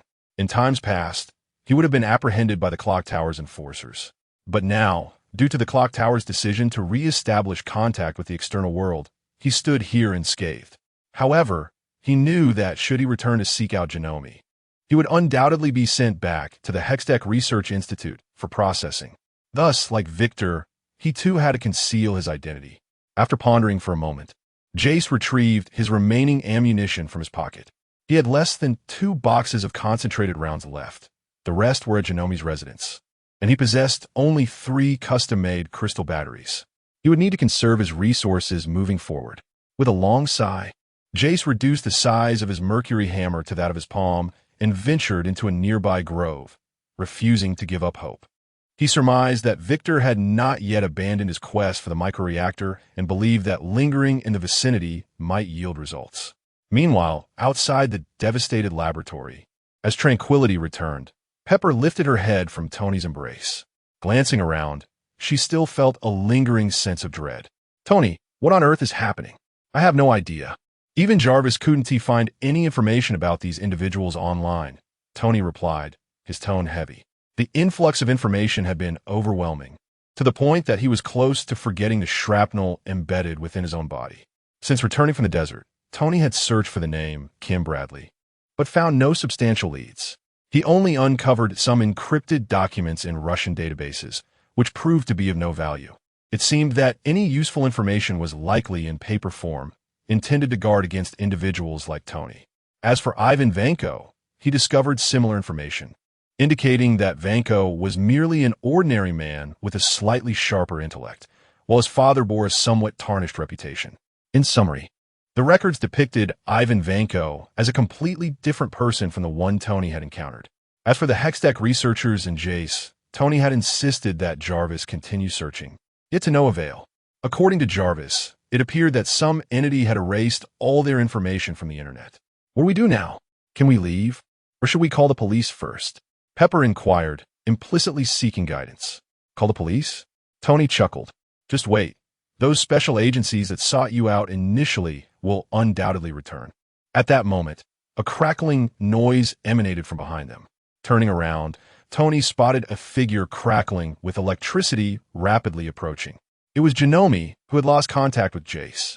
After Jace had destroyed the communicator, Janome rushed toward them, albeit from a distance, and even with the stimulation of electricity to accelerate his cells, he was still delayed.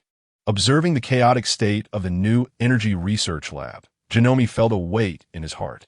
That arrogant fool hasn't done something he shouldn't have, has he? "Do you know who the person responsible for this is?" Janome asked, halting before Tony. Pepper shook her head, while Tony pointed toward the interior of the lab, suggesting that those inside might have answers. Nodding, Janome leaped directly into the lab. Inside, the remaining personnel were administering first aid to the fallen Stan. Upon Janome's arrival, they instantly scattered and concealed themselves. Before he could even pose his question, Janome noticed a gaping hole where the death ray had completely melted through, and he swiftly exited through it, revealing a massive pit. Gesturing, Janome found himself at a loss for words. The pit was large enough to swallow an entire small town.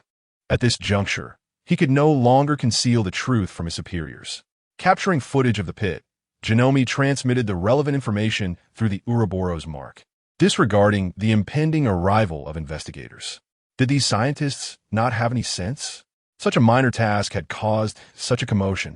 After submitting his report, Janome began to track the trail left by Jace and Victor, determined to retrieve at least one of them, ensuring he would have something to say when accountability arose. Minutes later, several ambulances sped to the scene.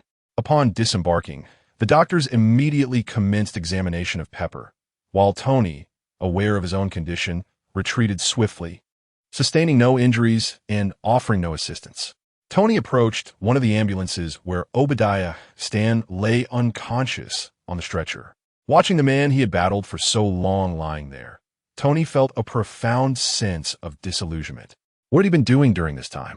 It felt like a complete waste.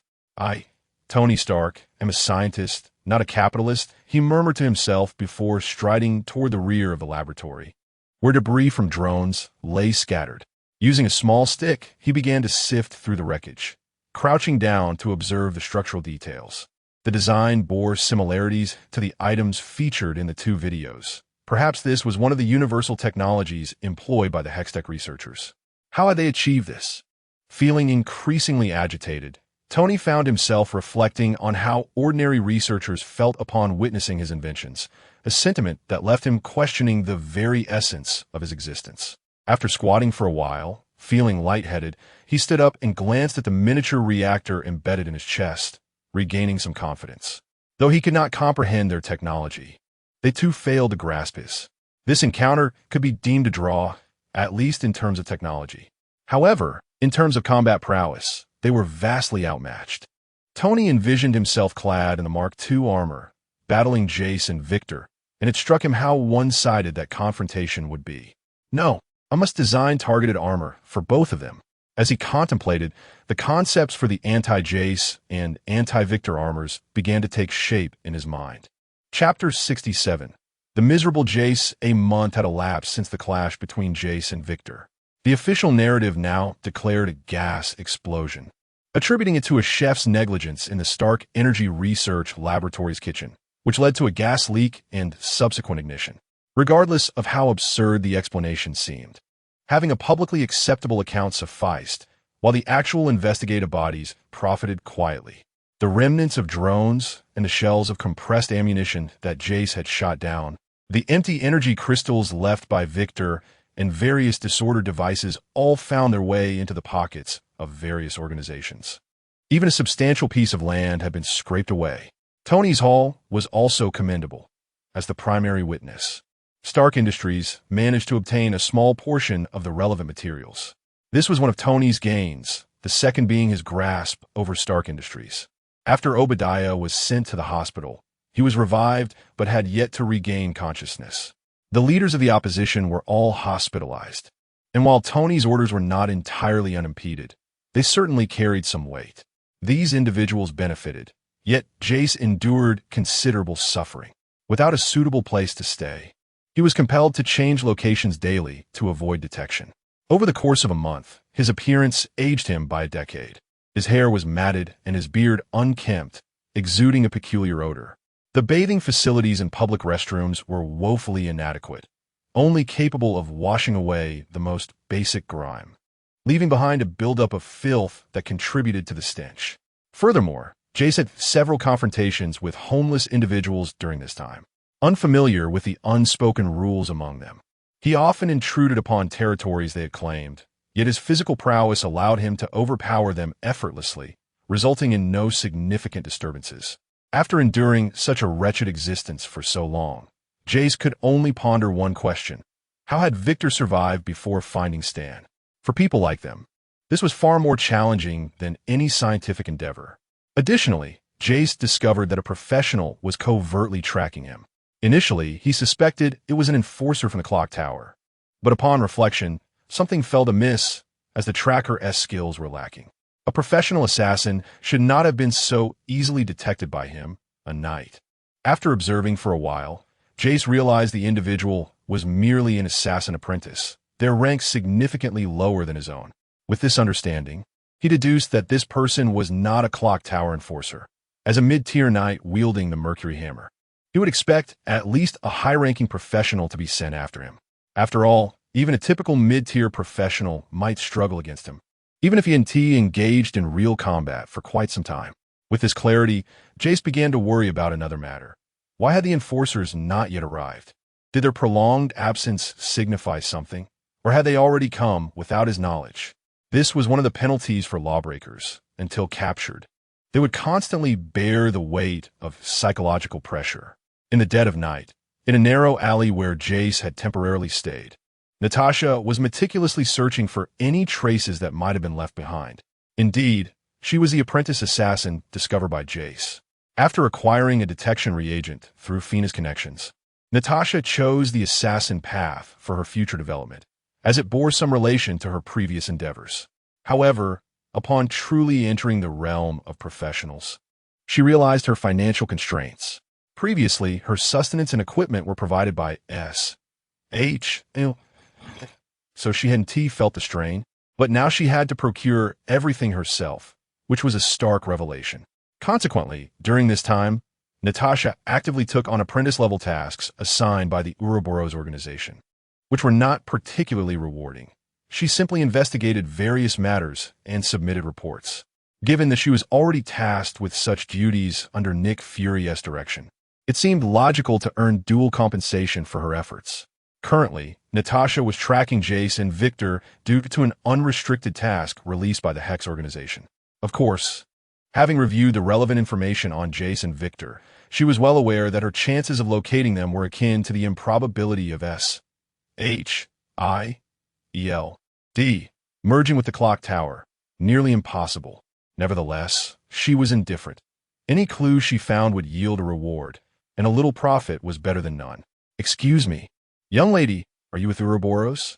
Are you looking for Jace and Tony?" Suddenly, a voice emerged from behind Natasha, accompanied by a hand resting on her shoulder.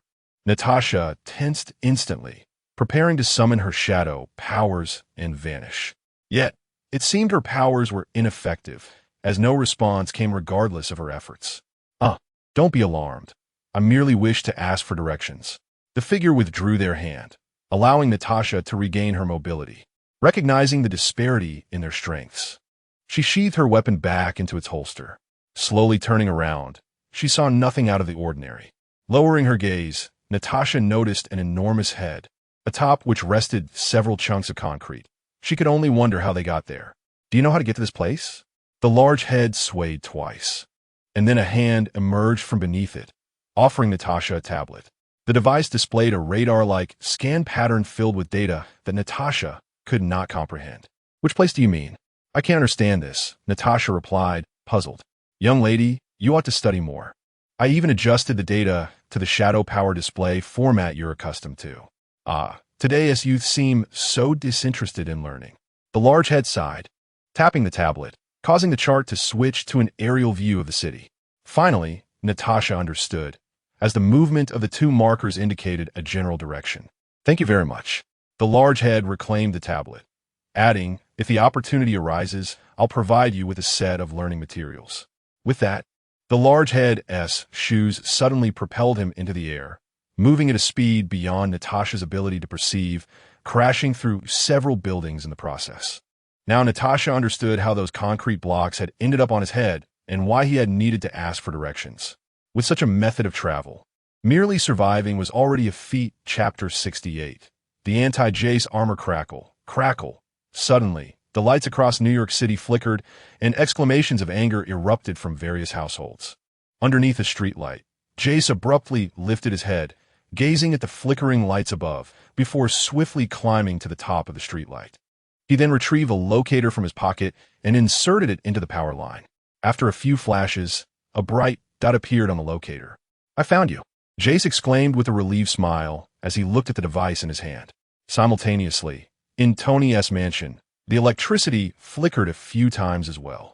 "Sir, The connection between the internal reactor and the external power grid has been severed, and energy supply has now returned to normal, reported J.A.R.V. ICE. Understood. Don't concern yourself with this minor issue. Have we located the source of the energy leak? Tony's eyes scanned the citywide circuit map. Though he had not witnessed the events firsthand, he could surmise that the large-scale energy leak in New York was likely caused by either Jace or Victor, as their lack of energy was quite evident, as Jarvis initiated computational power to locate the source of the problem. It was clear that infiltrating the city's electrical grid information system was unlawful. However, under Tony's guidance, Jarvis had engaged in such activities more than once. If discovered, the worst consequence would be a monetary fine, which the Stark Group could easily disregard. Location acquired. Once the positional data materialized, Tony wasted no time and directly uploaded the information into his smart glasses. He then jogged towards the equipment platform. With a series of clicks, the mechanical arms of the platform sprang into action, and moments later, several primary components were affixed to Tony's suit. The remaining assembly steps were completed as he advanced toward the flight platform, reflecting his current streamlined equipping process. The tests for the nanomaterials were still ongoing, and Tony had to rely on conventional methods for the time being. With a roar, the propulsion system in his legs expelled twin jets of blue flame, catapulting Tony skyward towards his destination. Sir, the satellite positioning is complete. The counter Jarvis and counter Victor components are ready for launch. Jarvis's voice echoed within the suit. Above the Earth, the large satellite Tony had launched days prior opened several hatches, following Tony's trajectory for the preset launch points. At the targeted location identified by Jarvis and Tony, Victor stared impassively at the wires in his hands. The energy transmission efficiency of the wires was alarmingly low, despite the disruption to New York's entire electrical grid. Victor had not managed to charge significantly. Furthermore, he had no inclination to expose himself, but the energy consumption of his mechanical arm was becoming critical. The solar energy he typically harvested was only sufficient for auxiliary support. Over time, he would need to replenish it directly with energy. Compounding this urgency was the hasty and reckless behavior of Jarvis, which left Victor's energy interface incomplete. Currently, the only viable energy source available to him was, regrettably, electricity. Still not here? Has there been a miscalculation? Victor pondered, glancing towards the city center. Several minutes had elapsed since the electrical grid malfunction, and in Victor's calculations, if Jarvis were to sprint at full speed, he should have already appeared within his line of sight. Yet, circumstances seemed to have shifted. The reason for the miscalculation was simple. Jarvis had encountered an unexpected obstruction. "Get out of my way, you blockhead," Jarvis shouted, aiming the mercury cannon at the airborne Tony Stark. Tony remained silent. He was determined to prove who the true genius in science was. After failing to intervene in the previous conflict between Jarvis and Victor due to inadequate preparation, he felt a burning desire to showcase his superiority today. Counter Jarvis armor. Deploy. A massive component descended from the sky, enveloping the floating Tony Stark. Energy surged, seeing Tony's refusal to yield.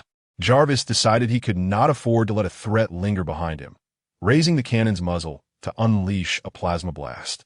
Electricity crackled across the surface of the armor, radiating with violet energy. Jarvis frowned. The illumination did not indicate that the armor had been breached.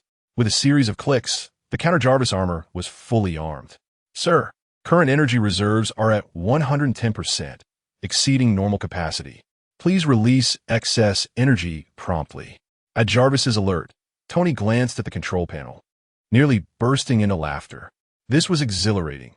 He had been struck by a blast, yet remained unharmed, while his energy levels had actually increased. What was he dawdling for? What's going on? Jarvis transformed the mercury cannon into its hammer form. From his earlier observations, he had deduced that Tony had likely prepared defenses against his electrical attacks. Uncertain of the opponent's limits, Jarvis preferred not to test it further. He was pressed for time. Jump of the skies. The tail of the mercury hammer ignited with acceleration flames, propelling Jarvis skyward as he gripped the massive hammer, bringing it crashing down towards Tony. The counter-Jarvis armor, now significantly larger due to the added components, resembled a flat-headed mole charging at a lion. Tony executed an urgent maneuver to evade the descending hammer, narrowly avoiding the energy waves that grazed his armor, leaving several gashes. Thunderous strike. In mid-air, Jarvis twisted his body, spinning the hammer in a full circle, then driving the hammerhead into the air. A colossal wave of electricity surged forth, sending Tony hurtling away, spiraling down into the earth below. Energy reserves exceeding limits. Emergency discharge protocol initiated. From the chest of the counter Jarvis armor, dozens of lasers erupted like rain, targeting Jarvis. Lightning domain. A powerful electromagnetic field formed around Jarvis, deflecting the beams. Cannon form transformation. Supercharged energy. Leveraging the electromagnetic field, Jarvis floated in mid-air, transforming his weapon into cannon form. Energy surged within the cannon as it rapidly charged. Boom, boom, boom. 3 plasma projectiles were fired, striking around Tony and causing his armor to short-circuit. Observing Tony's armor convulsing on the ground, Jarvis executed a roll, releasing the lightning domain and landing on a rooftop. Don't follow me. Otherwise, don't blame me for being rude. With that, Jarvis exited without a backward glance. Chapter 69. The Chaotic Storm Bang. A massive chest plate of armor was flung away, crashing to the ground. Moments later, Tony stumbled out from the chest of the counter Jarvis armor, the Mark II flickering with electrical energy. Overcharging was not ideal. The internal energy had breached circuits and protective devices, impacting the core chamber at the center. Jarvis, log this. Remind me to carry an extra blank compressed battery in the future, Tony said, rubbing his head. Sir, calculations indicate that adding a battery capable of accommodating the maximum energy peak recorded in battle would result in overloading. You need to redesign the armor, Jarvis replied mechanically, noting that the peak had exceeded 200%. Then remind me that the counter Jarvis armor version 2 must include provisions for increased energy storage and rapid discharge components. As Tony spoke, he shook his head, recovering his composure. Without even glancing at the million-dollar wreckage on the ground, he ignited the thrusters and soared towards the adjacent high-rise. Their battleground was situated on the outskirts, away from the city center, and given the intensity of their clash, there were few witnesses remaining. Phew, he didn't injure me, and I didn't harm him. Call it even. Tony reassured himself, having faced one adversary and with only one left to confront. As long as he could defeat the remaining opponent, he could consider his objectives reasonably achieved. Counter Victor armor. Launch. This time, Tony had preemptively equipped the armor, knowing that Victor was even less likely to hold back than Jarvis. If he attempted to equip himself in front of Victor, a death ray would likely sweep through. Victor. After shaking off Tony, Jarvis hurried to the destination, shouting furiously at Victor, who awaited him with an air of confidence. He seemed to be ready to vocalize all the suffering he had endured over the past month. I've been waiting for you for a long time, Victor stated with an unwavering tone. Jess, infuriated by Victor's impassive demeanor, was suddenly confronted by several dark spots that sprang forth as the muzzle of the Mercury cannon rose. These dark spots swiftly unfolded, enveloping Jess in a chaotic gravitational field that relentlessly tested his physical limits. Lightning domain. Struggling against the oppressive gravity, Jess unleashed a torrent of electrical currents around him, endeavoring to construct an electromagnetic field. The electromagnetic field, influenced by the surrounding gravitational forces, was fragmented and chaotic. However, the effects were reciprocal, leading to disturbances within the gravitational field itself.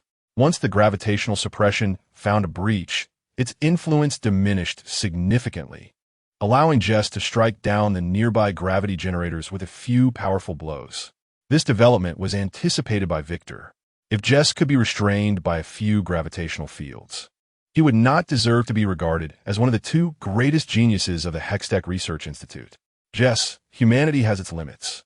In my brief scientific career, I have come to understand one truth. The pursuit of precision and reproducibility reveals the boundaries of human capability. Therefore, embrace machinery. Embrace glorious evolution. You've lost your mind. Jess suddenly calmed, aiming the cannon downward at Victor. The electromagnetic acceleration array had already unfurled, and compressed energy projectiles were automatically chambered, emitting a sound of compression as the casings were ejected. Electromagnetic surge. Chaotic storm. The energy amassed in the mouth of the mercury cannon reached its zenith. And this time, it unleashed not individual plasma shots, but a continuous beam of formidable energy. In contrast to Jess, Victor's preparatory movements were far more subtle, merely releasing a singularity generator from the side of his mechanical arm.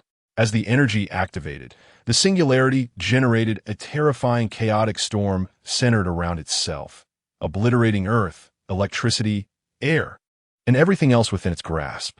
Jess's assault was no exception. Upon entering the storm's vicinity, his energy beam was swiftly distorted and, once the connected unit energy value fell below a certain threshold, it was consumed by the singularity. Moreover, the singularity's range continued to expand at a pace that began to outstrip Victor's calculations. Jess, join me. Embrace glorious evolution, Victor called out to Jess atop the building. Jess, however, remained silent, shoving all the compressed energy projectiles he had into the mercury cannon, increasing the load and size. All things have their limits. With sufficient firepower, nothing is indestructible. Above them, Tony had been observing for some time, unwilling to intervene in the fair duel below. Additionally, he had long been discovered, as his armor was composed of a material akin to tempered glass, providing excellent defense against laser attacks, but offering little in terms of concealment. Suddenly, Tony plummeted a short distance, stabilizing only after the thrusters flared up. Sir, the gravitational force below is increasing. I recommend you vacate the area promptly, Jarvis advised. The singularity's gravitational pull surged to a new level, and this escalation showed no signs of abating. In the brief moment of Tony's hesitation, he was ensnared by the singularity's gravitational field, rendering escape nearly impossible. On the ground, Jess found his feet sinking into the concrete, yet his body continued to gravitate toward the singularity as the entire building began to tilt. Victor's situation was not much better. His right mechanical arm flickered with energy as Jess had overloaded the singularity's charging capacity, pushing it beyond Victor's designated control threshold, leading to a loss of control. Compressed projectiles ejected. Jess expelled the unused compressed projectiles from the mercury cannon, severing the energy supply to the energy cannon. He pressed himself against the wall, too close to the singularity, its pull making escape increasingly difficult.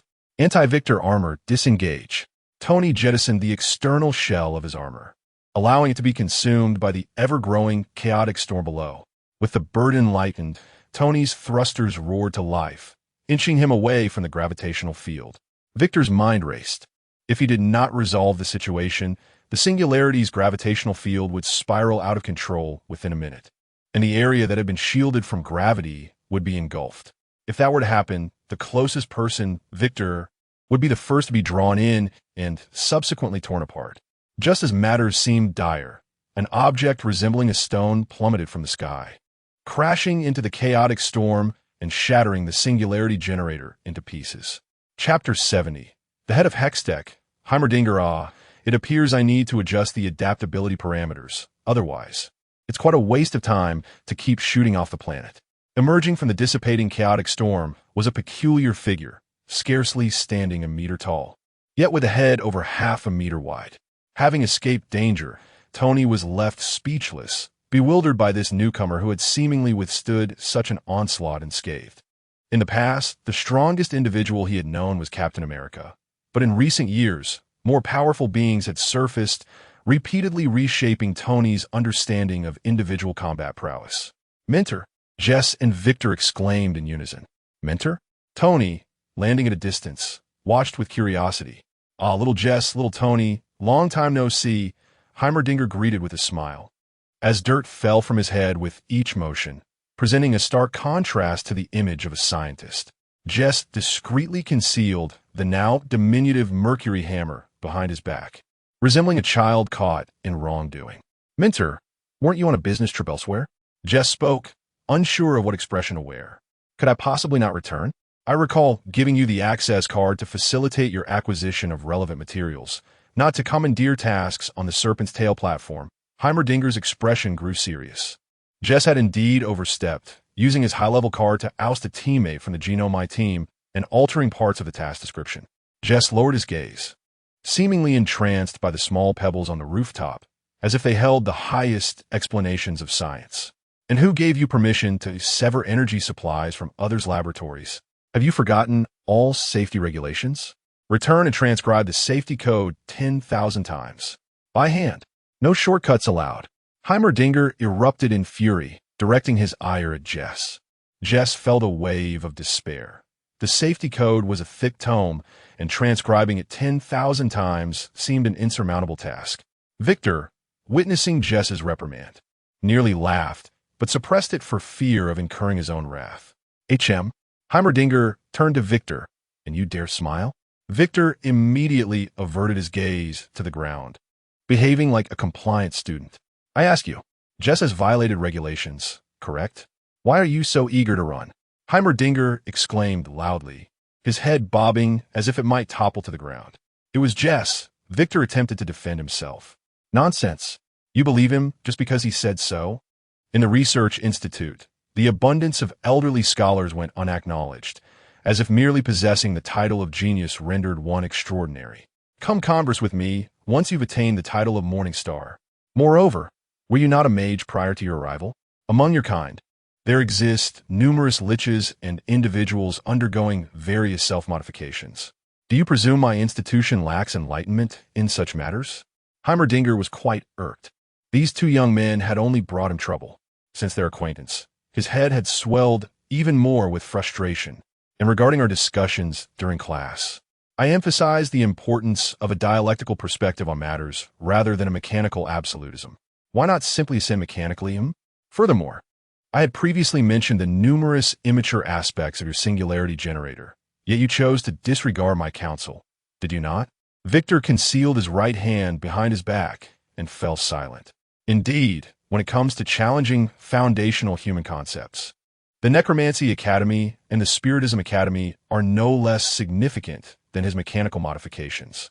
Those institutions continue to thrive, with their admission standards rising year after year. Do you now recognize your error? Heimerdinger inquired. Victor nodded. Then there is hope. Return and collaborate with Jace to transcribe the safety regulations. What? But, teacher, I am the victim. Any objections? None, Victor mumbled, feeling dejected. Suddenly, Heimerdinger recalled something and spoke up.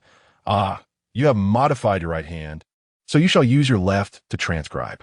Jace could not suppress his laughter. Using the left hand, Victor, being right-handed, had it worse than himself. Victor shot a glare at the gleeful Jace, as if to say, you'd better watch out once we return. Jace, with his chin held high, refused to meet his gaze, thinking, as long as I do not look at you, you cannot glare at me. Enough.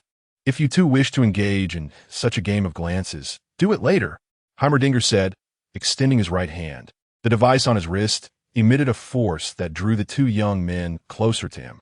You just know how to cause me trouble. Are you aware of what Blitz said? He requested a change of researchers, believing that the two of you would corrupt his nascent, intelligent robot. Jace rubbed his nose, being one of the principal researchers in the Blitz project. Subsequently, Heimerdinger turned his gaze towards Tony in the distance. Friend, would you be so kind as to join us? Tony hesitated for a moment before soaring over. Curiosity piqued about the individual capable of mentoring Jace and Victor. Your single-person armor and those two sets of compatible armor.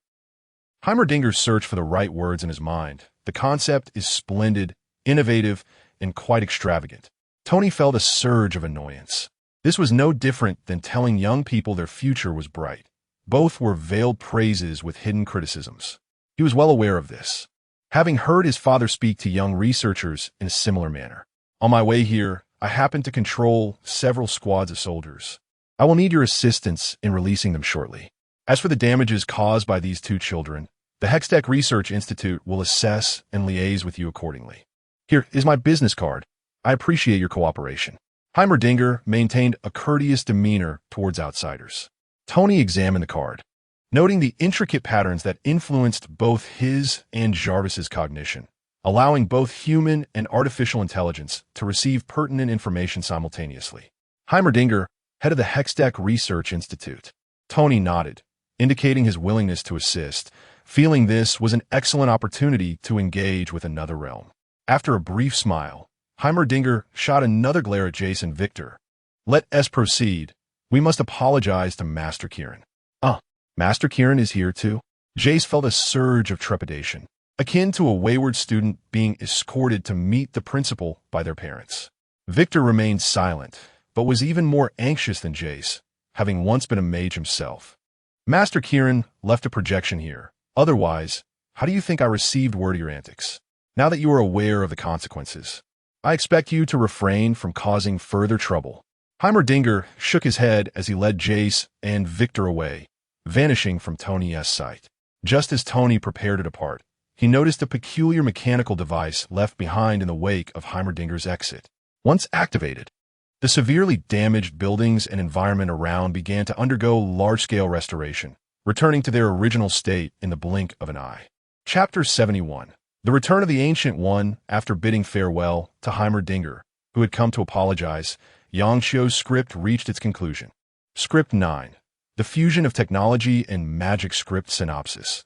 The advancement of technology has allowed scientific thinking and innovation to permeate the magical realm, giving rise to one of the most esteemed research institutions in the magical world, the Hextech Research Institute. This new path has birthed many prodigies, albeit many of them remain in a nascent stage due to the relative youth of this endeavor. Script evolution outcome. Favorable script evolution products. Hextech Research Institute. Heimerdinger, Jace.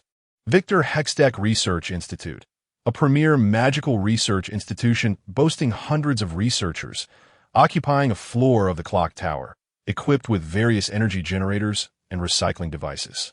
It serves as one of the primary developers and maintainers of the Ouroboros platform, possessing thousands of unique technologies and a starship currently under maintenance. Heimerdinger, a master mechanic and head of the Hextech Research Institute, recipient of the Silver Moon honorary title, possessing unique insights into materials science, energy studies, and elemental studies, making remarkable contributions to the integration of technology and magic.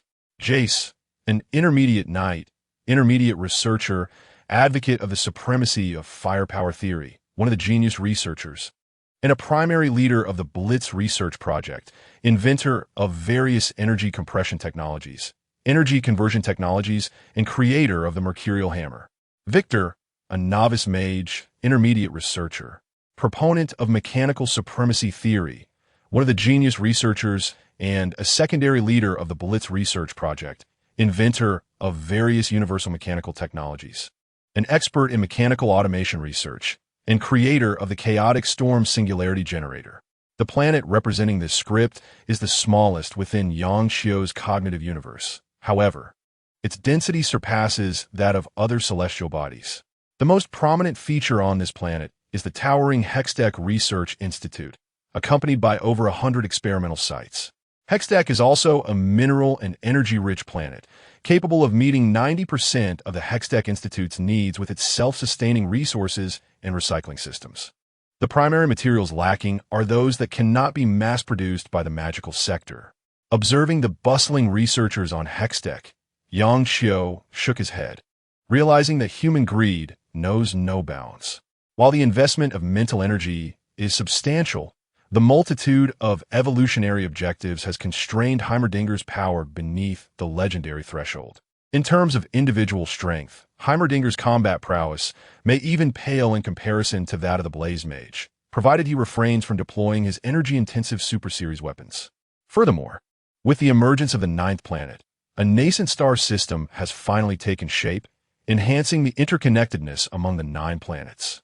Yangshio's mental energy circulates and grows within the star system network, simultaneously generating a wealth of renewable resources and trace amounts of non-renewable resources on several environmentally suitable planets related to the script's evolution.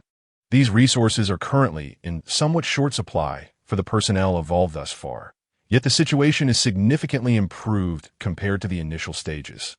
The blue capsule fish can finally venture beyond Earth, swimming freely in the Hextech Institute's breeding pools and resting in the alchemical workshop's cryogenic storage.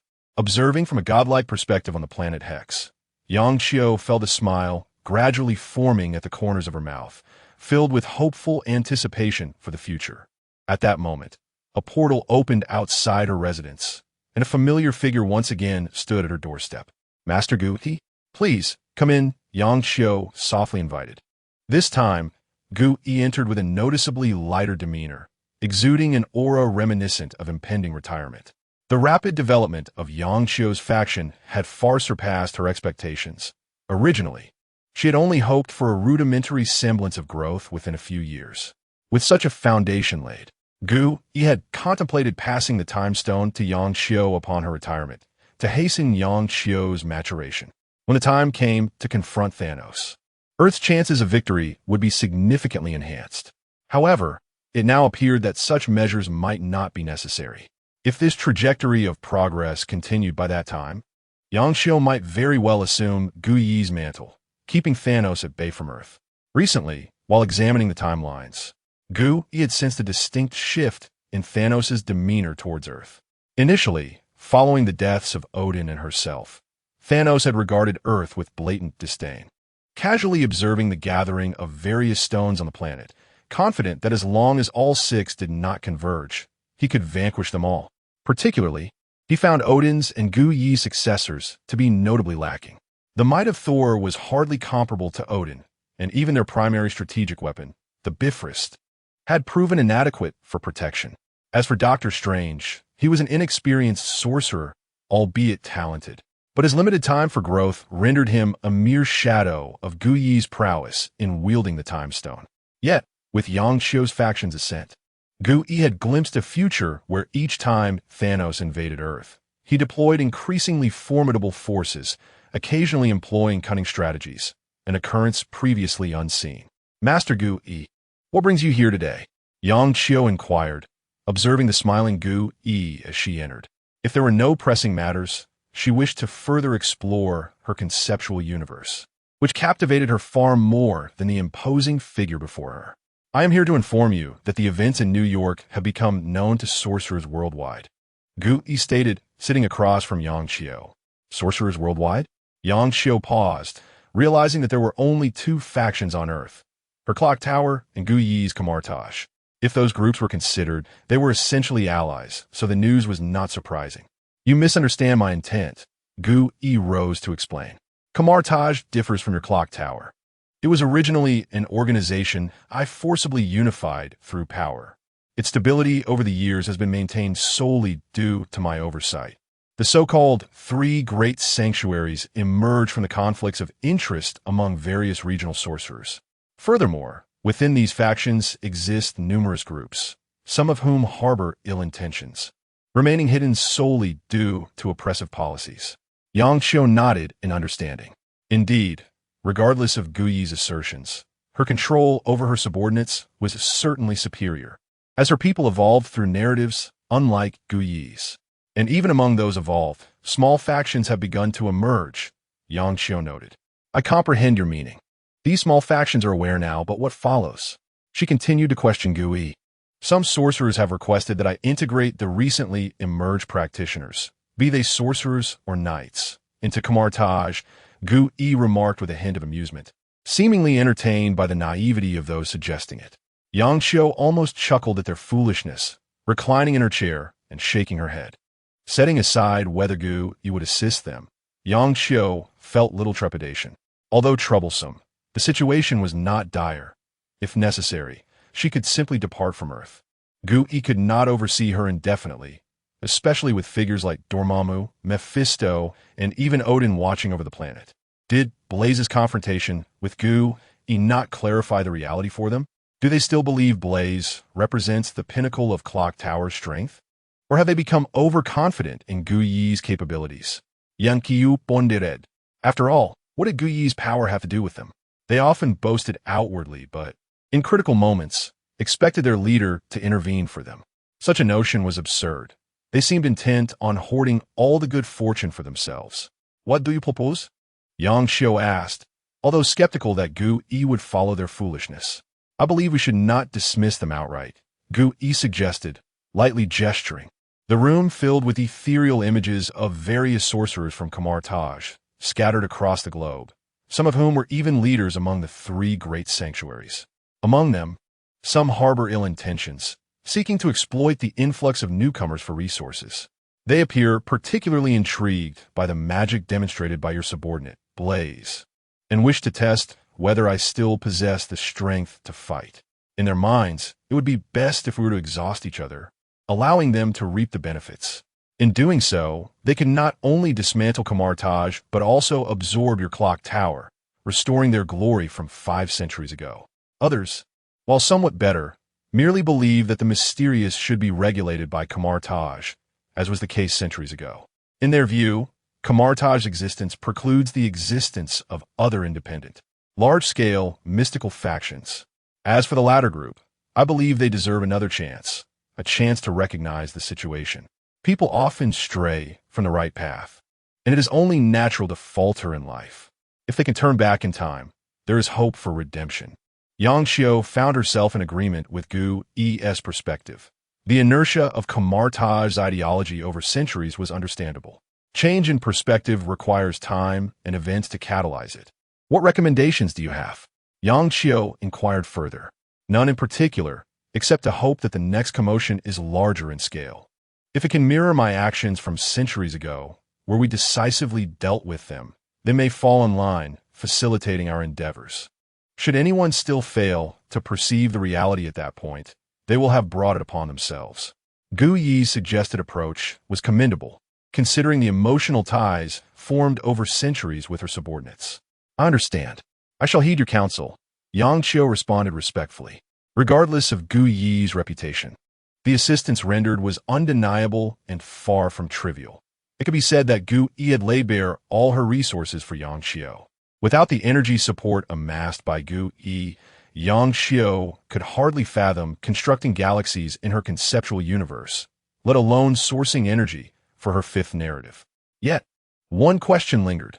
Under what pretense should they act? They were not bandits. It would be unreasonable to launch an assault without justification. Yang Xiao raised this concern. Gui similit incidenge. When she established the Camartage Sorcerer's Enclave, she had not sought justification.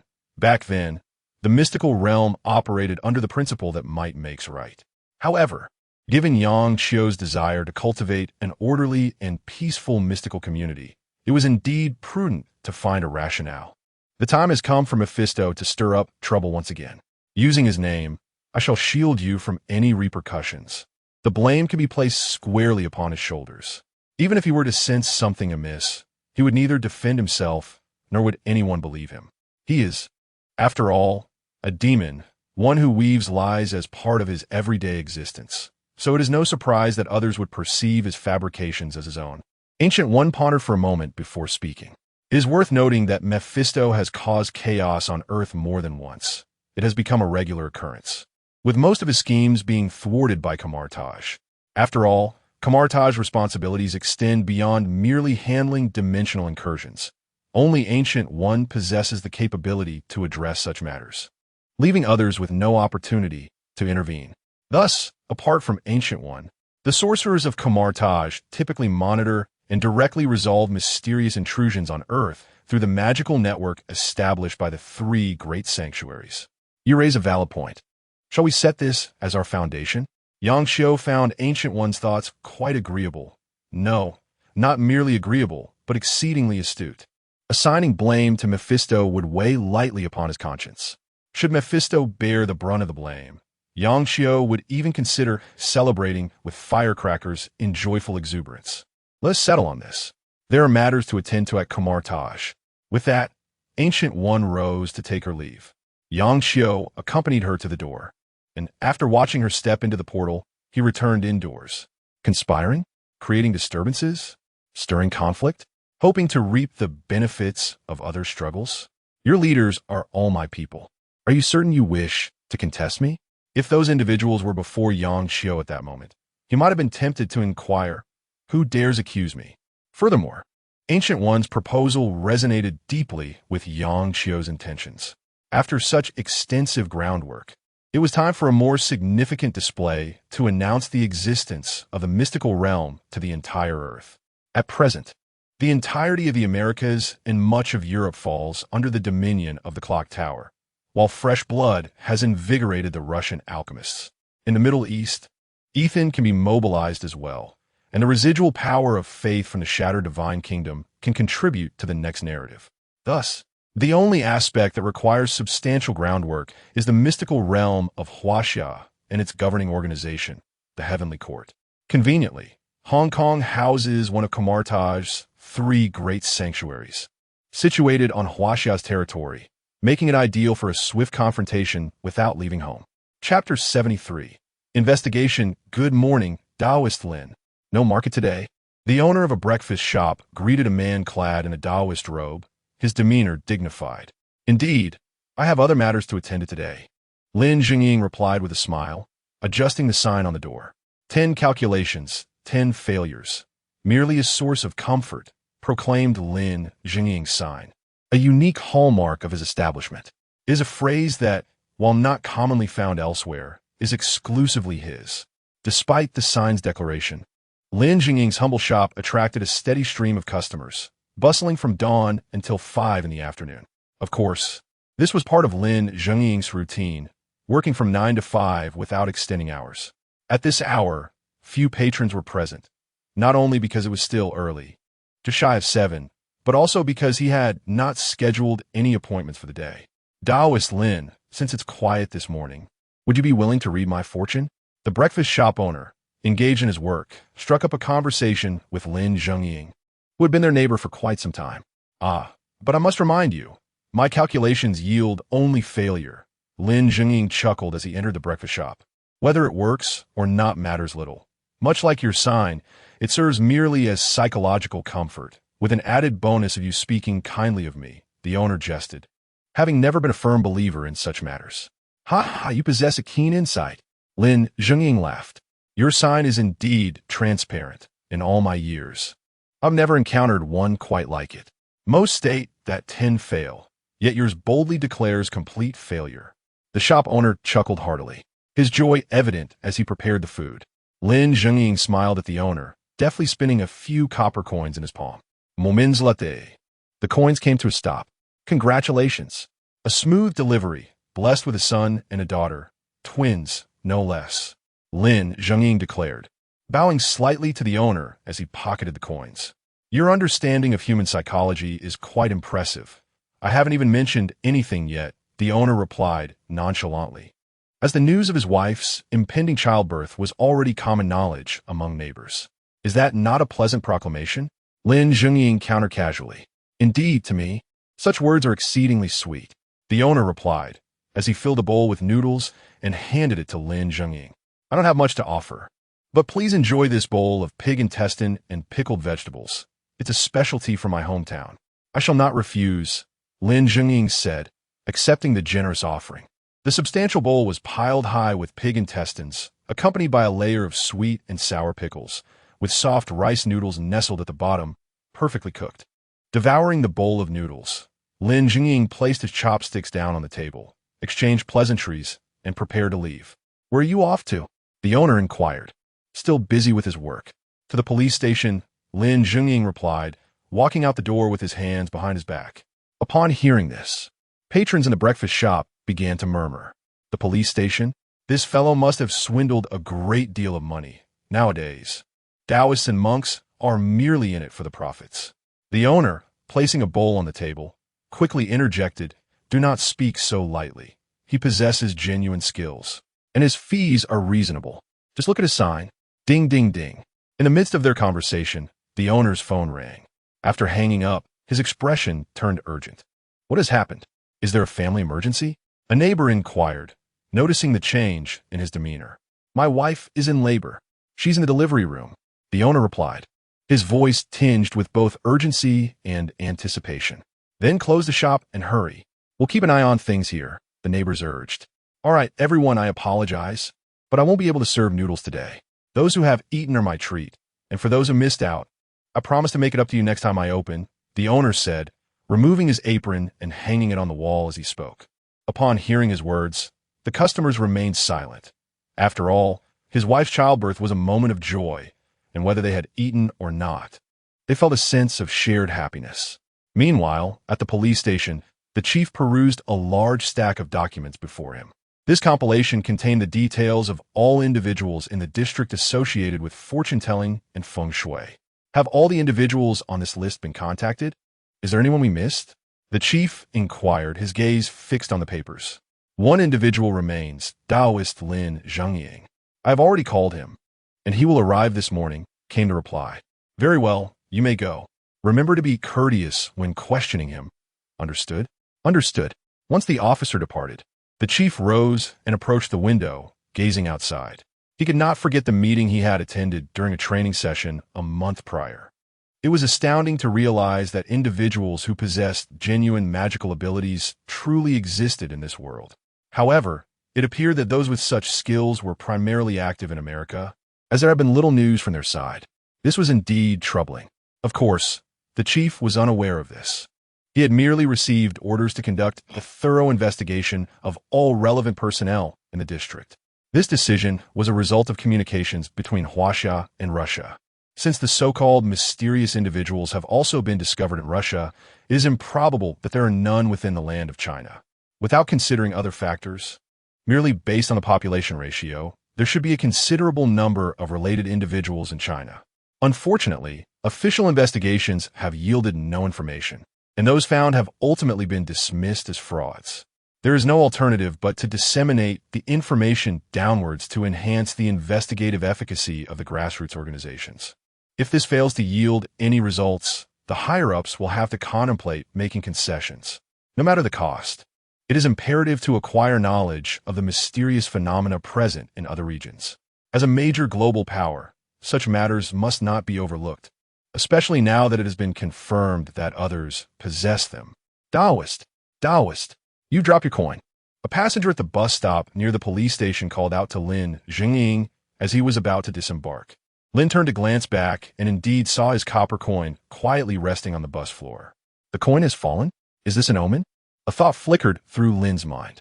He reached down to retrieve the coin, expressed his gratitude to the passenger, and stepped off the bus. Standing beside the bus stop, Lin opened his palm, only to find that the coin had inexplicably transformed into dust, scattered by the wind. Not only was there an omen, but also danger. Lin furrowed his brow. Yet this vicinity, being close to the police station, a place imbued with strong yang energy and blessed with sunny weather, what kind of entity would dare to cause trouble here? After pondering for a long time without arriving at a plausible conclusion, Lin simply shook his head, brushed off the dust from his hand, and made his way toward the police station. Chapter 74. There are no such things as spells in this world, Captain. Shouldn't you come take a look? A team member poked his head through the door of the captain's office. Captain Lee diverted his gaze from the documents. What's the matter? Has something happened? Well, didn't you ask me to keep an eye out for suspicious individuals? This Taoist Lin Zhengying seems a bit off, the team member replied, with a sudden clap of realization. Captain Lee sprang to his feet. Lead me to him. He felt a surge of excitement. Could this be the target they were seeking? As he descended the stairs, he even took the time to adjust his attire, ensuring he appeared more dignified while discreetly tucking in his slightly protruding stomach. However, upon reaching the ground floor and encountering Lin Zhengying, his stomach popped back out again. Taoist Lin Zhengying, right? Is your feng shui and divination accurate? The team member inquired. Lin replied, it's not a matter of accuracy. It serves as psychological comfort. Do you understand? Psychological comfort. The team member paused. Psychological comfort? Did you graduate in psychology? No. I studied engineering. This psychological comfort is akin to lighting incense, you see? Ink. What kind of ink? Those long sticks that you light with a lighter, and they burst into flames, producing smoke. The team member pondered for a second, retrieving a pack of cigarettes from his pocket and pulling one out. This? Lin suspected the fellow was joking with him. Incense, not cigarettes. Let us return to discussing feng shui and divination. Very well. So is your feng shui and divination accurate? Captain Lee inhaled deeply, glancing at the team member beside him, pondering whether this Taoist was indeed peculiar. Is the questioner the one with issues? How did this person even get hired? Did he pass the exams? The team member scratched his head. He passed, and his score wasn't too low. However, you and T know, but before you arrived, Taoist Lin had been explaining scientific concept for half an hour, and he ended up bewildering him. Lin let out a long sigh, unsure of what to say. Was this individual fishing for an answer? In this day and age, who could claim their predictions are accurate? Claiming so while accepting payment could lead to detention. My predictions are not accurate. Did you see my sign? 10 predictions, 10 failures, Lin remarked, rubbing his temples. Then if your predictions aren't accurate, why do you continue to predict? The team member instinctively asked, then realized the flaw in his question, pondering aloud. Could it be that you simply don't want to work in construction? Lin was at a loss for words, wishing to inquire about how this person had managed to pass the exams. Child, let me tell you, there is no such thing as fortune-telling in this world. Taoism is all a fabrication. It does not exist. Lin's voice escalated several decibels. Others in the inquiry room turned to look, astonished at a Taoist declaring that fortune-telling is a sham and that Taoism is non-existent. How absurd it sounded. The roles had reversed. At that moment, a bloodshot-eyed man suddenly lunged towards Lin Zhengying, grasping his sleeve tightly. Taoist, you must save me. My family is in trouble. It's affecting my wife. His wife approached, looking helpless, with visible wounds on her face. She offered Lin a faint smile, as if apologizing, then gently patted her husband's back. Honey, let it go. Don't make a scene. You've been under too much war pressure lately. Let us go see a doctor, she softly reassured him. However, her husband appeared not to hear, fixating his gaze on Lin Zhengying.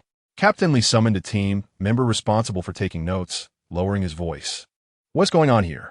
It escalated, but neighbors and the wife's parents all claimed that the man was once a very good person, a model husband, an excellent neighbor. He never even raised his voice before, and their relationship has been harmonious for many years. The wife suspects he might be ill, and she doesn't plan to pursue it. Yet the husband refuses to leave, and they've been at this for several hours. Captain Li stared at the team member, perplexed. Recently, there had been too many bizarre occurrences. Who filed a report? The man, after calming down, was the one who called to report. His wife was unable to stop him, the team member replied, equally bewildered. They often encountered odd situations here, but this level of peculiarity was rare. Lin Jing's nostrils flared slightly. Something was amiss with the man. The scent emanating from him was peculiar. However, under the suppression of the righteous energy in this place, the odor was faint. Had it not been for his deep mastery of Taoism, he might not have detected it. After much contemplation, Lin decided to leave a trace of his spiritual energy on the man, intending to address it after departing this location. If he could avoid exposure, it would be for the best. Honey, look at you. It's impolite to cling to others. Taoist, I apologize. The wife gently pulled her husband away, displaying remarkable patience and grace, devoid of any irritation. After this interruption, the team member taking Lin's statement regained his composure, and the questioning returned to normal. Half an hour later, Lin's inquiry concluded, and he exited the premises. As he stood by the bus stop awaiting the bus, Lin suddenly lifted his gaze toward the entrance of the building, spotting the man who had sought his assistance being escorted out by the team members and his wife. Activating his spiritual vision, Lin observed dark wisps of energy swirling around the man's waist. As they approached the entrance, the density of the dark energy intensified. Don't go out, Lin shouted urgently. The man looked up, instinctively wanting to seek Lin's help, quickening his steps and inadvertently crossing the threshold. Suddenly, a phantom emerged from the jade pendant at his waist and lunged towards his wife. How audacious!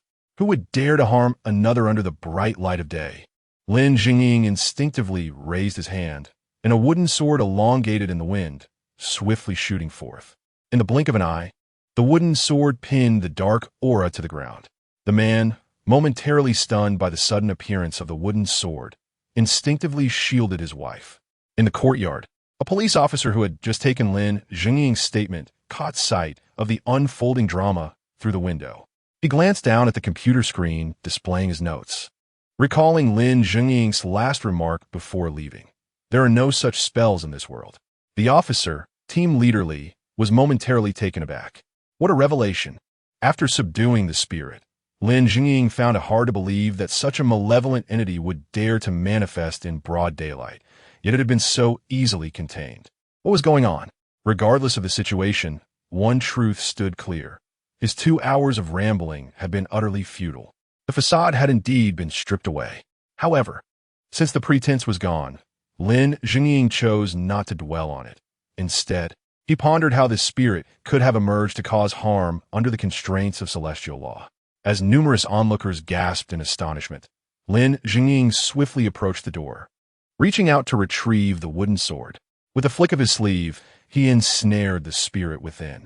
"Let us go inside and discuss," Lin Jingying instructed the others. The man nodded, casting a knowing glance at his wife, signaling that he had discerned the authenticity of this Taoist priest. At this moment, he had completely forgotten his earlier irrational actions of burning incense and praying in desperation. As they lingered in the courtyard, Director Li, wearing a broad smile, emerged to warmly shake Lin Jingying's hand, leading him into his office. The office was already bustling with people. Those with even minor positions had squeezed in, some sitting on small stools or even squatting, leaving the chairs beside the desk for Lin Jingying and his companions. Upon entering and seeing the crowd, Director Li widened his eyes in disbelief. Normally, when he was irate, his glare sent everyone scurrying for cover. Yet now, as long as he did not voice his displeasure, they would pretend not to notice. A flying wooden sword, a true Taoist. They had only ever witnessed such feats in films. "Please have a seat, Taoist."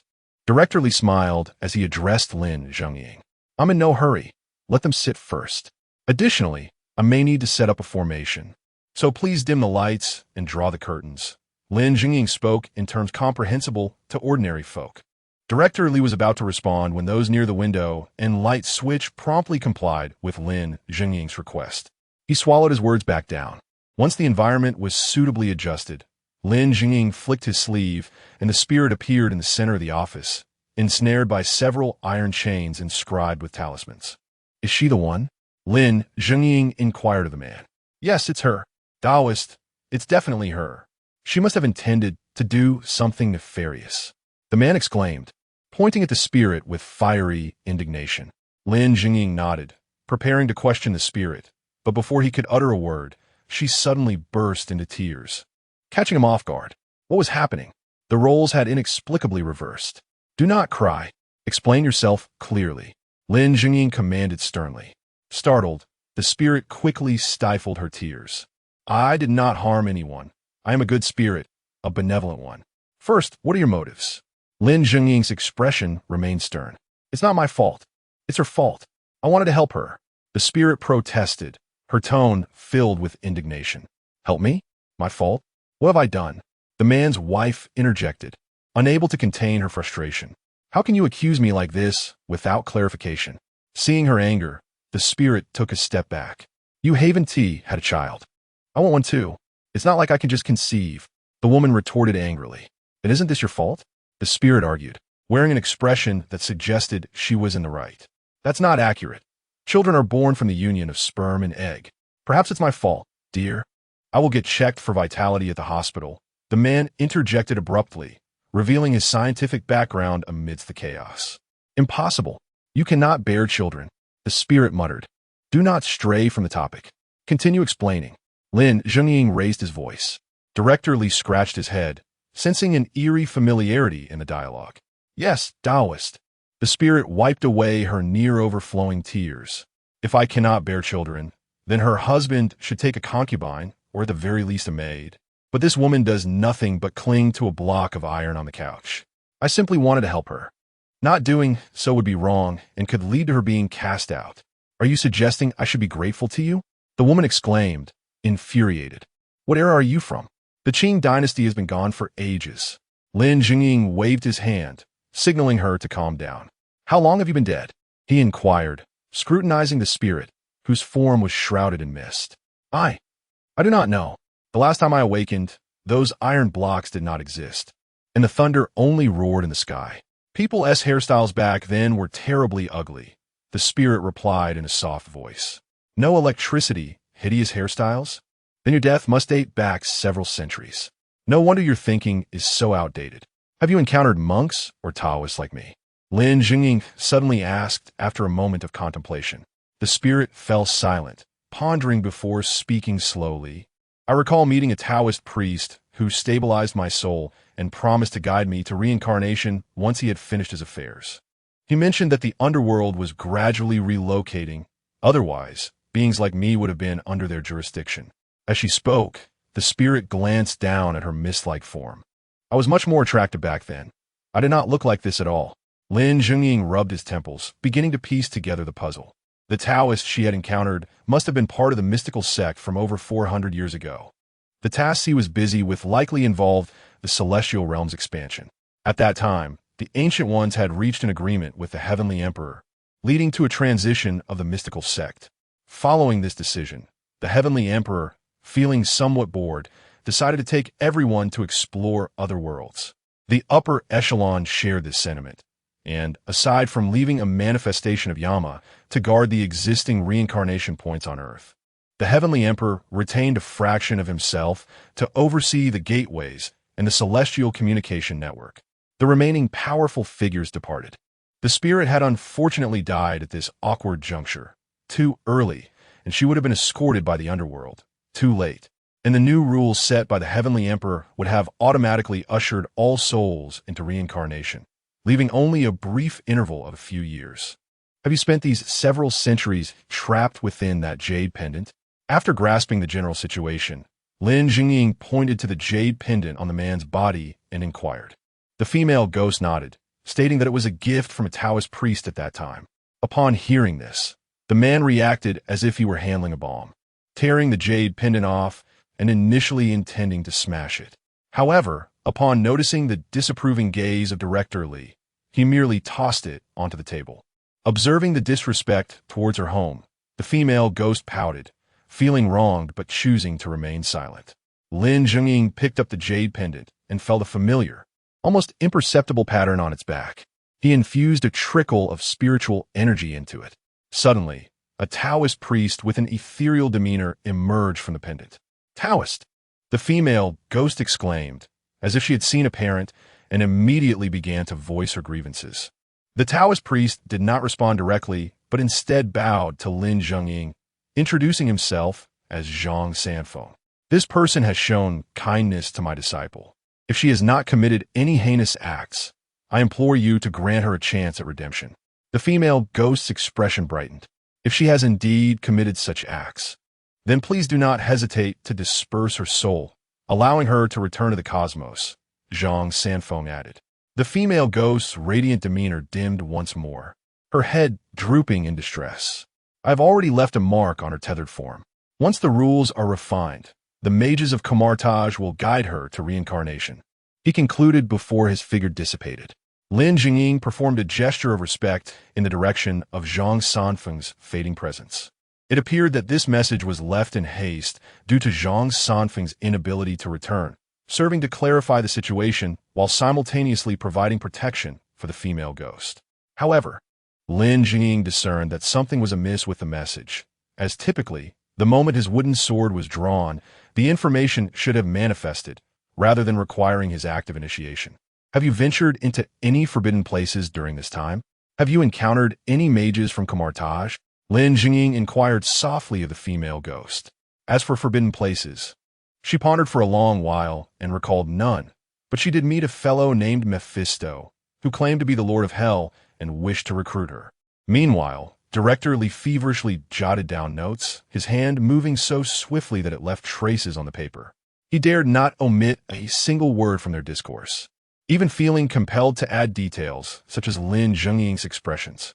Lin Zhengying's countenance grew darker at the mention of Mephisto. That scoundrel dares to come to Huaxia? In the past, when everyone was present, he wouldn't even dare approach this land. His audacity has inflated. Regarding the mages of Kamartaj, the female ghost clarified. If you refer to those wielding various glowing weapons, I believe I have encountered them. However, they fled upon encountering Mephisto, only brandishing their weapons briefly before retreating. Hearing her account, Lin Zhengying's expression darkened further. It is incomprehensible that those mages did not report their encounter. While fleeing for self-preservation is understandable, failing to report after escaping is inexcusable. He turned to the couple. I believe I have a clearer understanding of the situation, but the final decision rests with you. The couple whispered among themselves for a few moments before the man spoke. There was no substantial harm done, and she harbors no malicious intent. Her actions are merely a reflection of the archaic societal norms of her time. Dispersing her soul would be rather cruel. As for compensation, being a ghost, she possesses little of value, so let it be. Taoist, please just aid her in reincarnation. I will assist her in that regard, Lin Jingying replied. As for compensation, you need not worry. I will cover it on her behalf. You? Cover it for her? The man was taken aback. Lin Jingying's benevolence seemed excessive. Yet he felt reluctant to demand compensation after the ghost had just assisted him. Rest assured, my master has connections with Zhang Sanfeng. I studied some of Wudong's techniques upon entering the fold. Thus, I have a certain rapport with her. It is only natural for me to assist her, Lin Jingying explained, sensing the man's hesitation. Without waiting for a refusal, Lin Jingying gestured for the female ghost to return to the jade pendant. Realizing their possible connection, the female ghost suddenly found Lin Jingying less intimidating than before and perceived him as rather amiable. After giving a slight bow, she promptly entered the pendant. My matters are nearly resolved. When will your people arrive?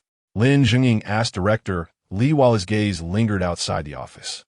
As the district police chief, Director Li's position limited his access to various information. Thus, Lin Jingying was simultaneously addressing the pressing matters at hand while awaiting the arrival of individuals of greater significance. Knock, knock, knock. After Lin Jingying's words, the office door was rapped upon and a figure entered. Greetings, Taoist Lin. I am Guanjun, the commander of the Huaxia Supernatural Response Unit. It is a pleasure to meet you, he said, extending his hand. After shaking hands, Lin Jingying glanced out the window and asked, "Is that person outside the one who sent you?" Guanjun, seemingly unfazed by Lin Jingying's awareness of the outside presence, acknowledged that it would be strange if an organized and well-established force like the Huaxia mystical side could not detect a single extraordinary individual. Indeed, the person outside is Zheng Xian, the head of the Divine Spear Bureau, and currently the only other extraordinary individual aside from you, Guanjun stated candidly. As he was not alone in his visit, and confidentiality would be managed by others. His orders were to establish a rapport with Lin Jingying, ideally to ascertain his inclinations and those of the entire mystical realm. I see. In that case, I have just received communication from above, instructing me to head to Hong Kong. Will you accompany me? Lin Jingying inquired, looking directly at Guanjun. Above? Which above? Guanjun instinctively glanced at the ceiling, but quickly returned his gaze, unaware of how Lin Jingying had made contact with those he referred to as above. Of course, Taoist Lin. This space is rather cramped. Shall we step outside to converse? Guanjun suggested, stepping aside. Lin Jingying nodded, as outside in the courtyard stood only Zheng Xian, while unrelated personnel had already been cleared away. At the moment he laid eyes on Zheng Xian, Lin Jingying felt as though he were witnessing the onset of a tempest, with thunder and lightning crackling above. Director Zheng, greetings.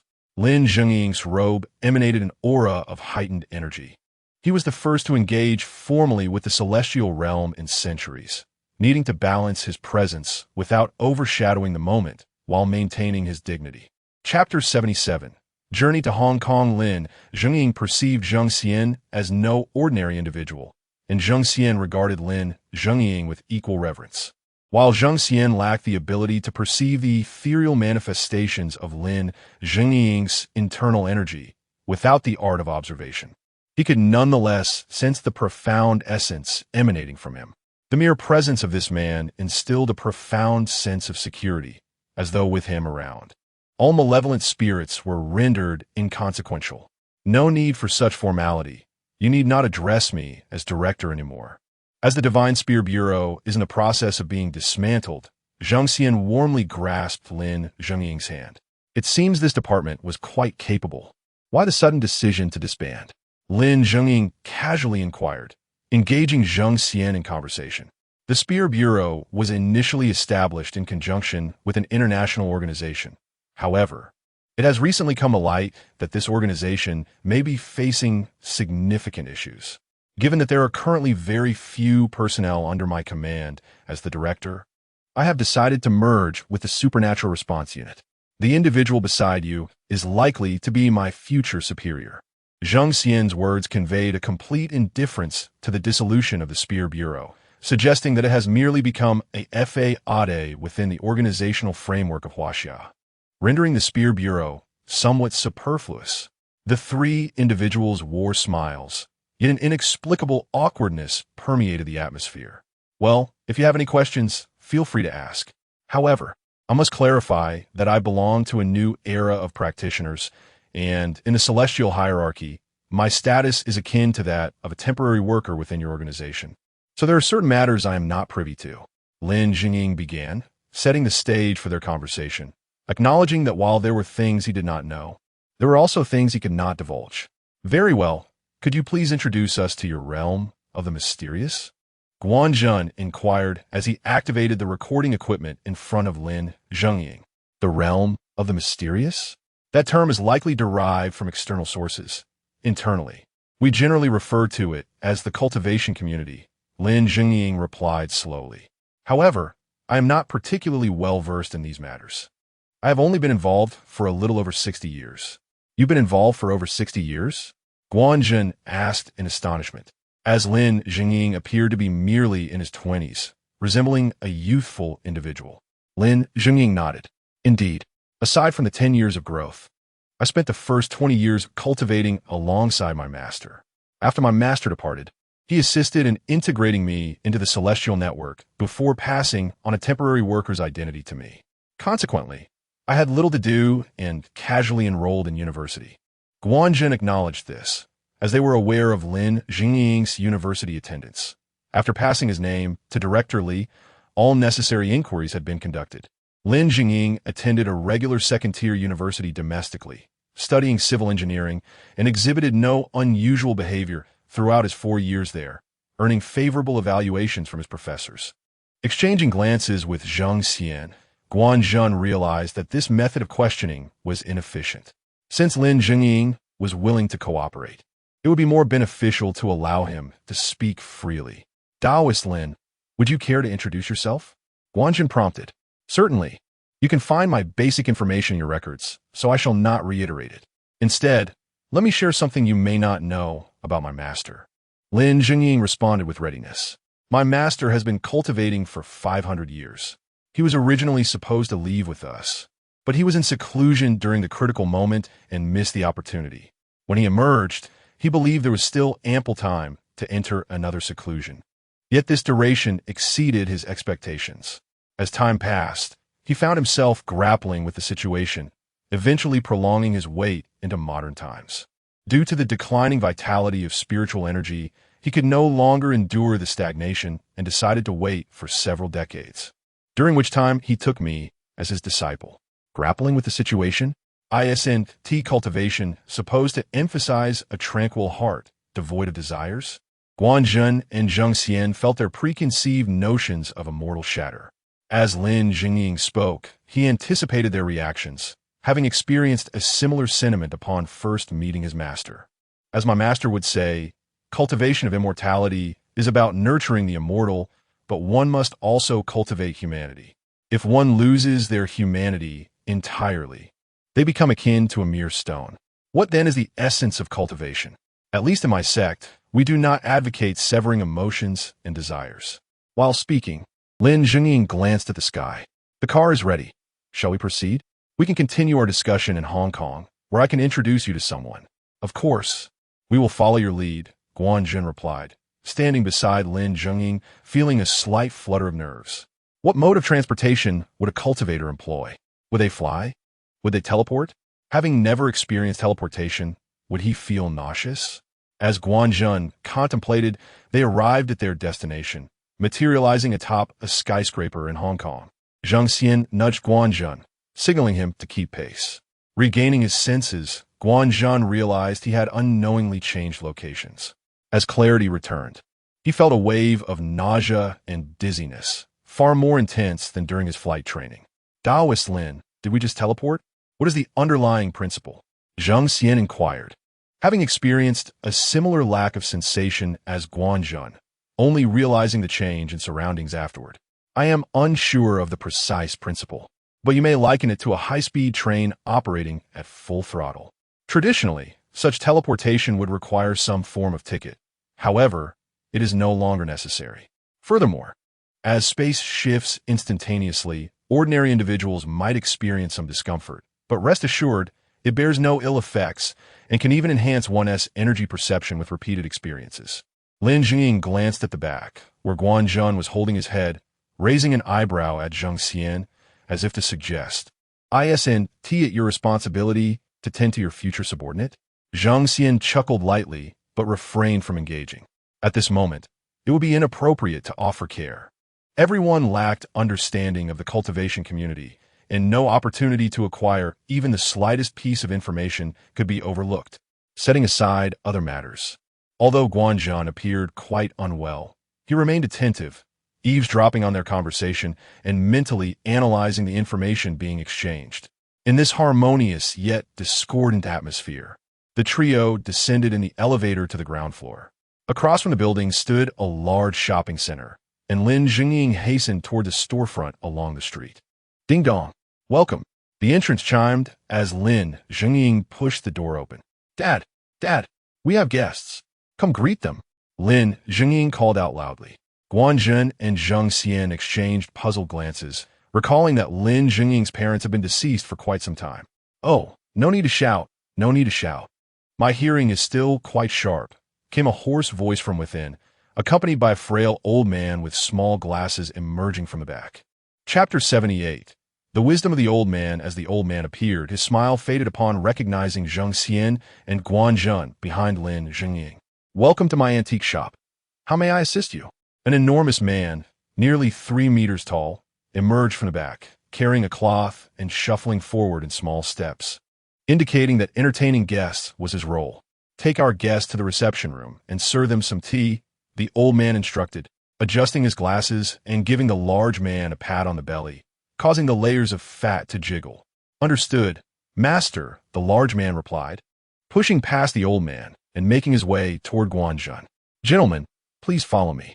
Guanzhen looked up at the large man's face, feeling a sense of intimidation from his imposing physique.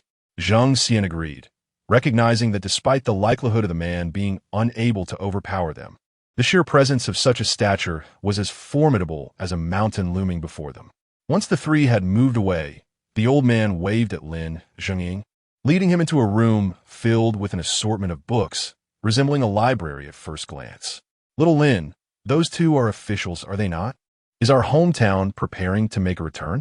The old man inquired, taking a seat and gazing at Lin Jingying. I have yet to receive any definitive news. Lin Jingying replied. Lin Jingying appeared somewhat impatient. However, his superior instructed him to discuss the dereliction of duty concerning the master of Kamartaj with the temple here. It seemed they were implying that if they could not perform adequately, they ought to step aside. I've told you not to be anxious. Has anyone mentioned when you should engage in discussions? His father spoke calmly, crossing his legs and speaking softly. No, Lin Jingying replied, reflecting on his excitement.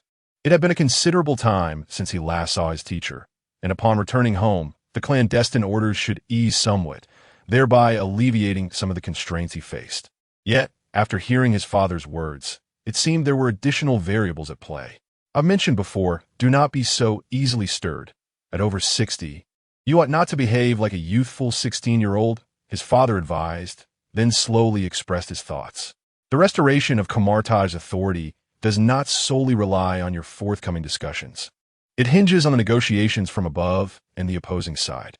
Once an agreement is reached at the higher levels, all will be settled. Your role is merely to remind them of their unfinished business. If the temple personnel comprehend the implications, they might retain their authority a while longer or at least reclaim it with dignity. Should they fail to understand, they can only hope for the goodwill of the Ancient One. Listening attentively, Lin Jingying nodded, acknowledging his father's reasoning. Yet he inquired, but father, how can you be so certain that the authority will be restored? They have been acting in power for over 500 years. An additional century or two seems entirely plausible. His father had previously advised him against incessantly divining at home. As all factions return, your readings will become increasingly challenging. You must observe the outside world and gather information, as much of it speaks volumes on its own. While he spoke, he fumbled on the table, seemingly searching for something. Tulu, where have you placed my tablet? Bring it to me. Tulu promptly placed his sweet pastry on the table and, with an agility that belied his size, darted out of the reception room, respectfully retrieving the tablet from the counter and returning it to his father. Uncle Gio, it has been a while. Would you like a donut? Tulu beamed at Lin Zhengying. In Tulu's presence, Lin Zhengying exuded a far greater authority than he did in front of his father. No, Tulu. You may step out for now and kindly attend to our two guests. Thank you. Uncle Gio, you are too polite. Tulu scratched his head, then retreated. Once Tulu exited, Lin Zhengying's father found the information he had been searching for. He split the screen on the tablet and handed it to Lin Zhengying. The images displayed were varied: satellite photographs, media reports, and numerous handwritten notes. From the alchemist side, we have Jean Buladry, the Ouroboros S. Pike, and the head of the Hextech Research Institute at the Clock Tower. Apart from a Knights of the Round Table, I recognize all the factions in the cultivation world, Lin Zhengying noted, then looked up at his father, the madman behind the bombing of the Dream Realm. Is that referring to the Morningstar mage, Bleds? Cough, cough. His father coughed twice, as if Lin Zhengying had struck a nerve. That is of little importance. Focus on where everyone else is located, aside from the nearly non-existent alchemists. In New York, at the New York Temple, Lin Zhengying began to grasp the implications. Indeed, where is the primary activity zone for the Knights of the Round Table? His father pressed. In London, at the London Temple, Lin Zhengying now fully understood. The three pivotal transit points for Kamartaj's authority, its three great temples, were surrounded by sufficient cultivation forces capable of suppressing them, particularly the New York Temple, which boasted the strongest power and the most practitioners nearby. Seeing Lin Zhengying grasp the situation, his father raised his cup and took a sip of tea. Do you know what you should do now? I'll head to the Hong Kong Temple to scout for suitable placement of formations, Lin Zhengying declared, striking his right hand against his left palm. His father silently set down his teacup and waved Lin Zhengying over. Once he leaned in, his father playfully slapped the top of his head. We are a legitimate faction. Let us not behave like some underground syndicate. If you plan to scout locations, simply draft a formal request, clearly stating the matters at hand, and deliver it personally. We must adhere to proper etiquette. We cannot allow others to claim we lack decorum. Lin Zhengying nodded, about to depart when his father's voice reached him again. One more thing. Lin Zhengying turned back, and his father adjusted his glasses. Make arrangements for those you brought along. This is not a reception area. I understand, Lin Zhengying replied, feeling a twitch at the corner of his eye. His father's grip seemed to be growing stronger, leaving a red mark on his head. Meanwhile, in a reception room, Guanzhun struggled to drink, while Tulu's enthusiasm bordered on excess. Each time he took a sip of tea, he promptly refilled his cup. As Guanzhun held onto his cup, hesitating to set it down, the sound of tea sloshing within echoed clearly. Just then, he spotted Lin Zhengying approaching and immediately stood, the tea in his belly swirling restlessly. Tulu blinked and turned around. Uncle Gio, what happened to your head? I bumped into the door frame, Lin Zhengying casually remarked. Bumped into the door frame? Tulu stared at the door leading outside the reception room. Given that the doors were ordinary household doors, if Lin Zhengying had indeed struck it hard enough to leave a lasting mark, the frame would likely have been utterly destroyed. However, upon inspection, all the doors appeared intact. Gentlemen, I believe it is time for us to depart. As Tulu pondered this, Lin Zhengying led Guanzhun and Zheng Xian out of his father's antique shop. Here I am, master. Tulu quickly dispelled his thoughts and hurried over. Call Jackie Chan and tell him to return immediately. Yes, master. Wait, one more thing. Give me another cup of tea. Of course, master. While Tulu busied himself, a dilapidated manor in London, England, was about to welcome its guests once more after centuries. Jean, who are we meeting this time? Is it safe for us to leave Russia? Ivan Vanko whispered to Jean Buladry. Nothing will happen. The entire mystical community is focused on the Kamartaj retreat. In this context, any invasion would signify civil war. They would not venture to do so. Jean Buladry strode forward, standing tall. As for the individual we are meeting, you may have heard of her. Her name is Artoria Pendragon. Artoria. Ivan Vanko's expression turned to one of astonishment. If King Arthur were alive today, he would be thousands of years old. If you are merely surprised by her age, you will encounter far more astonishing revelations in the future. Thousands of years mean little on this planet. Jean Buladry paused before a heavy iron door. Clang, clang. The sound of armor moving resonated from beyond the door. Ivan Vanko's gaze was firmly fixed upon the grand gate above, and if his conjecture held true, the figure behind him must surely be King Arthur. Such an overwhelming aura of magic radiated from his presence, accompanied by an imposing demeanor. In Ivan's mind, a vivid image began to materialize. A valiant and fearless man with a square jaw, likely adorned in armor besmirched with the blood of adversaries. A testament to the passage of time and an emblem of unparalleled glory.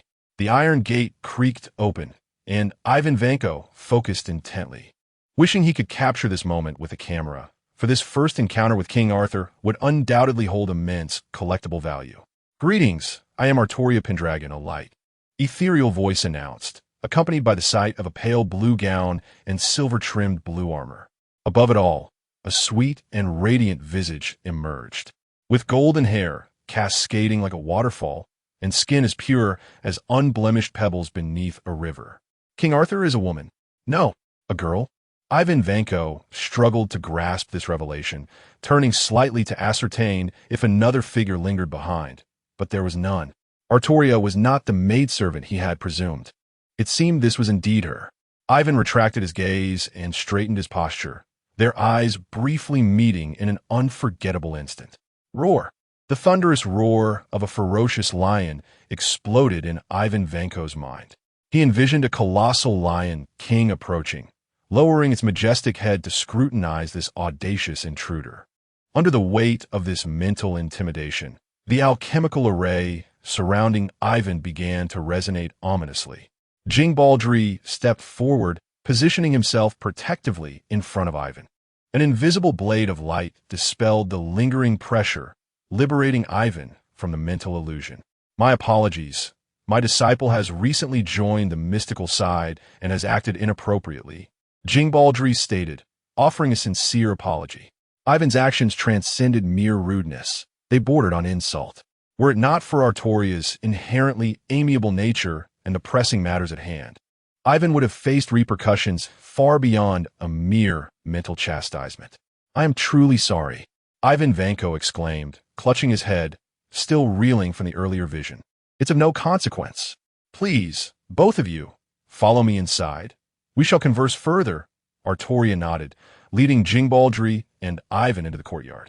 Upon entering, Ivan immediately sensed that this place had long been neglected, now a haven for insects, with webs sprawling in abundance and weeds overtaking their rightful spaces. He even spotted several exaggerated cracks, both vertical and diagonal, marring the courtyard walls, giving the impression that they might collapse at any moment. As Artoria took her first step, everything transformed. A gentle green wave emanated from her feet, spreading outward. Under this influence, buds sprouted from the earth, intertwining to form clusters, while the weeds adapted to support their growth as verdant foliage. The branches alongside the walls grew steadily, seamlessly mending the cracks, transforming them into various line shapes.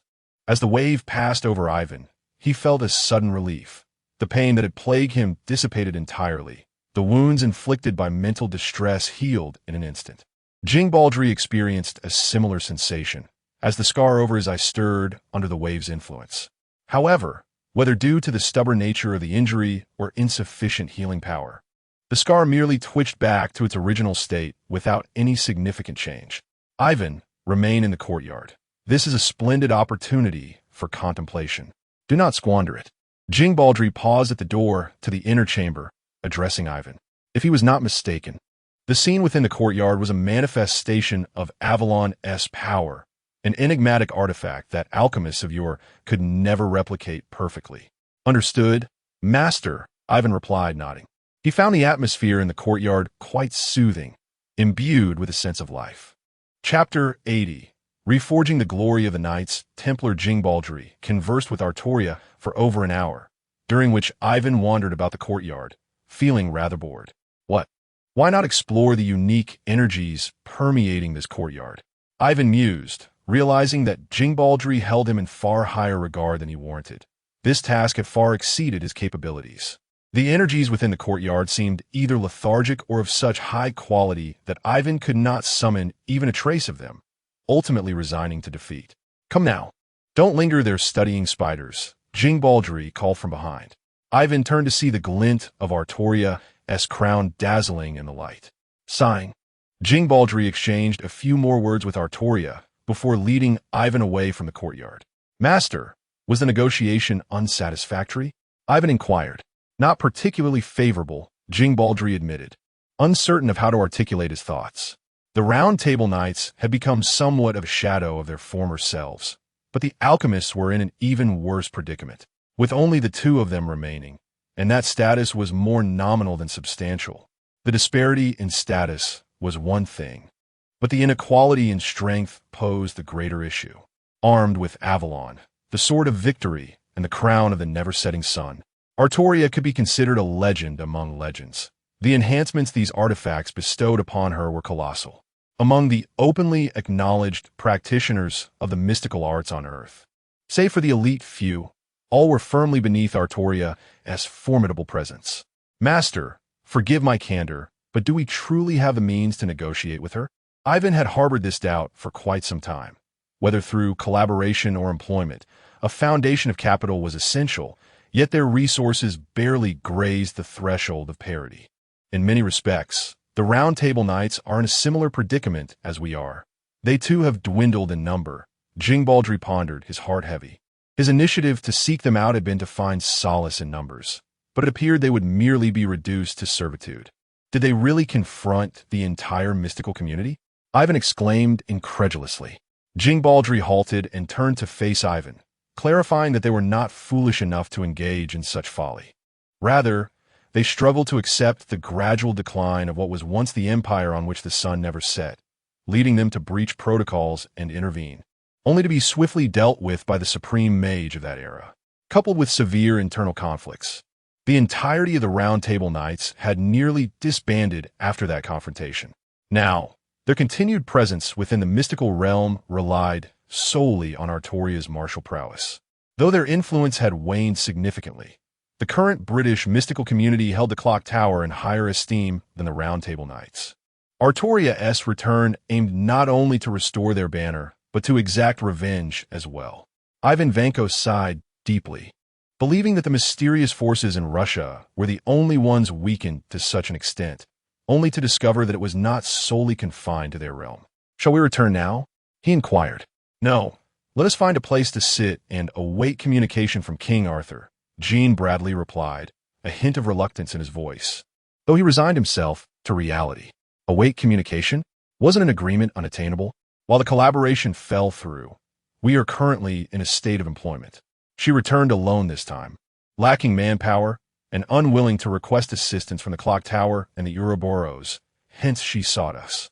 As Jean Bradley and Ivan Vanko ambled away in the courtyard, Artoria traversed the dilapidated structures, her eyes filled with memories of past grandeur.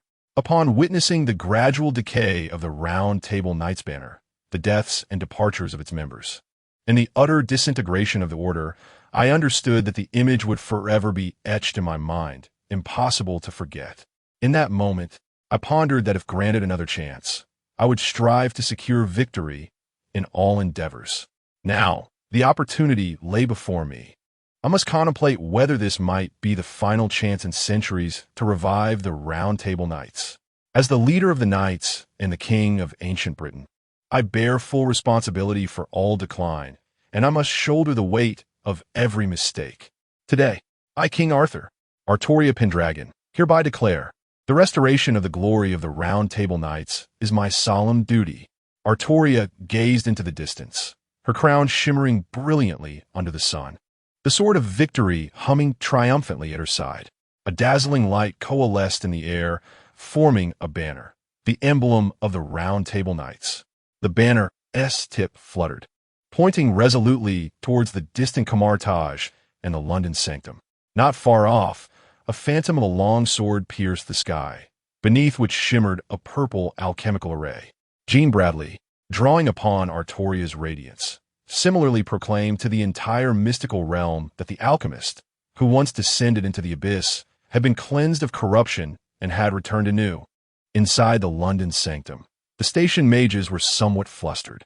The commotion outside was rather excessive. What was happening? Why did it feel as if two unknown foes had suddenly appeared? Moreover, the overwhelming aura of the adversaries suggested they were no ordinary beings. Have we reported to the Supreme Mage? Yes, my lord. She instructed us to remain calm within the sanctum, as this pertains to historical issues. She is currently negotiating with them. Historical issues? I've never heard of any mage emitting such energy waves before, and that aura feels entirely unlike a mage's. It resembles something from a novel about knights. Who do you expect me to ask? As if I'm familiar with this.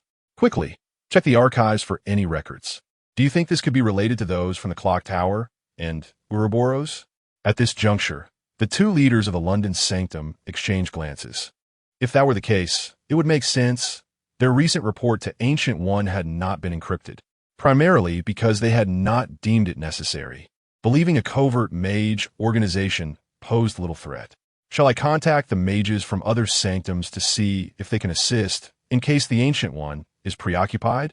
One remained silent for a moment, realizing that the Ancient One would likely discern their intentions.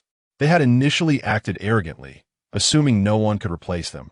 After all, even if they were eliminated, the Ancient One alone could not oversee the entire Earth, with Dormammu, Odin, and Mephisto at play. Yet now it appeared there truly were potential replacements. Let us wait. If tomorrow remains unchanged, I will reach out. The other leader remarked, reluctant to forego possible benefits. Seeking aid now would dilute their gains should the plan succeed. Chapter 81. The division of the New York sanctum in the world. Events often unfold in curious synchrony. As the Camartage London sanctum contemplated seeking assistance, the New York sanctum harbored similar thoughts. Moreover, their urgency surpassed that of the London sanctum, for their exit was completely obstructed. A mage from a New York sanctum, with fingers adorned with suspended rings, opened a portal but did not immediately enter. Instead, he cautiously peered through, ensuring the surroundings were clear before stepping inside. This attempt at teleportation, like those of other mages, was thwarted midway. Surrounding him was a chaotic scene of fiery energy, and on the ground lay a sleek, jet-black cat. The cat raised its right paw to its mouth and chuckled softly, glancing sideways at the approaching mage. Yang Xiu instructed it to wait for each mage attempting to teleport away, promptly sending them back to the New York sanctum. With hands clasped together, a long staff of energy materialized in its grasp. Taking a deep breath, the mage charged towards the cat. The cat's whiskers twitched. This was the third mage it had encountered today who had charged recklessly. It pondered for a moment. Are you truly a mage? Where are your various enhancement and defensive spells? Charging forward with only a teleportation portal and a melee weapon is hardly knightly. Knights at least cast protective and empowering auras before a charge, indicating a lack of proper training in knighthood. Meow. The cat emitted a sound, and the power of shadows swiftly engulfed the surrounding portal. With Yang Xiu standing behind it, there was no need to worry about any unnecessary energy expenditures, granting it a strength vastly superior to its initial evolution. The staff was raised high and swung down with force. The cat deftly evaded the mage's attack, delivering a gentle kick to the mage's head, instilling fear directly into his mental realm. The entire teleportation zone trembled, and in the next moment, the mage was unceremoniously expelled from this unstable area, his body hurtling back through the still open portal of the New York sanctum. The other mages at the portal hurried to assist him, but the mage's face twitched, on the verge of fainting. As the remaining mages tended to him, their gazes shifted to the sanctum's entrance. They had executed a clever ruse. While one mage opened a portal, another, cloaked, exited through the front door. Their scheme appeared to have succeeded. The mages breathed a sigh of relief, but before their spirits could lift, a figure crashed through the entrance, landing heavily on the floor. The head of the New York sanctum hastened over to lift the unconscious mage. This mage bore injuries that contrasted sharply with those of the one who had attracted attention. The latter suffered mental trauma, while this one bore physical wounds. With hands aglow with radiant energy, The leader revived the fallen mage. What transpired? Were others obstructing you? The leader inquired anxiously. The recently awakened mage weakly nodded, describing a strange figure clad in dripping garments, wielding what appeared to be a harpoon, exhibiting mastery over water manipulation, an insurmountable challenge. The leader's expression hardened, with a black cat obstructing their teleportation and individuals blocking their path. It seemed these adversaries were intentionally targeting them. Let us seek aid from the Ancient One. She is the supreme sorceress, and it is her duty to assist us. Otherwise, what is the point of her being the supreme sorceress? Indeed, you are correct. We should seek help immediately. Amidst the rising chorus of pleas for assistance, an incongruous voice emerged. The assembled sorcerers turned their gazes toward the source, where a few individuals stood at a distance from the main group, leaning against the wall. The leader, a muscular figure, regarded them with a derisive expression as if they were mere jesters. Mori, what do you mean by this? Everyone is brainstorming collectively, and you are deliberately undermining our unity, aren't you?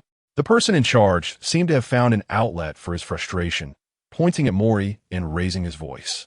Don't put words in my mouth, Mori replied, standing tall. Did you remember that Master Ancient One is the supreme sorceress when you penned that letter of rebellion? I thought you were genuinely prepared to stand on your own, yet when faced with adversity, you still turned to her for help. How utterly shameful. Say that again. The leader shouted, jabbing a finger at Mori. Don't forget, I am in charge, and you are under my command, and you still answer to the supreme sorceress. Were you pretending to be here?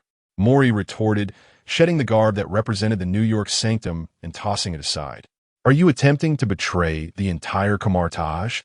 Put that clothing back on. I will pretend you never said that. The leader's tone softened slightly, sensing the situation escalating. Betray Camartage?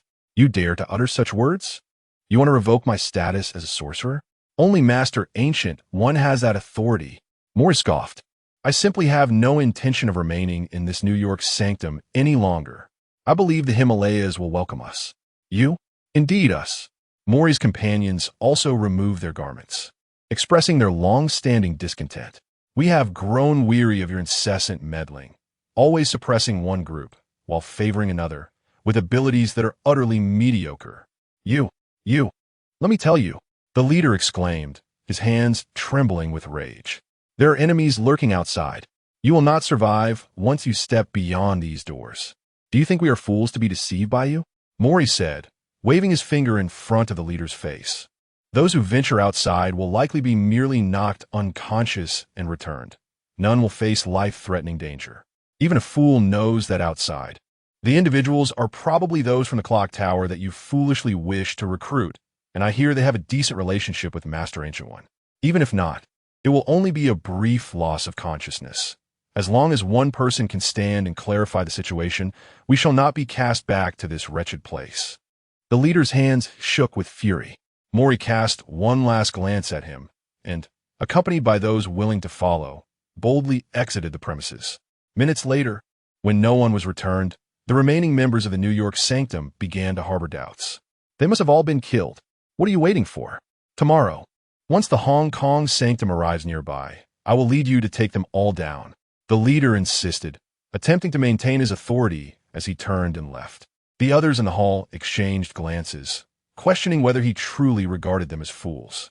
The probability of Mori and his companions being killed was far lower than the likelihood of this leader defeating Master Ancient One in a duel. Chapter 82. Stand Firm, Brother. We received a letter from a New York sanctum, inviting us to join forces to eradicate the evil forces. It seems they are offering us an opportunity to share in the glory. A sorcerer from the Hong Kong sanctum rushed into a room, where a burly man was paying homage to a statue of Guangong. I've said it before, we are sorcerers now, not gangsters. How can you still be like this after all these years? The burly man turned, casting a disappointed look at his younger brother. Hee, it's just a habit. I can't help it. I won't call you that in front of others. The younger brother grinned, knowing his elder brother preferred that title. Yet there were unspoken rules among the sorcerers. Brother, how should we respond to them? Let us share in their glory. Do those arrogant fools, who think themselves superior simply because they have lived longer, truly believe they will bestow gifts upon us? It is inconceivable. The elder brother settled into a chair, brushing his thinning hair. I understand. I will make them leave. The younger brother exclaimed with a newfound realization, ready to respond to the letter. Stay right there. The burly man sighed, feeling a headache coming on. His younger brother was good in many ways, but after so long, he still lacked common sense. In a gang, being a lackey was not a major issue, but in Camartage, it posed a significant risk, easily becoming a target for deceit while foolishly giving away resources. Currently, they are still publicly allied with us. We shouldn't openly sever ties just yet. The burly man paced around the room. Here, that's the plan. Send them a message stating that we can only leave the Hong Kong sanctum with Master Ancient One's command. Let them request a note from her. Brother, has Master Ancient One responded to us? Is that matter written by Lin Zhengying in the invitation real? The younger brother inquired. I do not know, but I lean towards believing it is true. The burly man seemed dissatisfied with the former members of the Hong Kong sanctum. You know, before our group entered Camartage, those people were of a deplorable quality, neglecting their duties while looking down on others. For their pride, I suspect they could very well conceal matters and fail to report them. Brother, that is not what I meant. I was asking if the heavenly court mentioned in the invitation is genuine. The younger brother lowered his voice. If it is true, I would very much like to return home. Even if I cannot ascend to the heavens as a cultivator, it would be nice to be surrounded by familiar faces, free from the bullying of outsiders. How would I know?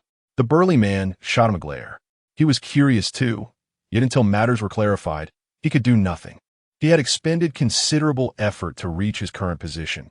If he abandoned it, the voice of the Hong Kong sanctum would revert to those foreign entities, which would violate principles of loyalty. Just then, there was a knock on the door. The burly man gestured, and the younger brother stepped out to speak with someone outside. After a brief conversation, he entered with a piece of paper. Brother, Master Ancient One has replied, it's true. The heavenly court does exist. The younger brother was filled with excitement. Upon hearing this news, the burly man's brow furrowed. The situation in the Hong Kong sanctum was dire.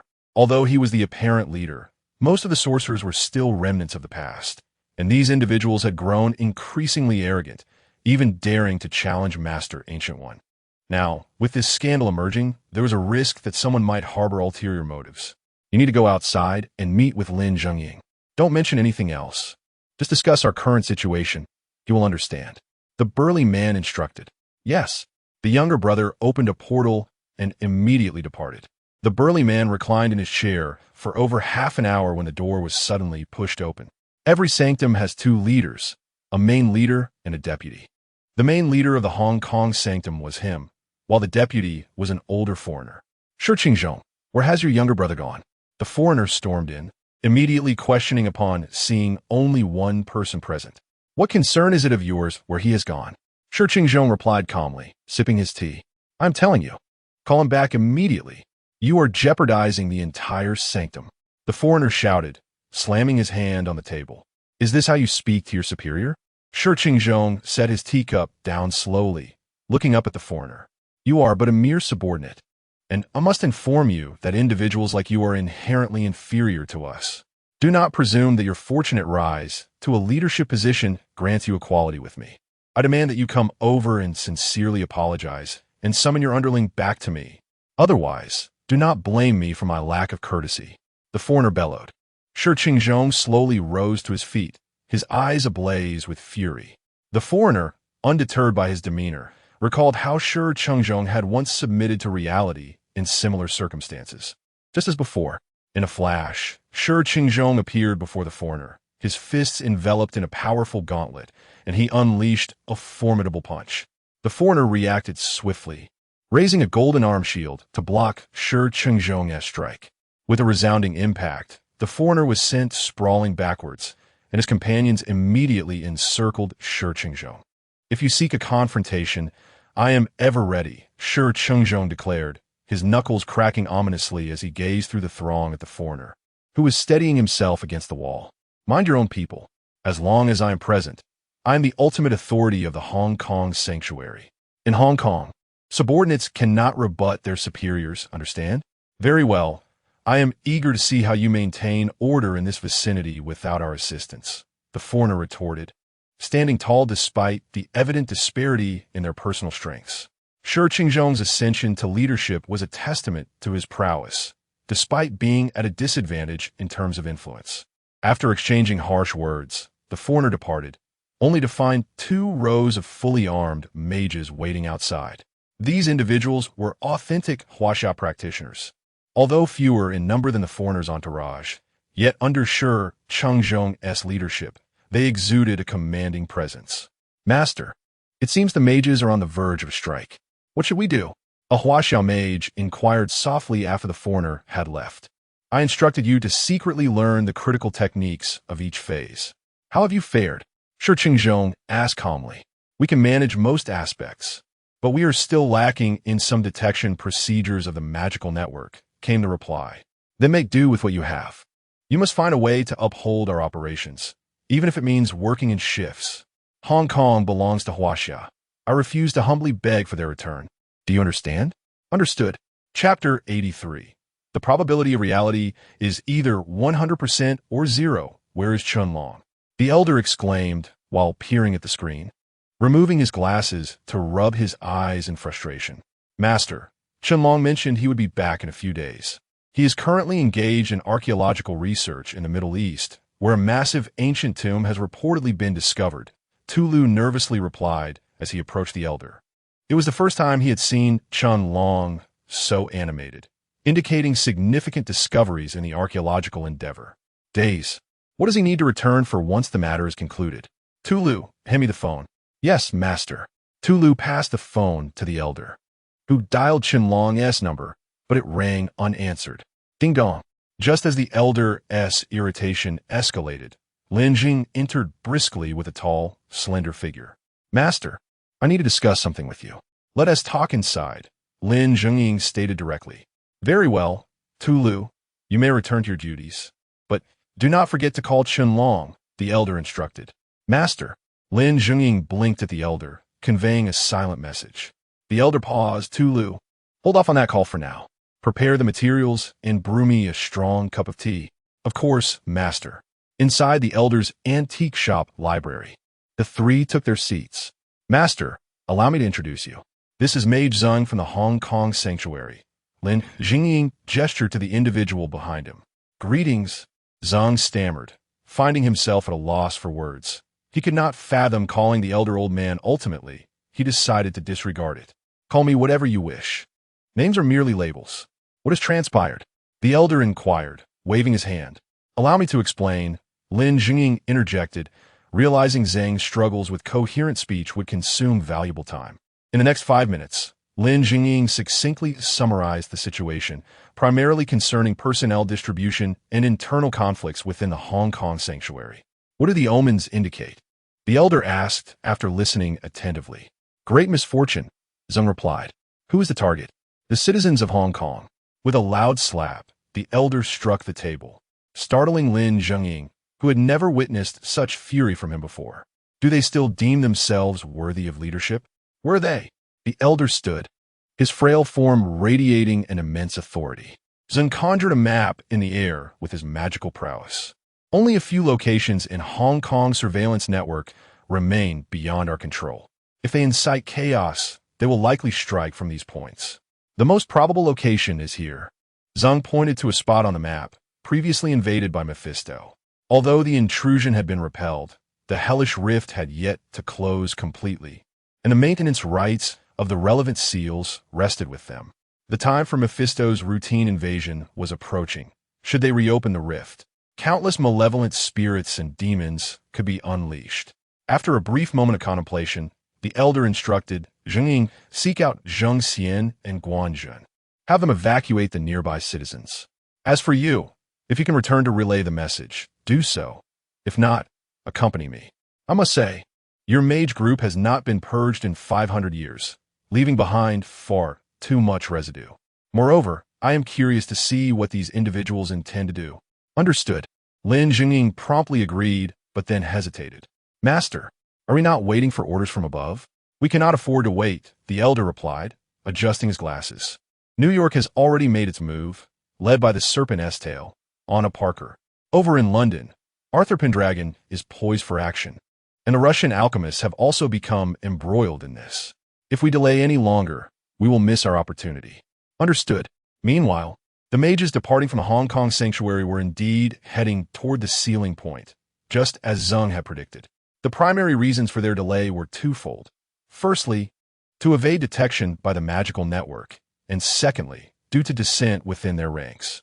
Mages, I oppose the opening of the seal. No matter the conflict, it is an internal dispute. We must not forget our responsibilities. A few mages murmured among themselves before stepping forward. The foreigner turned around, a smile spreading across his face. Why would I do such a thing? This is merely a test. As the words left his mouth, several whips lashed out from the group. Swiftly, weapons materialized in the hands of the dissenters, who had been prepared for this moment. Do you wish to defy me? The foreigner scowled. Do you remember your true identity? You are a stability mage of the Kamataiji. The dissenters shouted. A stability mage? You are nothing but a group of rootless drifters. I am a noble mage. With a sweeping gesture, the foreigner commanded his group to advance. Quickly go. We will hold them off. The dissenters urged the last member, as the second layer mirror space unfolded, temporarily isolating everyone before them. Without hesitation, the last individual activated a pre-prepared teleportation portal and rushed through, aiming to return to the sanctuary. Other rebels proactively launched an assault, intent on detaining the individuals before them and minimizing the number of pursuers. These insurgents possessed considerable skill. However, the sheer number of adversaries rendered their efforts futile, managing only to delay for a brief 15 minutes. Once the rebels were bound, a small portal materialized beside the foreigner. What? You failed to catch them? The foreigner exclaimed in astonishment. A dozen individuals could not apprehend a single one. What were they doing? Do you really think you can catch them? In terms of utilizing portals and mirror spaces, there is no one in the entire Hong Kong temple more adept than him, jeered one of the defeated rebels. So what? He is already out of time, the foreigner coldly retorted. Now that their position was compromised, there was no need for concealment. They could simply open a portal and proceed. Meanwhile, high above in the sky of Hong Kong, Gu Yi and Yang Qiu stood side by side, observing the unfolding situation below. How many times have similar scenarios occurred when you peered into the timeline? Yang Qiu shot a frigid question at the scene beneath, his desire to descend and eradicate those below palpable. Gu Yi's expression mirrored his discomfort. In an average of 10,000 timelines, this circumstance arises 17 times. A probability of 0.0017. Is that so? I perceive it to be 100%. The others merely lack sufficient prerequisites. Yang Qiu inhaled deeply. Were the odds of our plan succeeding? 1 in a billion, Gui replied, her presence indicating that for those below to succeed was impossible unless simultaneously confronted by Dormammu, Mephisto, Odin, and others. Not enough. Some things must equate to 0. Yang Qiu murmured, and as he spoke, additional seals manifested at the sealing point, while the upper magical net was supplanted by the ethereal heavenly network. Chapter 84. The heavenly network arrived. Prepare to unbind the seals. The foreigner bellowed as he and his subordinates traversed the portal to their destination. Demons, quickly depart. Who is chanting? The foreigner frowned at his subordinates, who pointed ahead, urging him to look. Upon turning, he noticed an old man and a rotund figure had appeared in the mirror space, each holding unknown materials. Demons, quickly depart. Accompanied by the foreigner's confusion over the incantation's purpose, green light emanated from the materials, piercing the ground and permeating the entire mirror space. Crack! The sound of a rope snapping echoed from an unknown source, and suddenly, the foreigner found himself losing control of the mirror space, with green energy subtly leaking in. This energy resembled locks, firmly sealing the foreigner's control over the mirror space. Continue unbinding the seals, the foreigner commanded, tossing his right hand, summoning a spear, and advancing step by step toward the old man. True, keep chanting, don't stop, the old man instructed, passing the material to True before stretching his neck and loosening his old waist, bracing for the foreigner's advance. With a swift motion, the old man stepped forward, beckoning with his right hand. You think you can bully an old man just because you're young? Don't you know all of Jackie Chan's skills were taught by me? The foreigner narrowed his eyes, thrusting the spear, which sliced through the air with a phantom-like trajectory. After decades of training, he was no novice.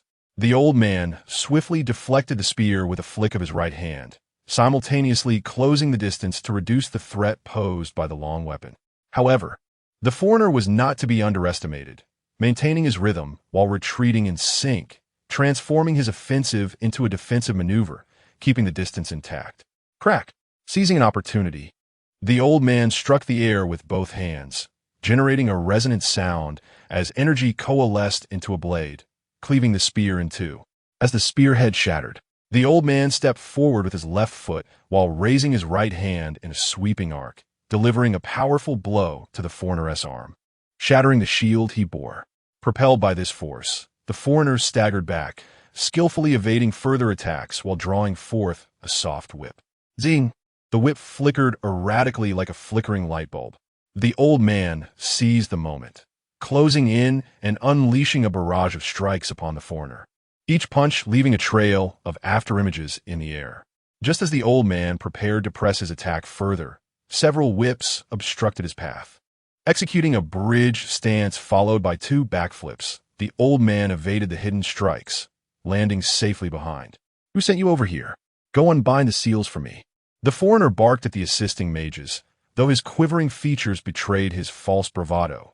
The old man's relentless punches were not to be trifled with. After fending off his helpers, the foreigner shed his outer garment, revealing a crimson and purple torso. "Old man, let us see how much strength you have left." Though his words were fierce, uncertainty gnawed at him. Inexplicably, he could no longer sense the magical net, and the intervals for drawing upon energy had expanded significantly. Otherwise, the earlier whip would not have suddenly faltered. "The remaining strength I possess is sufficient to bring you down," the old man retorted, casually rubbing his waist. Aware that his recent maneuvers had strained him, age had diminished his physical prowess. After exchanging harsh words, the 2 adversaries charged at one another. The sound of their clashes reverberated throughout the modest mirror space. Why is it still not done? How long does it take to unbind a seal? The foreigner seethed internally, his hands throbbing with pain, feeling as if his bones were breaking. Aging is unbearable. If only I were 10 years younger. I would have dispatched him by now. The old man shared similar thoughts, feeling a dull ache in his waist. This limitation hindered his full strength. The impact of age on his martial prowess undeniable. "Old man, get back." Amidst their struggle, a voice resonated from outside the mirror space. A myriad of bolts to vanquish demons, the white dragon soars through the sky. Accompanied by the roar of thunder, a strike cleaved the mirror space in two. A line of blood appeared on the foreigner's forehead as he stumbled forward, the force splitting him in half, crashing to the ground. With his demise, the entire mirror space dissipated entirely. "Master, are you all right?" True exclaimed, embracing the old man with concern etched across his face. "I'm fine," the old man replied, clutching his aching waist as he stood, gazing up at the airborne Lin Zhengying. In Lin Zhengying's hand gleamed a celestial sword, his back illuminated by the ethereal visage of the sword immortal, El Dongbin. "Has the heavenly network been established here?" The old man inquired with a smile. Lin Zhengying nodded, pondering why he seemed so much stronger than the old man. It was due to the temporary identity his master had arranged before departing.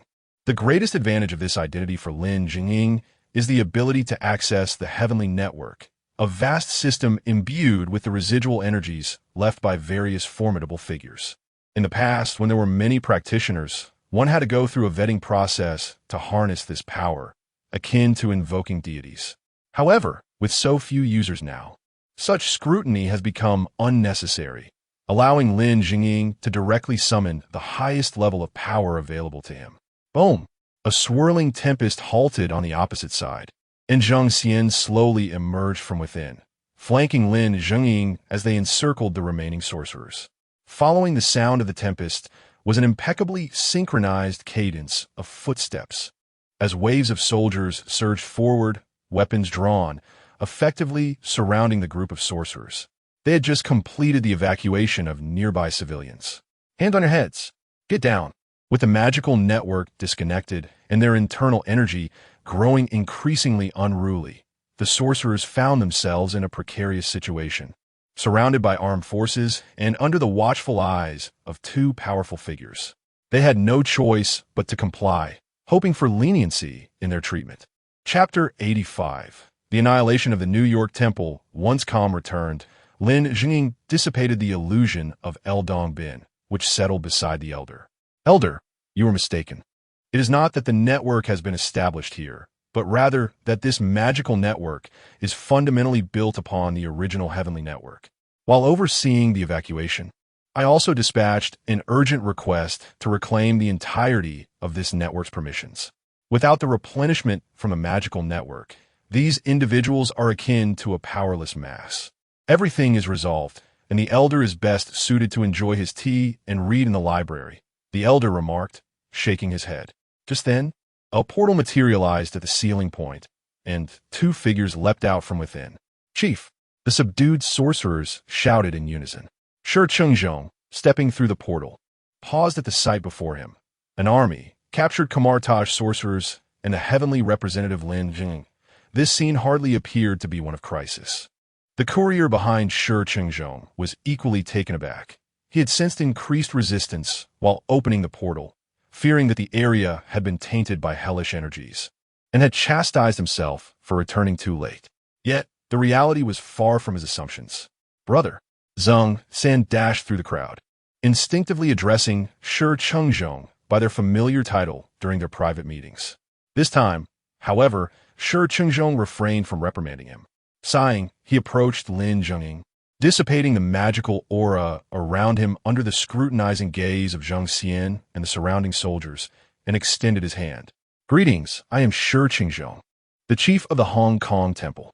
On behalf of the entire Hong Kong Temple, I wish to express my utmost respect to you. Furthermore, we shall not evade responsibility for any losses and consequences. Such courtesy is unnecessary.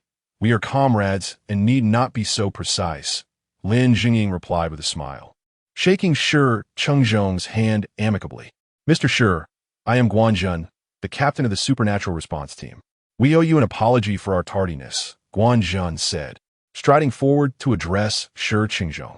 He had learned from Zheng how formidable this man was, enduring immense pressure and accomplishing countless feats over his 30-plus years in office. The number of Chinese practitioners in the Hong Kong Temple had more than doubled, with various positions powers entrusted to them. Throughout this process, foreign personnel had staged several minor strikes, and Shi Chengzhong had tirelessly maintained security in the region, enduring humiliation and taking responsibility.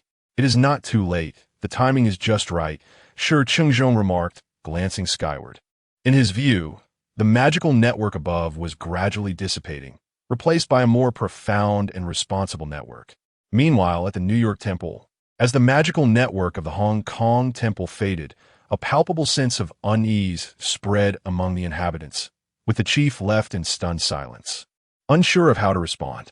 Charge! There's merely a cat and a person outside. With our numbers, we can surely break through. After we escape, we shall summon the Ancient One from the Himalayas. The chief suddenly bellowed, pointing towards the exit, rooted to the spot as he awaited others to initiate the charge. Charge! Shouldn't it be charged with me? The temple sorcerers looked at their leader, bewildered. Did he truly perceive everyone but himself as fools? Go! What are you waiting for? The chief roared, leveraging remnants of his former authority to spur the other sorcerers into action. As portal after portal opened, the chief removed his insignia and stealthily slipped through one of the doors. The transit was surprisingly smooth, though the destination was peculiar, a square filled with steel. Upon emerging, the chief immediately sensed something amiss. He attempted to retreat, only to find the portal behind him had closed. Turning around, he found the other New York Temple sorcerers sitting obediently on the ground, watching him. Ah, do not be too surprised.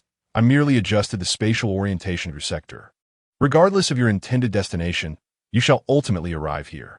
The chief followed the voice to see a diminutive figure with a large head, who was fiddling with something in his hands.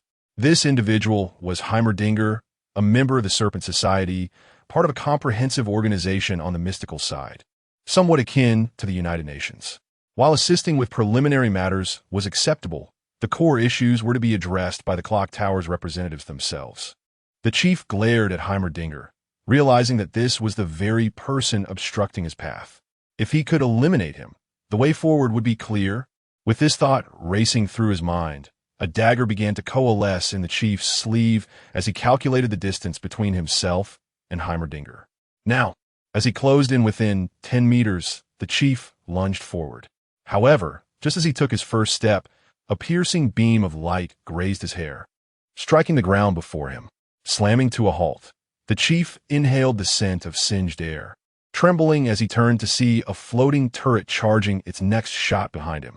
Heimerdinger waved a hand, and the dagger in the chief's hand levitated, drifting into his grasp. All the sorcerers stood in shock. Having escaped the creator's control, the energy weapon remained stable. To them, this was nothing short of impossible. This energy is quite intriguing. It appears to be related to spatial rules. If successfully simulated, it could potentially reduce energy consumption for other transport methods, warranting further study. Heimerdinger mused, lightly tapping the dagger with his finger. The entire weapon disassembled into a flurry of light particles, representing the smallest stable unit of the energy molecule. As countless data points flashed through his mind, Heimerdinger suddenly remembered the group of captives before him. "Almost forgot about you," he exclaimed, tapping his head. In the next moment, each sorcerer found a small iron ring clasped around their wrists. As the rings closed, all connection to their energy was severed, leaving their bodies weakened. In terms of unarmed combat, they were now no match for a healthy adult man. Having completed his task, Heimerdinger unceremoniously tossed all the sorcerers back in front of the temple, as he needed to continue his research and had no time to concern himself with them. "Is anyone injured?" "The thorn vine I just hybridized can be used for healing," Vernon inquired, holding a writhing cluster of thorns as he looked at the sorcerers. After Vernon ascended from a druid apprentice to a full-fledged druid, he immersed himself in the study of novel plant species. His presence here was due to others' awareness that Heimerdinger had taken action. They had all scurried away to avoid involvement, leaving him utterly oblivious to the news and unwittingly conscripted by the passing Heimerdinger. Observing the ominous thicket of thorns, all the mages shook their heads vigorously. Vernon sighed, lamenting their lack of appreciation for beauty. To him, his thorns were rather endearing, with those adorable little spikes. Chapter 86. The Resolute Ancient One. Recent upheavals at the Hong Kong and New York sanctuaries manifested in the magical web, dimming 2 of the 4 nodes, leaving only the nodes at the Himalayas and London sanctuaries aglow. What to be said? Not much. The atmosphere within the London sanctuary was suffused with despair. Anyone with a modicum of intelligence understood that they were next in line. Moreover, there was no attempt to hide. They stood brazenly outside, their posture conveying a single message: you may emerge to surrender. Where was the Ancient One? With such turmoil, how could she protect the earth? She was unworthy of the title of Supreme Mage. Indeed, she was unworthy. You are worthy. Go. Eliminate that figure at the entrance. I have already gathered intel. He is the legendary King Arthur, who has lived for over 2 millennia. Absurd. How could the king of the ancient Celts intercede for contemporary Britain? Perhaps in King Arthur's eyes, all who dwelled upon this land were his subjects? It matters not. Just bring her down, and everything shall resolve itself. Enough. No more bickering. The head of the London sanctuary slammed his palm on the table, demanding a course of action. We cannot simply surrender. I believe surrender is not an issue. After all, the previous generation surrendered to the Ancient One in similar circumstances. Furthermore, the Arthur outside is not an invader from another dimension, but rather the oldest ruler of Britain. Surrendering to him may not be such a disgrace. Before the surrender-minded mage could finish speaking, he found all eyes fixated upon him. He instinctively recoiled, swallowing his words. Outside the sanctuary, Artoria's sword, the sword of victory, rested against the ground as she awaited the decision of those within, her eyes closed. Avalon had been unleashed, enveloping the entire sanctuary and effectively immobilizing the surrounding space, rendering the teleportation portal inoperable. Nonetheless, Artoria had left a margin, ensuring they could still connect to the magical web. When do you think they will emerge? They cannot remain hidden indefinitely, could they? Ivan Vanko poked the ground with his fingers, his demeanor growing increasingly bored. Initially, he had felt a surge of anxiety upon arriving, for he was a mage, a being of considerable prestige in any narrative or game. Yet the current state of affairs was disheartening. They had blocked the entrance, and even if they were unable to fight, someone should emerge to assert their stance. Do you think they might simply surrender? Ivan Vanko ventured again, noting that Jean Bradley was silent. They likely will not emerge. Prepare, Jean Bradley uttered before vanishing, his long sword drawn as he positioned himself on the opposite side of the sanctuary. He and Ivan Vanko were tasked with monitoring the flanks and rear of the London sanctuary, as Artoria wished to prevent any mage from leaving this area without her consent. Ivan Vanko's expression grew serious, his hands pressing against the earth. Surrounding him, dozens of pre-drawn alchemical circles ignited, casting a brilliant light that illuminated the entire sanctuary, as well as the white flag held by those emerging. Wait, a white flag? Ivan Vanko blinked, doubting the clarity of his vision. Yet despite his efforts to blink away his disbelief, the white flag remained a tangible reality. Jean Bradley shared his bewilderment. Could these mages exhibit any less dignity? Artoria was deeply disappointed. As a knight, she abhorred such behavior. As the distance between the two factions narrowed, the white flag suddenly erupted, disarming the mages of their weapons. A feigned surrender? Artoria found herself amused. Although such actions did not align with the knightly code, it was at least preferable to capitulating without a fight. She released her grip on the sword of victory and advanced unarmed. Having lived for over 2 millennia, Artoria's combat prowess had reached its zenith. The mages appeared as mere children in her eyes. She plunged into their ranks like a tiger among sheep, effortlessly incapacitating them. Concurrently, mages attempting to break through in other directions were intercepted by Jean Bradley and Ivan Vanko, empowered by Avalon. Once the area was devoid of standing foes, Artoria clapped her hands, her sole assessment of these individuals being one word: weak. They were significantly inferior to the mages of yore. Their combat capabilities had regressed. Had the former Kamataj mages possessed such feeble strength, even if she were thwarted by the Ancient One, Artoria believed her Round Table Knights could have dealt with them easily. Thus, the subsequent events might have been averted. This was not merely Yang Xiao embellishing the narrative of the former Kamataj mages. It was a reflection of reality. During that era, competition and pressure among mages were immense, stemming from both fellow mages and dimensional invaders. After the Ancient One unified the mage community, subsequent mages no longer needed to confront dimensional invaders directly. Those capable of doing so had followed her to the Himalayas. Other mages transitioned from direct competition to indirect rivalry, with the significance of strength in determining status diminishing. Moreover, the Ancient One had regulated all dark spellbooks, severing their access to power at great cost, while the substitute education had failed to keep pace, ultimately leading to the current generation of mages being weaker than the last. It is fair to assert that the Ancient One's contributions in various aspects were substantial. However, in terms of mage education, she had proven to be profoundly inadequate. Their education had concluded, and how many would awaken to this reality depended solely on themselves. Yang Xiao felt somewhat disillusioned, considering the performance of the mages from the 3 great sanctuaries to be rather unsatisfactory. The Ancient One smiled faintly.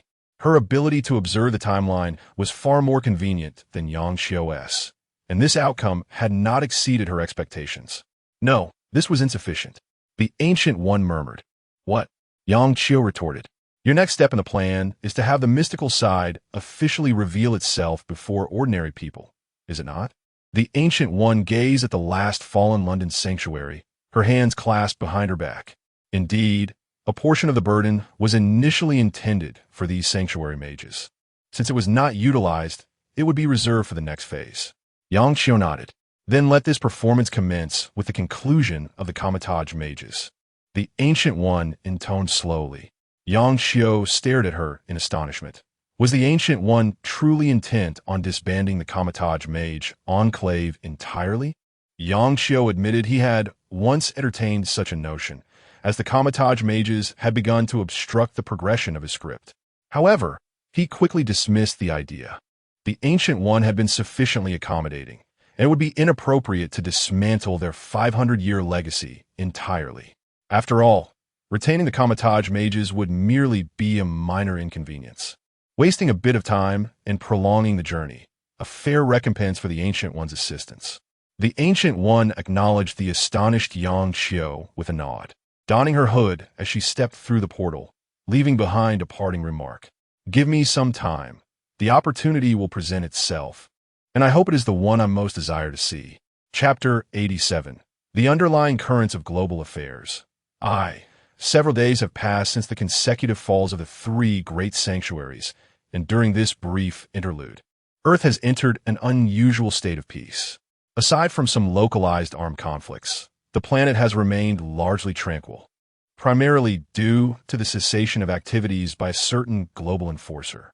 In the realm of cultivation, despite various barriers and spells concealing the conflicts between the mystical side and the three great sanctuaries of Kamartaj, under Yang Xiao's permissive gaze, nations have discerned hints from multiple angles. Even without direct contact with the mystical side or any visible presence on their territories, they have procured a wealth of related information from the database of the S.H.A.L.D. Shaoguan. You have engaged with them for some time. What is your assessment? In a conference room in the capital of Huaxia, a leader set aside the materials compiled by the think tank and inquired of the poised Guanzhong. "They are individuals who could be considered friends," Guanzhong replied. Then, feeling his response was somewhat simplistic, he elaborated, "Their ideological stance remains somewhat ambiguous. However, their internal currents lean towards exploration and expansion rather than isolation and oppressive competition." The leader nodded, finding that this perspective aligned with the think tank speculations. Furthermore, there was an unexpected aspect. As individuals of considerable power, they did not exhibit an aloof demeanor nor any inclination to look down upon ordinary people. Instead, they regarded the protection of the common populace as their duty. Guanzhong hesitated for a moment before continuing. "They are fundamentally different from those who have gained abilities through mutation. They possess a strong sense of social responsibility and sufficient self-restraint." The leader nodded thoughtfully before glancing at another official. "What are the desensitization experiment results concerning Lin Zhengying?" The results were surprising. "We urgently selected 50,000 individuals from various industries, ages, and familial backgrounds to participate in the experiment. We presented them with some of the choices faced by Mr. Lin Zhengying, substituting potential magical advantages with social connections and other benefits. Out of the over 48,000 valid reports we collected, only about 30 individuals reached what we consider Mr. Lin Zhengying's level of self-discipline. It can be said that his self-restraint is extraordinarily strong, and he has consistently adhered to Huaxia's laws, with no violations even qualifying for administrative penalties." Upon hearing this, the leader's expression reflected a sense of admiration.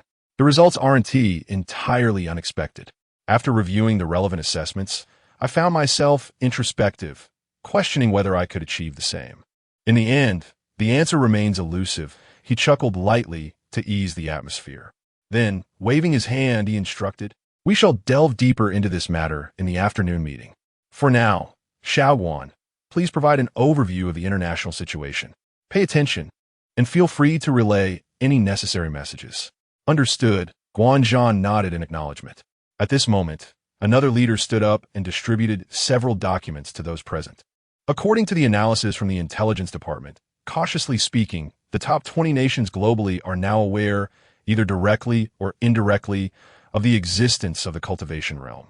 Except for the Eagle, John Bull, and Bear nations, others are actively searching domestically for connections to the cultivation world. We have also received inquiries from some nations about whether we have established stable ties. As for the Bear Nation, they are in the process of establishing a supernatural academy. But progress has been less than ideal, as their mystical personnel have yet to display a clear stance. The reasons remain unknown. At this point, Guanzhong, who had just returned, raised his hand. After receiving a nod from the leader, he stood up. This information was subtly hinted at by Mr. Lin Zhengying upon my return. The current decision for the domestic cultivation realm and the foreign mystical side to remain secluded was established 5 centuries ago. Presently, the supreme leader of Kamartaj, the primary guardian of the mystical side on Earth, the supreme sorcerer, Master Gu E, has had discussions with the highest authorities of the clock tower, Master Killian, and the Heavenly Emperor, the content of which remains undisclosed. However, this dialogue set the tone for the policy of seclusion. Having received the endorsement of Master Killian and the Heavenly Emperor, Master Gu E then convened with the leaders of other mystical factions, ultimately reaching a unified understanding. The only major faction known to have violated these regulations is the Round Table Knights of John Bull, led by the ancient Celtic figure, King Arthur, also known as Artoria Pendragon, over 2,000 years ago. The reasons for their transgression are unclear, but it has resulted in the disbandment of the Round Table Knights, with reports suggesting that King Arthur's own ascension has been adversely affected by this incident. A century ago, she was on the cusp of becoming legendary. A century later, her power has waned, and without relying on special equipment, she has fallen from the top tier.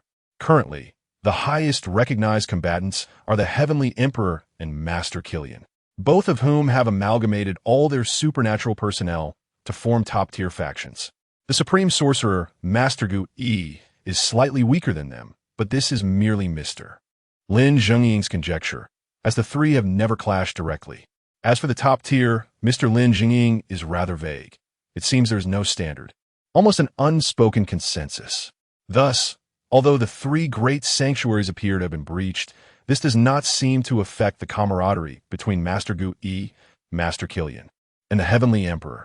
According to Mr. Lin Zhengying, Master Gu, he does not have the capacity to oversee so many individuals, and the so-called sorcerers of the three great sanctuaries are largely left to their own devices. The true Kamartaj sorcerers are in the Himalayas. Therefore, no one has yet received a definitive order on whether to proceed with the total eradication of the three great sanctuaries. Nor is it clear if the seclusion treaty established 5 centuries ago is on the verge of dissolution. Consequently, the remaining alchemists in the Bear Nation will not make any statements until they receive precise information. The leader nodded in understanding and signaled for the other leader to continue. Since Xiaoguo mentioned John Bull, let us discuss them first. Based on our analysis of the information received, intelligence personnel believe that the leadership of John Bull seems inclined to expel King Arthur from Britain. Furthermore, according to further intelligence, they appear to be seeking to leverage the clock tower's power from the eagle to execute a strategy of driving the tiger away and swallowing the wolf. Wait, how could they consider such a course of action? The leader inquired, holding a simplified report in hand. The complete analysis was too extensive to review in a short meeting. The other leader quickly skimmed through the documents in his hands. Even he, responsible for this domain, was initially bewildered, utterly perplexed by the reasoning of John Bull's leadership. Chapter 88, Madness and Malicious Intent. 2. After reviewing the materials, this leader organized his thoughts. Based on the information analyzed, the most plausible explanation is that the current leadership of John Bull perceives King Arthur as a relic of the ancient Celts. And since the Celtic kingdom was long extinguished by the Saxons, they believe that she should be regarded as a descendant of the Saxons. Is that truly the rationale? The astonishment was palpable, even among the highest authorities. Artoria is currently known to be the strongest individual aside from those leading the 2 major factions. Are they truly considering driving her out solely on this presumption? Even if that is their intention, has no one alerted them to the issue of her power? The opposing side possesses formidable individual strength, a force that could pose a significant challenge to the nation. Should she infiltrate a city, it would essentially declare her invincible. The mobilization of the military does not necessarily guarantee victory, as various large-scale weapons are subject to restrictions. Furthermore, the enemy possesses advantages in terms of individual agility and speed, rendering strategic maneuvers ineffective. To confront Arthur in an urban setting, it would require an unprecedented act of insanity, such as launching a nuclear strike on one's own territory.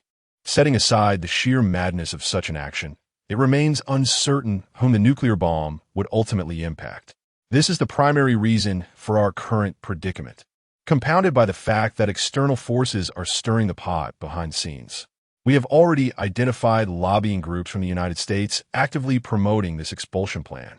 The leader presenting the report mentioned that intelligence operatives have observed some American forces approaching the John Bull maritime territory. And it seems that the John Bull side has received some orders, showing no inclination to resist. In fact, overnight, a fleet appeared in certain areas. What? How could there be so many? They are adept at employing tactics, such as changing flags and employing subterfuge. This was their strategy during the outbreak of a viral epidemic, burying their heads in the sand and denying the existence of the virus. Only when the situation becomes irreparable do they emerge to acknowledge their mistakes, claiming it is too late for any action and that the citizens must fend for themselves. Moreover, analyses suggest that the Americans may have two objectives in their current endeavors. The first is to conduct tests. They wish to evaluate the combat capabilities of the mysterious faction.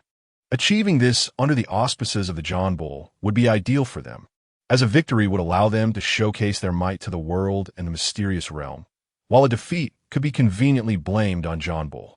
The second objective involves probing the mysterious faction's stance on a change of sovereignty. After all, they too established their nation through the slaughter of indigenous peoples. Should Arthur raise the banner of the Celts, they would need to prepare in advance. Furthermore, American networks have begun to manipulate public opinion and alter historical records, with official identities of individuals of Indian descent rapidly ascending. Additionally, intelligence indicates that the Americans are exploring whether any indigenous factions exist within the mysterious realm. Those who engage in wrongful actions will ultimately meet their demise, the leader lamented, then suddenly raised his head, asking, "Our personnel are not involved in this matter, are they?" "No," came the reply. "Any actions or decisions related to the mysterious realm and the cultivation community must be reported, and I have not received any such reports." The leader nodded in agreement, indicating that it is best not to interfere in such matters. Although intelligence suggests that Arthur possesses a commendable temperament, it is impossible for any king, particularly one from that era, to be devoid of anger. If the John Bull populace provokes him, who can predict what actions he might take? It would not be surprising if he annihilated the entire John Bull leadership under the guise of avenging the Celts. As for the John Bull citizens, their current response to Arthur is one of welcome and perceived honor. However, there have already been stirrings of panic and division on the internet, and it remains uncertain whether these actions originate from the Americans or the John Bull side. Regardless of which faction is instigating trouble, we must ensure our personnel remain restrained. We shall not participate in this affair. Understood. Furthermore, there is another matter to address. The reporting leader continued. The Americans have reduced their financial support for the Territorial Strategic Defense and Logistics Bureau. Their aid from last year was only transferred to the opposing account 3 months ago, and currently 2/3 of the funds have been sent, but the flow has ceased. There is a sense that they may intend to retract the funds provided, yet the Bureau's director, Nick Fury, has been entirely uncooperative, having protested against such actions at the last meeting. This behavior aligns with typical American tactics, yet the matter of financial assistance warrants careful consideration. The leader tapped his fingers on the table, noting that the annual contributions from the 5 major nations to the Shield Bureau amount to a substantial sum. However, this year, our funds have already been transferred, leaving only 1/3 of the assistance yet to be disbursed in other forms. The leader felt a bit awkward. Do not dwell on it. Maintaining credibility is essential. However, we may need to pressure the remaining assistants, as we are not in a prosperous position ourselves.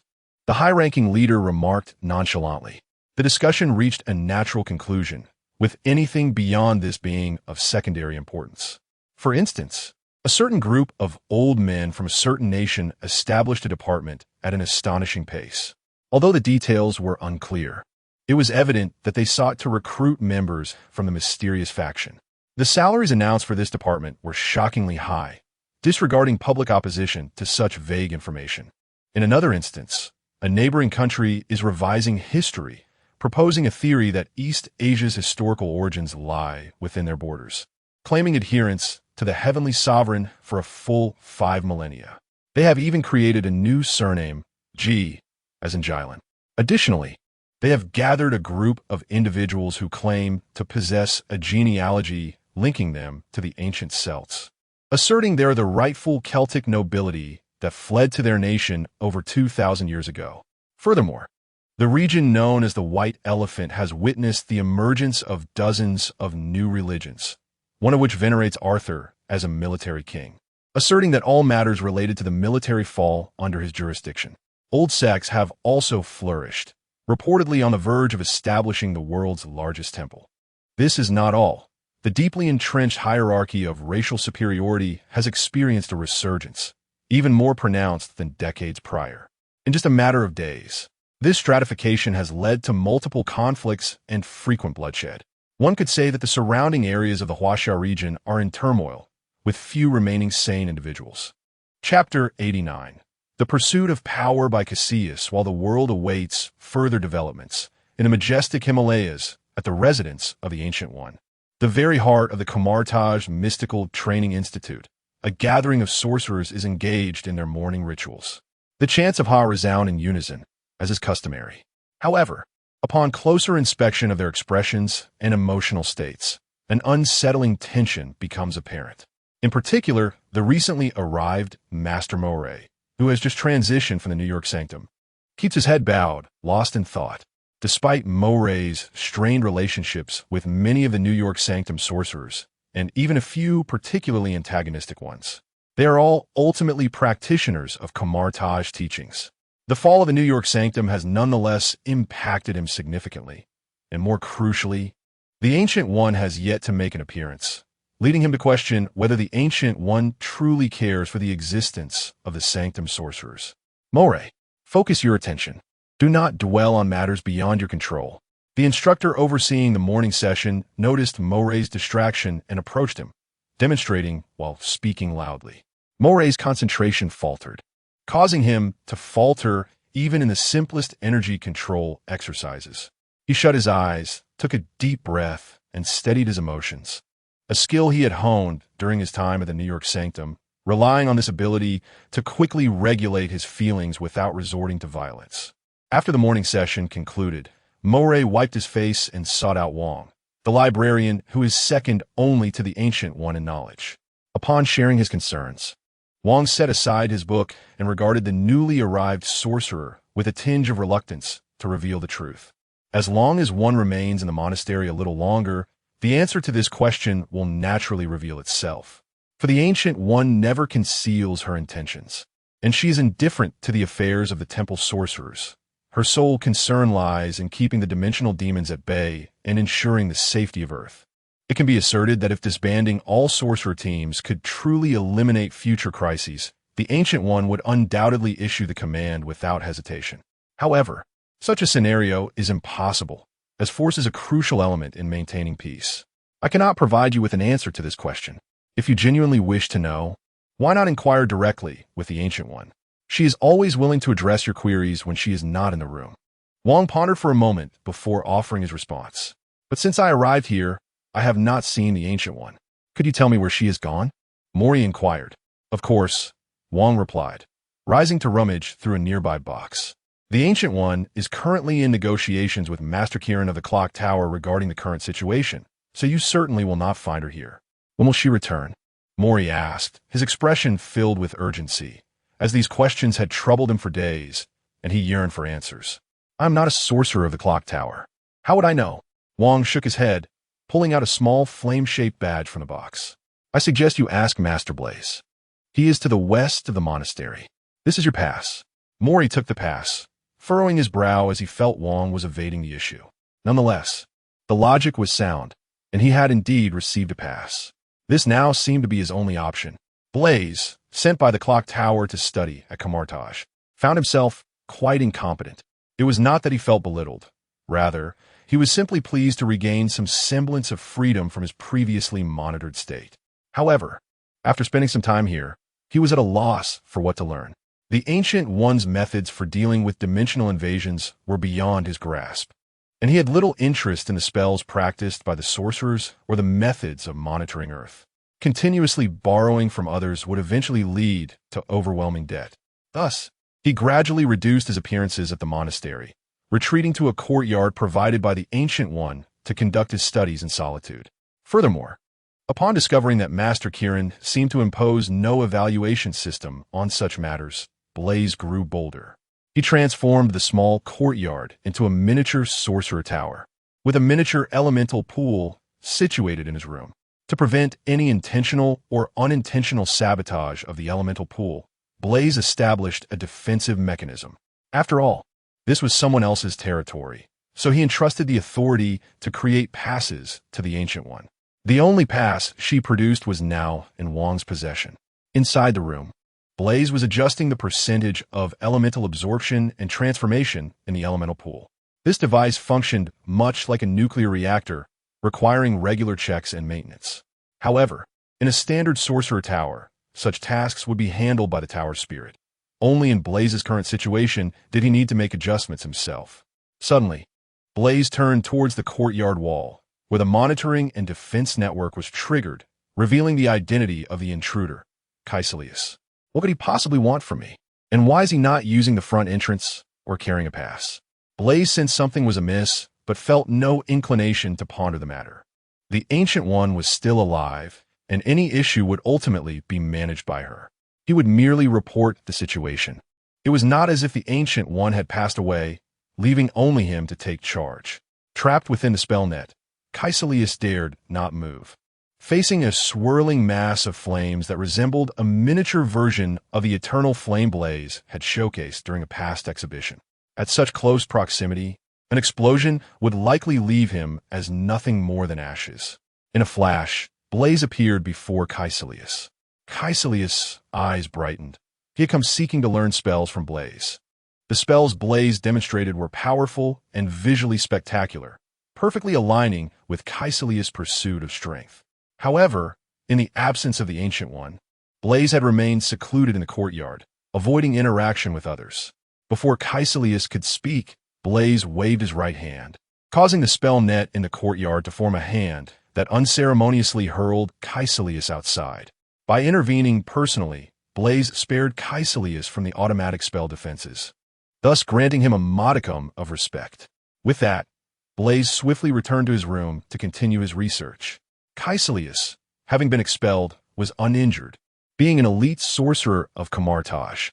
However, his pride was wounded, and Blaze had deprived him of even a moment to speak, leading Caecilius to abandon the path of learning spells through legitimate means entirely. Chapter 90. A Glitch D performance not long after Blaze returned. The courtyard door was knocked upon once more. Frustrated by the interruption to his experiments, Blaze contemplated throwing this new visitor out like Caecilius. However, the newcomer followed the proper procedure, carrying a pass, thus adhering to the rules. With a scowl, he reluctantly opened the courtyard door. "What do you want? Who are you?" Blaze coldly inquired, emanating an unmistakable aura of displeasure.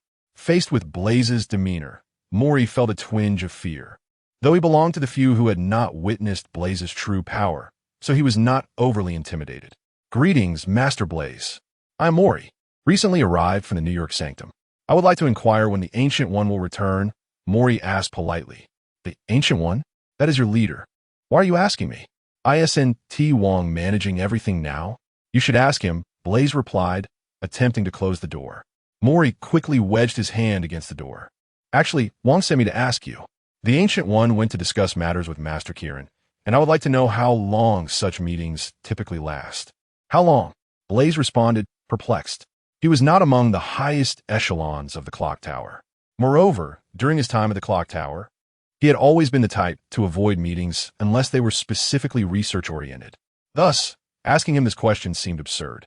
Just as he was about to dismiss Mori, Blaze hesitated, realizing that failing to provide an answer might lead to prolonged entanglement, consuming his time. Lately, he felt an unsettling premonition that something significant was about to occur. Perhaps such quiet moments for research and organization would soon be scarce. Thus, he needed to seize the opportunity. After a brief moment of contemplation, Blaze replied, 2 or 3 days. Wait another 2 or 3 days. She should return by then. If she hasn't, come back and ask me." With that, he slammed the door shut. Mori stared at the firmly closed door, pondering whether 2 or 3 days meant 2 days or 3. Furthermore, when exactly would this 2 or 3 days begin? Did today count as one of them? According to which time zone was this standard measured? Just as Mori was bombarded with questions in his mind, the courtyard door swung open once more. Blaze looked at Mori and asked, Did that fellow Caecilius come here, asking the same thing? Huh? Mori was taken aback. He had heard of Caecilius, known as one of the most prominent sorcerers here, but he had only heard of him and had not interacted with him. So he could only nod uncertainly. Tell him to approach matters through the proper channels and with the necessary credentials, rather than skulking about like a thief. As his kind typically do when attempting to pilfer our scholarly achievements, Blaze said, shutting the door once more. With a heavy sigh afterward, Blaze contemplated the futility of continuing his research at this time and resolved to take a short respite to organize his materials. Outside, Mori scratched his head before turning to leave, intending to seek out Caecilius. As one of the esteemed disciples of the Ancient One, Caecilius was bound to possess greater knowledge. However, after scouring the entire monastery, Mori failed to catch a glimpse of Caecilius. Inquiring with other sorcerers, he learned that Caecilius had recently left in a foul mood. The destination unknown. Ultimately, Mori returned to his room, perplexed. At the pinnacle of a Himalayan foothill, Caecilius sat cross-legged on a platform. Radiant streams of magical energy entwining in intricate circles before him. Is this truly your ambition? To practice this for a lifetime without ever becoming the next supreme sorcerer? A diminutive statue beside him suddenly chimed, its tone laced with mockery, clearly looking down upon the abilities of the Kamatage sorcerers. Do not attempt to sway me. When the Ancient One returns, I will deliver you to her, and you shall face the consequences, Caecilius replied, feigning composure. Surely not. You cannot believe that delivering me to her will grant you the opportunity to learn more profound magic? It has been 5 centuries since another has earned such a privilege. Do you truly think you can attain it? Besides, should you send me away, I could very well return next year. How would that constitute any merit? The statue continued, its voice dripping with sarcasm. Caecilius remained silent, yet Mephisto's voice echoed in his mind. She employs the powers of the dark dimension herself while forbidding you to do the same. Is this not the very definition of double standards? We must resist such hypocrisy and expose her. Do you not aspire to be a hero? Mephisto urged, his insidious whispers weaving through Caecilius's thoughts. Be silent. Caecilius barked in anger. Mephisto chuckled darkly, using the small statue to glance skyward. Can you see? Your disciple has already begun to resemble me. Are you not incensed? Witnessing the future, yet unable to alter it. Does that not infuriate you? In the high skies, Yang Qiu stood with his hands clasped behind his back, observing the impassive Ancient One beside him. Can she see us? He wondered. The Ancient One shook her head and sighed softly. This was the very scenario she had hoped to avoid, yet it was the most probable event within the observable future. Her plans required a villain apart from Mephisto and a hero, a choice she had entrusted to those designated within the plan. Regrettably, it seemed Caecilius was resolutely determined to take on the role of the antagonist, while the identity of a hero remained uncertain. Whether it would be Mori or another was yet to be determined. To dismantle the Kamatage sorcerers without inciting resentment towards the clock tower and the impending mysterious forces, the only recourse was to redirect such animosity towards another target. As for the hero, that was a contingency left by the Ancient One.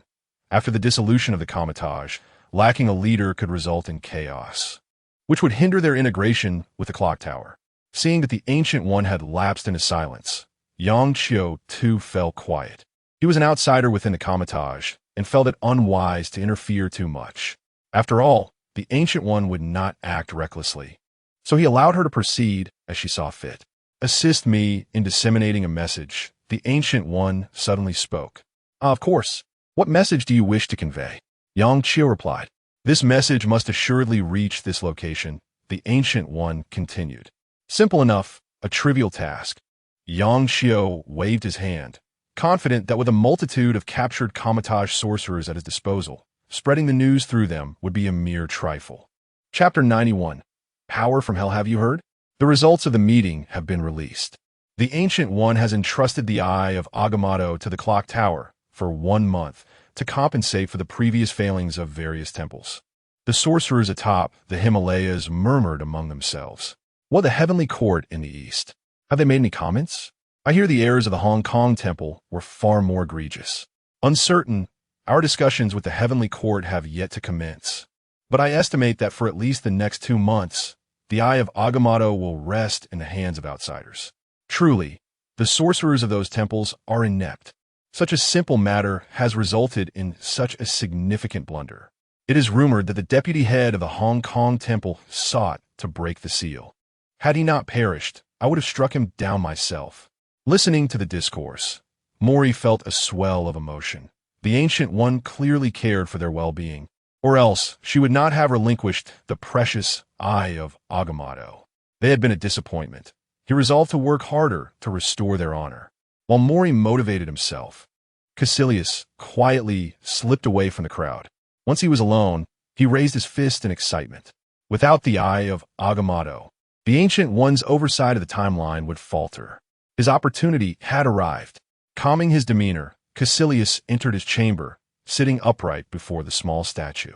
The Ancient One will not return soon. Grant me your power, and I shall conduct the review in her stead. I will then make arrangements for you. Mephisto couldn't help but smirk at Caecilius's navet. What folly! A mere rabbit attempting to portray itself as an elephant. To claim to conduct a review on behalf of the Ancient One? Why not suggest banishing him back to hell instead?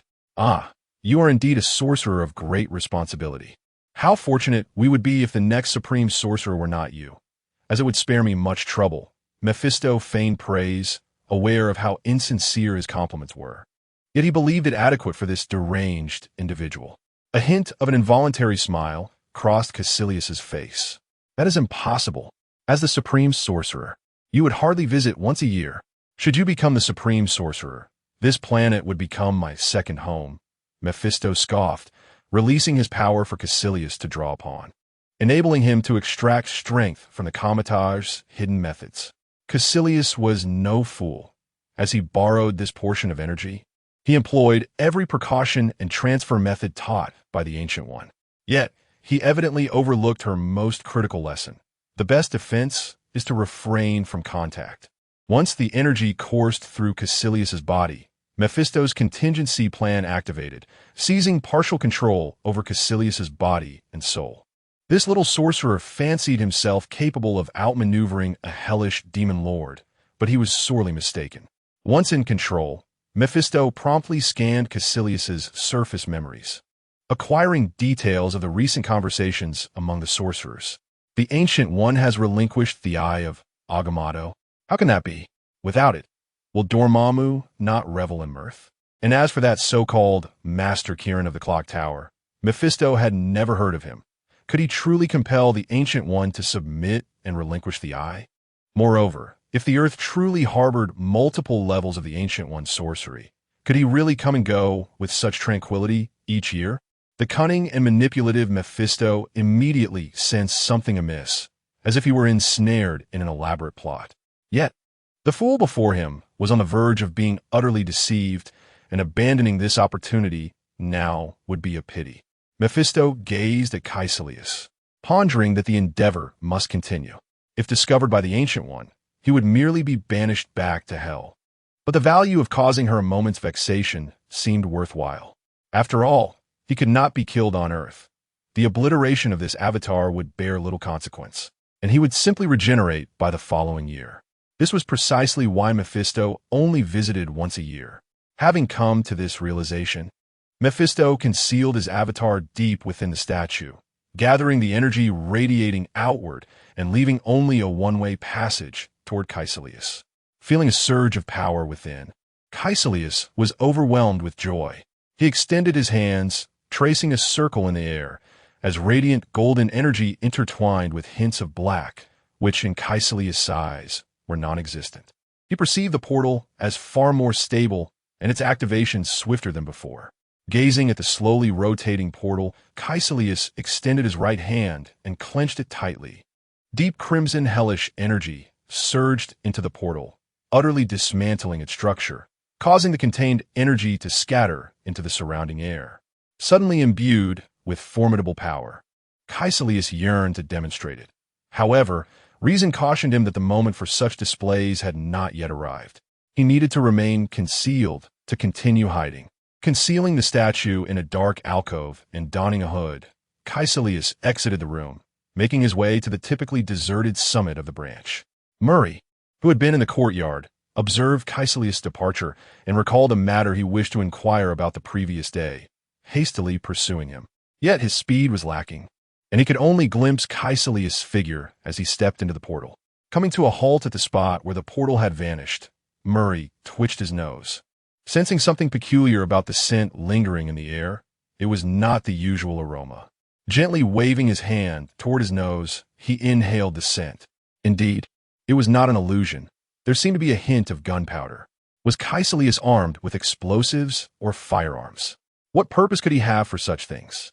Murray was left in a state of confusion, as his prolonged stay at the New York sanctum had led him to associate gunpowder with weaponry. At the pinnacle of the Himalayas, Caecilius unleashed the potent energy coursing through him. With Mephisto serving as an energy reservoir, Caecilius had undergone a remarkable transformation. Whereas his previous energy resembled a river, it now felt like an ocean.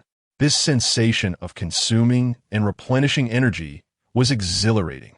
With eyes ablaze, Caecilius surveyed the charred surroundings and could not help but laugh aloud. Chapter 92. My suffering exceeds my power. Joyous moments are always fleeting. Caecilius reveled in the surging power within him all day, but his elation was short-lived. Merely a day after rising, he discovered that the Ancient One, whom he believed would not return for at least a month, had already reappeared at the monastery. Why had she returned so swiftly? Caecilius paced anxiously in his room, his demeanor frantic like an ant on a hot skillet. Could it be that you reported me? Is that it? Mephisto, whom Caecilius pointed at, was at a loss for words. This sorcerer's temperament was utterly lacking. The Ancient One had yet to take any action, and merely returning had sent him into such a tizzy. Mephisto pondered whether a confrontation with the Ancient One was even possible when he encountered her. In his chaotic state, Caecilius sensed something was off and squatted down, clutching his head, trembling all over. Mephisto shook his head, realizing he needed to intensify the situation for Caecilius. Without doing so, the man could not even stand. Just as Mephisto prepared to escalate matters, Caecilius suddenly turned to the small statue housing Mephisto's essence. His eyes reddened and dark. Crimson streaks danced across his face. You are right. You are right. She is in the wrong, Caecilius exclaimed, grasping the statue as if possessed by hysteria. What did I say? Hey, don't attribute your thoughts to me, Mephisto retorted, taken aback. A lord of hell should not bear the blame for a mere sorcerer. Indeed, had she been willing to relinquish everything to me, I would not have needed to seek power through you. Had she assisted me in approaching the sorcerer of the clock tower, I would not have found myself in this predicament. Caecilius reiterated to himself, the suffocating essence of hell spilling forth from his frenzied gestures, distorting the very atmosphere of the room. I have finally discovered a path to strength, and she dares to return and obstruct it. This is utterly intolerable. Caecilius gradually lifted the statue before his eyes. Mephisto could see the madness and resolve gleaming in Caecilius' eyes. He had encountered many humans over the years, yet few could so swiftly transform their emotional state with merely a few words. Kill her, kill her. Once she is gone, all will be resolved. I shall be the next supreme sorcerer, and I will protect the earth in her stead. Caecilius laughed maniacally, as if he had grasped the truth of this world. Be cautious. She is your mentor, and without the eye of Agamotto, striking first will be taking advantage of her vulnerability, Mephisto calmly interjected, his focus wavering from Caecilius. As an old adversary of the Ancient One, Mephisto had an inkling that the moment Caecilius opened the door, he would find her waiting on the threshold. This was the natural course of events. What do you know? My suffering surpasses the power I possess, Caecilius bellowed, his madness causing him to forget the need for discretion. Then resolve your own suffering instead of shouting nonsense here, Mephisto scoffed, his dismissive tone piercing through Caecilius' heart. Suddenly, Caecilius grinned widely, his right hand gesturing through the air, conjuring a portal imbued with hellish energy. His body trembled, caught between excitement and fear. This portal does not lead to the Ancient One's chamber, does it? This man is truly unhinged. It seems I've chosen poorly. Mephisto remained calm. Having prepared himself for the eventuality of the Ancient One emerging and promptly sending him back to hell. Caecilius clenched his hands, and two blood-red swords materialized within his grasp. With unwavering confidence, he stepped boldly into the portal. On the other side, just as Mephisto had anticipated, lay the Ancient One's chamber. However, contrary to Mephisto's expectations, the Ancient One appeared oblivious, akin to someone afflicted with dementia, her back turned to Caecilius, seemingly unaware of the magical disturbance. Upon discovering the situation, Mephisto promptly activated the contingency he had left within Caecilius' body, preparing to obliterate both his head and soul. This was an utter deception, not of mere mortals, but of demons. As the adage goes, the most familiar with you is your enemy. Having been entangled with Gu-E for centuries, Mephisto was unequivocally certain that such a commotion would not go unnoticed by her, even if she were gravely injured and bedridden. Yet, she feigned ignorance, turning her back to Caecilius, thus presenting him with an opportunity to strike. There was undoubtedly something amiss, with so many anomalies converging. Mephisto recognized he had been ensnared in a plot. Perhaps from the very beginning, Gu-E had been lurking in the crevices of time, watching him manipulate Caecilius like a jester performing on stage, an affront Mephisto could not abide. After all, he was a formidable lord of hell. How could he endure such indignity? Mephisto pondered why things could not proceed as they had for centuries. He would instigate chaos, and Gu-E would tidy up the aftermath, sending him back to hell, a well-established arrangement. Why must it change? In that fleeting moment, Mephisto realized where he had faltered. Gu-E, burdened with debts, had ceased to contemplate repayment and instead began to devise strategies and conspiracies.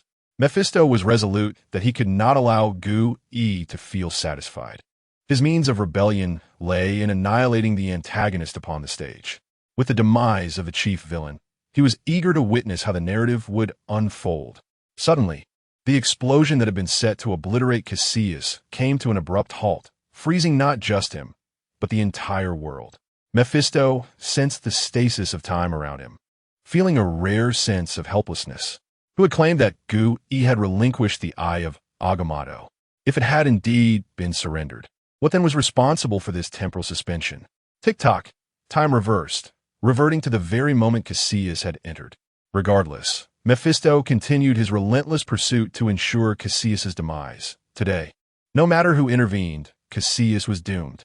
Chapter 93. I am the creditor. Time spun in endless cycles, and in the clash between Mephisto and Gu-E, Caecilius had perished countless times. He now embodied Char Dinger's Caecilius, forever unreachable at the terminus of death. After numerous attempts, Mephisto discerned that Gu-E was determined to prevent this spectacle from collapsing. Thus, amidst their entanglement, he contemplated alternative solutions. Although he had yet to fully comprehend Gu-Yi's script, he surmised that her intention was to shift the blame naturally onto him. This implied that if he did not leave some trace behind, Gu-E would find herself in a precarious position, and her plans could unravel with numerous flaws. Realizing this, Mephisto regarded Caecilius as the most significant mark he had left behind. However, since resolving the matter was not feasible, he resolved to extract the infernal power from within Caecilius' body. As the Lord of Hell, Mephisto possessed considerable knowledge. Understanding that to achieve this in the presence of the Eye of Agamotto, he could only draw upon its power, thus achieving a reciprocal effect. With this thought, the infernal energy within Caecilius began to weave, forming a rudimentary infernal law that clashed with the temporal laws of the Eye of Agamotto. Time reversed. Gu-E immediately sought to reverse time again, but the energy consumed in the conflict between the infernal law and the temporal law could not be reclaimed. The temporal law was manageable. Everything existed in cycles, and the Eye of Agamotto could mobilize the temporal energy of the entire universe, effectively replenishing itself at will. However, the infernal energy posed a dilemma. While the law manifested, replenishing the infernal energy was arduous, as its unique power resided solely in Hell, Mephisto's domain. Gu-Yi's interference could result in her inability to return. This predicament prompted Mephisto to alter his approach. With a few more cycles, the infernal power would be entirely depleted. and Gu Yi's aspirations would be utterly shattered. After 3 or 4 iterations of this scenario, Gu Yi finally turned her gaze toward him, her expression serene as she gradually approached the statue. What? Surrendering? Should you wish to capitulate, I would not object to supplying him with additional energy. Mephisto spoke with unshakable confidence. The cosmic environment of Earth lacked the necessary conditions to synthesize infernal energy, which was why Gu Yi consistently managed to pinpoint Mephisto's location. His presence was as conspicuous as a drop of ink in clear water. Gu Yi looked at Mephisto and suddenly smiled, extending her right hand. With a flourish, she conjured a pure flame of hell from her fingertips. Mephisto was taken aback. The energy of this infernal fire was pristine, freshly sourced from hell, not merely repurposed from surrounding dissipated energy. This indicated that Gu Yi was aware that Mephisto comprehended the situation. With her hand concealed behind her back, she declared, "Indeed, you are one of my creditors. Thank you for your support in safeguarding the Earth." Mephisto was engulfed in a torrent of expletives. He was genuinely furious. He had no recollection of lending his power to Gu Yi. It seemed many other dimension rulers of lesser strength had similarly been taken advantage of by her. In truth, I have always been quite troubled. Gu Yi pressed her hand against the statue. For how could the Lord of Hell or his avatar lack mastery of some infernal law? Now armed with a measure of law, albeit limited, it sufficed for her purposes. "Thank you for your cooperation," she remarked, stepping forward, her hand penetrating the material realm to press down upon Mephisto's avatar. Weakened by the woven infernal law, Mephisto's avatar found itself depleted of power, rendered incapable of resisting Gu Yi's might. He was promptly dispatched back to hell. After casting the blame, along with Mephisto's avatar, into the hell dimension, Gu Yi grasped the fractured, ethereal law's power and placed it within the statue embedded in Cassius's chest. This was not a mere superfluous act on Gu Yi's part. Cassius's body could scarcely withstand the power of the law. Should the eye of Agamotto be dispelled while the law remained within Cassius, Gu Yi would inevitably witness a spectacular carnage. Having completed her tasks, Gu Yi summoned fresh energy from hell and infused it into Cassius's being before dissolving the eye of Agamotto.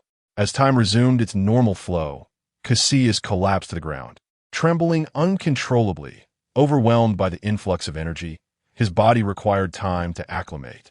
Gu Yi clasped Cassius's hand, and the sword she wielded became increasingly radiant, filling the room with the pungent scent of sulfur.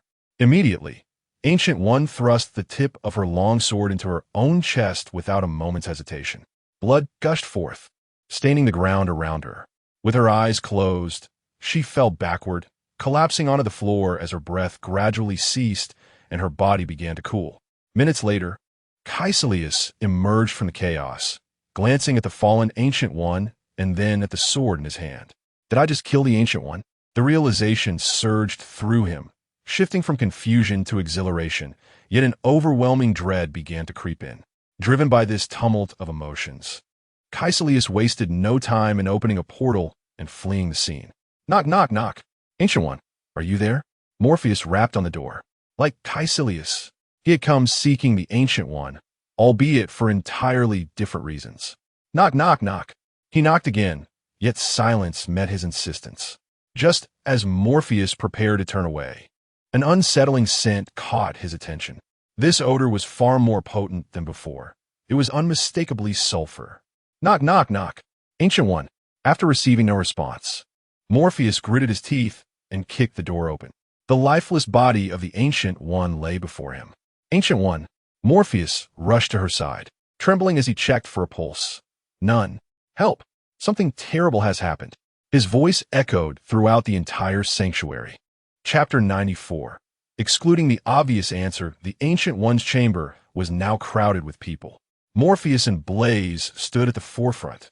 One was the discoverer of the scene, while the other was there to examine the body. Indeed, the Ancient One had ceased to breathe, her body severely corroded by mysterious energy.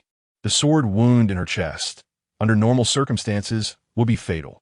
Blaze rose, his tone heavy with gravity. What manner of individual could infiltrate the Ancient One's sanctum and slay her without a sound? It seemed utterly implausible. Morpheus, how did you sense something was amiss? Wang inquired, taking a deep breath. It was the sulfuric odor, Morpheus recounted succinctly. I came to speak with the Ancient One, but after receiving no response, I was about to leave when I detected the scent of sulfur. Sulfur? Could be a demon? Wang mused softly.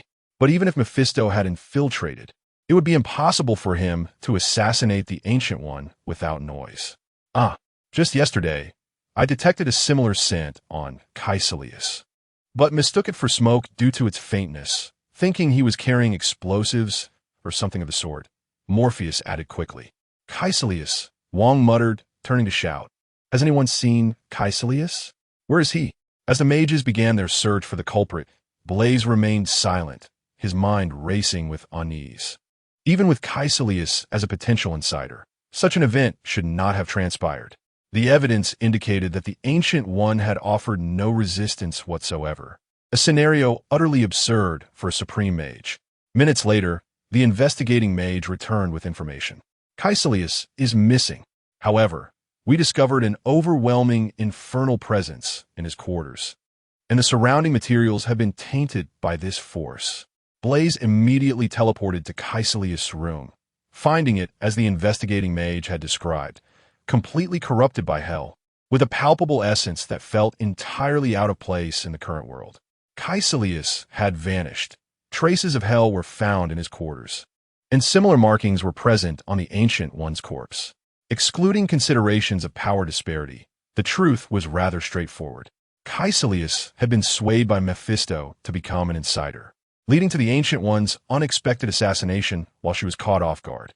Yet, even with this theory, Blaze struggled to accept it. He envisioned the situation from the perspective of the Ancient One. If it were his disciple, Fina, who had been bewitched, there was indeed a high probability she could fall victim to an unexpected assassination, but it was impossible for her to show no signs of resistance. However, the Ancient One was undeniably dead. She could not have taken her own life. Blaze rubbed his rough face and teleported back, dismissing all impossibilities, leaving only the truth. The Ancient One had been overly careless or had placed too much trust in her disciple, resulting in the current calamity. What are you pretending at? Your clock tower must take responsibility for this. Suddenly, a mage pointed an accusing finger at Blaze.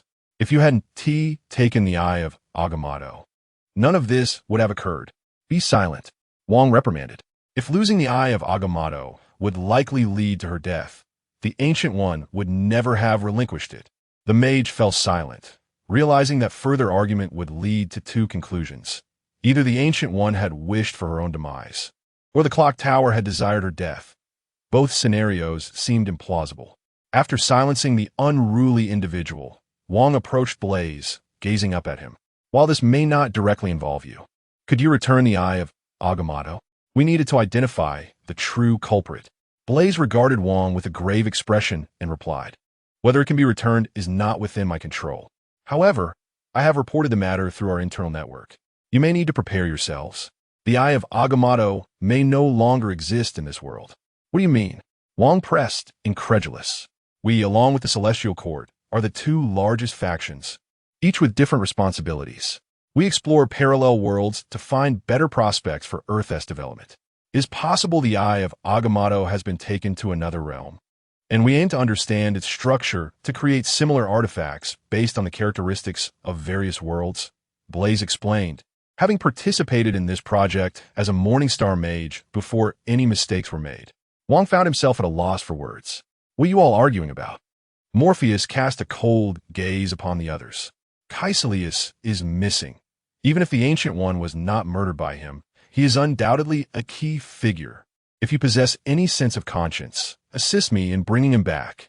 I trust you will help me in this regard, Morpheus said, turning his gaze to Blaze. We will, Blaze affirmed.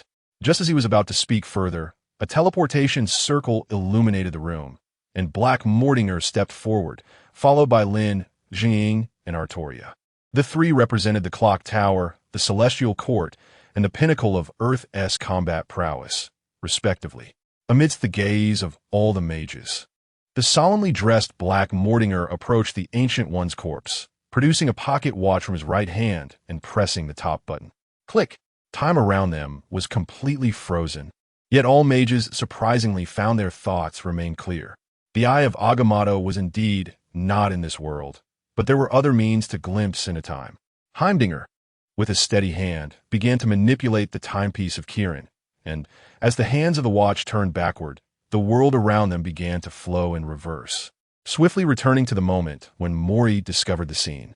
Heimdallr signaled to Artoria, indicating that it was time to address Mephisto, a being known for possessing methods to counteract temporal intrusions.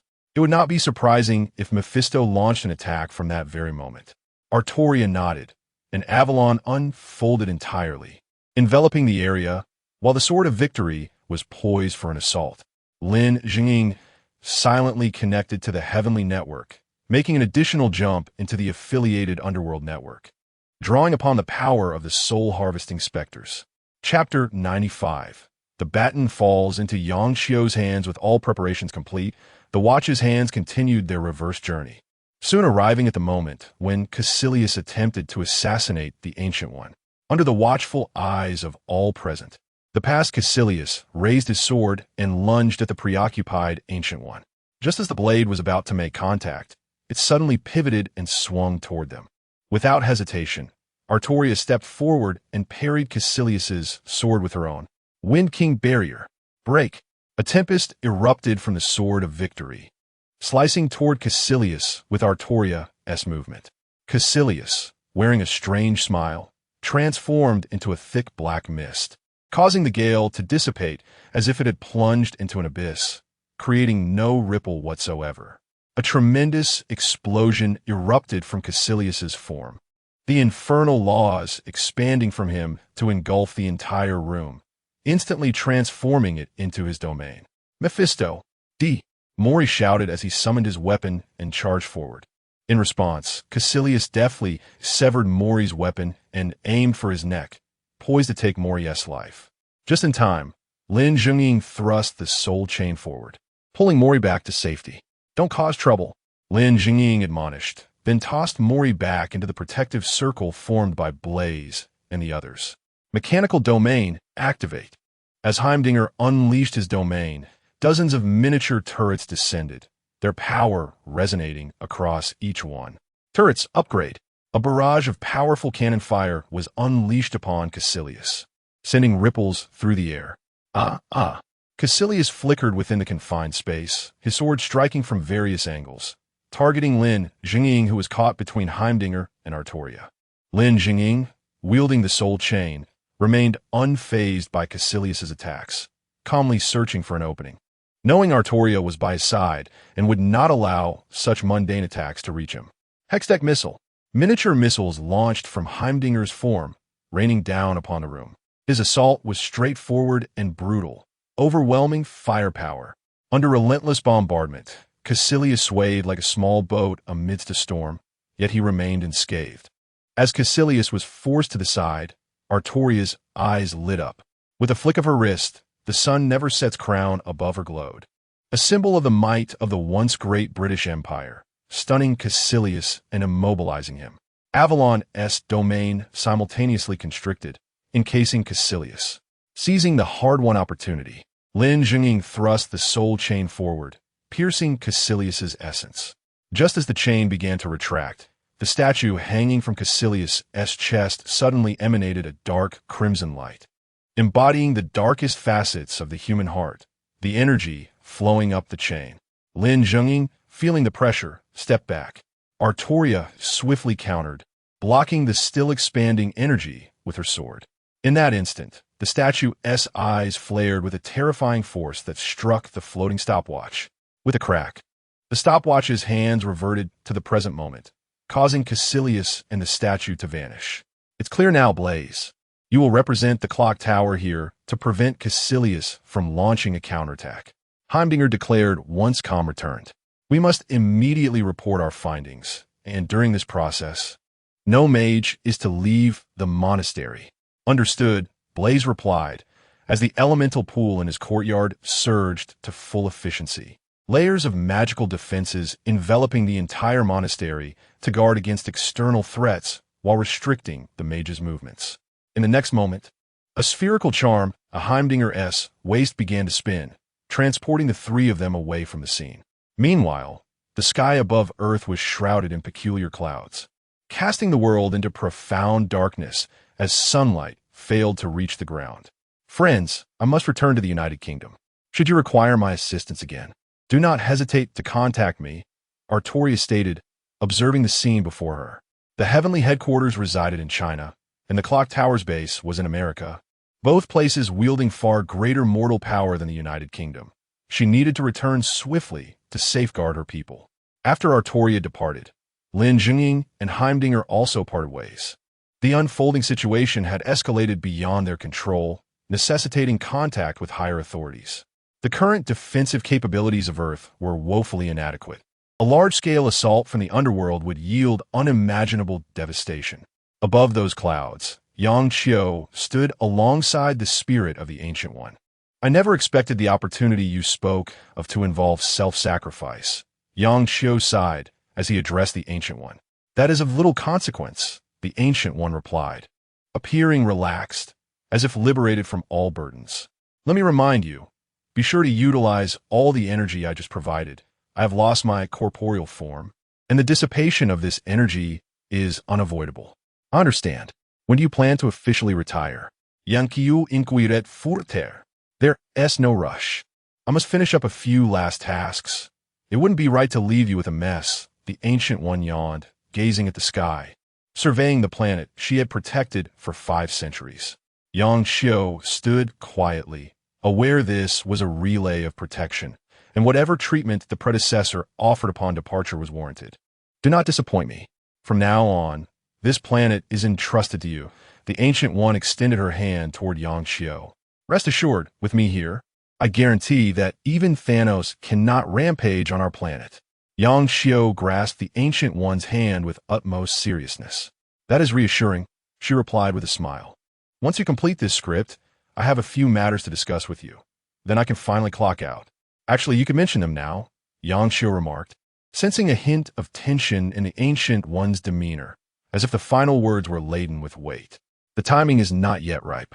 Do not let me down. Do not allow others to underestimate Earth.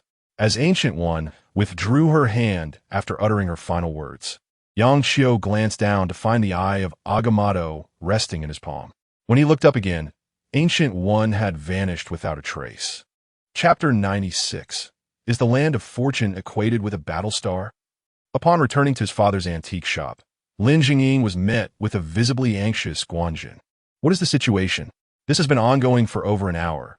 If it continues, the news will be impossible to contain. We are running out of personnel in the entertainment industry.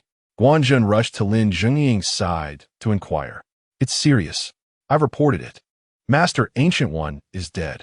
Her disciple has been seduced by Mephisto, and the eye of Agamotto is conveniently absent. In collusion, Cassius assassinated Master Ancient One. Lin Jingying quickly explained. Dead. Guanjun was taken aback. The Ancient One was a formidable figure, second only to the Celestial Emperor and Master Kirin. And she died so quietly. Has Cassius been apprehended? What do we need to do? I have a photo of Cassius. We must disseminate it and treat him as a high-level wanted criminal. Although his magic makes him difficult for ordinary people to detect, it's better than having nothing at all. With a wave of his hand, a 3-dimensional image of Cassius materialized in the air. Understood. I will relay the information immediately. Has he fled into our territory? Guanjun continued to inquire. We're still uncertain of his direction. Lin Jingying replied, just as his father, with a grave expression, emerged from the room. Father, I need your assistance. Calm down. I need to investigate the sealing point. The dark energy levels across the world have surged significantly. There's a possibility that the sealed demons may escape. His father clutched an impossibly thick book. True. Gather the materials and follow me. With his father and True departing, Lin Jingying found himself alone in the realm of cultivation. He gritted his teeth and pulled Guanjin close. You guard me while I calculate his potential location. Without hesitation, Guanjun complied, fully submitting to Lin Jingying's command. Just as Lin Jingying was about to set up the array and begin his divination, a longsword suddenly embedded itself beside him, tearing through the fabric of space as a young man in a long robe stepped through. Masterly, Lin Zhengying exclaimed, a hint of surprise in his voice. Li Xiaoyao nodded, his gaze turned toward the outside world. The concentration is even higher than what you reported. This surge is alarmingly rapid. Indeed, but your presence is a relief. Did you come alone this time? Lin Zhengying asked. Yes. The construction of the Land of Fortune is at its final stage. Everyone else is stretched thin, effectively doubling their workload. Li Xiaoyao indicated towards the long sword. The sword hummed and, with his gesture, split into 9 illusory figures. Go, he commanded, sending the sword in various directions across China. 9 yuan returned to 1.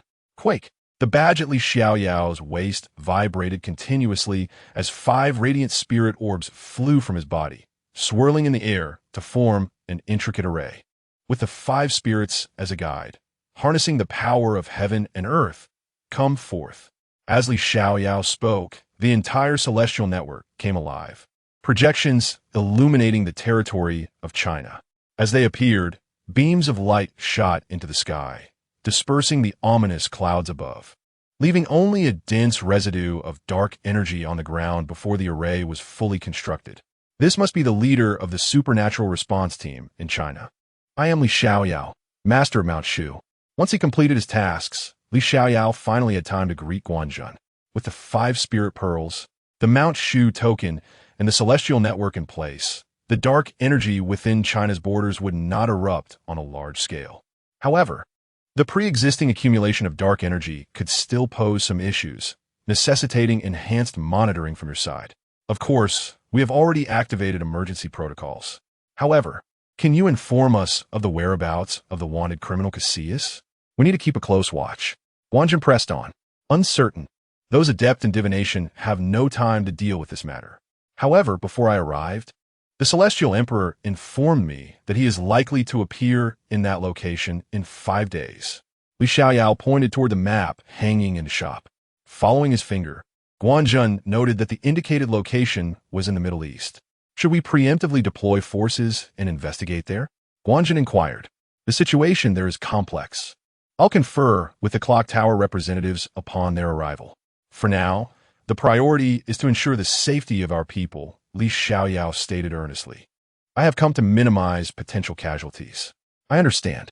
We will alert the public to avoid remote areas and refrain from venturing out at night, closing all establishments operating after dark. Guanzhun promptly responded, adhering to the directives relayed through his earpiece. Yes, if excuses are challenging to fabricate. Declaring our existence is also an option, Li Xiaoyao replied, hands clasped behind him. With the demise of Master Ancient One, the safety of Earth is now our responsibility. The Celestial Emperor has activated emergency orders and rescinded the directives for isolation. Guanzhun hesitated, recognizing the gravity of the situation. The subsequent leaders would also struggle to make a decision. The consensus had been to prepare for the return of the cultivation world over the coming years. But the current circumstances left no room for further delay. I know you are not fully prepared. The Celestial Emperor's directive is in this regard. I will follow your command. If you deem the timing premature, I will endeavor to avoid civilian casualties during my actions, Li Xiaoyao stated, handing Guanzhun a spinning compass. This contains resources we have pooled together, along with usage instructions. Distribute these materials. Soldiers, too, are civilians, and those who courageously stand up to protect others deserve better safeguards. Understood. Hearing Li Xiaoyao's words, Guanzhun felt a surge of admiration, accepting the compass as new orders crackled through his earpiece. Master Li, there is one more thing we wish to inquire. If convenient, could you enlighten us on the current endeavors of the cultivation world? If it's not appropriate to share, we completely understand. Li Xiaoyao pondered for a few seconds. I can share this. The ban has already been lifted. We, alongside the clock tower, are responsible for vertical defense construction, while the other is tasked with horizontal network building. Vertical refers to other parallel universes, while horizontal pertains to other regions of the current universe. This universe is far more crowded than you might imagine. Countless cosmic powers capable of overwhelming Earth exist, like the sands of the Ganges. Currently, we are engaged in constructing the Land of Fortune, which, to put it simply, is akin to developing a battle star. The chosen planet is rather large, so despite 5 centuries of effort, the construction remains incomplete. Originally, the plan was to finish within 500 years, but as revisions piled on, we exceeded the initial projections. The Land of Fortune equates to a battle star, a planet designated for combat. Guanzhun's mouth hung agape, unable to close. Chapter 97. The shaken Artoria. While all personnel in China were mobilized, in the Eagle Nation, Black Murdinger arrived at the temporary research facility. Jace, Victor, stop pretending and come here. Black Murdinger bellowed as he entered the hall. Feigning diligence in their studies, Jace and Victor flinched, fear evident as they approached Black Murdinger. Exchanging wary glances. Have you stirred up any trouble recently? Is it possible that you are merely accusing others of what you yourself have done? Black Murdinger scolded. After scribbling for so long, you have yet to finish even after 500 attempts. Do you truly consider yourselves ordinary? Jace and Victor bowed their heads in silence. Enough about copying books for now. The Ancient One has been assassinated. The culprits are the Hell Lord Mephisto and his seducer, Caecilius. The exploration of the parallel dimensions by Master Kieran has reached its final stages, and reinforcements will arrive by nightfall. What shall we do next? As a researcher, Black Murdinger was not particularly adept at such matters, but as the most formidable member of the Clock Tower on Earth, he felt the weight of responsibility. Master, we lack sufficient personnel. The adaptive mechanized bodies we have number only around 600 or 700. If we deploy them all, we won't even be able to cover America and Europe, let alone the Eagle Nation, Victor calculated. These mechanized bodies were a product of his recent leisure time. Truth be told, creating mechanized bodies was far more engaging than copying texts. Black Murdinger turned to Jace. Do not look at me, Master. You know my strengths lie in combat and research. I'm not skilled in these matters. Jace scratched his head, suddenly recalling someone. Master, what do you think about consulting Tony Stark? He has a better understanding of the current state of the world than we do. And while his intellect may not surpass ours, it is still formidable enough to avoid making us feel utterly outmatched. Black Murdinger contemplated Tony Stark, recalling their previous encounter. The young man's armor, though still in its infancy, held a certain intrigue. All right, let us proceed with him. However, Black Murdinger did not intend to summon Tony. In these exceptional circumstances, he opted to locate Tony Stark directly through the network and teleported himself, Jace, and Victor to his location. At that moment, Tony was at home, gazing out of the window at the overcast sky. The ominous clouds severely disrupted signal transmission, adding to his psychological burden. Since their arrival, he had felt an impending doom. When Black Murdinger and the 2 others materialized in the hall, Jarvis immediately detected their presence, deploying machine guns from the ceiling. A device on Black Murdinger's person flashed, and all the machine guns retracted instantly. Monitoring intruder alert deactivated. System undergoing self-diagnosis. Jarvis fell into a loop of self-conflict, repeatedly rebooting. Jarvis, cease operations, Tony commanded, concerned that further disruptions might damage the system. Is this the way of the Clock Tower? Once Jarvis was stabilized, Tony turned to glare at the unexpected guests. Apologies for the urgency, Black Murdinger offered. Following this, Jace succinctly recounted the situation. Master, we have received a message from the Celestial Realm. They have established contact with the official forces of Huaxia. Currently, Huaxia is mobilizing on a national scale. Should we reach out to the local government? Victor interjected. Additionally, they sent word that the leader of Shushan, Li Xiaoyao, is on his way, and Caecilius might have retreated to the Middle East. Useless, Tony interjected. The system in Huaxia is designed for concentrated efforts on significant issues. It will not work here. Let us not even mention that the president would never agree to a mandate that requires everyone to stay home at night. If such an order were issued, his approval ratings would plummet to unacceptable levels, and those who cherish freedom would certainly ignore it. Are you suggesting we contact S.H.I.L.D.? Black Murdinger countered, having investigated S.H.I.L.D. upon his arrival on Earth. The restrictions had not been lifted back then, or else he would have eradicated the organization. The so-called agency was riddled with infiltrators. S.H.I.L.D. is equally ineffective, Their information defenses are practically non-existent. And who knows how many infiltrators they have. Tony was equally frustrated. I maintain collaborations with various military units. I can send messages to them, as well as to the President and SHIELD, but the outcomes will certainly not match those from Huaxia. Do you have any other plans? Weren't you just saying that contacting the President and SHIELD would be futile? Victor Kvidit. My point is they're unreliable, yet they still hold some utility. After all, they're legitimate organizations, not mere farms. Tony Stark understood the character of such entities very well. In that case, Master, do you have enough personnel? I believe we should enlist some agents from the Ouroboros. Their operatives should be more dependable than these individuals, Jace whispered. That seems to be our only option.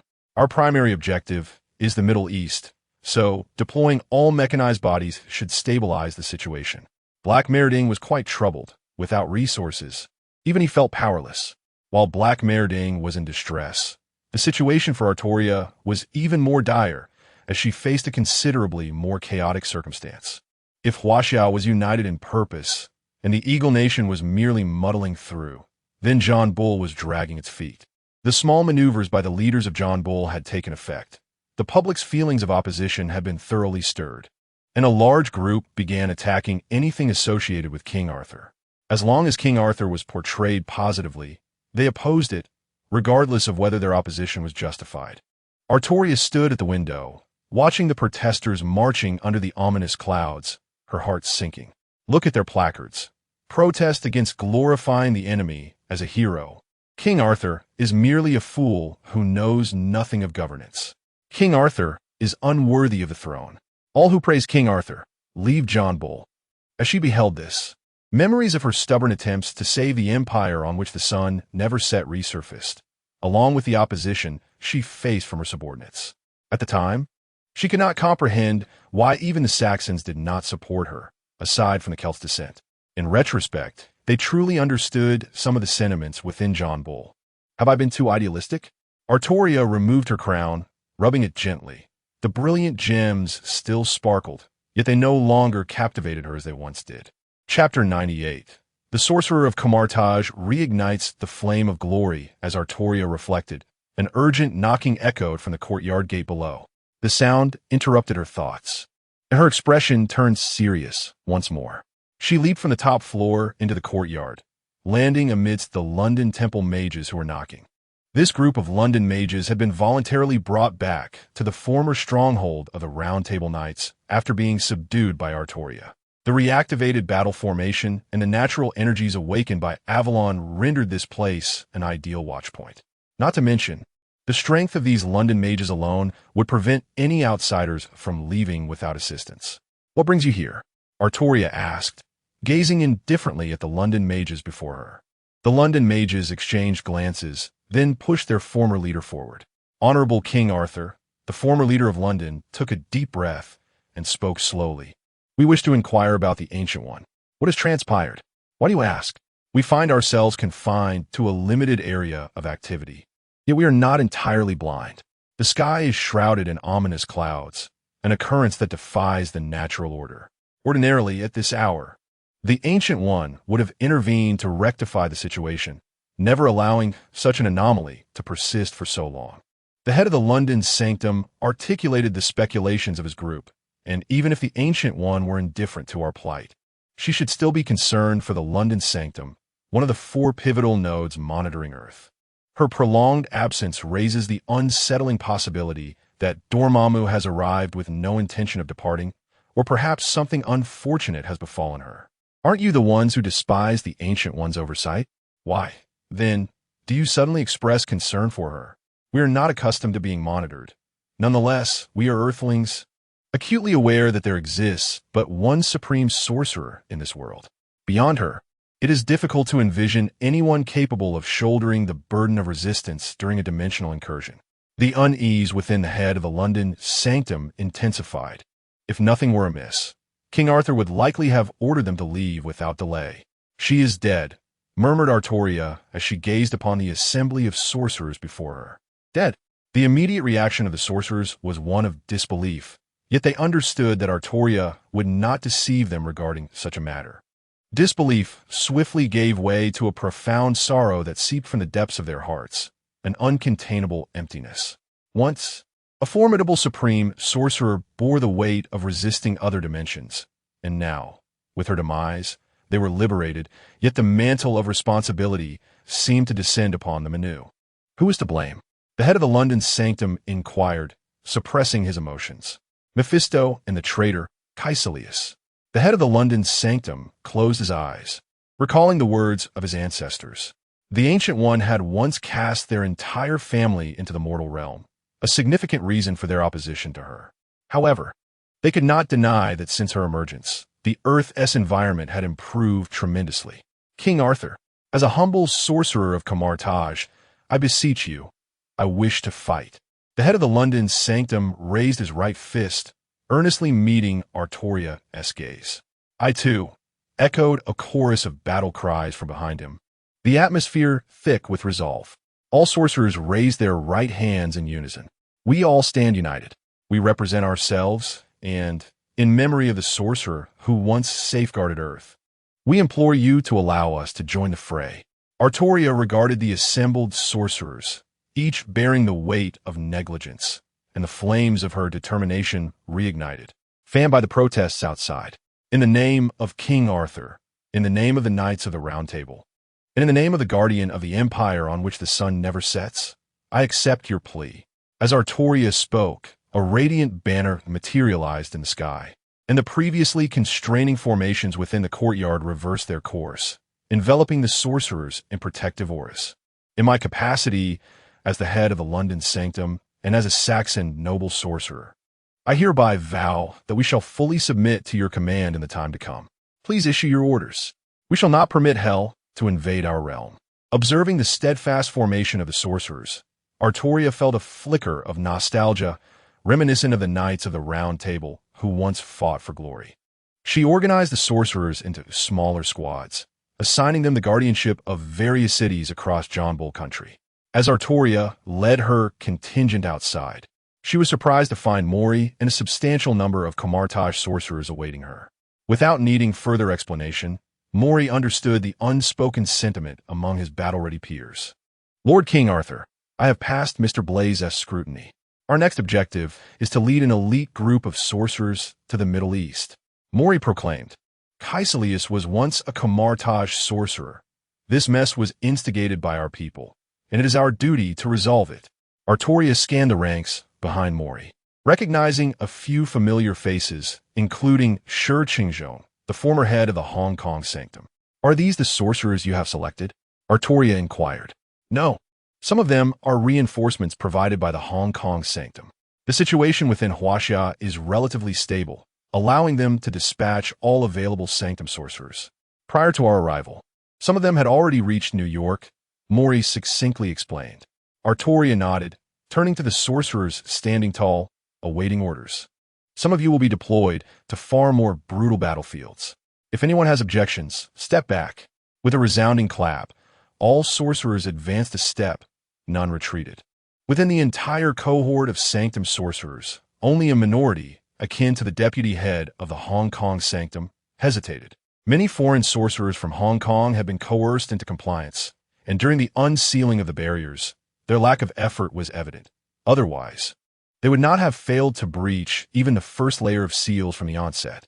Observing their resolve, Artoria expressed her satisfaction with a nod to Mori. Mori, step to the forefront. All those who have passed the elite assessment, step forward. With that, 1/5 of the sorcerers stepped out, with the head of the London sanctum leading the way. Subsequently, dozens of elite sorcerers emerged from behind Mori, joining the ranks. A massive portal manifested before the courtyard. Everyone, salute the advancing party. At the command, Mori led the charge into the portal. Chapter 99, Caecilius' Infernal Army, as Mori prepared the sorcerer battalion. Certain regions in the Middle East had already been engulfed in conflict. The major powers, Huaxia, the Eagle Nation, John Bull Country, and the Bear Nation, had all taken significant actions, compounded by the persistent ominous clouds hanging over most areas, intensifying global tensions.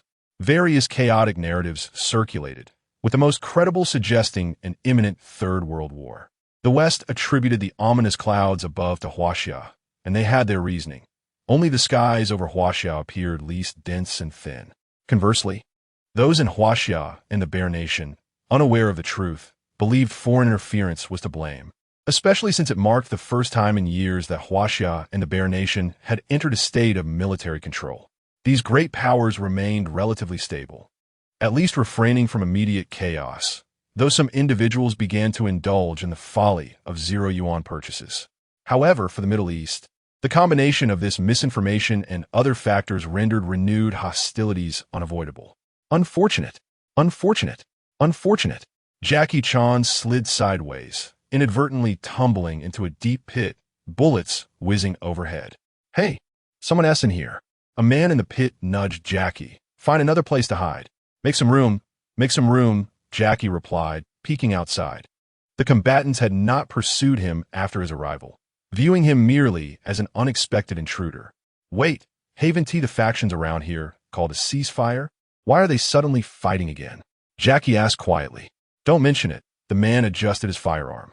"Last night, online rumors about the apocalypse surfaced, and these factions began scrambling for resources, attacking villages in the process. With such contention, renewed gunfire was inevitable. All because of some rumors?" Jackie found himself at a loss for words, cursing his misfortune in silence. Suddenly, the gunfire outside ceased, leaving the area enveloped in an unsettling silence. The entrance to the ancient tomb lay not far from their location. "Why don't we seek refuge there?" the man suggested softly. He was a local guide hired by Jackie Chan, initially intended to explore the tomb together, but yesterday's bizarre weather had dissuaded them from that plan. "Perhaps it's best not to," Jackie Chan replied, shaking his head. "We've only discovered one entrance.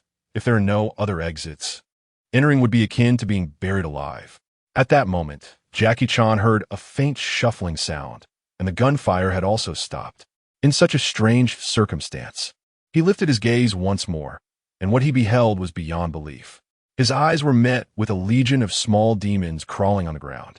While the soldiers who had been engaged in combat moments ago stood frozen in eerie postures, hellfire pouring from their orifices, their souls gradually transforming into new little demons under the laws of the underworld. In the depths of hell, Mephistopheles, the demon lord, wore a grim expression. He could not sever the connection of others drawing upon hellish powers through these infernal laws. "Follow me." Jackie Chan grasped the guide firmly, intent on fleeing this place. But upon contact, he was immediately overwhelmed by a searing heat and had to release his grip. The guide tilted his head back, sparks flying from his mouth. Jackie Chan quickly turned inward, realizing he too was affected, though the blood of the innocents on his hands was minimal and his sins were slight. Coupled with his profound inner strength, the hellfire had yet to ignite fully, manifesting only as flickering embers. With a determined force, Jackie Chan struck the guide's chest, channeling his energy to stabilize both his body and soul temporarily. He then pulled the guide into his arms and sprinted towards the tomb's entrance. Caecilius, commanding the soon-to-evolve little demons, raised his head, observing the dust kicked up by Jackie Chan's flight.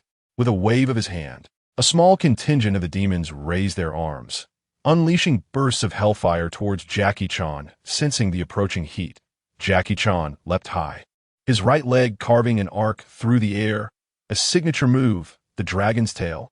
The hellfire exploded upon impact, and Jackie Chan shielded the guide's face as they landed, continuing to charge forward with his head down. Suddenly, he felt a sharp bite on his hand. Looking down, he discovered a small demon had emerged from the guide's body. With a swift motion, he struck down the demon with a simple hand chop, severing its neck. The demon's head and body were separated, yet it stubbornly clung to Jackie Chan's hand with its teeth.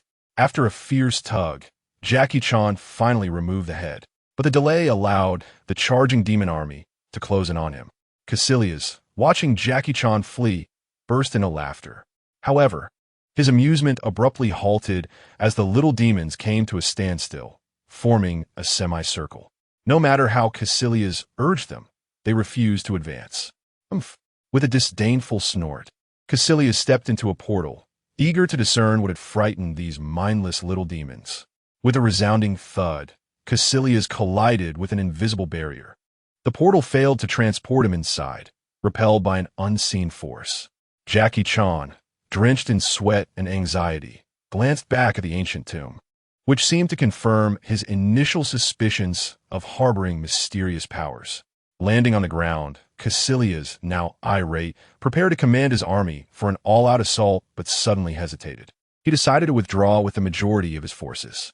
The current infernal army was still inexperienced. Charging him would be tantamount to sending them to their demise. Better to wait until they had developed further before attempting to conquer this place. Jackie Chan observed the over 100 little demons left behind by Caecilius, weighing his options and dismissing the notion of charging out, recognizing that it would be akin to offering himself as a sacrifice.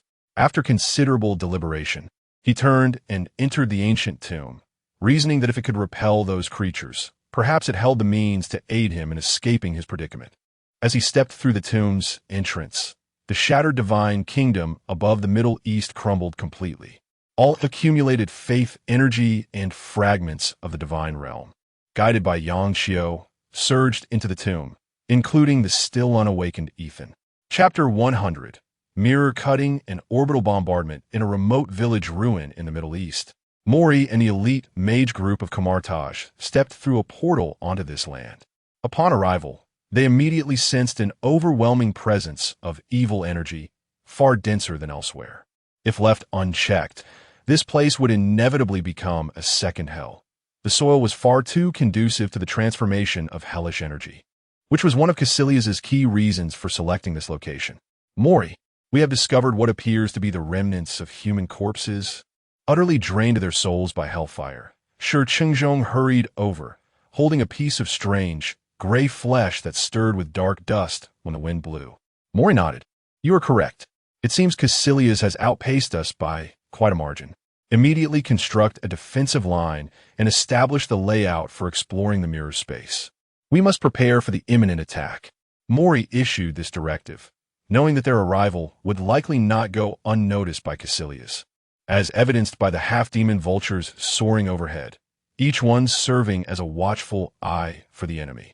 As one of the foremost mages from Kamartaj, Caecilius would not delay his assault for long, aware that once a group of Kamartaj mages solidified their foothold and mapped the surrounding area, their power would become more formidable. In terms of raw power, they were ill-equipped to confront Caecilius, who had already surpassed any member of this mage group before acquiring any infernal laws. However, they were not entirely unprepared. The elite mages from the Hong Kong Sanctum had received enhancements from Mount Shu, with the 5 spirit pearls amplifying their combat capabilities, defenses, and endurance, along with various long-lasting protective buffs.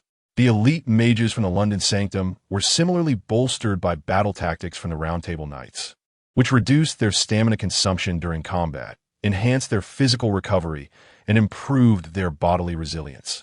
Thus, when this group entered combat, their fighting strength would surpass that of their peacetime capabilities by several degrees. On the other hand, the New York Sanctum had not received as many enhancements. They merely received a complete set of enchanted armor, which provided excellent resistance against both physical and magical attacks, making them more formidable. In addition, all members were granted access to orbital weaponry. As for why Mori could firmly hold the position of commander, he was the first individual to pass the Brez audit, a group he had convened himself. Furthermore, he stood as the sole elite mage endowed with all enhancements. The cumulative effect of 3 types of enhancements far surpassed merely their sum. The connection to the temple's magic network was complete. The construction of a mirror space point was set. The projected firing points for the orbital weapons were designated. Within 15 minutes, the defensive line of the temple's elite mage corps had been initially established. Mori gazed into the distance, his hands lightly gripping as 2 energy battle axes materialized in his palms. Everyone, prepare for battle, he shouted as the first hint of red appeared on the horizon. As his words echoed across the battlefield, the sandy ground beneath them began to tremble. The vanguard of Hell's army, the minor demons, surged forward like a relentless tide. Following these minor demons were the ordinary ranged units known as Gog, and beyond that, Mori could no longer see, as the sheer number of demons obscured his vision entirely. Before such a grand army, the momentum of the elite mages waned. Despite their psychological readiness, the scene was still overwhelming. Verify the preset firing points. Prepare for orbital bombardment. Mori's commanding voice jolted the mages from their astonishment, prompting them to organize themselves with precision. As the Gog brought the mage positions within range, these destructive-minded demons raised their right hands, summoning hellfire that ascended into the air, targeting Mori, who stood at the highest point. Fire!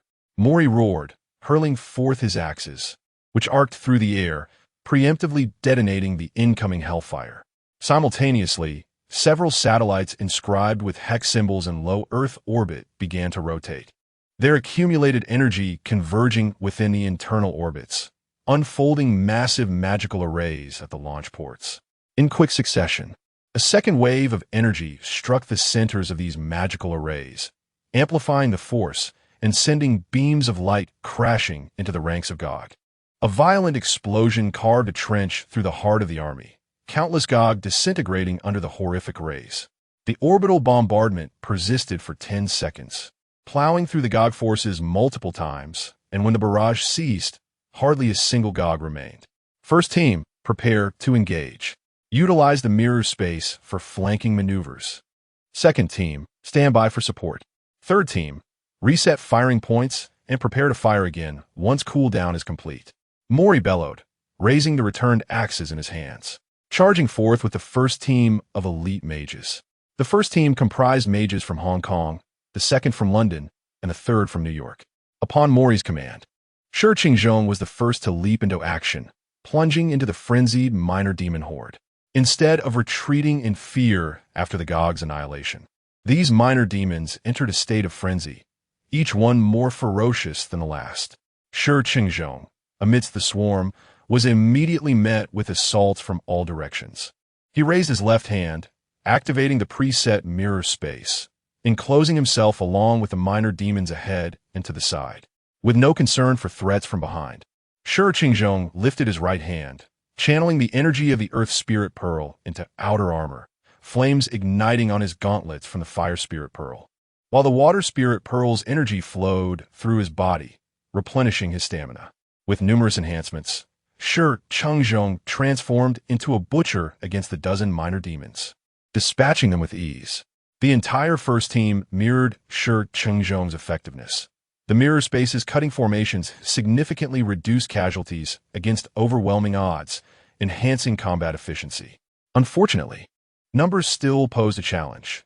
While their stamina held, the first team's assaults remained steady, but as fatigue set in, the line of slaughter began to inch closer to the mage formations. Chapter 101. March into the ancient tomb. The conflict between the temple's elite mages and the Hell armies drew the attention of the world, with leaders of major nations gathered around to observe the real-time satellite feeds. Initially obscured by clouds, the satellite imagery clarified dramatically following the orbital bombardment. What are the odds of capturing these mages and those demons? President Eagle Sauce queried, drumming his fingers on the table before his assembled advisors. Considering the satellites capable of orbital bombardment, they cannot escape our military's assault, regardless of the cost, a military officer replied confidently. However, those peculiar spatial abilities may allow them to evade some attacks. Just as the military personnel spoke boldly, reinforcements from Hell's army reached the battlefield. Elite demons developed over an extensive period by Cassius. Hundreds of large demons, accompanied by thousands of hellhounds, stood atop the hillside, gazing down at the carnage below. The third team of mages promptly recognized these newcomers, instantly discerning that they were of a higher caliber than the minor demons. The average height of the large demons exceeded 4 meters, their bodies engulfed in intense hellfire, while the hellhounds stretched over 5 meters in length, their sharp fangs capable of plowing the earth, exuding the scent of gunpowder from their nostrils.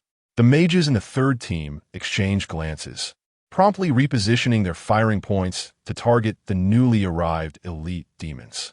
However, before they could finalize their adjustments, dozens of large demons suddenly swelled, expanding to 10 meters in height.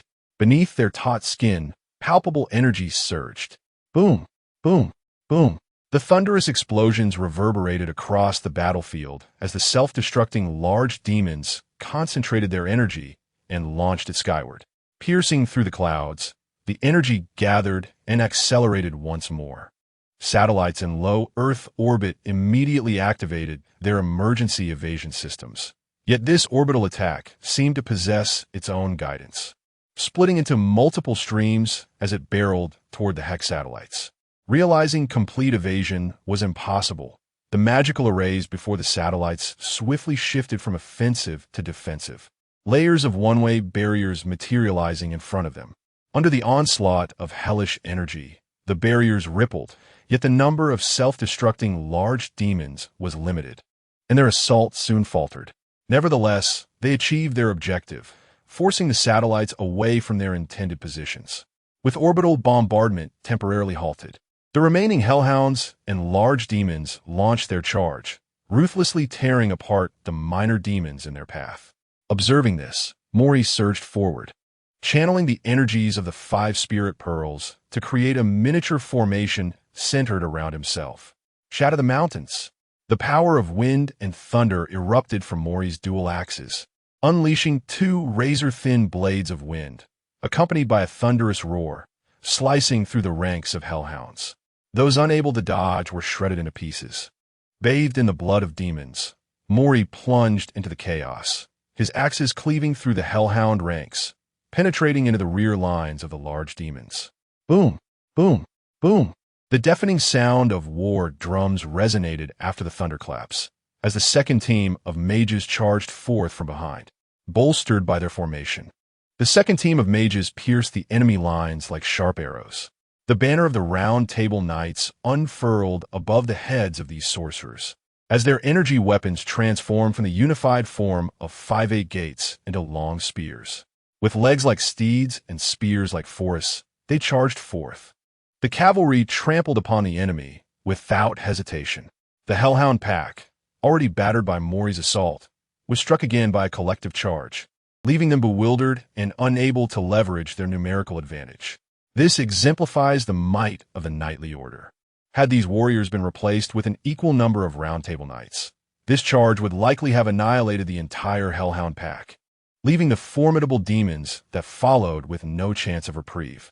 The comrades began to bravely engage the enemy, while the third team of sorcerers dispatched reinforcements to replace those who had exhausted their strength. They were now a reserve force, ready to deploy wherever needed without hesitation. In the Eagle Sauce office, the president fell silent, casting a glance at the military official who had been spouting bravado. And now, the military personnel were momentarily a loss for words. In mere seconds, the distance of several thousand meters had been traversed, a speed surpassing all current ground forces. In a direct confrontation, no formation could withstand such an onslaught.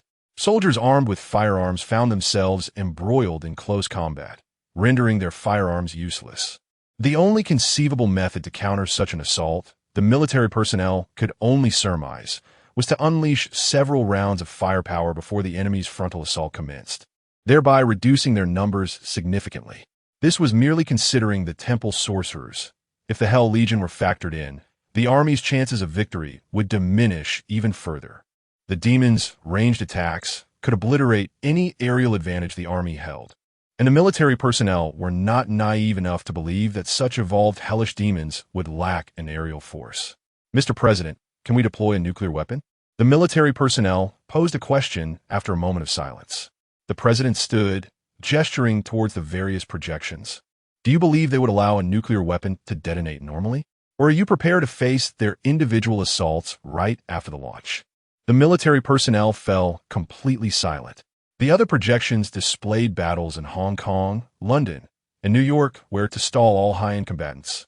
Caecilius had detonated the hidden machinations of Mephisto buried for centuries. Each region's intensity was no less formidable than that on Mori's front. However, aside from casualties caused by friendly fire and trampling among their own troops, civilian casualties were not necessarily as high as those inflicted by the elite sorcerers. thanks to the presence of individuals capable of overwhelming the enemy. Even the least formidable among them, Heimerdinger, unleashed his mechanical prowess, causing all mechanical constructs to overload in a spectacular explosion. Amidst the chaos of war, Caecilius, the ultimate target of Mori, had yet to appear on the front lines. For he understood better than anyone that once all hidden forces were eradicated, his own demise would be imminent. There was but one path to resolution, the solar disk within the ancient tomb. With a sweeping gesture, Caecilius urged his demonic army to assault the tomb's barrier once more. The tomb's defenses trembled, soon overwhelmed by the relentless demon horde. Caecilius surveyed the remaining 2,000 formidable demons behind him, donned his hood, and, accompanied by fewer than 100 elite demons, entered the ancient tomb. The remaining forces encircled the entrance, awaiting further orders. Should these mighty demons be unleashed upon the front lines, Mori's sorcerers would surely collapse. However, Caecilius deemed those forces unimportant, not vital to his grand design. Chapter 102. The priest, unaware of his offering as Caecilius entered the ancient tomb, Jackie Chan had already traversed a considerable distance, reaching the midsection of the tomb. He had anticipated that the oxygen here would be scarce, potentially causing him to struggle for breath. Yet, to his surprise, the air was rich in oxygen, even more abundant than outside, instilling in him an inexplicable exhilaration. Flanking the main passage of the tomb were rows of soldiers fashioned from sand, their armor and weaponry adorned with intricate patterns, while their facial features remained indistinct, as if all their features had melded into one. Could any ancient empire in the Middle East have possessed the capability to create such burial accompaniments? Jackie Chan pondered, noting that in his years of archaeology, only the terracotta warriors could rival the precision and stability of these sand soldiers. Furthermore, unlike the terracotta figures, which rapidly faded upon exposure to oxygen, these sand soldiers stood resilient in the high-oxygen environment, showing no signs of deterioration.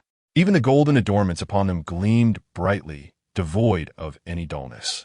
Jackie Chan cautiously leaned closer to examine the intricate designs on the sand soldier's waist.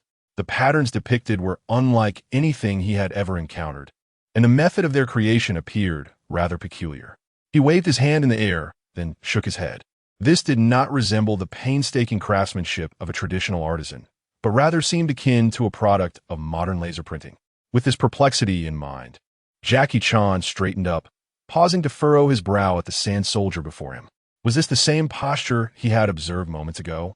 Comparing it to his memory, he felt a strange inclination that the figure had shifted slightly. Could it be that these sand soldiers were alive? If so, the mysterious artifact within this tomb must possess extraordinary power. Since his entry, he had encountered over 1,000 sand soldier sculptures, capable of preserving so many warriors from the ravages of time. What an incredible artifact that would be. Contemplating this, Jackie Chan pulled out his phone and attempted to change positions in search of signal, but to no avail. What a pity, he thought, if there were signal. Perhaps his father could provide insight into the situation. Suddenly, he felt vibrations beneath his feet, as if something were racing through the tomb, while the temperature in the air surged dramatically, plunging him into a sensation akin to being trapped in a steam chamber. Glancing back at the corner, without a moment's hesitation, Jackie Chan took off running. A massive tide of seemingly tangible flames surged forth from the corner, rushing towards him like a tidal wave. Unlucky, unlucky, unlucky, he yelled, his catchphrase echoing as he sprinted frantically. This had to be the work of those hellish soldiers, clearing a path with infernal flames. For only they could accomplish such a feat.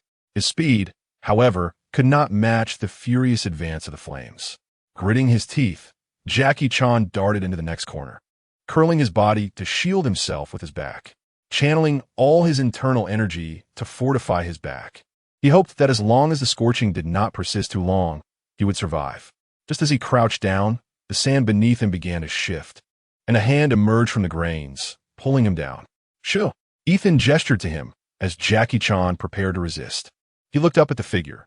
This man appeared rather outlandish, his skin adorned with various tribal paint patterns, yet he donned a tattered outfit clearly of modern origin. Ethan gently assisted Jackie Chan to his feet and pointed toward the outside. It was then that Jackie-chan noticed the wall before them had suddenly become transparent. The red hellfire surged past the sand soldiers lining the passage, as if a button had been pressed, awakening the sand soldiers, who raised their spears and charged toward the entrance. "What on earth is happening?" Jackie-chan inquired softly. "The outsider intends to awaken all the desert soldiers guarding the passage to capture them all at once," Ethan remarked after the soldiers had departed. "Oh, thank you for saving me. I am Jackie-chan, an archaeologist," Jackie said, extending his hand to Ethan. "No need for thanks. I am Ethan, a priest." Ethan introduced himself, though with a hint of uncertainty. "A priest? May I inquire which sect?" Jackie, perceiving Ethan's amiable demeanor, yet feeling somewhat perplexed, cautiously asked. I'm not quite sure." Ethan replied with a wry smile. He was not deceiving Jackie. He genuinely did not know, having only recently awakened. He was aware that after his death, he seemed to have triggered some mysterious ritual that transformed him into a high priest, but the passage of time had rendered the ritual significantly incomplete. Although the resultant holy fire was of good quality, its size was rather diminutive, and the information it contained was also severely fragmented. The lack of information left Ethan unaware of who had actually rescued him. According to the records, there were 4 individuals entombed and sealed within this ancient tomb who possessed the ability to bring him back to life. Speculating wildly could lead to disastrous mistakes. So he decided it was better to refrain from guessing and wait to see if he could discern his true identity later.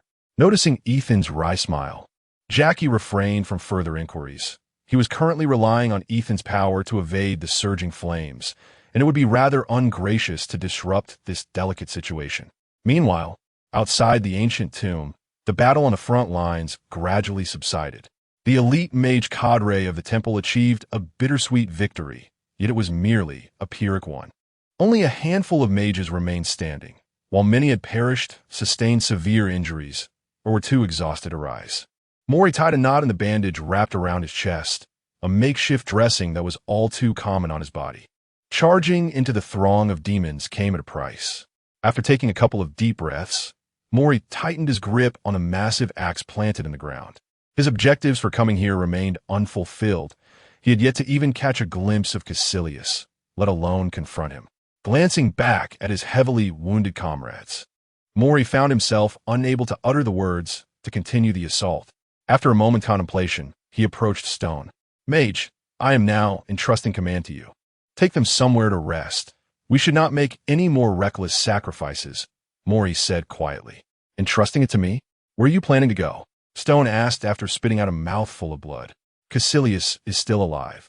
I cannot allow him to live so easily," Mori declared, fixing his gaze firmly on Stone. In his eyes, Stone saw determination and resolve, and he refrained from offering any futile reassurances. "Leave this to me. I have but one request. Help me strike him once more with the axe. Then you'll have to wait in line." Mori chuckled, for there were many eager to strike him down. With that parting remark, Mori turned and continued onward, resolutely moving forward.